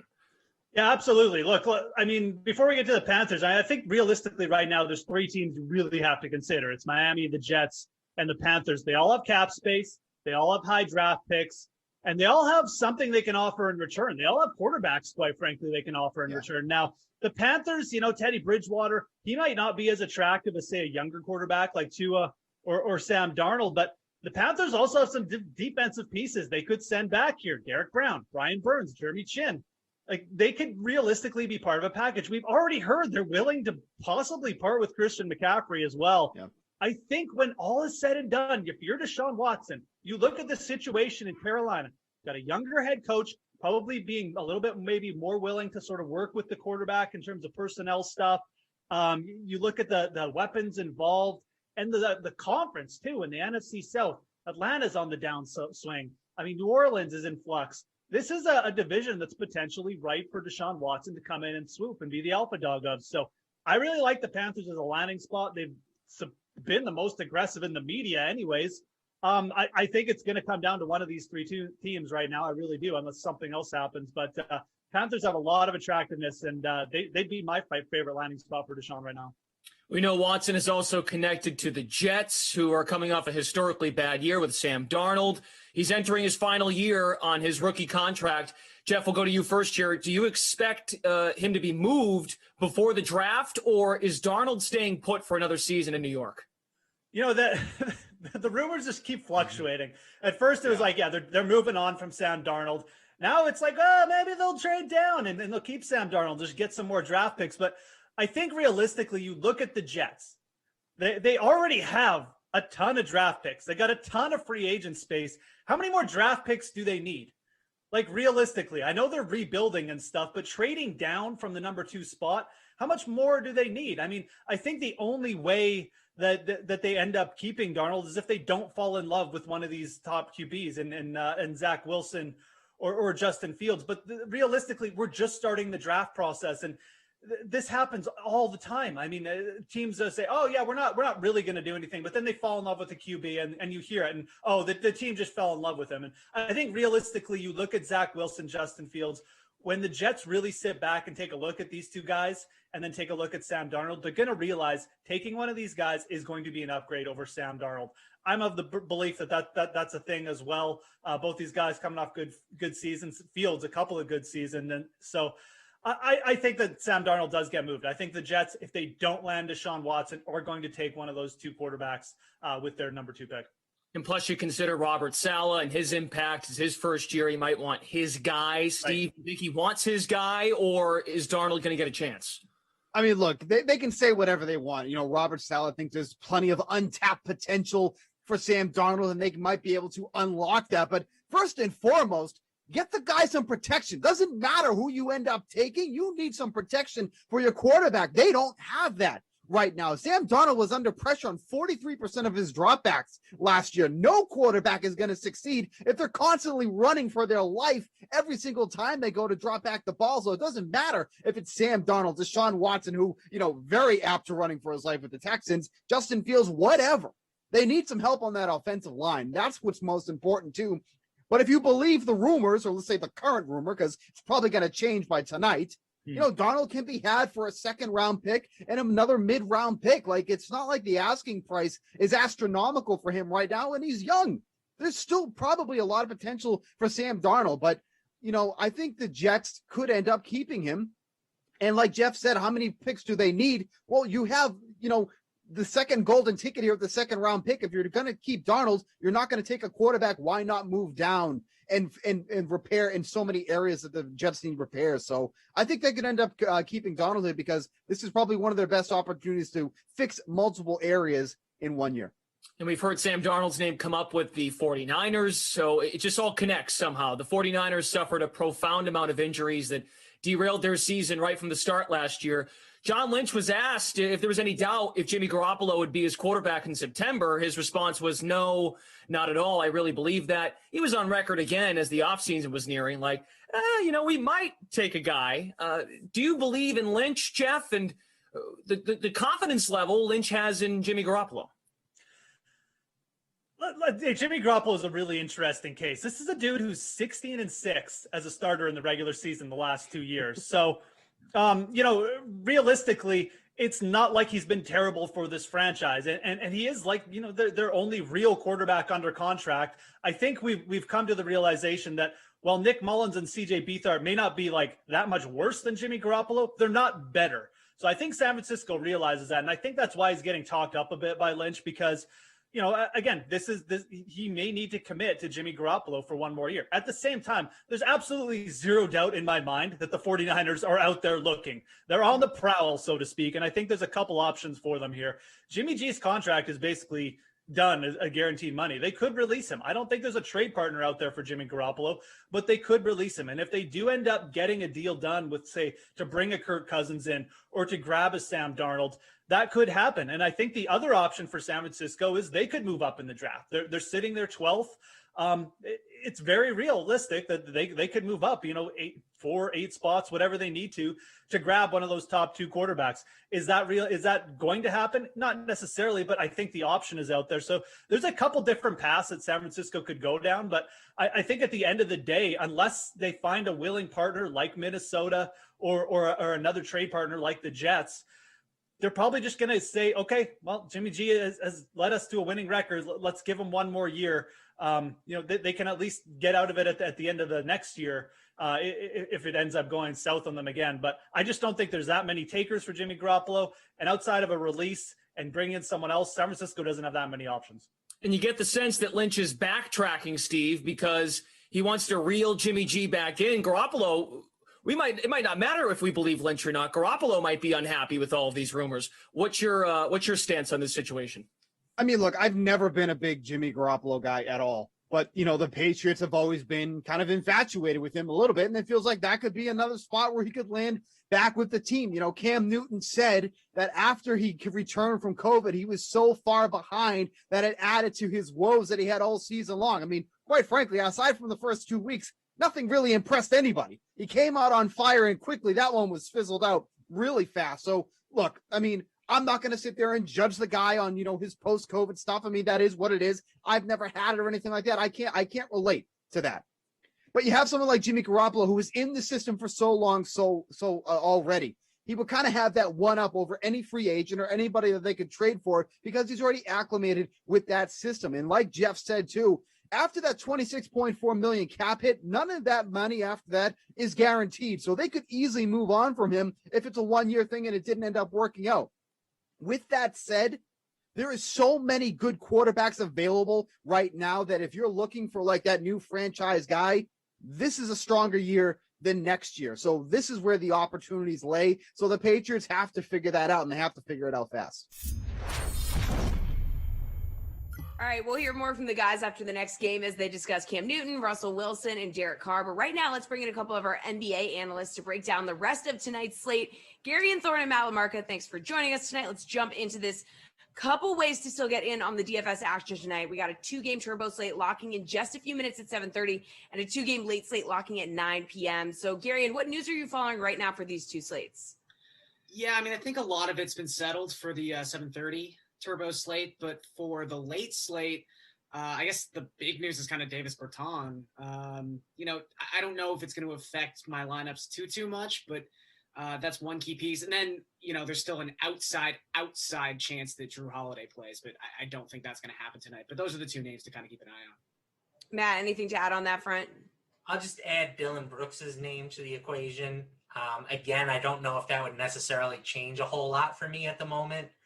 Memphis is in a tough spot against the Clippers. They're not a team that I think people are going to be loading up on regardless. So he's questionable. He's missed the past 3 games. Him coming back would alter their rotation a bit, but not a huge deal. All right, so Matt, taking a look at the 2-game turbo slate at 7:30, you got James Harden as the most expensive guy tonight at 10-8. Do you need this guy in your lineups? I kind of think you do. I never like the word need. I always kind of fight back on need, but I feel like you might need him tonight. There's just not a whole lot of other options to consider up at the top, and there's plenty of value that we'll talk about in a minute. So Harden has just given us a super safe floor and a pretty reasonable ceiling with Kevin Durant out of the lineup recently. He's gone for over 62 DraftKings points in 5 of his last 6 games. I think you kind of need him tonight. Gary, are you going to go with the word need? Yeah, I mean, it's funny. I think on the full 6-game slate, my stance was I think you can avoid Harden on this slate. The issue with the 2-game turbo is you lose Jokic, you lose Giannis. You lose so many of the big name guys on the full slate that you're kind of left in a situation, especially with some of the value we have on this 2-gamer. You're just going to have the money. And if you don't have him in your lineup, like Matt said, he's probably going to have at the very least 61, 62, 63 DraftKings points. And while that may not be insane value, it's just volume that you have to have in a lineup on a slate this size. So yeah, I think you start your lineups with Harden and work from there. All right, Gary, and who could you turn to for some value on this slate? I think the obvious answer is Derrick Rose. And I think you're going to have to put him in there. He's starting in place of Elfrid Payton tonight.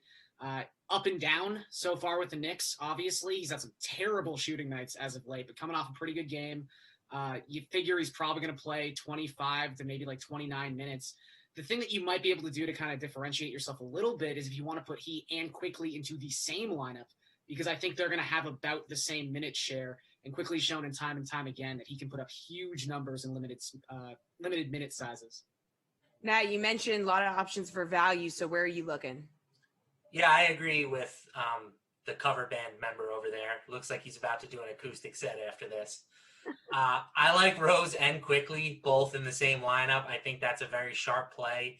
I think that they both get, like Garion was saying, 25, 26 minutes. They're both over 1 fantasy point per minute over the past month. So I think that, playing both of those guys together is sharp. You can also throw RJ Barrett into the mix too. He should see a few additional minutes tonight. His playing time has been a little bit scaled back recently. And I'll add in the big men for the Kings. I think that Marvin Bagley is my preferred option. His playing time has kind of been on the way up over his last few games. So is his price tag. To be fair, he's at $5,700, but he had at least 28.5 in 4 of his last 5 games. He played 30 minutes in his last game. If he gets to 30 minutes again, I think he's a pretty good bet to return value. All right, let's talk about more expensive guys, Matt. So the 9 p.m. slate features the Wizards, Nuggets, Pelicans, Bucks, names like Giannis, Jokic, Westbrook, Beal. They're at the top of the price list. Who are you looking at paying up for here? Yeah, I don't understand this Nikola Jokic salary, like, even a little bit. He has been closer to like 11K. He's coming off 58 and a quarter in his last game. He's been at least 57 and a quarter in 6 of his last 7 games. He's got a dream matchup versus the Wizards, who have played at the fastest pace in the league and play 0 defense. And yet his price has come down to 10-4. I mean, the Nuggets are still extremely shorthanded. All the guys that have been out for them are still out for them. He's too cheap. Play him. You can make a case that you should get him and Giannis into your lineup. I think that's more doable on the full slate than it is on the night slate, but for sure, Jokic is just a lock at 10-4. All right, Gary, and who are you looking at paying up for? I would agree with Jokic, but another kind of strange price manipulation we've seen on this slate is Brandon Ingram for the first time this season is below 8K. And it's a really strange time to do it. He hasn't had like an amazing season, or at least as amazing as he was in the first half of last year when he made the Western Conference All-Star team. But he's been much better his last 2-3 games, and he's averaged about 39 minutes in his last 2. And I think when you look at that huge total in Milwaukee, New Orleans, I mean, obviously you just want to get pieces of this game. And I think a lot of people are going to have that kind of conundrum between, do I pay for Ingram or do I pay for Zion? And Zion's just been so notable lately, but his price has gone up. These were 2 guys who were pretty much within $100 or $200 of each other salary-wise the entirety of the season. It's now a $700 price differential. And I actually think this matchup is a much better matchup for Ingram, because if we know anything about Milwaukee under Budenholzer, they pack the paint and let people shoot above the break threes. They are allowing the 4th fewest field goal attempts inside the restricted area per game so far this season. That's Zion country. They're allowing the 4th most 3-point field goal attempts by opponents per game this season. And that's where Ingram thrives. So I just think this matchup sets up better for the cheaper and probably less popular option. Okay, Gary, and how about some value on that 9 p.m. slate? Campazzo is kind of interesting. I mean, we keep talking about him these last 2 weeks. I know it's mainly the front court where the Nuggets have the vast majority of their injury issues right now, but he's played at least 25 minutes in 6 straight games, and he's had at least 20 DraftKings points in every single one of those games. So I don't think he's like a high upside guy, but I think he can add some nice floor and stability to that lineup. And, he's someone who can contribute in the steals category as well. I mean, he has so many deflections per game, per minute. that I think that kind of stuff can go overlooked sometimes. So, well, he might not score 15 points tonight. He's probably going to score like 7. The assists, the rebounds, and the steals can probably get you there. Matt, where are you looking at value on this 9 p.m. slate? Yeah, I think Facu's a good pick. I'd probably prefer Monty Morris for 600 more, but you can play both. I mean, Denver should score 1 billion points tonight against the Wizards. My favorite value play, though, is going to be DJ Augustine. He has moved into the starting lineup for the Bucks. Started each of the past 3 games. The Bucks have won all 3 of those games by double digits. So they're starting to sort of trend in the right direction. Augustine is kind of similar to Campazzo in that he's not going to give you the biggest ceiling, but considering the matchup, considering the salary and the minutes that he's been playing, I think he's pretty safe at 4,100. All right, let's move over to the sports book. Let's focus on the games that haven't started yet. That's probably wise. Which team are you most confident in to cover the spread here, Matt? I'm going to take the Clippers. It's kind of a boring pick. You know, they're expected to take care of business against the Grizzlies. They're favored by 7.5 right now on DraftKings Sportsbook. They're just too good when they're at full strength. I mean, there's something like 18-3 with Paul George and Kawhi Leonard in the lineup. They've been running teams out of the gym when they have both of those guys. I think you can make a very interesting case that they're the second best team in basketball. Like it's hard to argue against the Jazz with how they've been playing recently, but I'm still very much on the Clippers bandwagon. I thought that the Clippers were the best team in the league last year prior to the collapse in the bubble, and nothing that they've done this year has dwelled my enthusiasm for them. So I'm in on the Clippers and I'm in on them tonight. Gary, and who do you like most to cover the spread? I'll keep going back to the Wizards as underdogs. I think this line's a little long. I will say some of this is smoke and mirrors. A lot of people, big talking point this week on like ESPN and stuff is, Westbrook and Beal, they're figuring it out. The Wizards can make that push in the East, blah, blah, blah, blah, blah. Like if you go across their last 10 games, they've won 6. They're getting outscored by 3 full points per 100 possessions. So they're still not a good team. I'll say that immediately, but they have covered 5 of their last 6. The Nuggets haven't covered 4 of their last 5. And Denver at home this season, which you would think just from like sort of a narrative perspective, oh, Denver at home, that's such a great spot.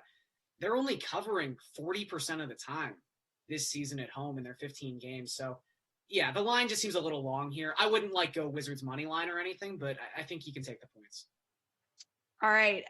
Gary, and how about a game total that you like to go over? This is chalk, but I do think even with the huge number we have, New Orleans, Milwaukee, I think we get over this number. I mean, New Orleans is a covering machine. They've covered 10 straight games.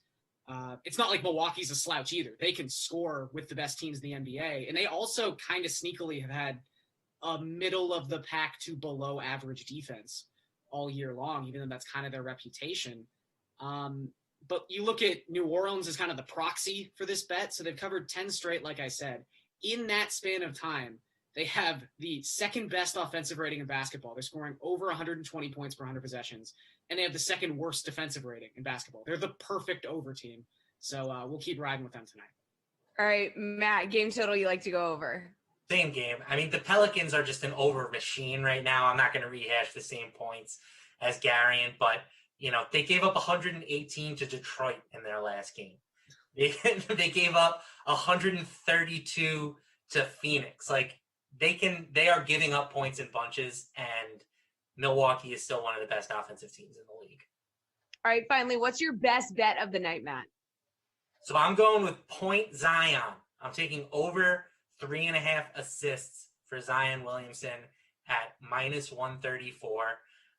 He has been playing, significantly more pick and roll as the primary ball handler for the Pelicans recently, and he has flourished in that role. He's had at least 4 assists in 6 of his past 7 games. I just think that this number is a smidge too low. I would personally have it at like 4.5. So I think grabbing it at 3.5 is a solid number. Garion already mentioned that Milwaukee is going to do their best to sort of pack the paint, and that could lead to some more kick-out opportunities for Zion as well. So I like his ability as a distributor tonight. Gary, and best bet of the night. Perfect. We're going to have Zion kicking it right out to me, talking about over 2.5 3-pointers from Brandon Ingram. We've talked about it a lot. It's the thing Milwaukee will give you. They're going to let Brandon Ingram shoot above the break threes. If he has like 8 or 9 attempts tonight, you only need him to shoot 33%. And I think he's going to do that. He's shooting over 40% in February. He's had 3 or more made 3-pointers in 8 of his last 11 games. He's got 8 made threes his last 2 games specifically. So I think that prop is one I really, really like tonight.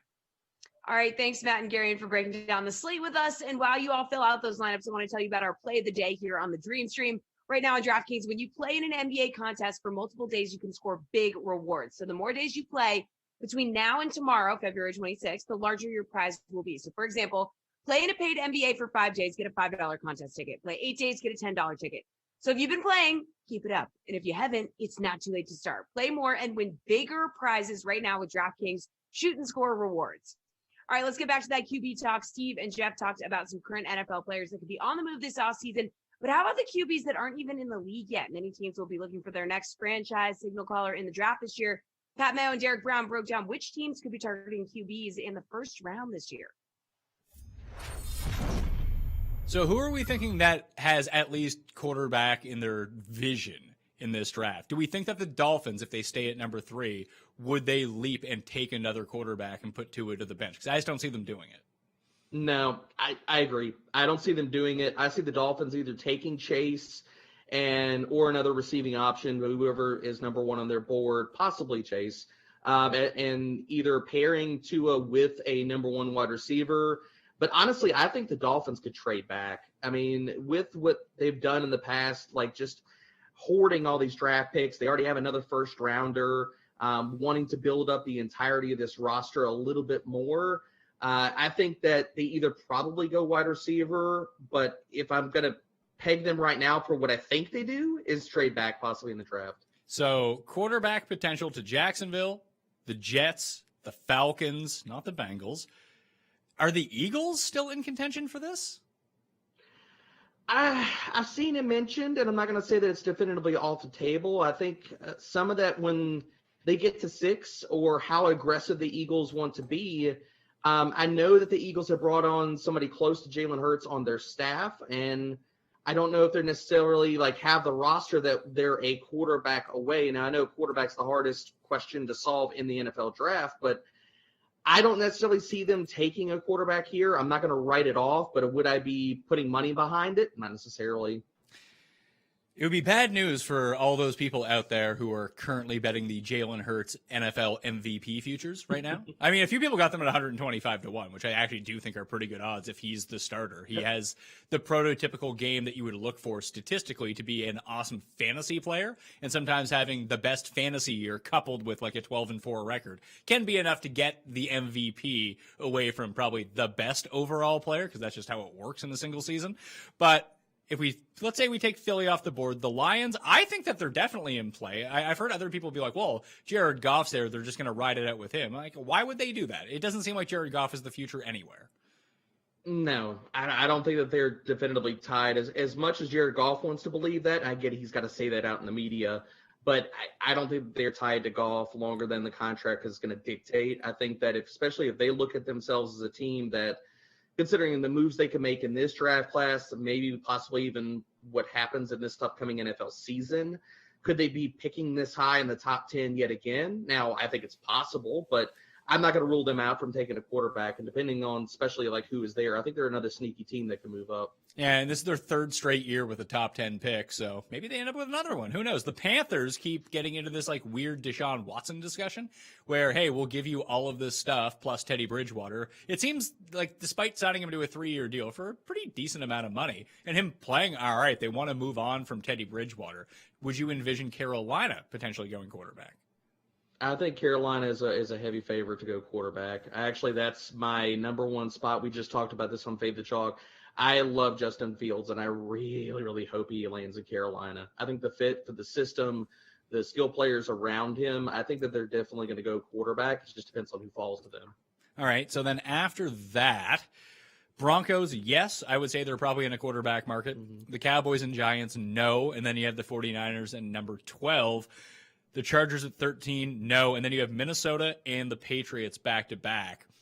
I'm not quite sure what Minnesota wants to do. I doubt they draft a quarterback and have him sit behind Cousins unless they can move Cousins. I actually like Cousins. I think that he's pretty good. But I just don't know whether Minnesota just looks at it and be like, oh, yeah, we're going to be good with Cousins this year. Be like, we've done the Cousins experiment. He's a fine quarterback. He's not – we don't have the team around him at the moment to really go for it. If we can dump him off to a San Francisco or something like that, maybe that's a move, and then we'll take a quarterback. Because it does seem like the Patriots are definitely in the market.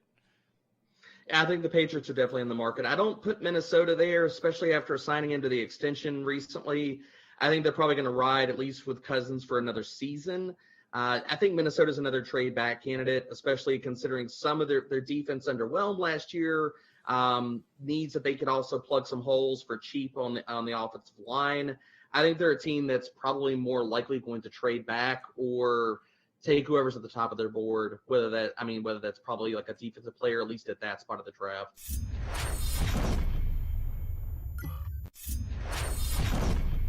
So who are we thinking?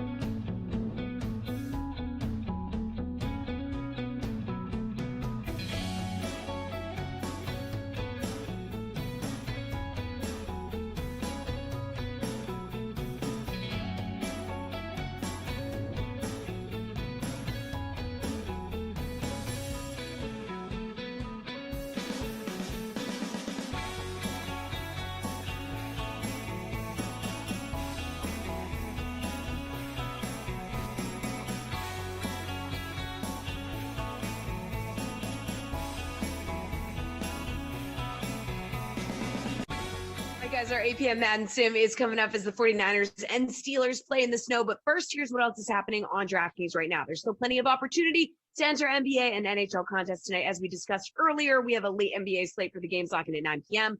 Our featured contest is the $150K fadeaway that pays out $50K to first place.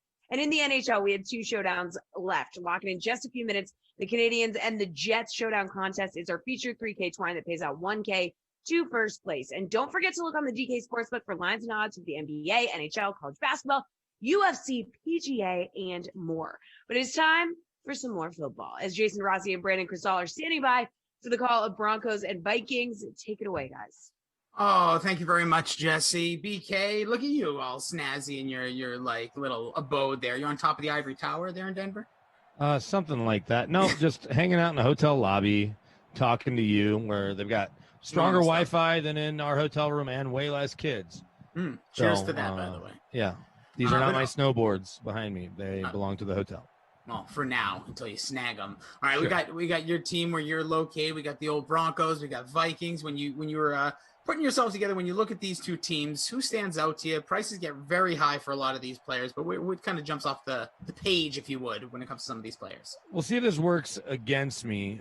Sure. But the last time the Broncos played, I didn't get a lineup filled out. I wanted to, and I wanted to captain Cortland Sutton, and he had, I think, 7 for 142 and a touchdown. So I went ahead and captained Cortland Sutton again. That may be to my detriment. I like to affectionately refer to this as the George Payton Bowl. The longtime Vikings assistant personnel man is now the Broncos' new GM. So I decided to go ahead and captain Cortland Sutton. I'll wait till lineup's locked to tell you the rest of my winning lineup. Last game, I thought I was going to have the winning lineup. I was in 112th place going to overtime. Koff and I decided at halftime to put a little wager on it, bet our same standard wager that we bet our your NBA? NBA. 2.5 million? Yeah, not like $1,000. And so we did that, and he was beating me, and Kenyon Drake has an 80-yard touchdown run, and I think I'm sunk. Basically, the only difference in our lineups, he had Kenyon Drake, but I captained Joe Mixon. And in overtime, the Bengals marched down and are able to get a toss sweep touchdown with Joe Mixon. So I'm now a lot richer because of it. But it was very exciting to have a lineup that got me from 112th to 25th by the end of the, or 36 or something by the end. Happen. But Never shot quit. way past Goff. So now that lineups are locked, I'll tell you the rest of my lineup here. Yeah, what do you got? Quickly. I think I might have gone more Broncos heavy than I needed to. But I'm in first place right now, so that's good. Hey, take a Sutton screenshot. in the captain spot. You gotta roster Dalvin Cook because no matter who he's playing against, he's going to be such a big key to what the Vikings are doing. I went Drew Lock thinking that if Sutton's going to do anything, it's going to be because of Lock.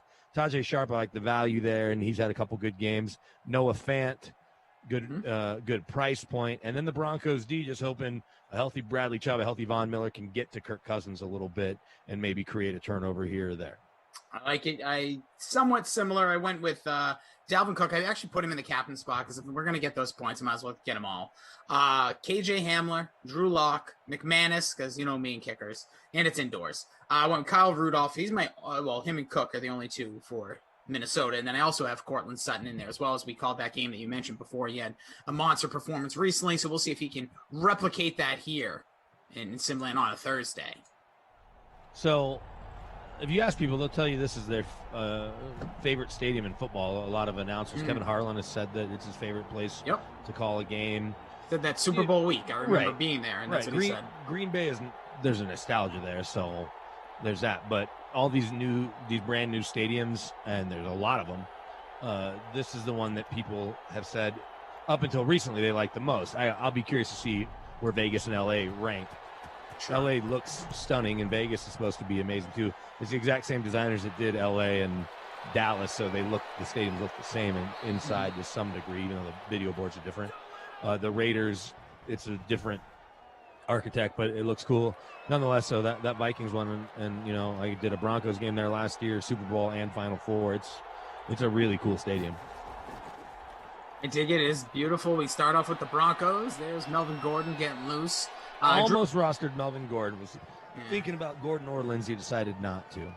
Some numbers coming out so far. Lock in 39% of the contest, 46 for Judy. KJ Hamler, he's gone way up. He was like 12% the other day. Now he's at almost 40%. Just prices under $5,000 still. scored 2 touchdowns recently. We'll see how he gets involved. Yeah, he's got a boomer bust quality about him, like a lot of these Broncos pass catchers do. Yeah, it looked like thought that thing was about to be picked off, but no. Sutton, highest owned so far. He's at 56%. It's BK, Brendan Cristal, Jason Rossi with you. Hope you're all having a great Thursday. It's a feel-good Thursday. It's Friday Eve. We got Jim in our ops team, Michael, our producer, Andrew, our technical advisor. We got you over there on YouTube. We see you, Mark, J.E., Frankie White, Jay Mata, Ken, the gajillions of you. Over on Twitch, we see you as well, our Twitch homies. Don't forget to subscribe over there on Twitch. Make sure you hit that bell to get notified and hit the follow button in the notifications just so you get notified every single time we come on live. Mark says, Rossi, BK, what's good? You know what's good is BK's going to have probably like a delicious dinner in a little bit. That's what's good. That's exactly what's going to happen. That's exactly what's going to happen when this is over. Listen, no triple overtime tonight. No. Sam Martin knows a lot about punting in that building as he spent the first 7 years of his career in Detroit. Good punt, good coverage there. A slow start, 3 and out there for the Denver people Broncos. always get on us, certainly me, for not talking about the sim enough. We can go the other way because I know, having done a few Vikings games, definitely called them, have a pretty good idea of their entire roster, and certainly can do the Broncos roster blind. Like I could have easily told you Bryce Callahan there on the tackle. So we'll see how it goes. If people start to get on us, Kirk Cousins with an hour and a half to throw, still gonna not longer. maybe, yeah. Nice catch there. Adam's gonna Thielen. Thielen, yeah. Thielen's always. He's tough to roster with the lineup I put together. He's under 50% owned too. Well, I think it's mostly just because he and Cousins are so inconsistent on these. Yeah, and the price is up, so you got to really be cautious if you're playing those guys because that means you're probably not going to be able to fit Dalvin Cook. Well, I think again you have to, even if he has a bad game, even if he's 6-point game here. I think he's must roster. Agreed. He's probably in Andrew and Michael behind the scenes would know better, but he's probably in that top 5 category on these Sims must roster. I think Lamar is, just because you never know if he's going to go to 300. There's Dalvin ripping off 13 yards like it's nothing, 12 yards like it's nothing. But I'm trying to think who else is, because you know who I'd say who isn't? Kyler Murray. It feels like, and I've done 3 Cardinals games in the last week. Yeah, he's very boomer bust. But Cook is high on that list. Mostert maybe actually too. But he's just expensive. Mm-hmm. Lamar, Hill, and Mahomes. Okay, it's a good one. Michael brings up both of those. He's seen it. Thielen 47, as I said. Tarjay Sharp coming in at 43. Cook at 89% on the dot. Wow. That's all you need to know. And there's a catch over the middle. Nice play here. Nice drive. Jefferson? Looks like it. To get the confirmation, it is indeed. The Rook gets that one.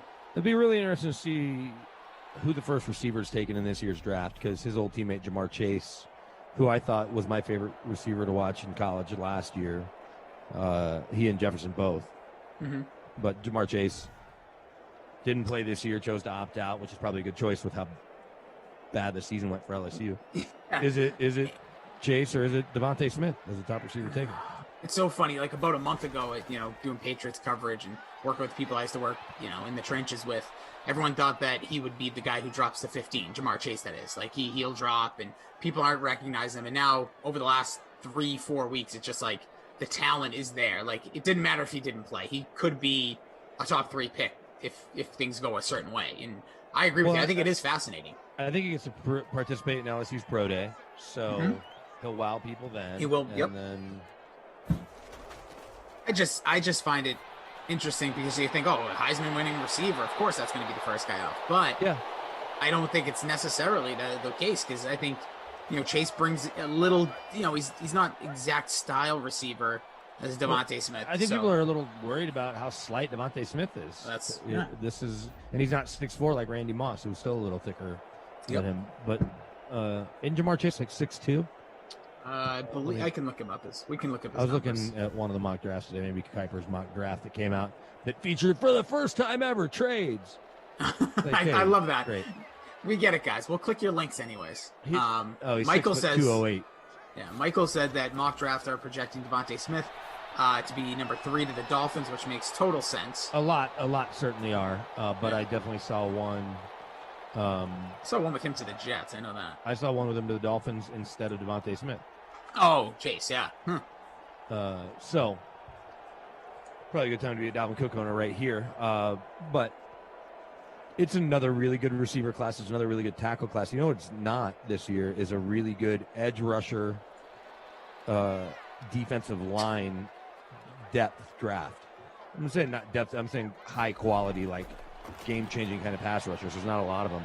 Oh, there's stuff there. Dalvin Cook. Alexander Johnson runs right through that O-line. Andrew just shared something with us I want to get to as we go along here. With Mel Kipers, you were mentioning he's including trades, and he included trades of the Patriots and the Broncos. So after this drive, we'll talk a little bit about that. Perfect pairing, says Steve. He says, BK has smooth announcer voice. Rossi, you got SpongeBob thing going on. Okay. Appreciate you, Steven. Thanks for tuning in. Sounds Smash that like. complimentary. Yeah, I'll take it. SpongeBob thing going on. Yeah. What am I, zany? Yeah, you can get. I think you can get really good value on these tackles. So there's a guy that has never taken a snap for the Broncos, but Madden insisted that he was somehow on their depth chart. I think that's Heath, unless it's that Agim, the rookie, but I think that keeps being Joel Heath.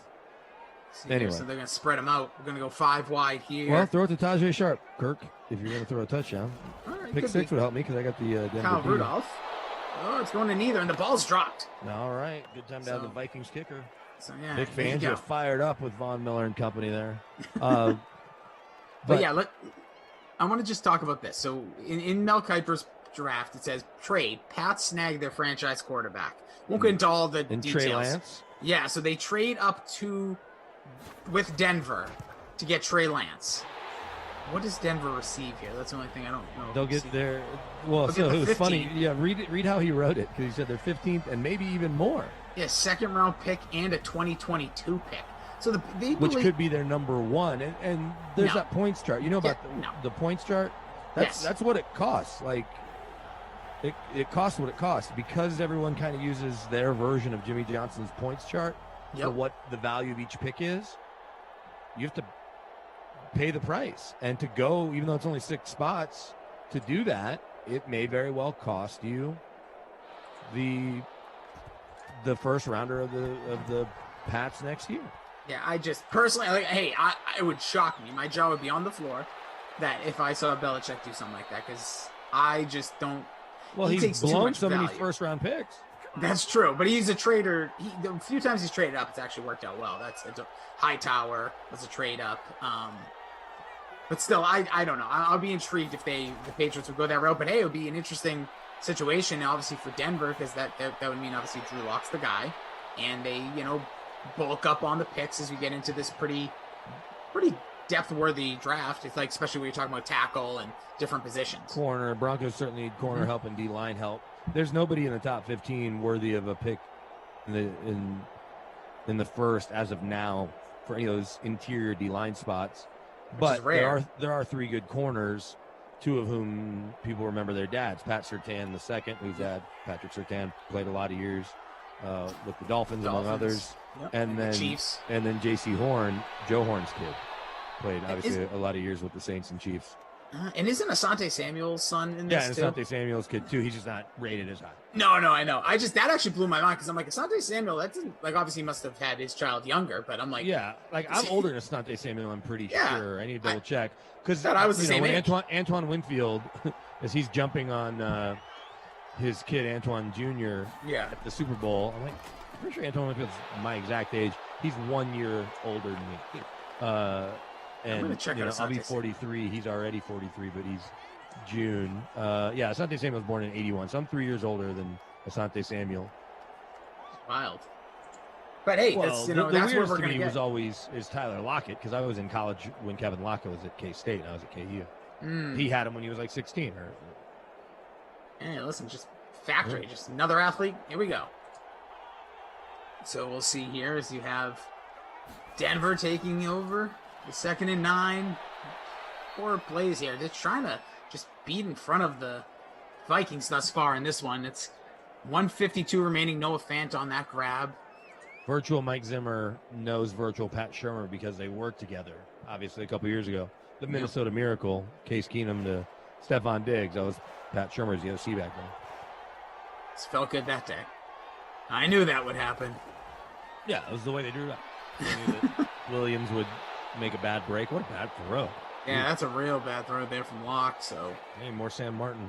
Yeah, I'm sure you and Koff obviously talked earlier about the Russell Wilson stuff. We did not actually, and he actually even reminded me to bring it up with you. Okay. We didn't talk Russell Wilson or much Deshaun Watson, other than we were talking about Joe Burrow and quarterbacks coming back from a knee injury, and how quickly I was trying to remember the last good young quarterback that tore his knee, and it popped in my we head talked. that, Yeah, that it was actually, Deshaun. Oh yeah, good point. I will ask you this just quickly. Do you think, just from a franchise, because we can hit that the other two big ones as we go along, first quarter here, is Joe Burrow? Do you think he's like a dude? Do you think he has the ability? I do think that. I think you saw it enough this year. I think everyone in their head has a hard time believing that the Bengals could have somebody that could really be must-see TV, look as good as he looked, but there were definitely flashes. As Jarrell Casey makes a tackle, he was cut today by the Broncos. Yeah, a lot of this is going on right now. All these players getting cut. And I brought that up that, it was all over that story this morning. I predicted in December he'd be cut, and then last week I said it as soon as he was cleared, and I got word, and as I was working to confirm it today, his agent let Adam Schefter know that it was happening as I was reaching out to the agent. So I had it by about 15 minutes. I said I couldn't put it out there because I needed to confirm it. Damn it. Damn you, Schefter. I know. It's just the way it goes. He's got 7 million Twitter followers. Haven't you gotten credited from here before? Sure. Him and Ian both, if I have the story. And yeah, they're good. The timing is such that, somebody told me, but I certainly wasn't the only person that knew. So I wasn't gonna hold on to it for long, and I just couldn't. I don't have a good enough relationship with Drew Rosenhaus to get it the way Adam does. Sure. Just quickly, D-Train McLean says, I know one thing. I need a lot of butt in this sim. If you put Jake Butt, you talk about a boom or bust. Dude, I had him last game. He had like 4 catches. It can happen. There's a play here. He is the best guy in the world, and I'd love to see his career get back on track. I don't think he will in Denver. There's Jefferson again.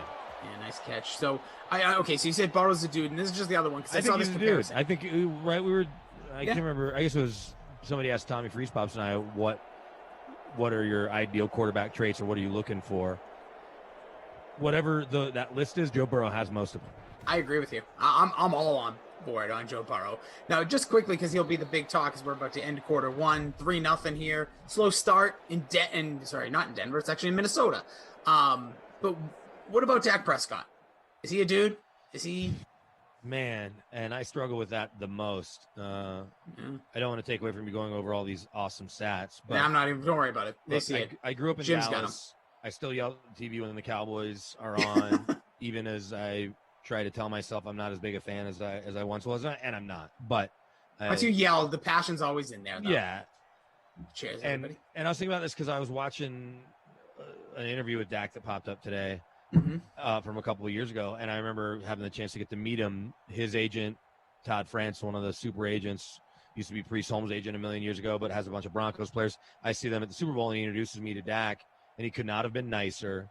And he's played really well in games that don't matter. That's the wrap.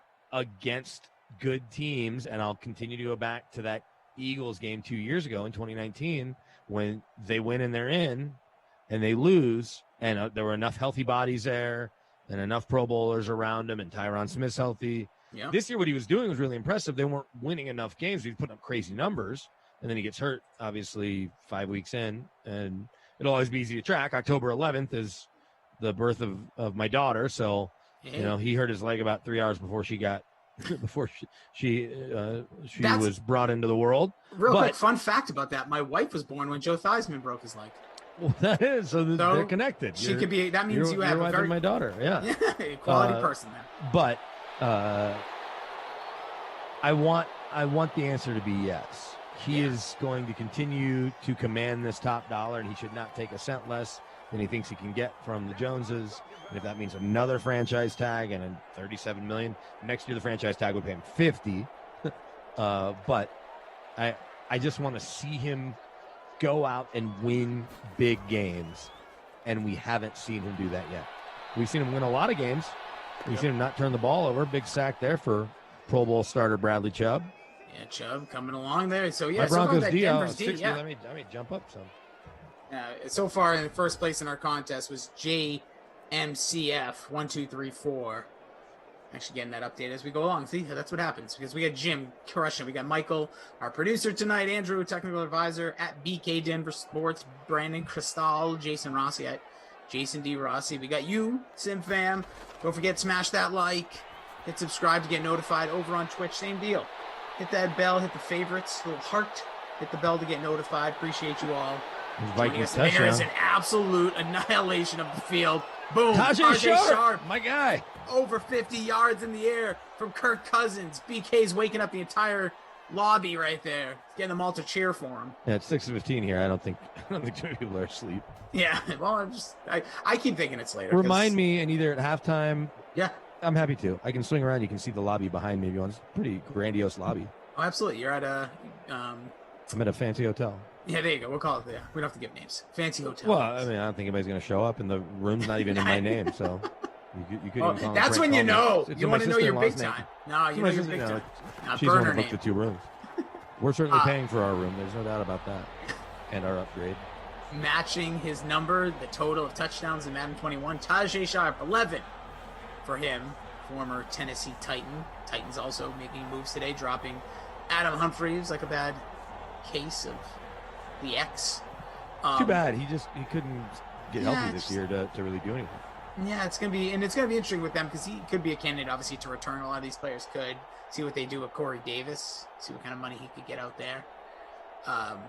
Also, so to go to all this thing, the reason I said those guys are dudes because I think the 2 guys that are the big talkers today, Ben allegedly coming back to the Steelers, even though some people want to turn that into something negative somehow, like, oh well, the contract hasn't worked out, don't say yes yet. He's coming back.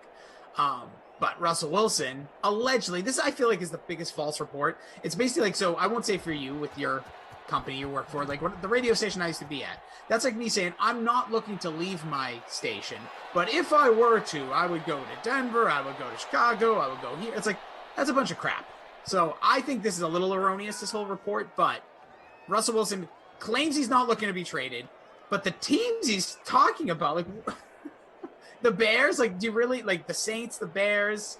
But here's what makes Russell Wilson different than even Deshaun Watson. Sure. What do you got? Well, a couple things. They're 8 years apart. Russell Wilson's going to the Hall of Fame, and Russell Wilson has done a lot with a little on offense, a lot of years. Okay, and he's, I think, if my math is right, the 4th highest rated passer of all time. 8 Pro Bowls in 10 seasons, a Super Bowl win, a Super Bowl appearance that should have probably been a win as well. And setting the bar high with the teams you want to go to, he knows that Chicago's got a pretty good D. Not sure why Chicago. Yeah, Chicago. Unless he thinks they're going to, bring in Allen Robinson back. They draft some receivers. They're going to give up the 1st round pick for 3 straight years to get him and a player or 2. Chicago's interesting. The Saints make all the sense in the world, right? Just step into Drew Brees. You're there with Sean Payton. Yeah, but we've seen that team. Then it's the Raiders and the Cowboys. The Raiders also, there's talent there, and I think the idea of being paired with Gruden maybe. I'll say this, as someone who covers the Broncos, it'll be really fun 6 games a year seeing Russell Wilson, Patrick Mahomes, and Justin Herbert. Oh, it would be awesome. That would be awesome. And people are pressing the panic button like, oh, if Russ ends up with the Raiders, the Broncos have to get Watson, like no matter what it costs, because he can't be in, and they're probably there right now anyway with Drew Lock. You've got the 4th best quarterback in the division as is, depending on what you think of Derek Carr, but no one thinks that Lock is better than Carr today. He may end up getting there. Some think that, some are. That's the thing, is some people are totally out on Lock. It's like, well, just go look at Josh Allen's numbers in year 2. There's plenty of people who had bad year 2s. Plenty of people had bad year 2, and then got it going. And Josh Allen's just the most recent example. Nice spin move by Melvin Gordon to lose a yard, but it looked fancy. I guess back to the line of scrimmage. So I just think it's interesting that he puts those out there because a team like Denver, I think, would be really interested in him. Oh, I'm sure teams will be interested. And Denver has more weapons for him on offense. I guess, well, that's not true. Same weapons. You got Josh Jacobs, and I don't know what will be coming back in the trade, but you've got Josh Jacobs, Waller, Yeah, but a whole Henry lot of speed and Ruggs Yeah, and no, then no. Aguilar. I think Denver, out of all the weapons, I'd say Denver's the best. Well, you got Sutton, Fant, Judy, Hamler, and for now, Gordon and Lindsey, and you can find more running backs. And a good O-line, which is something he hasn't had. No. Right? And Garrett here- Bowles didn't give up a sack this year, which surprised a lot of people, including Garrett Bowles. I still think this is the craziest thing. Just reading it. Seahawks quarterback Russell Wilson has not demanded a trade. His This is Schefter's tweet. Yeah, yes, this is from Adam Schefter. His agent Mark Rogers told ESPN, Wilson has told the Seahawks he wanted to play in Seattle, but if a trade were considered, the only teams he would go to are the Cowboys, Saints, Raiders, Bears. So I know I'm not there. I'm not Russell Wilson. I'm not in whatever it's called, Team 3. But I can tell you this: it just sounds erroneous. It just sounds like I'm not demanding a trade. But if you're gonna trade me, here's no, I don't believe that. I don't believe. I don't Sorry. know. Edward No, go Pry ahead. brings up they've got Albert O too, and his upside coming off the ACL. That's a good point. And I keep forgetting Albert O when I talk about the Broncos' weapons. But I think I had somebody text me, what would it take to flip Russ for Dak? And I'm thinking, if John Schneider's open to this trade, while Dak makes sense to most teams, the way John Schneider and Pete Carroll, I think, look at it, Dak will cost you more than what Russ costs you right now, based on what Dak's been demanding, right? Or even if they trade him on the franchise tag. But so you're going to pay 37 to 40 million for Dak when you had Russell Wilson, who's certainly a better version of Dak. And I had somebody with the Cowboys tell me that they think Russell or Dak could be Russell Wilson or is Russell Wilson. I'm like, all right, well, let me see it. But you get 3 first-rounders back. You want one of them to be something you can turn into a quarterback, a young quarterback. The best part about the time they've had Russell Wilson, other than he's kept them in games and taken them to the playoffs, but when they went to and won a Super Bowl in those first couple of years, his second and third year, he's on a rookie deal. So you're now catching that break, in theory, if you get a bunch of ones back and maybe even a young quarterback, that you're on a rookie deal versus, hey, let me commit more of my cap to a guy that's less proven than Russ. It seems silly fundamentally versus let me draft the right quarterback, the next Russ, and figure out a way to pay a bunch of defensive stars, not just Jamal Adams, but build around this defense. Man, Tajay Sharp's getting that bonus for him. I was going to say, he is crushing right now as we speak. Although I'm in 69, so I'm not doing great. Mostly because the 4 Broncos I'm playing are not doing great. It's okay. Kyle's asking a question. Kyle, no, tomorrow actually be BK and Mr. Adam Kaufman in Madden After Dark. Just to give you a heads up. He's asked a couple times. So we see you there on the chat. Yeah, I have 1 game tomorrow with Koff and 1 game Saturday with Koff and then 2 Sunday with Glash. Look at that. Here comes Cook. Making moves. Von Miller caught him, though. Von Miller's like, I'm as fast as you. Oh, Chubb did. Chubb caught him. Yeah, but right next to him was Miller, so he's chasing him down. I think Vaughn, and look, he's 31, now he's coming off a foot injury, but I think Vaughn ran a 4.41 at the combine or something. Some crazy number. I should look that up. That nice play. But yeah, so Cook getting in there. But yeah, I agree with you. I think the Russell and again, I think the thing you mentioned to start this is like it's gonna cost probably 3, we'll even say 2 first-rounders, just for argument's sake. Well, we've heard the starting ask is 3 first-rounders, Yeah. so we'll see. But let's just say, too, like, do you really, if you're Russell Wilson, especially with the teams just mentioned, like, do you really want to deprive that team of getting you first-round talent for the next 2 years? And there's Sharp again. I think when Russ is being very specific on these teams, he assumes that if he goes to the Saints, he has Michael Thomas and Jared Cook and Emmanuel Sanders and Kamara. So he knows that he's got those guys. And the Saints have shown a willingness to move on from there. A first-rounder in that trade they made for Marcus Davenport a couple of years ago, where they gave up the following year's first rounder. How close is Sharp to the bonus, by the way? We'll get his numbers in a minute. He's still feeling good about this. He got 98 yards. Look at that. 98 yards, Michael. And here comes a Dalvin Cook touchdown. Oh, let's see. Although Come on. The Broncos know the play call, so maybe they stuff him here or not. Yep, They do. So he gets 1 yard. Here comes a Tajay Sharp touchdown on 3rd down. Second down. No, right. I'm saying another. Oh, you're working. You already know. I'm ahead. Dalvin Cook's going to get stuffed again by former Bronco Jarrell Casey. Let's see. Hardly knew him. He's here for 3 games. It's a nice 3 games, though. It's really nice of him to show. 5. Well, except they went 0-3. No, they did lose to three playoff teams, and the Titans, the Steelers, and the Bucks. So are me.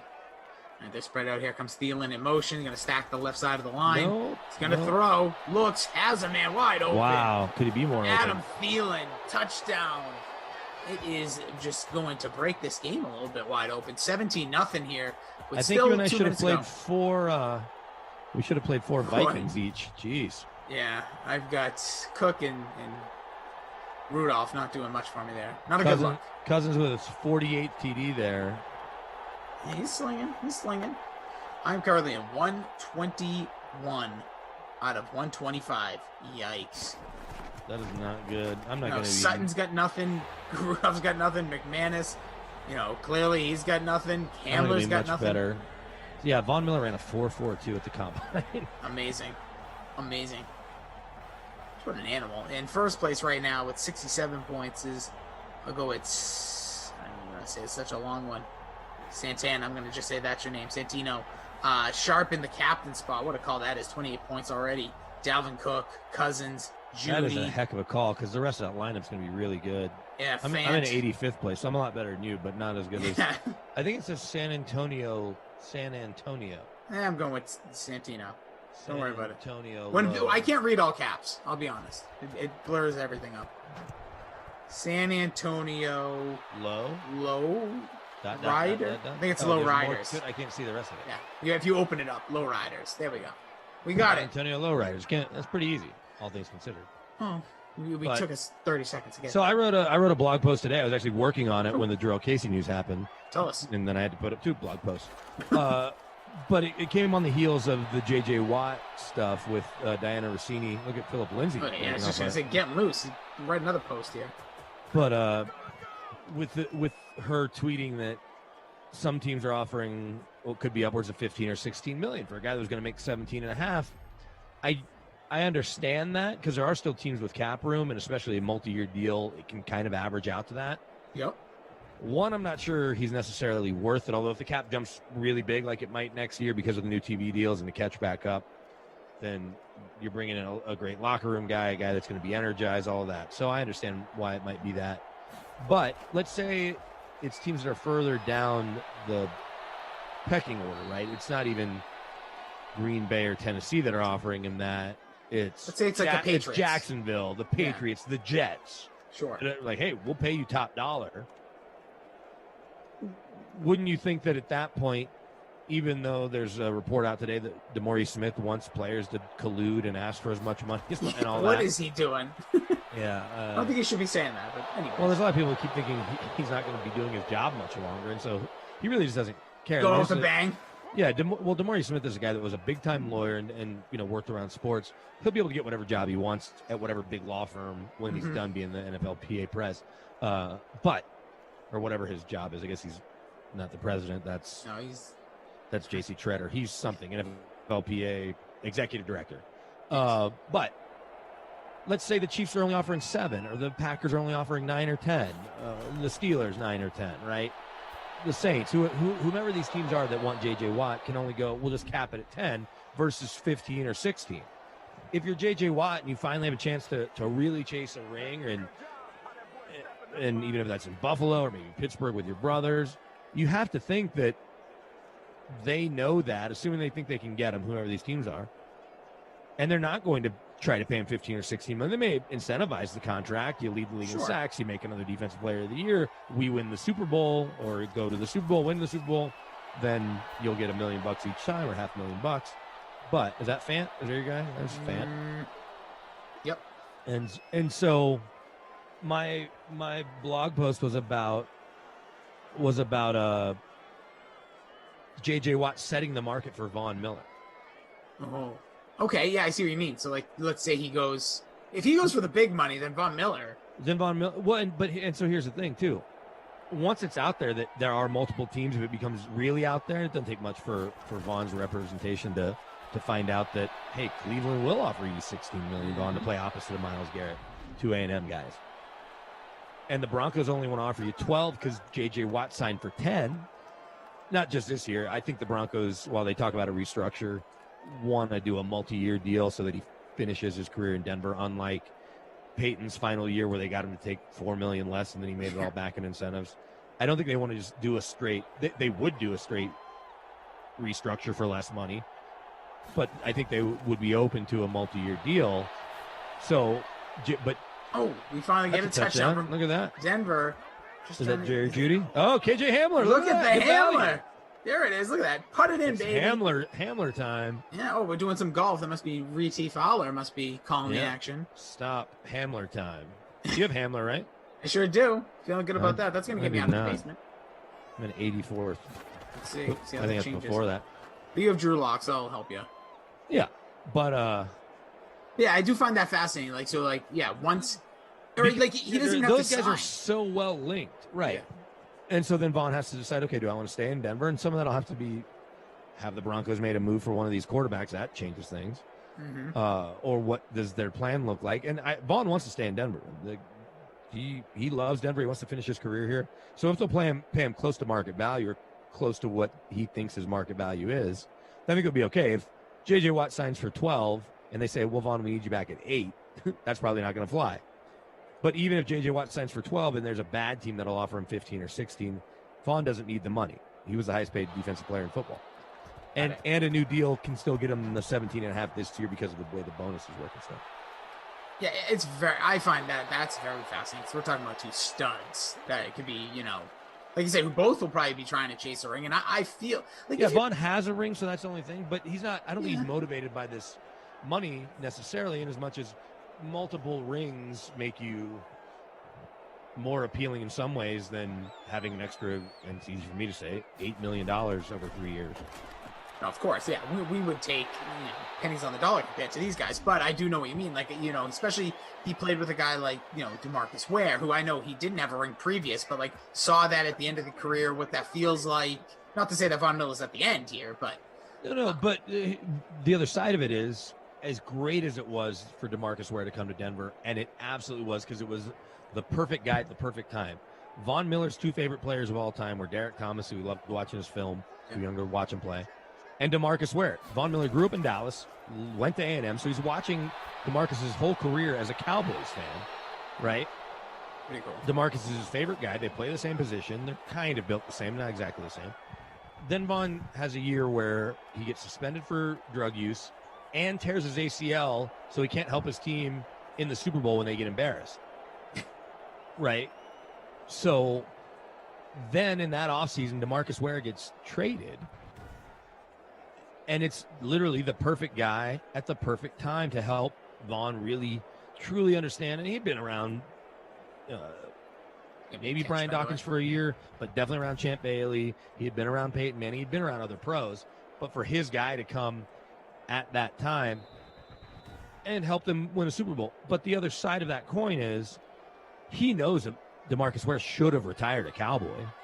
Yeah. And I think John Elway knows that too. Here's the thing. John Elway's not running the show anymore. If John Elway were still making the calls, Von Miller would be extended and would likely finish his career, have another 4 or 5 year deal with a chance to extend his career here in Denver and finish his career in Denver, I should say.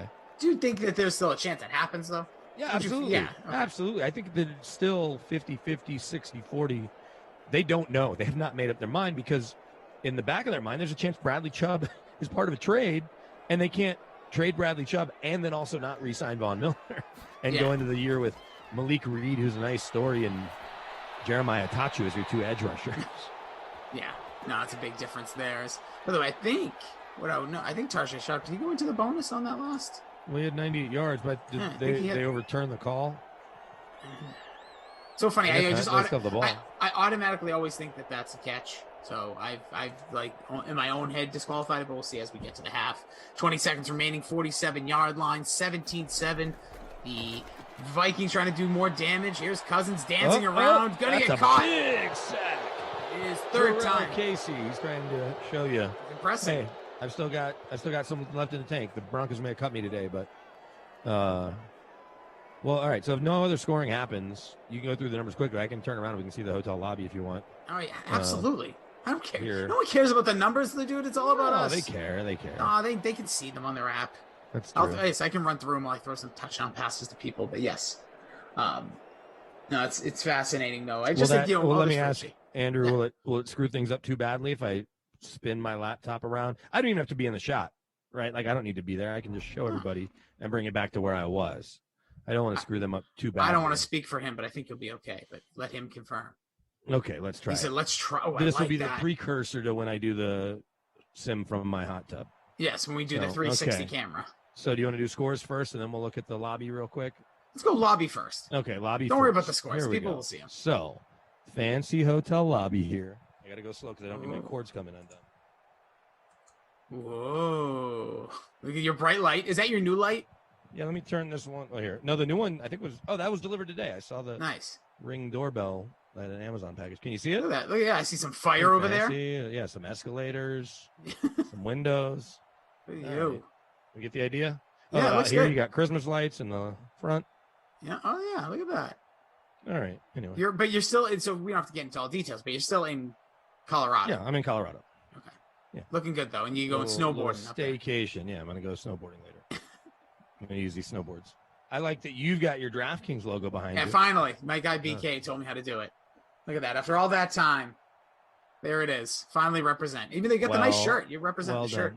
This is the only piece of DraftKings paraphernalia I have, so I wear it as often as it makes sense. I don't think I have anything. I'm gonna make one. I'm gonna just write on my forehead DraftKings. I did. To be fair, I got this from a PR person because I was having Reed Fowler on my podcast a lot. Smart man. Just so you know, Sharp is yet did the bonus. Still 3 catches, 98 yards. Does have a touchdown. How about my captain, Cortland Sutton, 1 for 13? Lucky you got that one. Looks like he's a big second half guy. Trust me. Well, we gotta hope so. I'm hoping for it as well. The other touchdown is Hamler, the Ham Man. He's got 2 catches for 21. Thielen's got 6 for 67, also a touchdown. And those are all your scores. You got a field goal as well. But that's, so far not a ton doing. The defense for the Broncos has been playing really well in your lineup, BK. So we'll see how that all situates. Jim has everything updated here. It looks like New York 1 currently leading in our contest. Tarjay Sharp, Drew Lock, Cousins, Cook, Hamler, McManus. Everyone else got points. Fun little side game. Please. Does Tajay Sharp hit the bonus? I want to say no because it would just be an hilarious story, but I think he will. All right, I'll say no. And I have my last catch was out of bounds, so the last attempt was not there. Yeah, he may get iced out by Cousins. D-Train McLean says BK looks like he's about to do an open mic set. Maybe.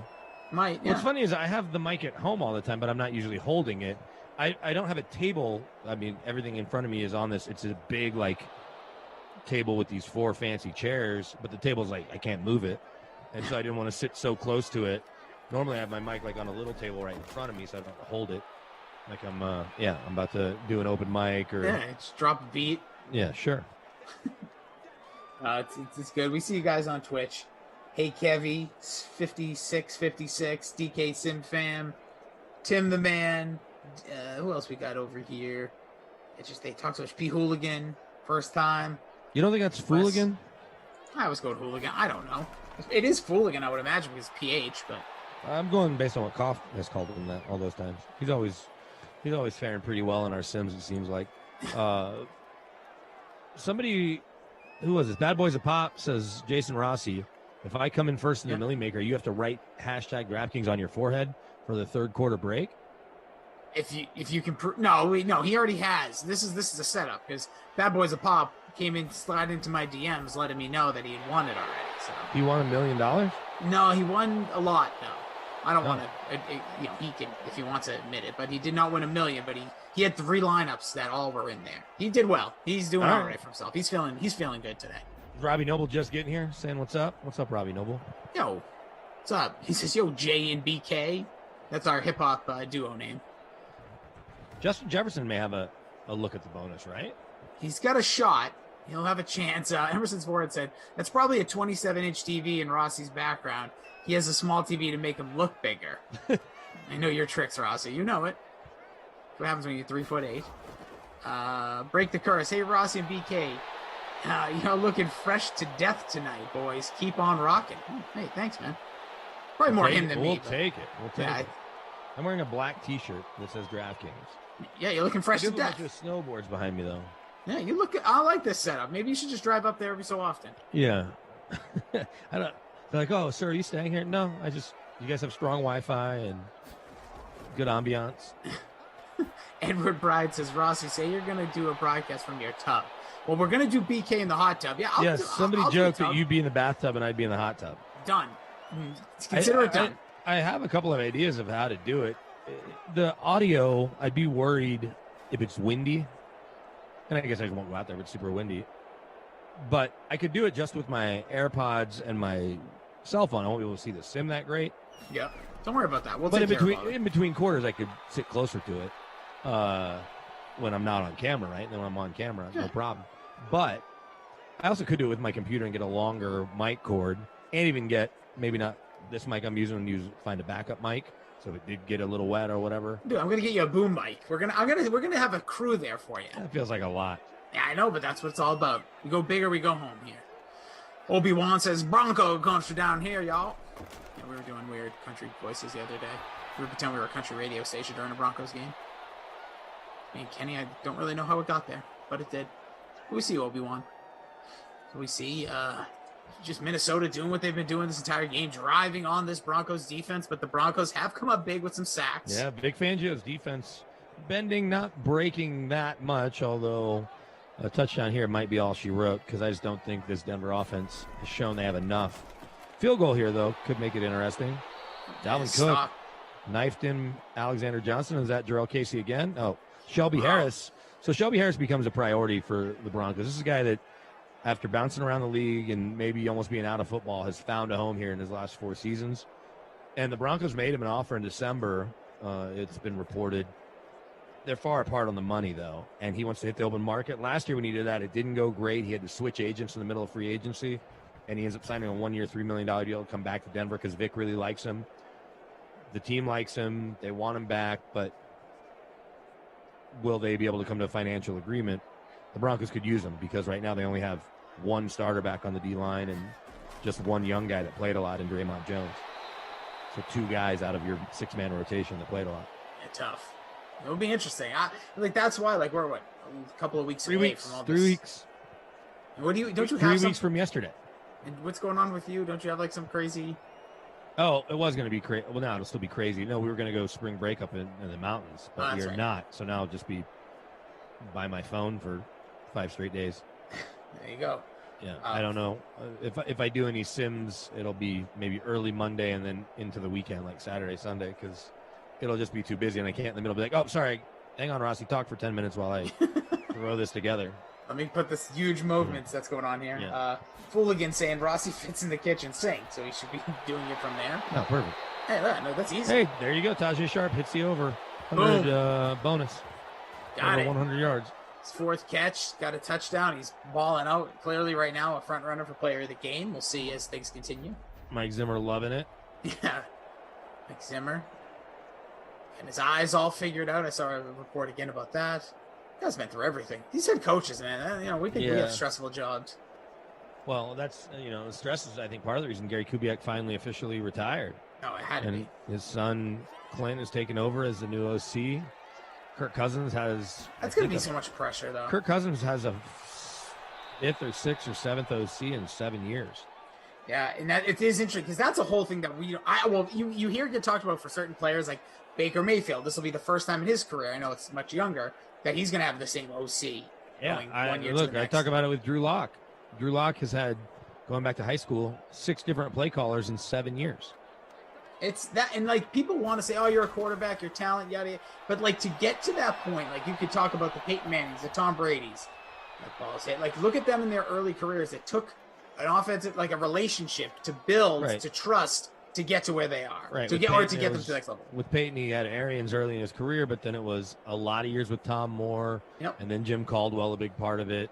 But Tom Moore was but by the time he got here, Peyton was running his own offense, right? Yeah, then he could do his own thing. Even Brady this year, people wanted to make, you just let Tom Brady. Well, yeah, when he's been doing it for 20 years and 15 of those in an elite status, of course you're going to let them do that. Well, and of those 15 years of that elite status, most of them were with Josh McDaniels, right? He had the few years with Charlie Weiss, but he wasn't lighting the world on fire. He had a little bit of Bill O'Brien, but before and after Bill O'Brien, obviously a lot of years with McDaniels, and that relationship is as big a key to, I think, why they had success as anything they did in New England. Agreed, and I think you see that across the board. Look at guy, you could even take that into with the Steelers and Roethlisberger, Phillip Rivers and the Chargers. Like, it's not talked about enough how big that relationship can be, and we're gonna see a 4th and 1 Drew here. Brees and Sean Payton is the best one. Yep. Let's see if They they just can get finished it. 14 years together. Oh, they got that easy. Yeah, super easy there. It's going to hurt for the Broncos unless they can really stiffen up here and hold this to a field goal. It's been like the whole quarter here with this drive for the Minnesota Vikings. No, and you bring up, Drew Brees. Still waiting for that official retirement announcement. I'm assuming that's just going to come once we get to this, once they trade for Russell Wilson. Yeah, Russell Westbrook, I was about to say. Yeah, they're going to either of them. Jameis Winston right now thinking, come on, guys. Thought I had a shot here. Drew told me it was my team. Face mask. Yeah, it's going to be forward. 1st and goal on the 5 now. Half the goal line. Von Miller. Bad boys. Face mask. Just very quickly, I want to let them know. I don't know the answer to that question. I'm not going to pretend. He asked if first place winners get invited to championship games. I think there's rules and regulations. You can go on DraftKings. You need to know anything about a Madden sim. I'm your dude, though. It's an incomplete pass there from Cousins. 1:17 remaining third quarter. Brandon Cristal at BK Denver Sports. Check him out. He's talking about some of the knowledge he was dropping today in his local market. Make sure you go check him out. Support him at BK Denver Sports. Here comes Kirk Cousins in the gun. He's got 3 wide. Oh, he's got Rudolph open. Waiting. He's got plenty of time here. Maybe too much time. Throws it. Has the man. It's cooked. Man, he had 9 seconds to throw. I should look at the YouTube. Let's see if I can count the play. I have Twitch open right now. Okay, here. So I have YouTube open. I'll see exactly how long. I'll look at the play clock or the time clock and tell you how. I think he had at least 8 seconds to throw. Started 15 for me. I guess I need to make sure. It was 6 seconds. It was 6 seconds. 6 at least seconds. that's what I got. Okay, I'll tell Which you. felt what like a lifetime. It's gonna be a double quick touchdown here. Nope. Oh, AJ Boye knifes in, former Bronco. All right, so the ball is snapped at 17. Oh, see, I thought 15. Okay. No, So it's going to be 8 seconds. The clock was stopped. Oh, that makes sense. Yeah, and he throws it at 109. Yeah. 8 seconds. You have 8 seconds to throw. You should be scoring touchdowns. I'm just saying. You should be scoring touchdowns. You should find the open guy in the end zone. Somebody's got to get open. All right. They're going to go for a field goal. So they went for a 4th and 1. They won't go in for a 4th and goal at the 1. They're Vic going to go up Fangio's 13. D, bending and not breaking. Can the offense step back up? Last time out, they did. Well, 2 times ago, they did score. Hamler got the touchdown from Drew Lock. They made their way down the field on the back of Noah Fant. 1 catch from Courtland Sutton. Jerry Judy's been quiet as well. So we'll see if they can break out here. Yeah, I feel like I should have captained Tajay Sharp instead of Courtland Sutton. You'd probably be sitting much higher than you are now. I'm sitting 118. How did I only go up to 118? I'm in 94th. Ugh. Hamler with that touchdown I thought was going to at least give me like 30 spots, but I guess when Sutton has got 2.3, Rudolph's got 2.9, and McManus got 1, that's not good. And I picked the wrong kicker. Bailey is 16%. I'm watching my 14-year-old little neighbor kid. Maybe he just turned 14. Grab my new ring light, but there's 8 inches of snow on the ground from the snowstorm last night, and he's wearing sweats and sneakers. So he almost slipped. He almost slipped, and then I assume he made it back to his house. He kind of went out of the frame, which is weird because. Wait, did he take your light and like just do side of it? I texted his mom, asked her to grab it. Smart. Yeah. Well, yeah, because you never know. You don't want that stuff sitting out there. No. Any technology. I've made that mistake. I got even a charger once that got like malfunctioned from being cold for too long, which I don't even understand. I'm excited though to try my new light. So my sim tomorrow night with Koff, you'll get to see my new TV light. Yeah, I'm actually excited because I want to know if I want to get the same one. I'm in the market as well because this thing's just ridiculous. But he's BK, Denver Sports. His name's Brandon Cristal. He's in the fanciest of fancy places in his upstairs. We always see him downstairs. This is actually his house. Yes, he's got the snowboards. The lobby of this hotel. Yeah, it's all the kids, snowboards behind him. Thielen in this one, he's got a feeling. He's got 7 grabs, 71 yards, touchdown. Jefferson, 5 for 60. If I ever run a fantasy league and someone names their team more than the Thielen, I'm going to penalize Kick them out? Yeah, you should. I think you have to be creative in your own way when it comes to fantasy team names. Yeah. And no disrespect. Some names are funny. Yeah. And I get that. And you're inspired. well, either you're inspired or you think, well, that's funnier than I can come up with. Yeah, But that's when fair. they're so obvious and so overused, like more than a Thielen. Yeah, then you're out. You had a chance with that one 6 years ago. Yeah. Like we'll golf for food or stuff like that. That was like, okay, now you're out. Now you're done. We've golf's been in the week. One year, our team was 2 Coopers, 1 Cup because we had Cooper and Amari Cooper. That's fine. You can I get don't think down we're with the that. only people that have ever had that. No, and then you also have where's another one that was pretty famous recently? My Emerson's forehead saying, BK, you should I should change my name. If your fantasy team's more than a Thielen, yeah. Change it to Emerson's forehead. Oh, that's not a bad one. The famous Zach Ertz one. I don't know if I can say it, but Like, if you think KJ Hamler is going to have a big jump from year 1 to year 2, stop Hamler time would work. You probably couldn't have done it this year because nobody really knew who he was. And he didn't have a huge year. I think he scored twice. Yep, but especially in Denver where lots of people are, Big Ten country. There's Noah Fant. Look at him just tossing off defenders, getting down to the 30. Nice play there by the big fella, Noah Fant. I feel like there's going to be a good name for like Fant too. I was looking this up one time. I tried to Google a bunch. Fant touch this. Yeah, see, that's fine. Stick with our MC. Yeah, it's all MC. Gonna have to go deep into his, his music library. I think this year I'm going to do this Dynasty League that I've been flushing out of my head for literally like 3 or 4 years, where it's real money in the draft. You can keep up to 8 players, and then their salaries go up kind of based on their actual salaries. So you could draft Patrick Mahomes, and he costs you whatever $70 real dollars of your 200 in the auction. But then next year he costs you 71, and then and it keeps going up a little. But if you draft, say, Trevor Lawrence this year for 12, you get him for 12, 13, 14. But then in year 4, year 5, whenever his contract jumps, it jumps to the average of whatever Patrick Mahomes and Deshaun Watson are making. Like now he costs you $70 to have Trevor Lawrence. So you get to keep him. You can keep up to 8 guys, and you might go into the draft with just a little bit of money. But the idea is that you're really running a team over multiple years with a franchise with 8 up to 8 guys you can keep.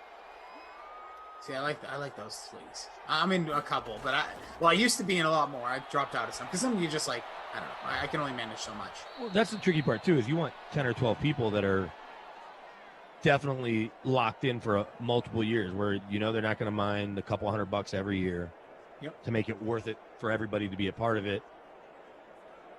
And then maybe you're only paying out like first place, or maybe first place, second place gets some of their money back.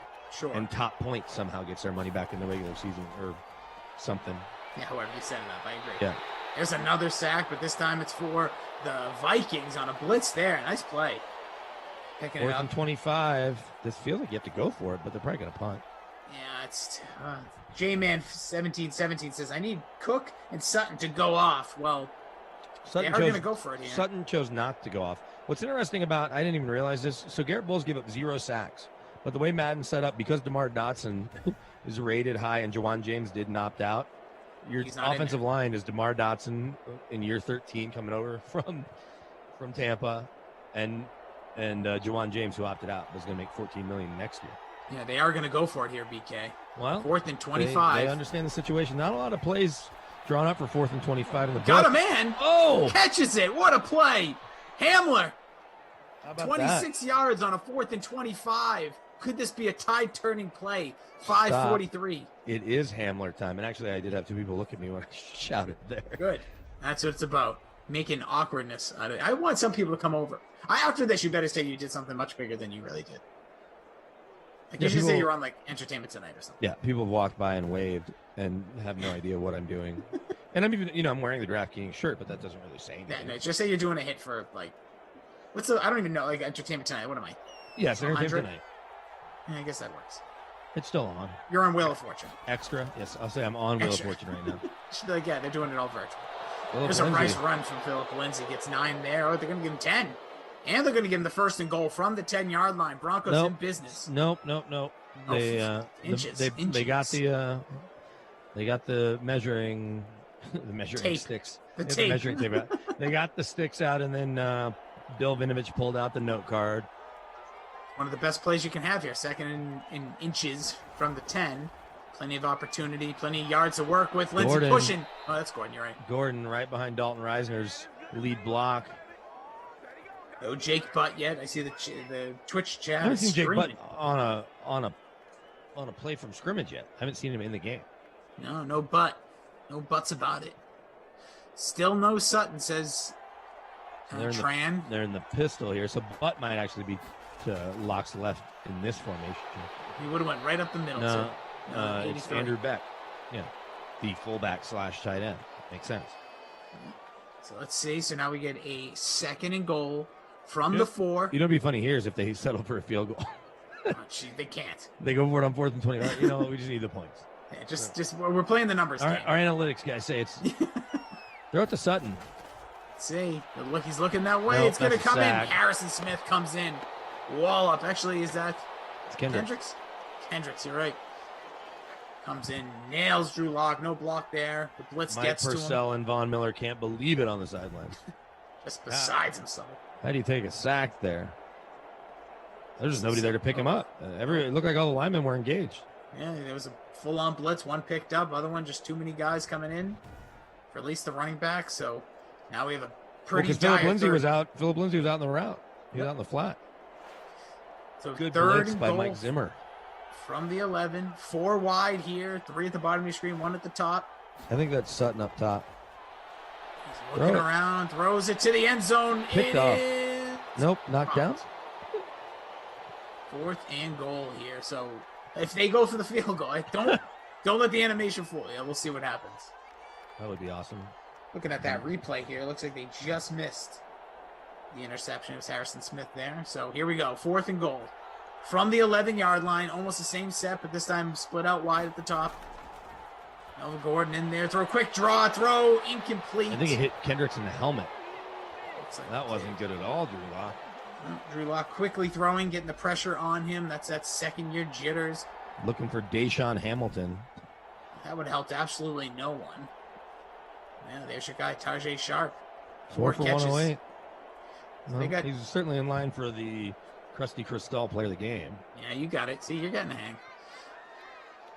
11-yard line here, 3:14. Let's see how I'm doing against. Speaking of Krusty Kaufman, Dalvin ice this game right Yeah, here. just now we need to see Dalvin start doing work. Where am I here? I'm in 116. I don't even. Kaufman's already beat me by 20. I didn't want to play him tonight, but I finally relented. I just avoid him. Let's see. Not a But I still have Joker, Murray, and Neto going. He has I like Nato. Avdija, and somebody else at forward. Oh, and Mike Porter Jr.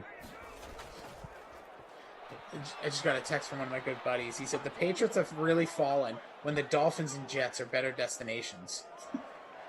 Just talking about the rest of the week, there's like all these like. This is going to be a thing for a while, and Patriots fans are going to have to get used to it. Yep, I'm already starting to feel that. There's if, no if Tom it doesn't Brady. get better now. There's no Tom Brady. Yeah. So, unless they're going to overpay and you really want the money, because they're going to really have to overpay, Oh yeah. or they somehow land a vet, a Derek Carr type, or somebody to where you're like, you know what, this team can compete. They're not going to be a destination because it's not cheap to live in. You're not even living in Boston, really. Most people that aren't Tom They live in Brady, Providence. you're living in Providence or somewhere near Foxborough. And you're going to play for a coach that has a reputation of being a hard ass, which was cool when Tom Brady was your quarterback. Yeah, because when you're winning. So Tom Brady, so you endured all the other stuff. Yeah. But now that Tom Brady's not your quarterback and it's Cam Newton, it's Jarrett Stidham, it's whomever it might be this year that isn't Tom Brady. Yeah. Now, if let's say Mel Kiper's right, and we didn't even talk about this when we were going mock drafts earlier. Mock drafts right now are the silliest things in so many ways other than Trevor Lawrence at the top, because you don't know what anybody's signing, right? The Broncos clearly need a corner. But if they sign, Let's two pretend corners, and they're not going to sign Patrick Peterson. Let's pretend they sign Patrick Peterson. Then they may not draft a corner at 9. They may draft a defensive line, right? True. Or an offensive lineman, or or Carolina at 8. They may need a middle linebacker. Then they go sign Levante David, right? Yeah. It's so mock drafts. I understand you have to do them. I understand we have to talk about them, but they're just silly. Von Miller Makes a nice play there and Cook. Yeah, tracks But down. no, Cook down. I've always actually kind of felt that way. And I remember when my last stop, I got like ripped. Like you get very little national attention as a side piece and a producer. But I did say, like, I was like, people that read mock drafts, it's like literally like might as well just read like comic books. Sure. Because it doesn't. I get it's an educated guess. You like wrestling. Oh, I do, but exactly. But it's like pretending that. I know what I'm watching. It's a form of entertainment. I'm not looking at it like right. Mock drafts almost feel like a form of entertainment. That's exactly. The more trades that you throw out there, because it's fun to say, hey, the Patriots might trade with the Broncos. Okay, and those teams have actually traded a few times. Duke Dawson Jr. is here. There's been a couple other trades that have gone the other way. Yeah, you don't think the second rounder there has lived up to that? Jesus. We'll see what kind of Drew Lock magic there is here with minute 39 down 13. No timeouts. Let's see. Drew, he's got 3 come from behind victories in the fourth quarter in his career. Look at this. Starts up deep all the way. Oh, he stopped at the 1. You got to reach out. Noah Fant. For a second, I was hoping it was butt, even though I don't have one. But yeah, Noah Fant just takes the ball, drives it all the way down to the 1. I've got Fant. Yeah, me too. I really would have liked him to score. Our technical advisor, Andrew, says, McShay says how much he hates doing them, but knows it's his most read pieces. Touchdown! Sure. Is that Hamler Broncos. Again? Let's see. Can't Judy? see the number. Judy. Jerry Judy. I'll tell you, nice picks by the Broncos last year with Judy and Hamler. Yeah, people are down on Judy because, as Mark Schlereth is fond of saying, yes, he has great feet. Too bad they're attached to his wrists.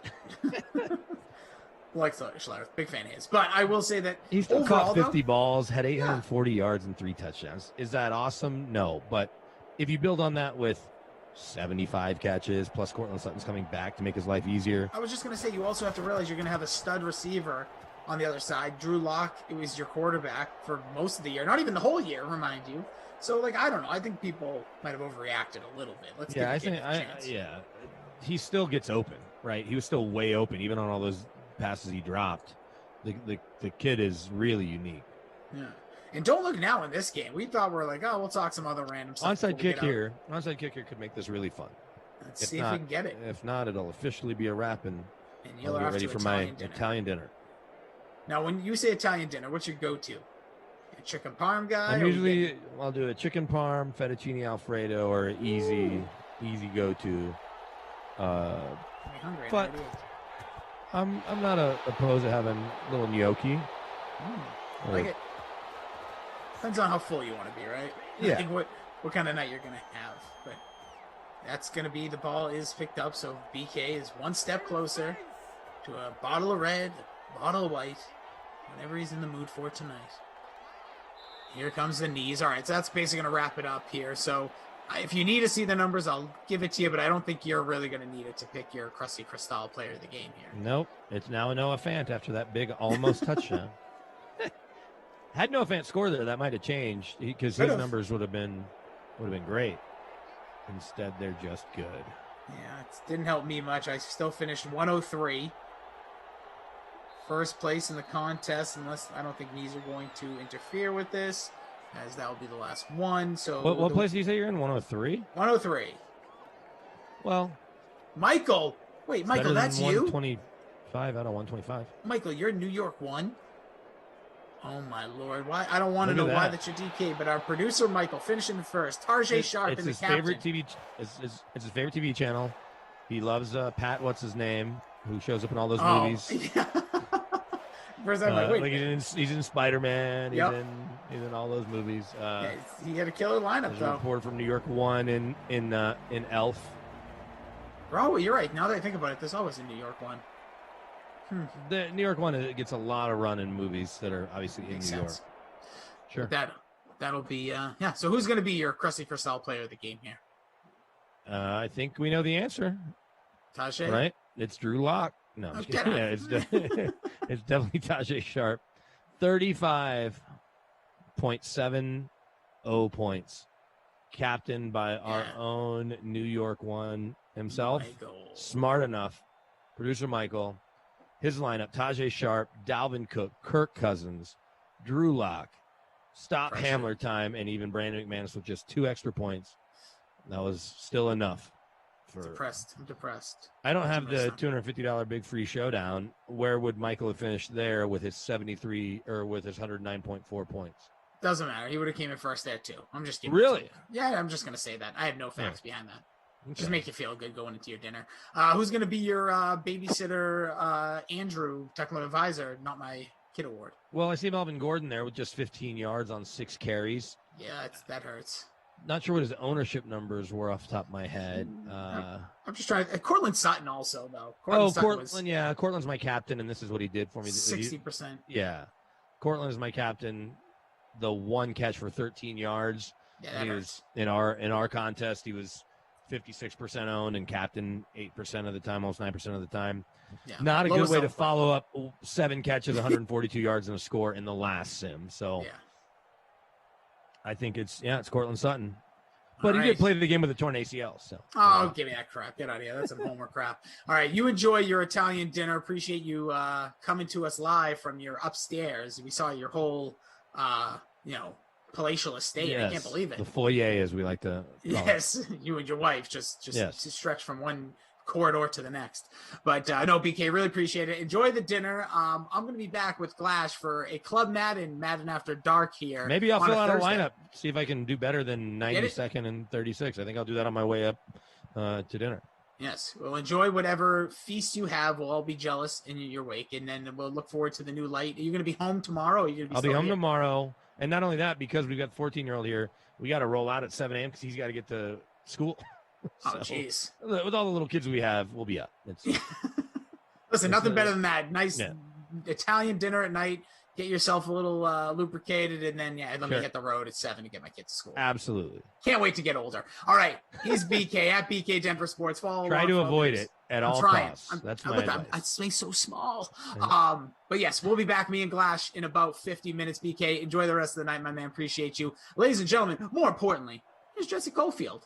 Oh, yeah. All right, that game Rossi's talking about is featured in our Madden Stream 3K Flea Flicker contest. $5 entry gets you a shot at a $1,000 top prize. Free contest for that showdown has a $250 prize pool, $25 going to first. Before we get there, though, let's get back to our QB conversation with Jeff Ulrich and Steve Buchanan as they discuss some other guys who could be on the move this offseason, starting with Cam Newton.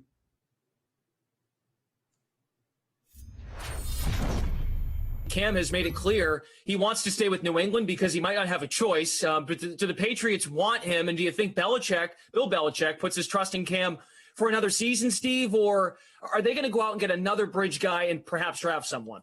I mean, we saw it. There's absolutely no reason to believe that they think they have anything in Jarrett Stidham, because there was numerous times where Stidham could have been the guy this season, especially in the second half of the year. But what's most important is that not only do they need a quarterback, they need offensive weapons. It doesn't matter who you bring in right now. That receiver core is about as worse as you can get. They have the cap space that they can make big moves in this offseason. They have the capability to land somebody like Allen Robinson, or maybe go a little bit down the road, take somebody like Corey Davis or Will Fuller for a little bit cheaper. They need those guys for any of their quarterbacks to succeed. They can bring back Cam Newton, but if he has nobody to throw to, what's he going to do offensively to bring the Patriots back up to another level where they can compete? They need wide receivers and they need the quarterback. They have a lot of work to do, but good for them because they have a lot of cap space to work with. Jeff, should they find a better option, or they might end up settling for Cam again in New England? Cam is definitely in the basket of, quarterback situations that could end up being for, the Patriots options for 2021. There's no doubt. But I do think that they're going to look elsewhere. I mean, Marcus Mariota is a name that I just want to bring up briefly. I mean, he's $20 million in guaranteed, or $10 million in guaranteed money, and then he's got incentives up to $20 million. He's probably going to get released by the Raiders because they just don't want to hang on to that for another year. And he might get traded for as well. But if he's on the market, I just can't see the Patriots looking at Mariota and be like, that's not a pretty big upgrade over Cam Newton. Same kind of rushing mobility, but much younger. Quite frankly, a better passer at this point in their careers. So Mariota is definitely a possibility. I mentioned Jimmy G could get released, or something could get worked out there with San Francisco. I think that's going to be an option.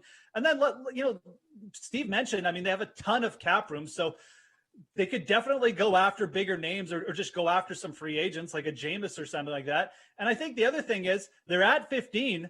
Do they possibly like look into moving like Stephon Gilmore to move up in the draft to draft a QB? That's on the table too. I think there's a lot of multiple options for the Patriots. If they strike out in every different areas, Cam is on the table, I guess. I just can't see them thinking that is like plan A though, or really relying on that. They've got too much cap space.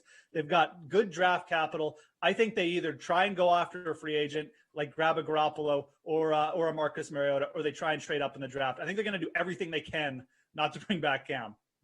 All right, let's go to the Seahawks. Russell Wilson has been more vocal than ever in his career. He's made the playoffs in 8 of 9 years, but they've set a standard there to win championships. He's voiced some frustration. He's brought up speculation, which he never does. He never says anything about what it would take to acquire him. There's been speculation brought up on that front. How much, Steve, give me your package. If this even happens, but play along. What's the package to get Russell Wilson? And is there a team that would be willing to give up this package? I think it's so hard to gauge what type of package it is because there's a lot of question marks with Russell Wilson. He has a full no trade clause in his current contract. He also has a potential opt-out after this season.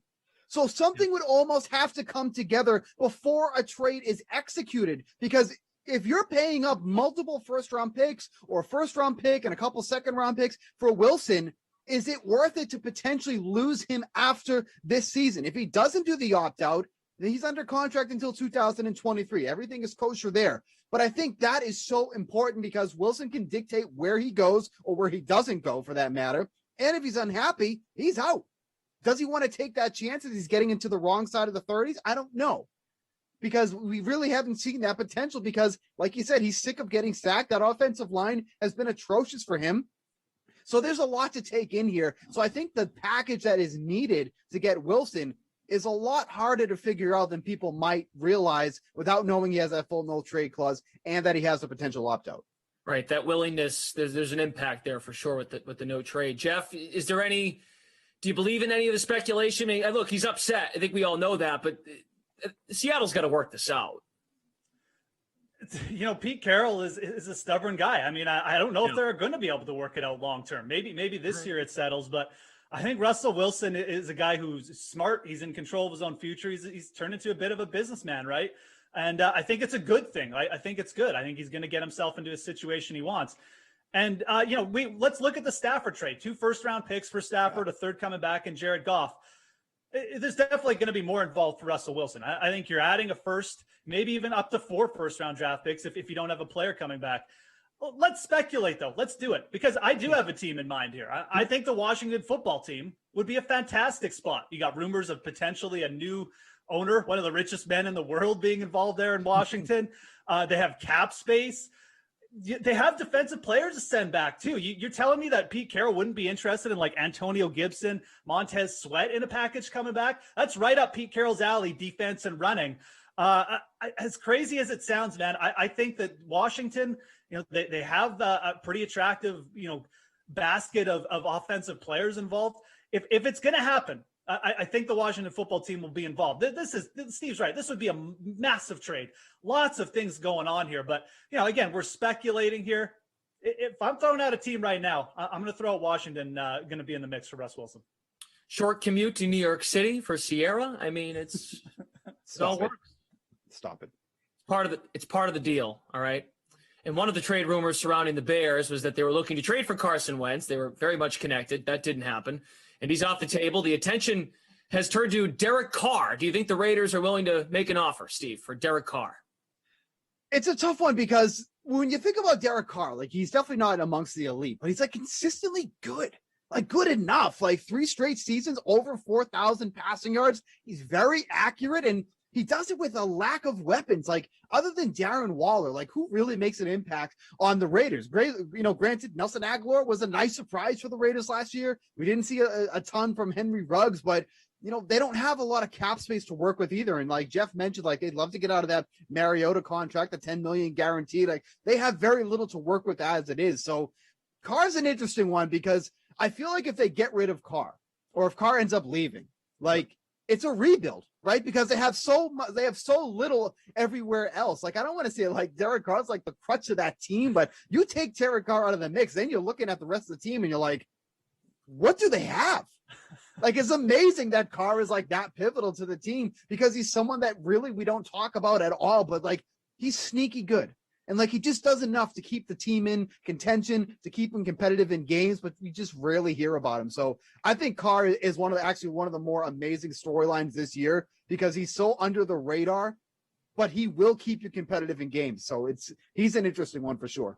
And then rumors of him moving tie in with Mariota's trade market drying up because of his contract incentives. But Jeff, you brought up his name. Like maybe if Mariota goes to New England, Las Vegas might have to hold on to Carr. They might not be able to find a better option, or as Steve said, it's a rebuild. Yeah, I mean, what exactly? Like, if they move on from Derek Carr, either they're keeping Mariota. I guess that's fine. I mean, I do think it's a downgrade. I mean, it's hard to know Derek Carr like 2 straight 4,000-yard seasons. He's been in the MVP conversation before. He's not that bad a quarterback.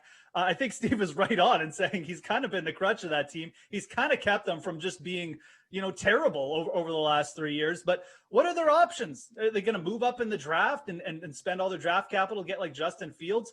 Maybe John Gruden does something like that. But, I think the other end of this is the Bears are a mess. I mean, they're over the cap already. Like they have to do some serious finagling just to like get some cap space here. So maybe they can work out a trade. Maybe they send like a defensive piece and that gets the Raiders' attention, like a Fuller or something, or a Hicks. But Khalil Mack's not going back there. But the Bears just have this is a mess. I know they're hot after trying to get a quarterback and upgrade over Trubisky, but they would take some serious moving around by the Bears to do it. So I don't know. I think the Bears are interested. There's a lot of moving pieces here. I just don't know what the Raiders' incentive is to move on from Derek Carr right now, because unless they got something going on in the draft, they got some target there, or they're confident they can get a guy they want. I don't know how they're going to even remotely replace Derek Carr. And last time I checked, QB is a pretty important position. So, all right, they can maybe move from that. They can move from that backup they got. Potential for movement and a change of scenery for many quarterbacks in the NFL. Steve Buchanan, Jeff Ulrich of DraftKings. Hey, that was fun. Thank you. It was okay. All right, so everybody knows Greg already. If you're new, awesome. Welcome. This might be your favorite episode of the week. He's at Greg Cosell on Twitter, 42 years at NFL Films, which is amazing on so many levels. He is the preeminent football watcher, in my opinion, that never played or coached at the NFL level. And look, he's better than a lot of people that did those things. I'm just telling you, he is. But I know for sure he's the best of anybody that did not do those things. He is our professor. And Greg, I think this might be like the 7th consecutive year that we start our running back draft breakdown with me asking you, Greg, how important is the running back position? Does the running back position matter? Well, it's a great question. And by the way, there have been studies done that indicate that the offensive line is more important to long-term success than a specific running back. And that's why I think a lot of teams don't necessarily value running backs the way we think, even if a player is rated highly on a draft board. I mean, there'll be running backs in this draft, Ross, clearly that'll be on teams' draft boards in the top 15, top 20, top 25. The question is, do you take the running backs there? And then, that's why teams do studies. But then you look at your draft board. So it's a tough deal for a team. I don't have a brilliant answer to that question. You have to decide what that player means to your specific offense. There's going to be answers on both sides. There's going to be backs that are great. Look, usually second deals for backs, most people would say don't do that. Obviously, the Titans just did that with Derrick Henry. People can debate whether that's a good move or a bad move. But, we've got some quality backs in this draft. The question is, where do they get drafted? So here's what I would say about that, Greg. And if you think I'm wrong, tell me. I am not a believer in, and you'll never hear me saying, any position on a football team doesn't matter. I agree with that. It really bothers me. Yes. When I hear people say running backs don't matter. Running backs don't matter. What they're really trying to say is, in my opinion, Greg, is that when you look at positional value and the impact of such on wins and losses, running backs would be low on their list. And we can have that conversation, and I can live with that. And I've seen the data and the stats that indicate that. All of that's fine. But you can't, they used to say guards didn't matter. When I played, Greg, they said guards didn't matter. Now guards get $15, $16 million a year. I'm pretty sure they think guards matter. Like, every guy out there matters. Some positions have a greater impact on the outcome of games than others, but every position matters, Greg. And what bothers me, and again, this is a nuanced conversation, and the problem with social media is very little is nuanced, Ross, as you know. So, and I'm sure if you think back to when you wrote your papers at Princeton, just like when I wrote my papers at Amherst, there's a lot of detail and nuance. There's not easy answers to a lot of questions. So, I think that you have to be careful about saying a position doesn't matter, or you have to be careful about saying anybody could do that for a given team. So it's a tough question. I don't think there's an easy answer, and smart, reasonable people will disagree on it. Yeah, and I mean, everybody will point to James Robinson and say, "Oh, you can just get a guy like that." Raheem Mostert. Yeah. Right. But there's teams. There's always exceptions. Right. But that doesn't mean your team that year will get that guy. Right. You know what I mean, Greg? Like, that sounds good until you're the Miami Dolphins or one of these teams that you don't feel like you're getting good enough production from that position. You don't feel like you're good enough at that position. Like, it's so, yes, can Myles Gaskin or these guys have a 100-yard game? Yeah. And I think you can make very strong arguments against the second contract, big money, against making them a top 10 pick. Like, we can have those conversations, but that don't matter. And you can get running backs at any round. You can, but sometimes you don't. You take a guy in the fourth round, he might stink. And then, I know we need to move on, but just one final point. People used to say that about safeties. Okay, remember when safeties were drafted in the fourth, fifth round, and the premise was, you can find safeties anywhere. And then if you speak to defensive coordinators, they'll tell you, which I have done, as I'm sure you have, they'll say, well, I can't do the things I want to do defensively if I don't have good safeties. So, I mean, you can say all these things, but nothing is a definitive here. It's easy to throw it out there and make it sound like you're smarter than everybody else. But you've got to talk to coaches and how they feel about the deployment of players and how that factors into winning a game every Sunday. Yeah, ask Sean Payton whether or not he thinks Alvin Kamara matters.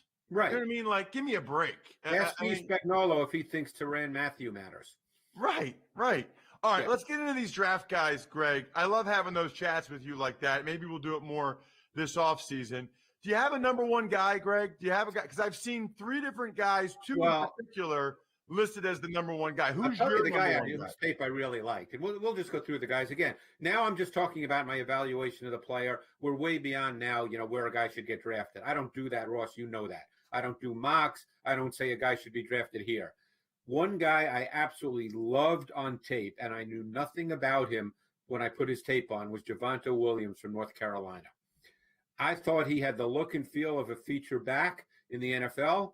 Size, compact build, patience, vision, subtle lateral quickness and confined space, burst speed, powerful, contact balance. He had as good a contact balance with his ability to run through and break tackles as I think I've seen in recent memory. I thought he was a very, very complete runner, and I think that his receiving traits can be developed over time. He doesn't come into the league right now as a big-time receiver, but I think they can be developed over time. So, Greg, just for clarity here, obviously you love the guy. Do you think he's the best back in the draft? I think to me, if you're a team that wants to line up and hand the ball to a back 20 times a game, if that's your offensive philosophy, and now of course we get into philosophy. That's the issue, Ross. You know that. Every offense has a philosophy. If that's your philosophy, to me, I would make him my number one back if that's your philosophy. Time again for the DraftKings Dream Stream play of the day. So right now on DraftKings, when you play in an NBA contest for multiple days, you can score big rewards. So the more days you play between now and tomorrow, February 26th, the larger your prize will be. For example, play in a paid NBA for 5 days and get a $5 contest ticket. Play 8 days, get a $10 ticket. So if you've been playing, keep it up. And if you haven't, it's not too late to start. So play more and win bigger prizes right now with DraftKings Shoot and Score rewards.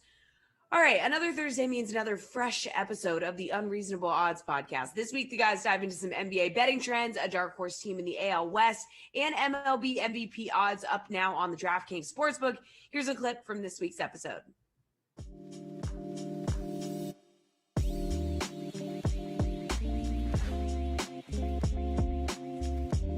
Baseball's still a little ways away. Opening day scheduled for April 1st, barring everything going all hunky-dory. But if there's one thing that has been on schedule is the DraftKings Sportsbook dropping all the betting markets for MLB. Basically everything you would want to bet on for baseball has been released to this point. If you go on the Sportsbook, team futures, players awards, player totals, season leaders, and then all the subcategories after that, all up right now. We'll be getting into this more as the season draws closer, but there was one thing in particular that really kind of baffled me.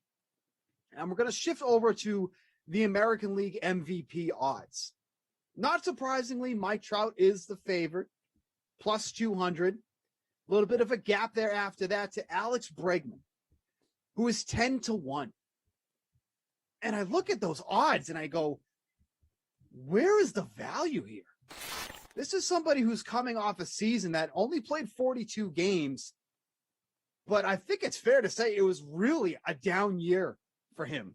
If this was a full slate of a full schedule last year, only on pace for 23 home runs, ended up slashing 242, 350, 451. You look at his future total for the over-under on his home run totals for this year, which is over on the DraftKings Sportsbook, it's at 30 and a half, which is one of the lowest on the board.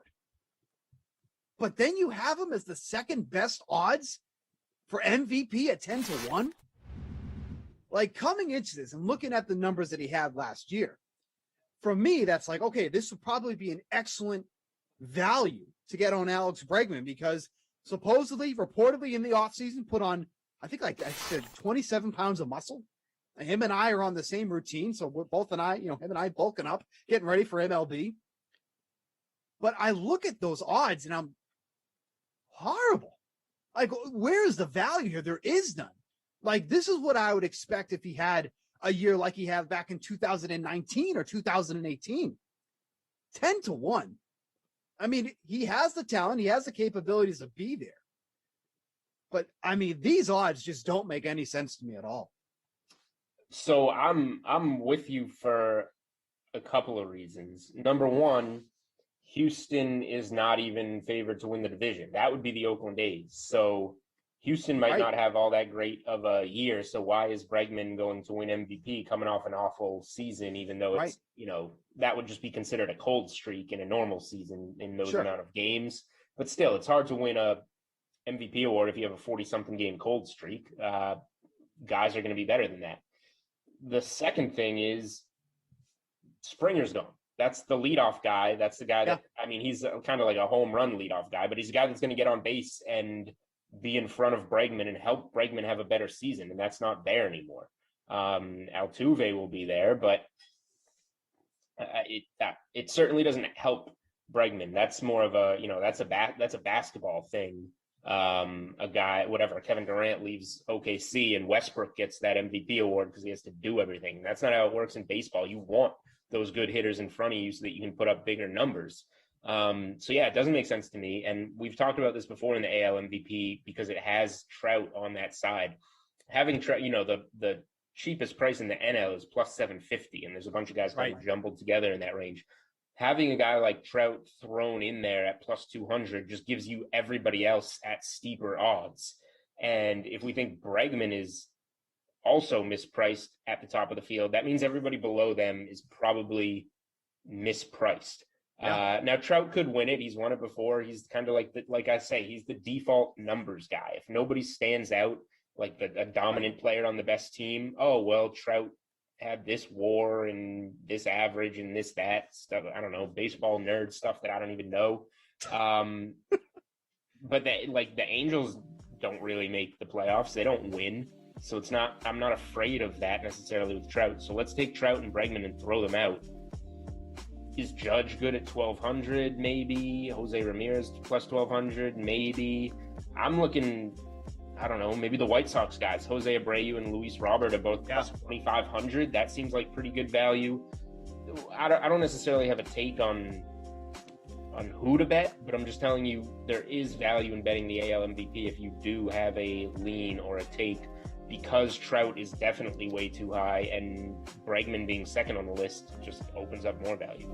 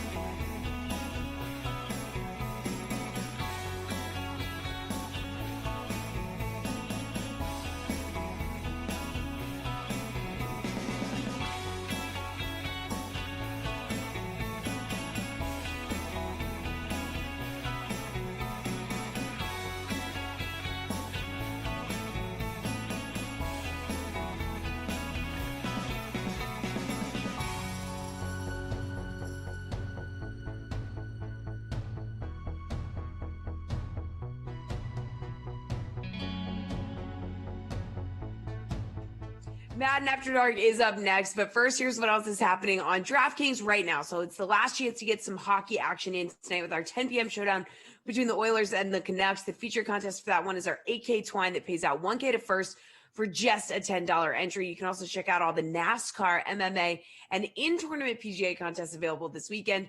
And don't forget to check out all the action for those leagues over on the DK Sportsbook. That's all for me tonight, DK Sim fam. I'll be back tomorrow with another edition of the Dream Stream. But right now, let's send it out to Brendan Glasheen and Jason Rossi for the call of Eagles and Falcons. All right. Thank you, Jesse, first and foremost. Rossi. What's up, dude? Light it up, Oh, listen. I've been waiting for this moment for all my life. This has literally been it for me. Like, my life is exactly where I want it to be. I'm holding a Brookstone Bluetooth football that lights up in laces and was bored on some of these night games without you. And look at this. I'm usually fast asleep. Actually, I watch a little bit of the 10 o'clock sim while I tuck my little head into bed. And look at this. Now we're here, and we're about to party it up for one full game together. Party After Dark, man. You can't miss it, and I'm really happy you could make it. I'm really excited for you to be here. So I got this creature to come with us tonight. Look at this thing. What's he doing? Yeah, he's ready to get down. Whoa. This is this just got really, really weird, but yep, it's gonna keep getting weird too. All night, baby. You don't keep me up at night. I don't think it's gonna get a little funky. Wow. This is I'm excited. This is gonna be fun. Shirt's not staying on the whole time either. It's gonna get wild. Whoa. Have a tank top. Hey, there's a sim too. Sure. Falcons, Eagles. What's your lineup looking like? What do you got? Okay, so I'm predicting a top. We got a lot of people in this. I'm going to say a top 40 lineup here, Glash. I'm feeling confident. You got two powerhouses when it comes to offense here. You can't go wrong really either way. It's just how did you stack it? I got Julio in the captain spot, feeling a big game for him against that safety in cornerback combination of the Eagles. Got Carson Wentz, Matt Ryan, stack the QBs, Miles Sanders. And then I got silly, and I said this lineup a while ago. Hashtag stack them kickers. Dude, it is after dark. In the dark with some lights. Let's have some fun. We're indoors. We're going to be booting field goals all over the place. Wow. I am so in. Get in there. In, Rossi. In on what you are selling right now, my friend. Let's go. We have producer Michael with us. Andrew on the ones and twos. Jim from Ops. And who's this guy called?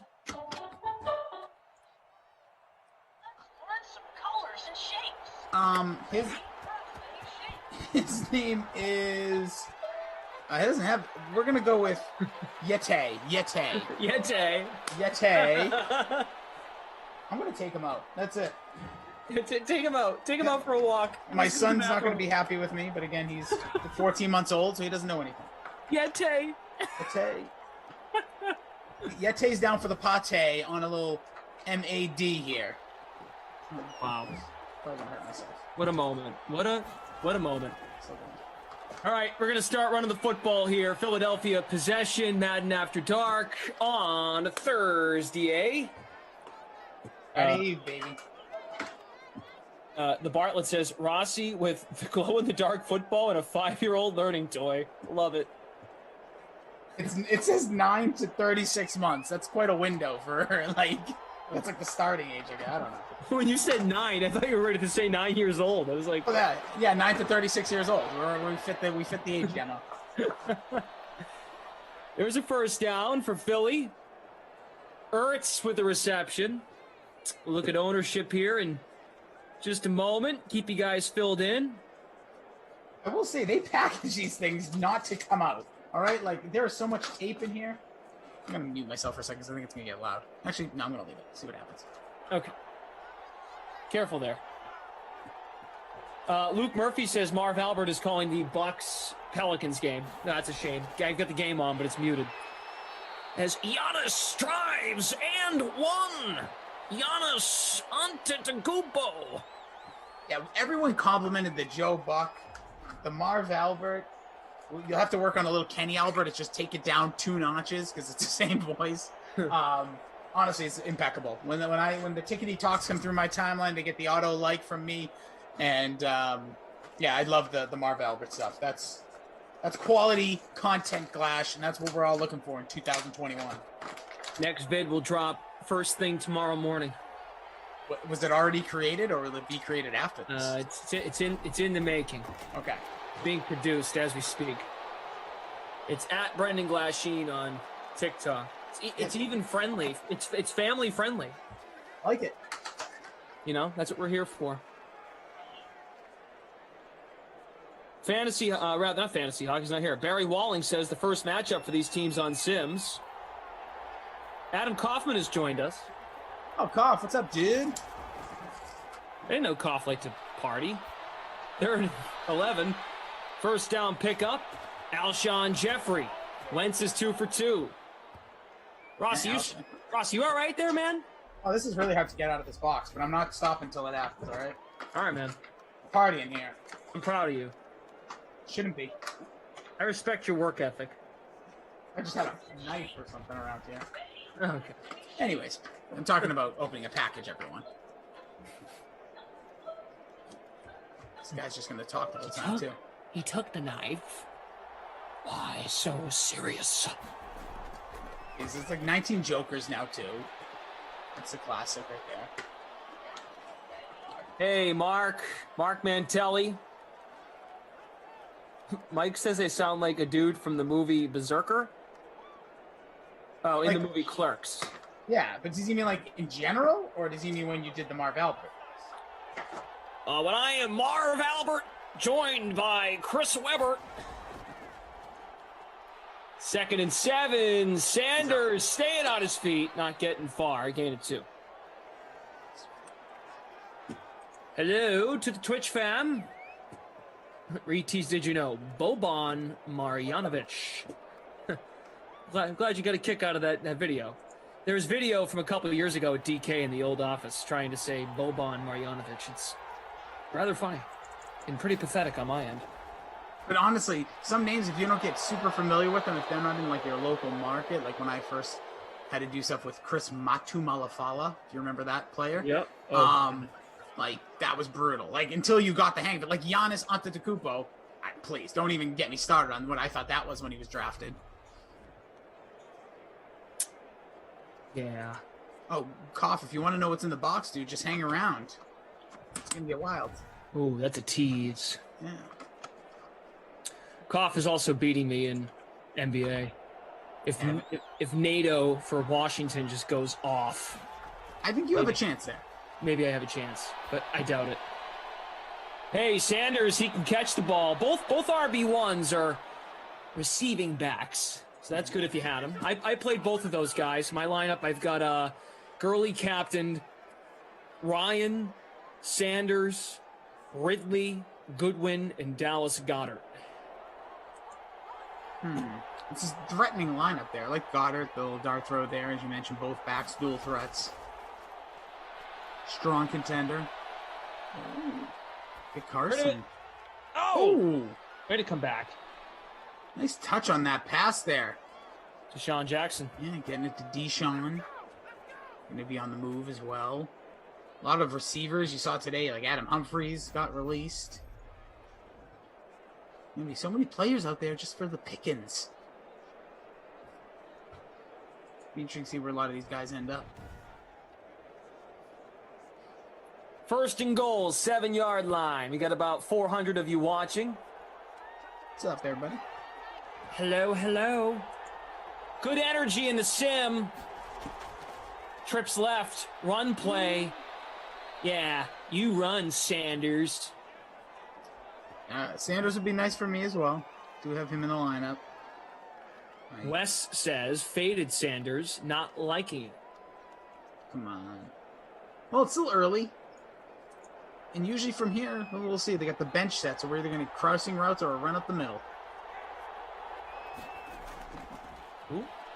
Put Goddard in motion. Touchdown, Sanders. Got it. Here's the touchdown call. Let's learn some colors and shapes. All right. Oh, he moves. I'm gonna save this. Knock it off. Knock it off. That's a halftime entertainment right there. Rossi, let's save that from Ron Kim.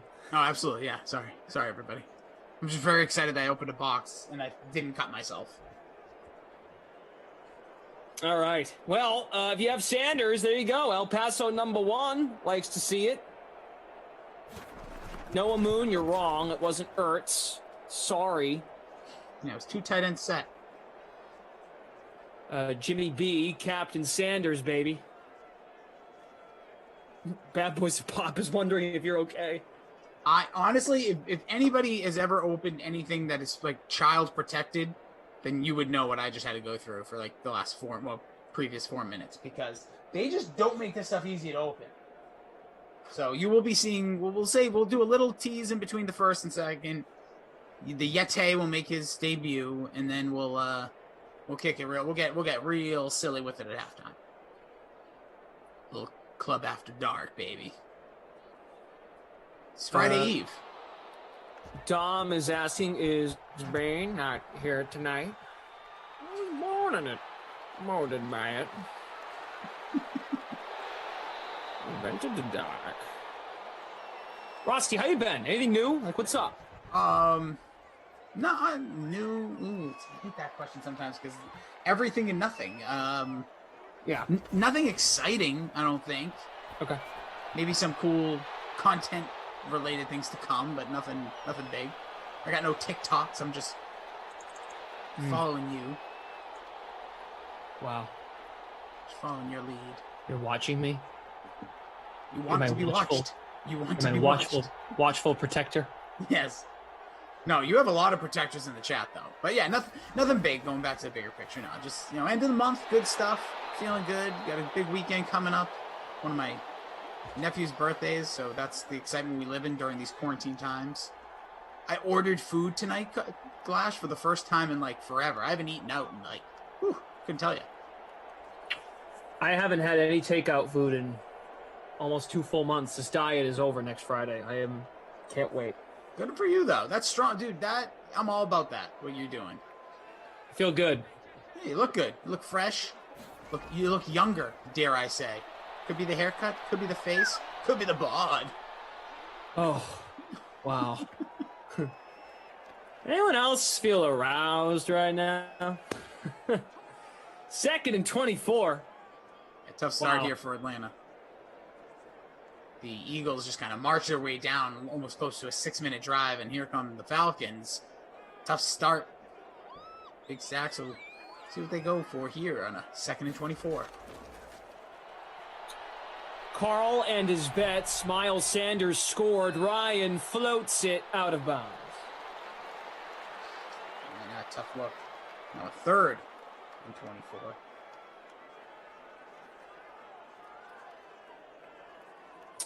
Brian is asking Brian Berard, our production team member, which bird is truly superior, the eagle or the falcon? Well, when it comes to me in this one, the relative of the vulture, of course, because we could see a vulture call. I heard there is vultures swirling above Atlanta tonight, but I think a direct relative of said vulture is a falcon. So I would say the falcon is, quote unquote, a better bird. But for the game, I believe the vulture is a first cousin of a falcon. Interesting. But the eagle is like the most intimidating bird there is, right? And most rare. It's bald. Barry, yes, you did have a Gage sighting. That ball is complete. 2nd drive on offense for the Eagles. Alshon Jeffrey, another catch.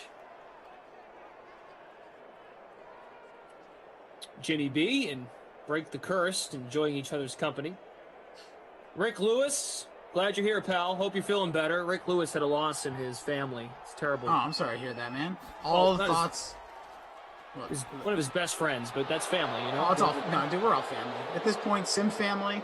Your loss is our loss, man. So totally hope we can just bring some of that joy that we normally hopefully do, or goofiness, or just completely distract you away from reality, because that's what these things are for me, and I'm in it. So, Rick, I'm thinking of you, man. Well, obviously we all are. Even the voiceless ones that hide behind their names in the Zoom chat. All right, they'll flex out another receiver. 4 wide, 3rd and 5. Complete for a first. Deshaun Jackson. There. Just laying it on him. It's almost like you don't want the quarter break just because how good this Eagles team is playing. All right. Well, there you go. Yeah, baby, here it comes. First Hold on. quarter in the books. The Yeti is here. Looking at the, we'll go to the stats. Carson Wentz, 7 of 8, 86 yards. Miles Sanders, 14 yards and a touchdown. Receiving. Jeffrey, 2 for 23. Ertz, 2 for 16. Deshaun Jackson, 2 for 36. Rossi, we gotta put him away. Okay, he's going away. Yeah, we have instruction. We gotta put him away. He's done. All right. He's been retired. Look at your Slack, Rossi. All right. I got it. All right. Jacob says these are still the Dan Quinn Falcons. It's true. Dan Quinn is still here. He is still in our presence in Simland. Here's a run play. Back to Sanders. You got to have this guy. Yeah, he is. Again, we were talking about in last sim with BK about like the must roster players in general. When there's certain teams, and obviously we had Dalvin Cook as one of them. I put Miles Sanders on that like top 5 list because the offense kind of runs through him.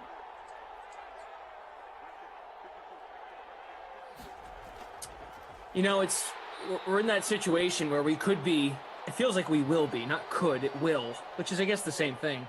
We're going to be, at some point down the road, going into our 3rd different Madden game. And we will now see, these quarterback changes. Like we started last spring with Tom Brady with the Patriots. Mm-hmm. And we just saw that over and over and over. And it's Carson Wentz. It still hasn't sunk into me that he's gone. I think it was kind of the case last year, too. Yeah, I think specifically right now, especially where we're sitting in like this point of the year where they're just doing it, it's going to be weird for a little while because like you're already starting to feel like, okay, Stafford's a Ram, Goff is a Lion, Carson Wentz gets sacked, Carson will be a Colt. Like these slight changes, and they're going to keep trickling. I know it's not, especially here in Simland, like J.J. Watt signing somewhere else isn't going to have that same appeal because he's not an offensive player, but it is going to be strange, especially like even some of these receivers are going to move, like an Allen Robinson who's been played well for the Bears, and if Russell Wilson is potentially traded, if Deshaun Watson, who met with his boss, said, "You're a cool dude, I'm out, don't care," like, oh, that's cool, you seem like a nice guy, I still don't want to work for you. And we get a punt. Punts away. Hey, Kyle, what's up, buddy? Good to see you. Smash that like button if you guys haven't already. And give us a follow on Twitch. Also, subscribe to the YouTube channel here at DraftKings to follow all things Dream Stream. We're certainly grateful to have you here with us to wrap up your Thursday night. Bry Guy is now transitioned to the Twitch chat. He's having trouble deciding. Y'all the GOAT, he says. Oof, give him love. And by the way, if you're over there on Twitch, make sure you do hit that follow button, hit a notification, the heart, the bell, so you know every time we go live. Do us a big favor by doing that. Appreciate you. Especially you, bugaboo.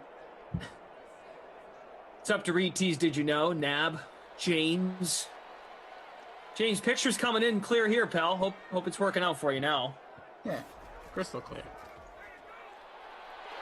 Speaking of which, Justin Gardner is asking where I am. I'm in 165th in the free roll. Fooligan from Twitch is in 2nd. I thought you were about to say your address. I'm at 156 Turquoise Lane.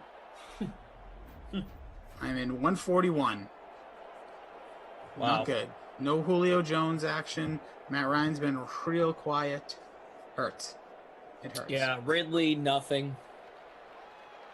My stacking of kickers so far not working out. It's early. Speak of the devil. Look at that. Speak of the devil. Old man dog fan, I've been here the whole time because it is a distraction from reality. Keep it up. Love that. We just appreciate you being here, no matter how you get here. The Claw 28, I can confirm, but I'm not sure you could hear it. The Claw. The Claw. Julio Jones at the top of the screen, but a run play. Julio very quiet thus far. Robbie Noble, I feel you. He says, we need Julio. We do. Come on, Julio. Make people happy. Do it for the people. Did you see this this Russell Wilson report? I'm sure the chat's talked about it today. We talked about it briefly in our last thing. I think it's the most erroneous thing I've ever heard, to be honest. I don't want to leave. It's like you saying, like, again, I'm going to use my own example. Use an example. I don't want to leave where I currently work. But if my work doesn't want me, here's a couple of places I wouldn't mind working. No, get out of here. I just don't believe that happened. And I know it's all agent speak anyways, and what do they call it? Team 3? This little inner squad of Russell Wilson people. But hey, it makes for good chatter. And also makes you feel, as a Patriots fan, even worse when, like, the Jets and Dolphins are, like, viable teams for these star players now, and, like, Patriots aren't even a thought. The good old days. Every time there's a free agent, it'd be like, oh, Patriots, is that Belichick gif. Yeah, I do really see a world, Glash, where Russell Wilson, potential future Hall of Famer, is not a Seattle Seahawk in 2021? I can't see it, but I think the elephant in the room is, would it get to a point if they have another bad year? And a bad year for them is not making the conference championship game, in my opinion. Like, they've got, he's too good. Is their defense good enough? No, but isn't that a reflection of Pete Carroll? And that's the elephant in the room. If they don't get to the conference championship game and reach expectations, and if they fail defensively and continue to ask Russ to bail them out at the end of games, does Pete Carroll go? Like, would they pick Russ over Pete? I would like to think so, but I don't know. Everyone loves Pete Carroll. Yeah, I still think you take the quarterback in this instance because. Oh, I know, I would, right? But what would they do? I think they do the right thing and keep Russell Wilson and make him happy. Yeah, I think you do. I just think, like, as much like Pete Carroll, have we already seen the max, and how much longer is he going to coach for? Oldest coach in the league. Not that this is necessarily on the table, but I like the situation we've drawn up here. Ryan with the handoff to Gurley, and he's brought down at the 5, a gain of 6. Dan says Cowboys and Russ would equal a Super Bowl. Would be pretty cool to see Russell Wilson in Dallas. That would look so cool. Got to make stops on defense, though. You could play all. I still think my issue is if Russell Wilson wants to go somewhere, he knows how much it's going to cost that organization to get him, and that's going to be tough. Oh! Double coverage, throw it up. You don't see it a lot in Madden, Glash, but when you do, puts a big old smile on this chubby little face. Damon says exactly at this point, Arizona is probably going to be the NFC West champ. Say goodbye to Pete. You can pick whoever you want. San Francisco, Arizona, LA, the Rams. I mean, the Rams are the playoff team. They're probably going to be the favorite going into the season. You could make the case that those 3 teams are better than Seattle. Now, if you had to go by quarterback, they're probably the best team. But it's Russ and then what? Wagner, Adams on defense. Yeah, you don't discount like a Tyler Lockett, DK Metcalf. The running back situation is a mess. Like Chris Carson's a nice player, can't stay healthy. They want to run the ball more. You heard that report, and for some reason that was taken like disrespectful to Russ. If I'm the quarterback and my complaint is that I'm getting hit too much, yeah, let's run the ball more. Let's be more strategic. Get the ball out of my hands, but in a good way. I don't know. It's a weird scenario there. I think there's so much like animosity in the NFL after a season like this for some reason. A lot of these teams, obviously Deshaun Watson, who I believed, I think I've talked with you, like, nah, he ain't getting traded. No way. I think at this point it's inevitable. And now it's just like pennies on the dollar potentially as well, which is a shame, but it is, I just don't see Russell. I think it's just, there's some ploy going on here. I don't know exactly what it is. And I don't know if it's just he wants more help, if it's offensive line, because he's got good weapons. Luke Murphy says, need to show my brother a Marv impression. Quick flash, please. This is Giannis for 3. Unable to hit. Rebound to Zion. Here comes Williamson. A facial. Zion Williamson. And the foul. He'll go to the line. Chris Webber, Marv Albert. You're watching the NBA on TNT.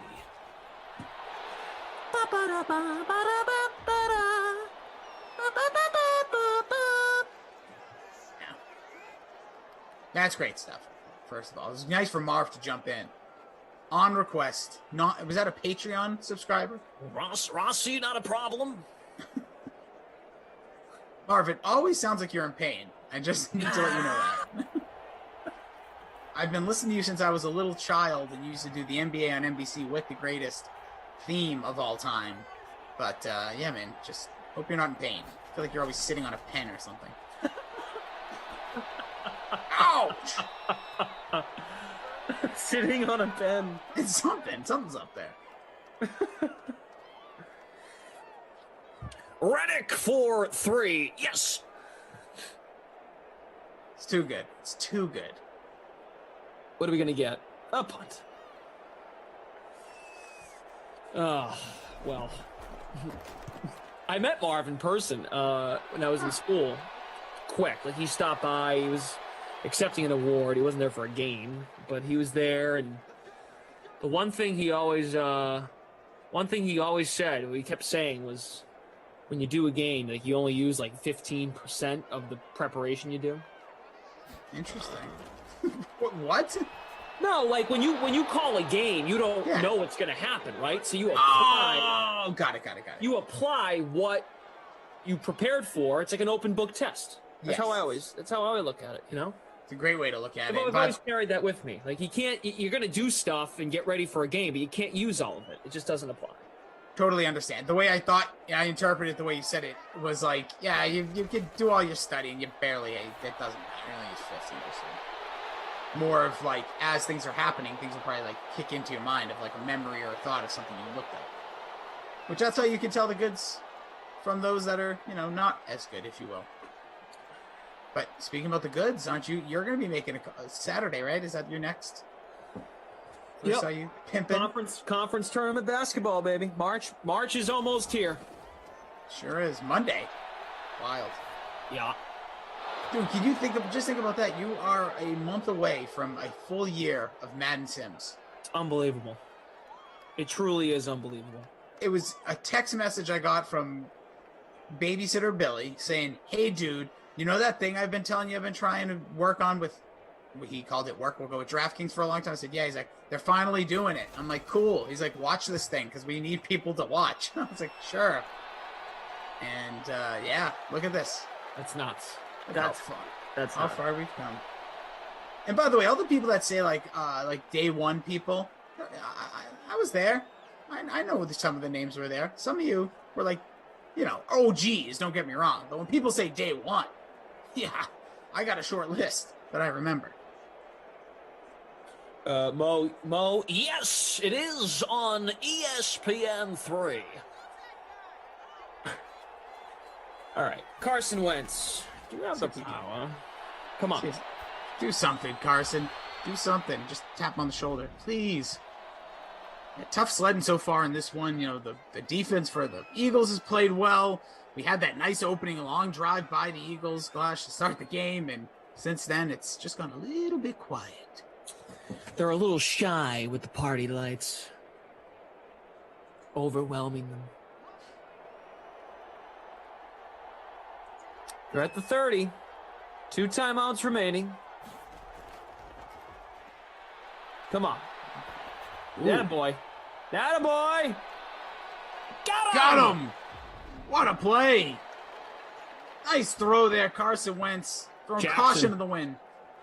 Get it up to the fast man, who actually had a fight for the ball. Not really known for that in the last part of his recent Eagles tenure. That first Eagles tenure was all about it. Repositioning the body. Nice play. 95 speed to Sean Jackson. Wide out 2. Here we go. From the 13. Wentz dancing. All right, you got a first. Here we go.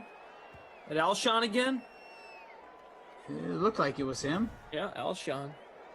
Going to be a free agent as well.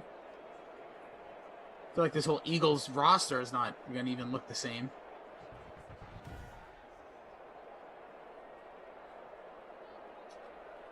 All right, tell us in the chat who you need. I need Miles Sanders. Not this time. Whoa. That looked like it hurt. Yeah, that'll leave a mark. Right now in our free roll, Blue Eyes with a Z in first place. Jackson captained Eagles defense in the flex with Ertz, Sanders, Gurley, and Wentz. A lot of birds. A lot of Eagles. They're all birds, technically. Here we A lot go. of foul. Wentz. Go for it, buddy. Yeah! Got it! Down! Marquise Goodwin. Oh, the Mr. Opto. But tell you, he plays big in these Sims Glash, and there he is showing up, keeping the play alive, extended by Carson Wentz, scrambles all the way to his right, just when he thought he took off, or he's about to take off. Looks like he could have scored on the run. Gives it to his receiver. Looking for a watch at Christmas. Marquise Goodwin, touchdown. Ta-da! Goodwin only 23.5% owned. It's a nice play. It's a nice play. My roster. Feel good about it. There he is. I'm in 160th now. We've got Jim here. Hey, Jim! I don't know, Jim. Jim. Hey. Tony should be a great time at the Masters in a couple of weeks, Tony. Philadelphia leads Atlanta 14-3 on CBS. You know, now you have to, when you're going to be making golf references, you got to do Reed T. We have to do a Reed T impression. Was that today? Was he on TV today? Sure was. When he put that out, I thought it was like next week, but I didn't realize it was today. Yeah, I don't watch golf. I'm not like against golf. It's just not something I normally would watch, especially on like a Thursday if it's like the end of a, there's a big playoff part I'm in. Anyways, but yeah, I watch it for him, and it's great. I love seeing that stuff, like for stuff like you do. Like, I'm gonna tune into that stuff because A, I want to support people that I know, seeing them do what they would love to do, and B, it's like cool to like give yourself, a reason to watch something different. Like the game you're calling, like would I normally potentially watch something like that? I have the ESPN Plus as part of my package, probably not. But it's like, oh, I know Glash, he's awesome. Let's tune in. And that's what I encourage the DK Sim fam to do, whether we're here or wherever else we may be. Lurking, just lurking. We're like, hey, I see you. Bill Hamilton says, I am one of the Goodwin owners. There you go. Throw some passes. Who needs a pass? I feel like we need a pass and positivity tonight. Get that arm loose, kid. Yeah, I got both. I'm ambidextrous too. Left's a little tight. Yeah, I got. I still have the ball that we booted with. Let me grab the ball. Yeah, dude, get the ball. It's all balls. Yeah, producer Michael, he deserves a pass. He's been great tonight. Michael, where are you in the contest right now? That's the other thing. He's been absolutely flying tonight. He's finished top 10 twice. He's got a first place finish. It's producers, man. We got Andrew. I'm telling you, I gotta get that Glash light right there. Oh yeah, look at that thing. I saw Glash kick that ball 38 yards. 38 yards. And then he came back and lost, unfortunately, to Emerson, who booed like a 48-yarder. But it was a heck of a kickoff. Yeah, man, look at him. Slinging it. Just slinging it. Wow. I feel so warmed up. Yeah, you're ready to go. A couple passes, then we got to start slinging the ball. Whew. Yawned on that one. Sorry about that, everybody. It's late. I feel like, oh yeah, look at Glash. Take those snaps, dude. Michael's even 91st right now. Oof. Noah Moon, you know why we stopped the game. We let Jim update your bad score. Mine as well. Oh, what is this? Must be. I mean, come on, Noah. Let's face it. You're not going to win this contest, but that's why we stopped to add up your terrible lineup. Ooh, burn! Got him. Must be says positive. Rossi, you were hating all last sim. What? Was I? Hating what, though? I don't remember hating.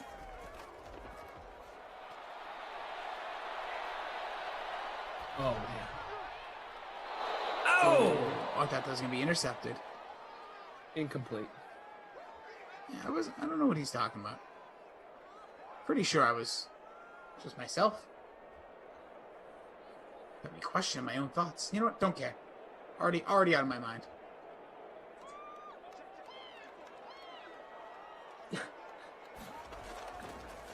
Third and 9. Noah, at least Noah got a laugh out of that. What I said. Oh, Matty Ice. Who's he got? Julio. Big catch. Out of bounds. Oh, man. I thought he got that second foot down. Oh, tough one.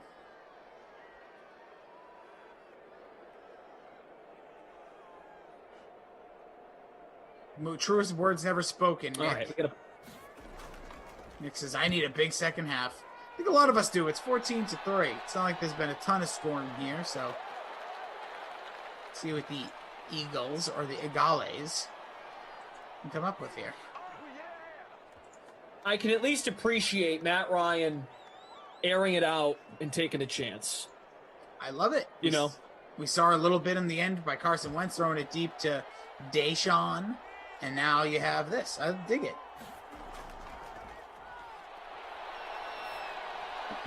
CJ over on Twitch says Rossi was hating because BK gets to stay at a Holiday Inn and he can't tonight. Yeah, BK was coming to us live from a hotel. It was not really? Yeah, it was not a Holiday Inn. It was actually pretty cool. Like, I was like, dude, you really probably didn't have to do these. You could probably have gotten out of it.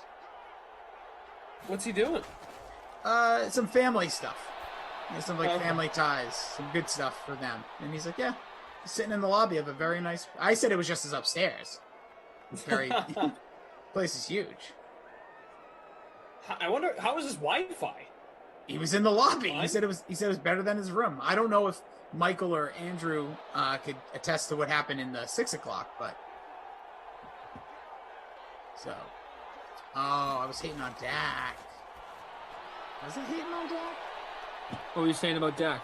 I don't remember. Whatever I say is gone out of my mind usually by the time these things end. I don't think I was hating on Dak. Rossi, you're a guy that has a talk radio background. You know how it goes. Like, you say something, and then 5 minutes later, it's just it's gone. And I will say this to everybody that is watching us, listening to us around the world, and those in the chat or not. It is so true that the things you say, whether you're talk radio, any form of media that's just like free form talk, someone will hear what you say and run with it, and you're like, I didn't even think twice about that. So it could be something about your local, like wherever you're sitting, the local basketball team. We'll go with football. So say you're an Atlanta Falcons fan. One day you could have been like, Matt Ryan's never getting us to the Super Bowl, so I don't even know if they should keep him here. You just say that in a whim as part of one conversation, and that gets headlines, all that. It's really funny how it works. You're like, I honestly didn't even remember saying that. But I stand by it. Good. You should, even if you don't remember. I stand by what I said. What'd you say? Doesn't matter. Stand by it. What I said, I stand by. What'd you say? What I said. Oh, Rick Another Lewis. punt. This is getting difficult. This is man, good punt, great punt. Absolutely beauty. We're getting to that point of the game where the punt is the highlight, baby.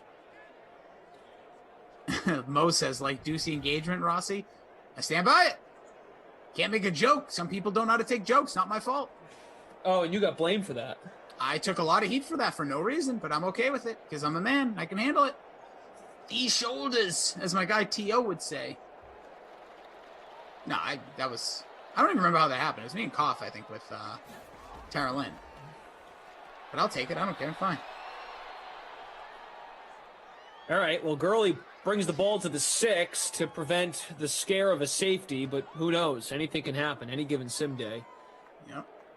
We've seen quarterbacks run the wrong way in big plays like this. We could get an Orlovsky here.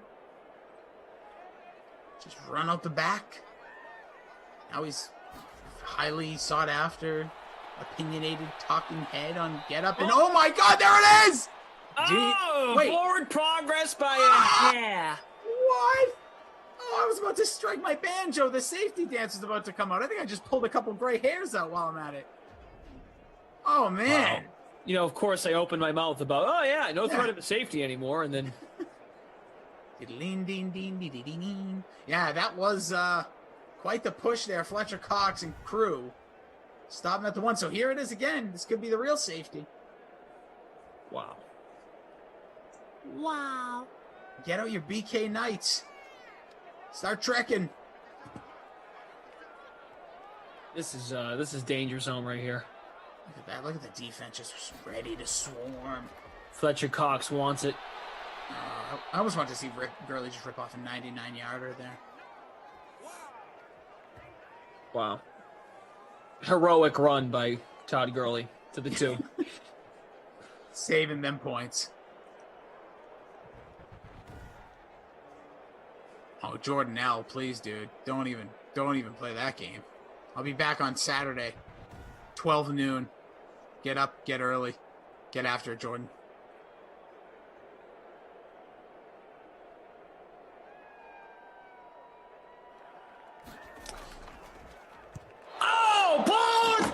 Touchdown! Oh! What is happening? So we pumped for a score! We thought we were going to get a safety. We didn't. We get a nice run. Gurley gets out of there. A blocked punt in the end zone. The entire special teams dives on it. The Eagles are flying together in the V. Caw-caw! Wow, what an effort. Not even a Falcon in sight. Jim! I don't know, Jim. You got to hold my hand on this replay. What a pursuit of the football, Jim! What a pursuit! Just like I pursued to work in the booth with you, Jim. What a pursuit of the football. A lot of pursuits. It was post my pursuit of Jessica Simpson. Post my pursuit. Carrie Underwood. Post my pursuit of my now wife. There it was. Our guy Michael telling us that's the third one of those in 2 days. Third block punt. Punts are being blocked. Unreal. Wow.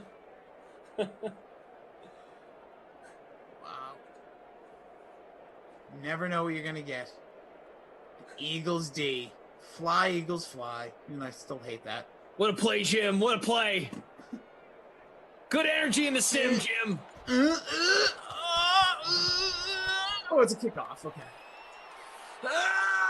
Oh, wow. I will say this.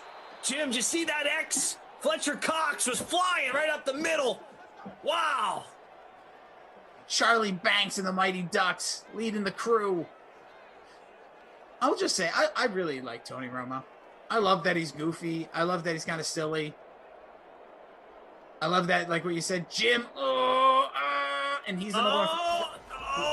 What are they going to do, Jim? What are they going to do? I love Ryan. Oh, it's Ridley. Did not see that coming. Yes, producer Michael did point out that's 3, and the chat is on it. That's 3 in 2 days. Block punts for touchdowns. Amazing.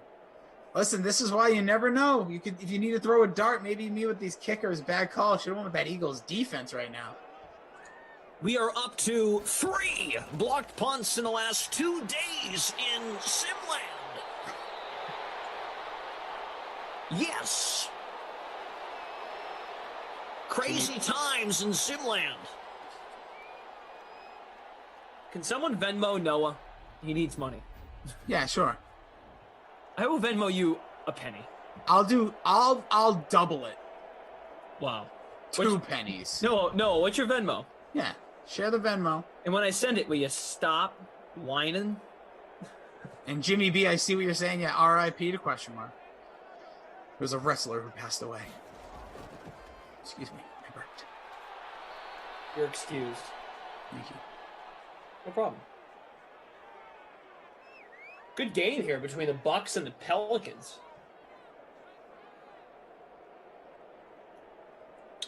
.220 left in the third. Cruising along here. Falcons seeing if they can get their bike back after they just got points taken from them. Did you see the comment from Must Buy? Now, let's see. Hold on, let's see here. Read it first. Oh, yeah. That's what it sounds like when I get out of bed. Oh, where's the ground? Where is it? No! Oh, okay. Whew.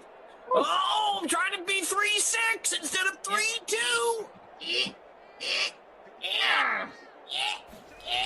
I am the human version of Eric Cotton. Still waiting. No, where's that Venmo, bro? Now I'm kind of into this. I've never wanted to give somebody money more than this.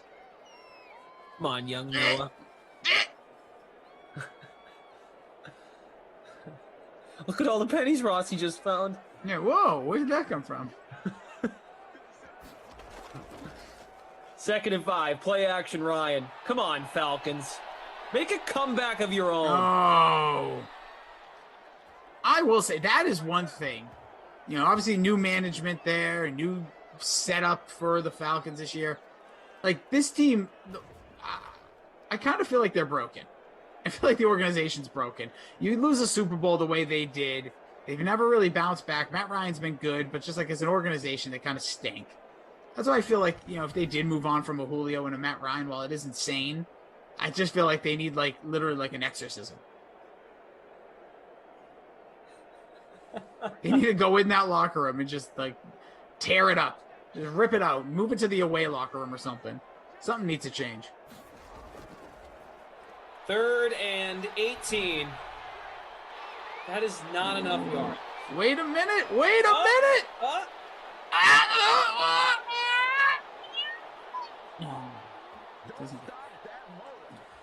Is this what you sound like at parties?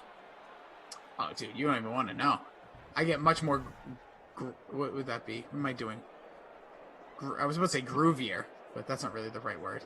Yeah, I just go up to people. What's up, dude? Oh, yeah, oh, man, it's a party. I'm very excited. That's what I'm actually probably going to be like once like we can actually party in real life. Like, don't even blame me for what's going to happen once the time comes that Club After Dark becomes reality and we're all partying together with footballs and black lights and whatever, Yetis and everything in between. I'm just going to be so happy. My smile is going to break my face. I'll be so excited. It's going to be me just pumping, just losing my mind. Just looking at my TV back there. It's going to be wild. Oh, all right. Carson Wentz, 185 to lead both quarterbacks. Matt Ryan doesn't even deserve to have his stats read. No, Matt Ryan stinks. 1 for -6 on the ground. Gurley, 9 for 41. Sanders, 11 for 18 and a touchdown. Yeah, it's been tough sledding in this one. Like, winning lineup, like, I'm jealous of you because I'm sitting at 140th. But it's not like there's this, like, powerhouse lineup that, like, oh, man, I really missed out on that. Yeah. Sean Jackson, the captain spot right now. Just like all people. Actually, the Eagles D. That's the killer. 16 points non-captain. That's huge.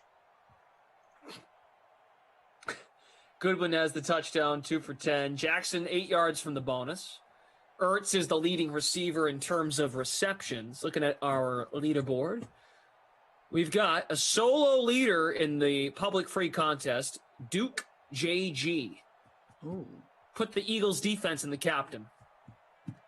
0.3% in the captain spot. 3 sacks, touchdown, as we witnessed. Wentz, Gurley, Sanders, Ertz, and Jackson leading lineup. Blue Eyes. Your music to your eyes. Blue Eyes, first place. Eyes with a Z. Oh. That means he's cool. The bang gorillas, they had a Z. Young Wei Koo, 4-3. Got it. Yes. Stop, it must be. People always try to scare me by telling me there's things behind me, because that one time there was something, and I didn't believe them. It was like my cat or something, obviously. But Young Wei Koo from downtown. You know something? They should have gone for a touchdown. I mean, they should have tried to get the first down there. Absolutely. It was We're in the fourth 28. Like, what are you doing? Yeah.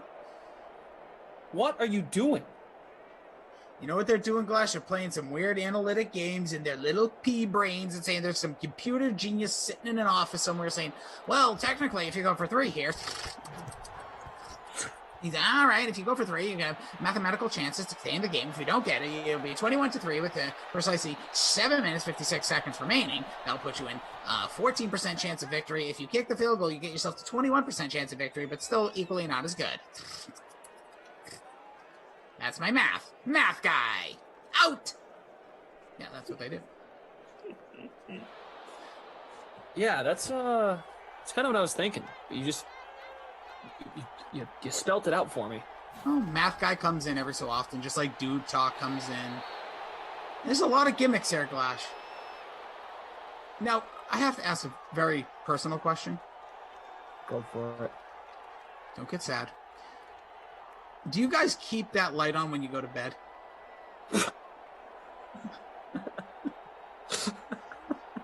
I wasn't expecting that. No, Rossi, we shut the light off. Okay.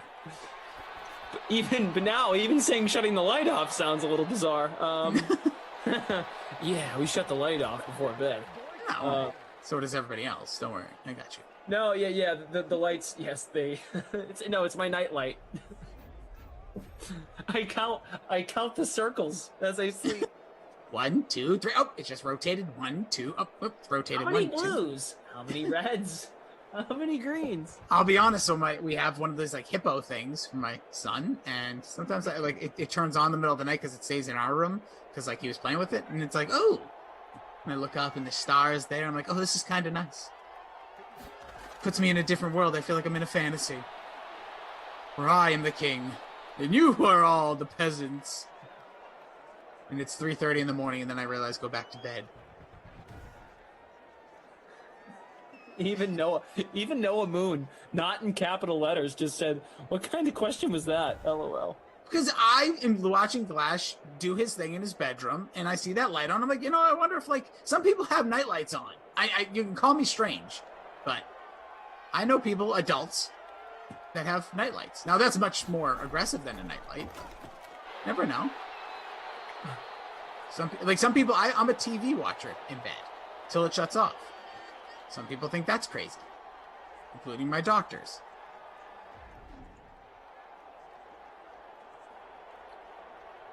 Miami says, is Rossi playing Jack Black? This is from Twitch. Whoa!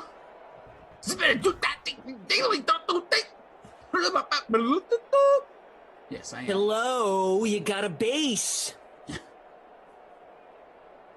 School of Rock. School of Rock. Coming to you. Ha! And we must teach rock and roll. And those that can't teach Jim. It's a movie I have to watch again. I love that movie. Love it. Yeah, I love a lot of Jack Black. I watch a lot of like early Jack Black stuff. Like I've never seen Year One. I'm not gonna pretend that movie looked like, which is not for me right off the bat. But like he was in Cable Guy. Not that he was his character there, but I love him in Saving Silverman. That might be one of my favorite all-time characters that he was. Just a goofball.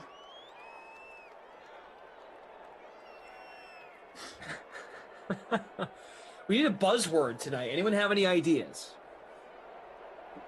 I know there was reasons why not, but you could always go Yeti. Just saying. You know, I don't mind it to speak it to commemorate Yeti.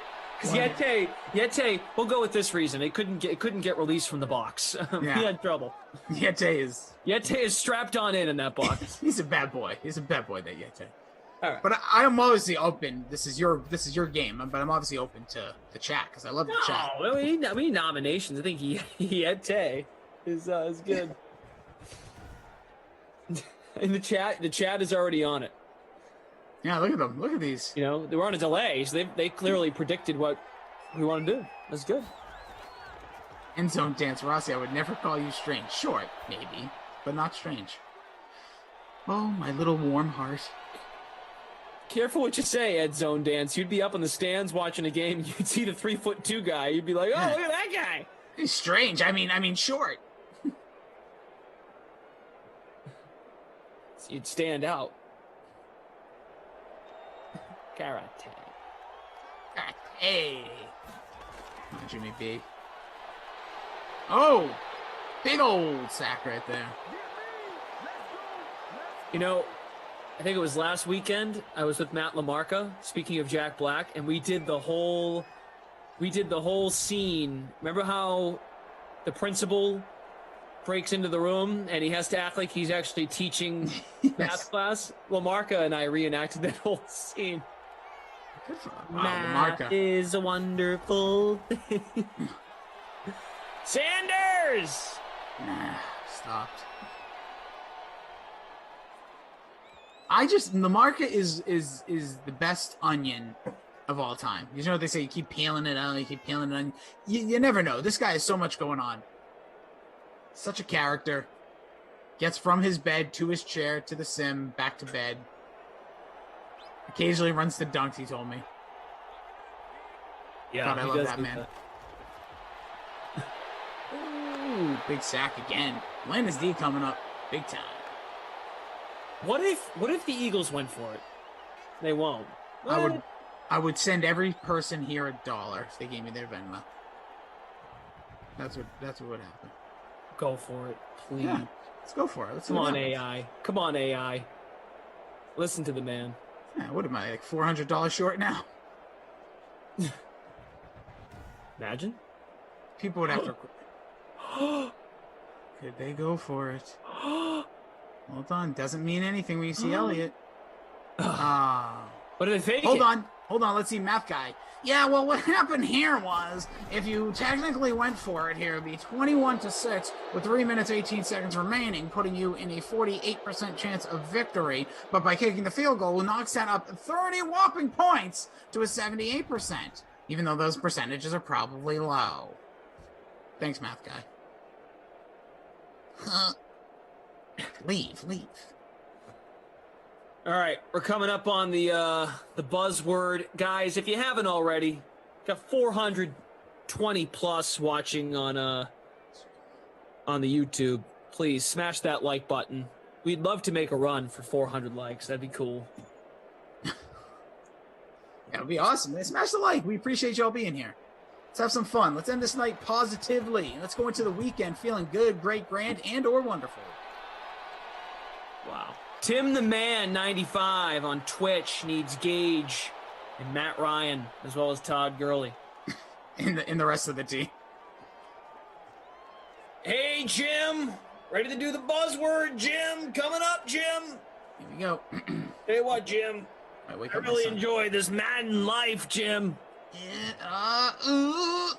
Yeah, really, let it out before we really dive in here. Comedy, yeah. All right, you ready? Here we I'm go. always ready. 3, 2, 1, go. Yeti. Yeti. Yeti. Yeti.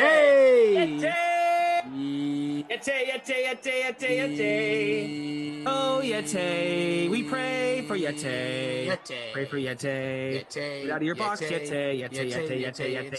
Yeti. Yeti. Yeti. Oh, Yeti.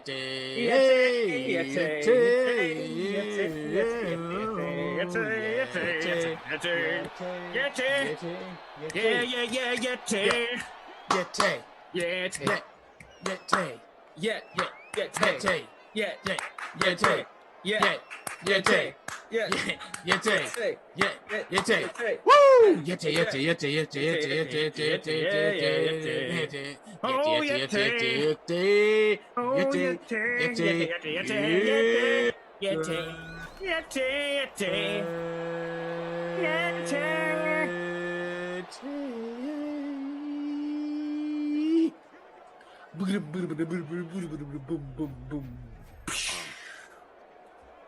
Thank you all so much for coming out tonight! Woo! Tonight! Let me know! After dark party! Do do do do do do do do do do do do do do. Ah! Thank you all very much! Peace! And then we come back after like 10 minutes, because that's what every band does. That's the one thing I'm going to demand when we are able to go to concerts again. No more encores. Just keep playing. We don't need that. Don't lie to us. Don't trick us. If you have to go to the bathroom, do it earlier. Bruiser B says, just when I thought you guys couldn't get more irritating, you pull this. Oh, I'm highly irritating. I'll be back on Saturday. Come on, Bruiser. Don't be bruising up my morale. Yeah, look at the chat. They were all saying Yeti. Yeti. Oh, look at this. This is good times. Todd Gurley. What a moment for Todd. Why is the carpet all wet, Todd? It's a sim, Margot.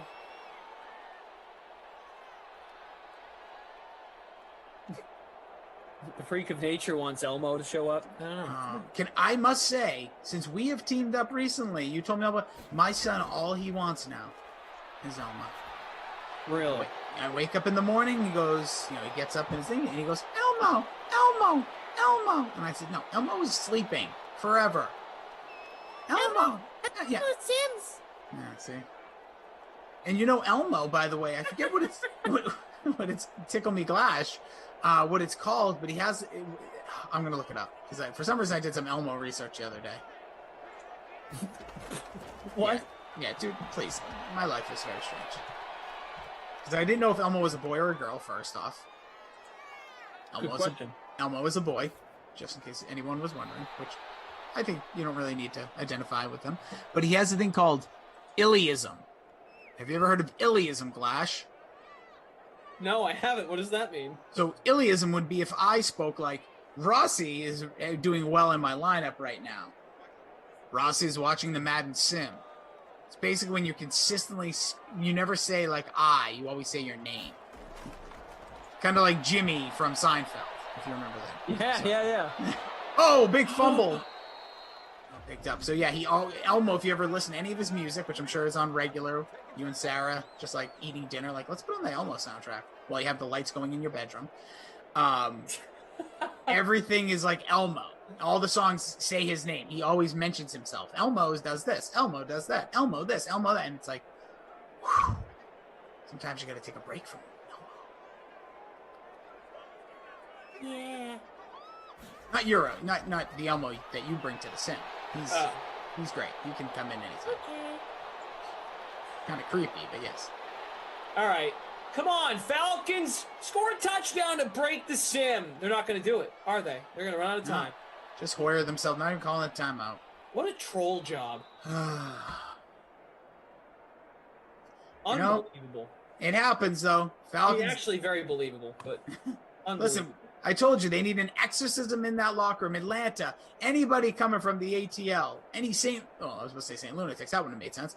Any one Tweezies, any Jermaine Dupreezes out there. I don't know why I put that weird thing on the end of that one, but yes, you need to go to Atlanta. You got to sage it up in there because we need to exercise some demons up in this place. Well, let's go to the quarterbacks. Carson Wentz, 19 of 23, 239 in the touchdown. Matt Ryan, 21 of 28, 211. No touchdowns for Ryan, no picks.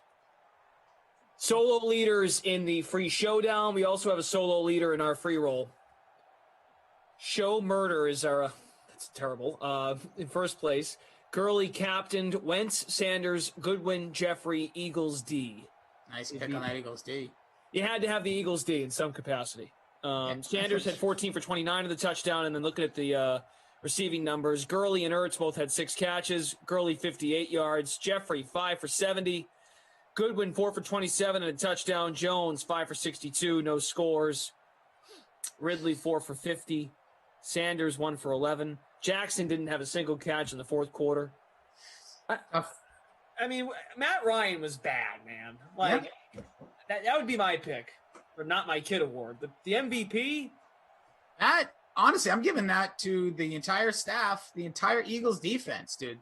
Special teams. As bad as Matt Ryan played, it was the consistent pressure of that Eagles front, basically 4, but 7 overall. They had the punt block for a touchdown in a game that didn't have a lot of touchdowns. I'm giving it to them.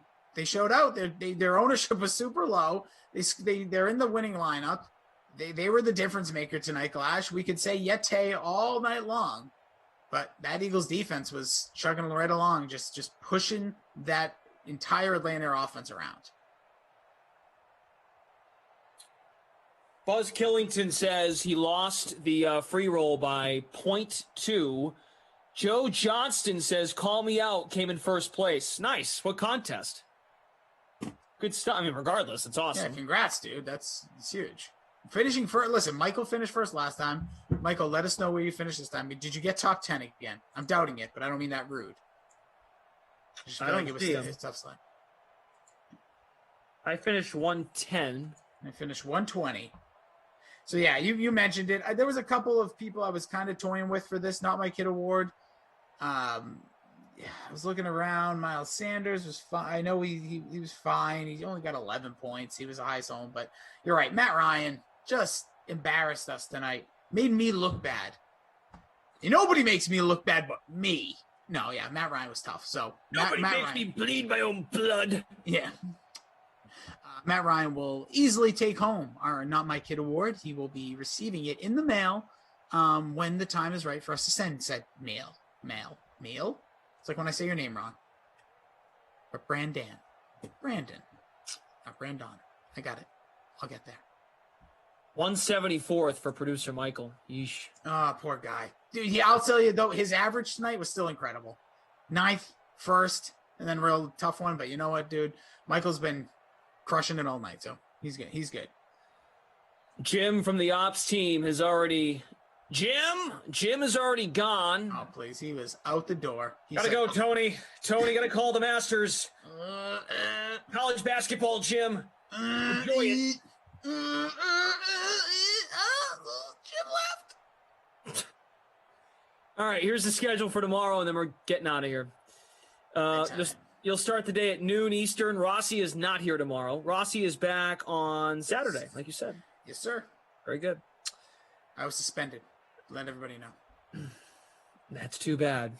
It's okay. I'll be back. All right, so here's the deal for tomorrow. Noon Eastern, Friday, February 26th, Seahawks at Texans.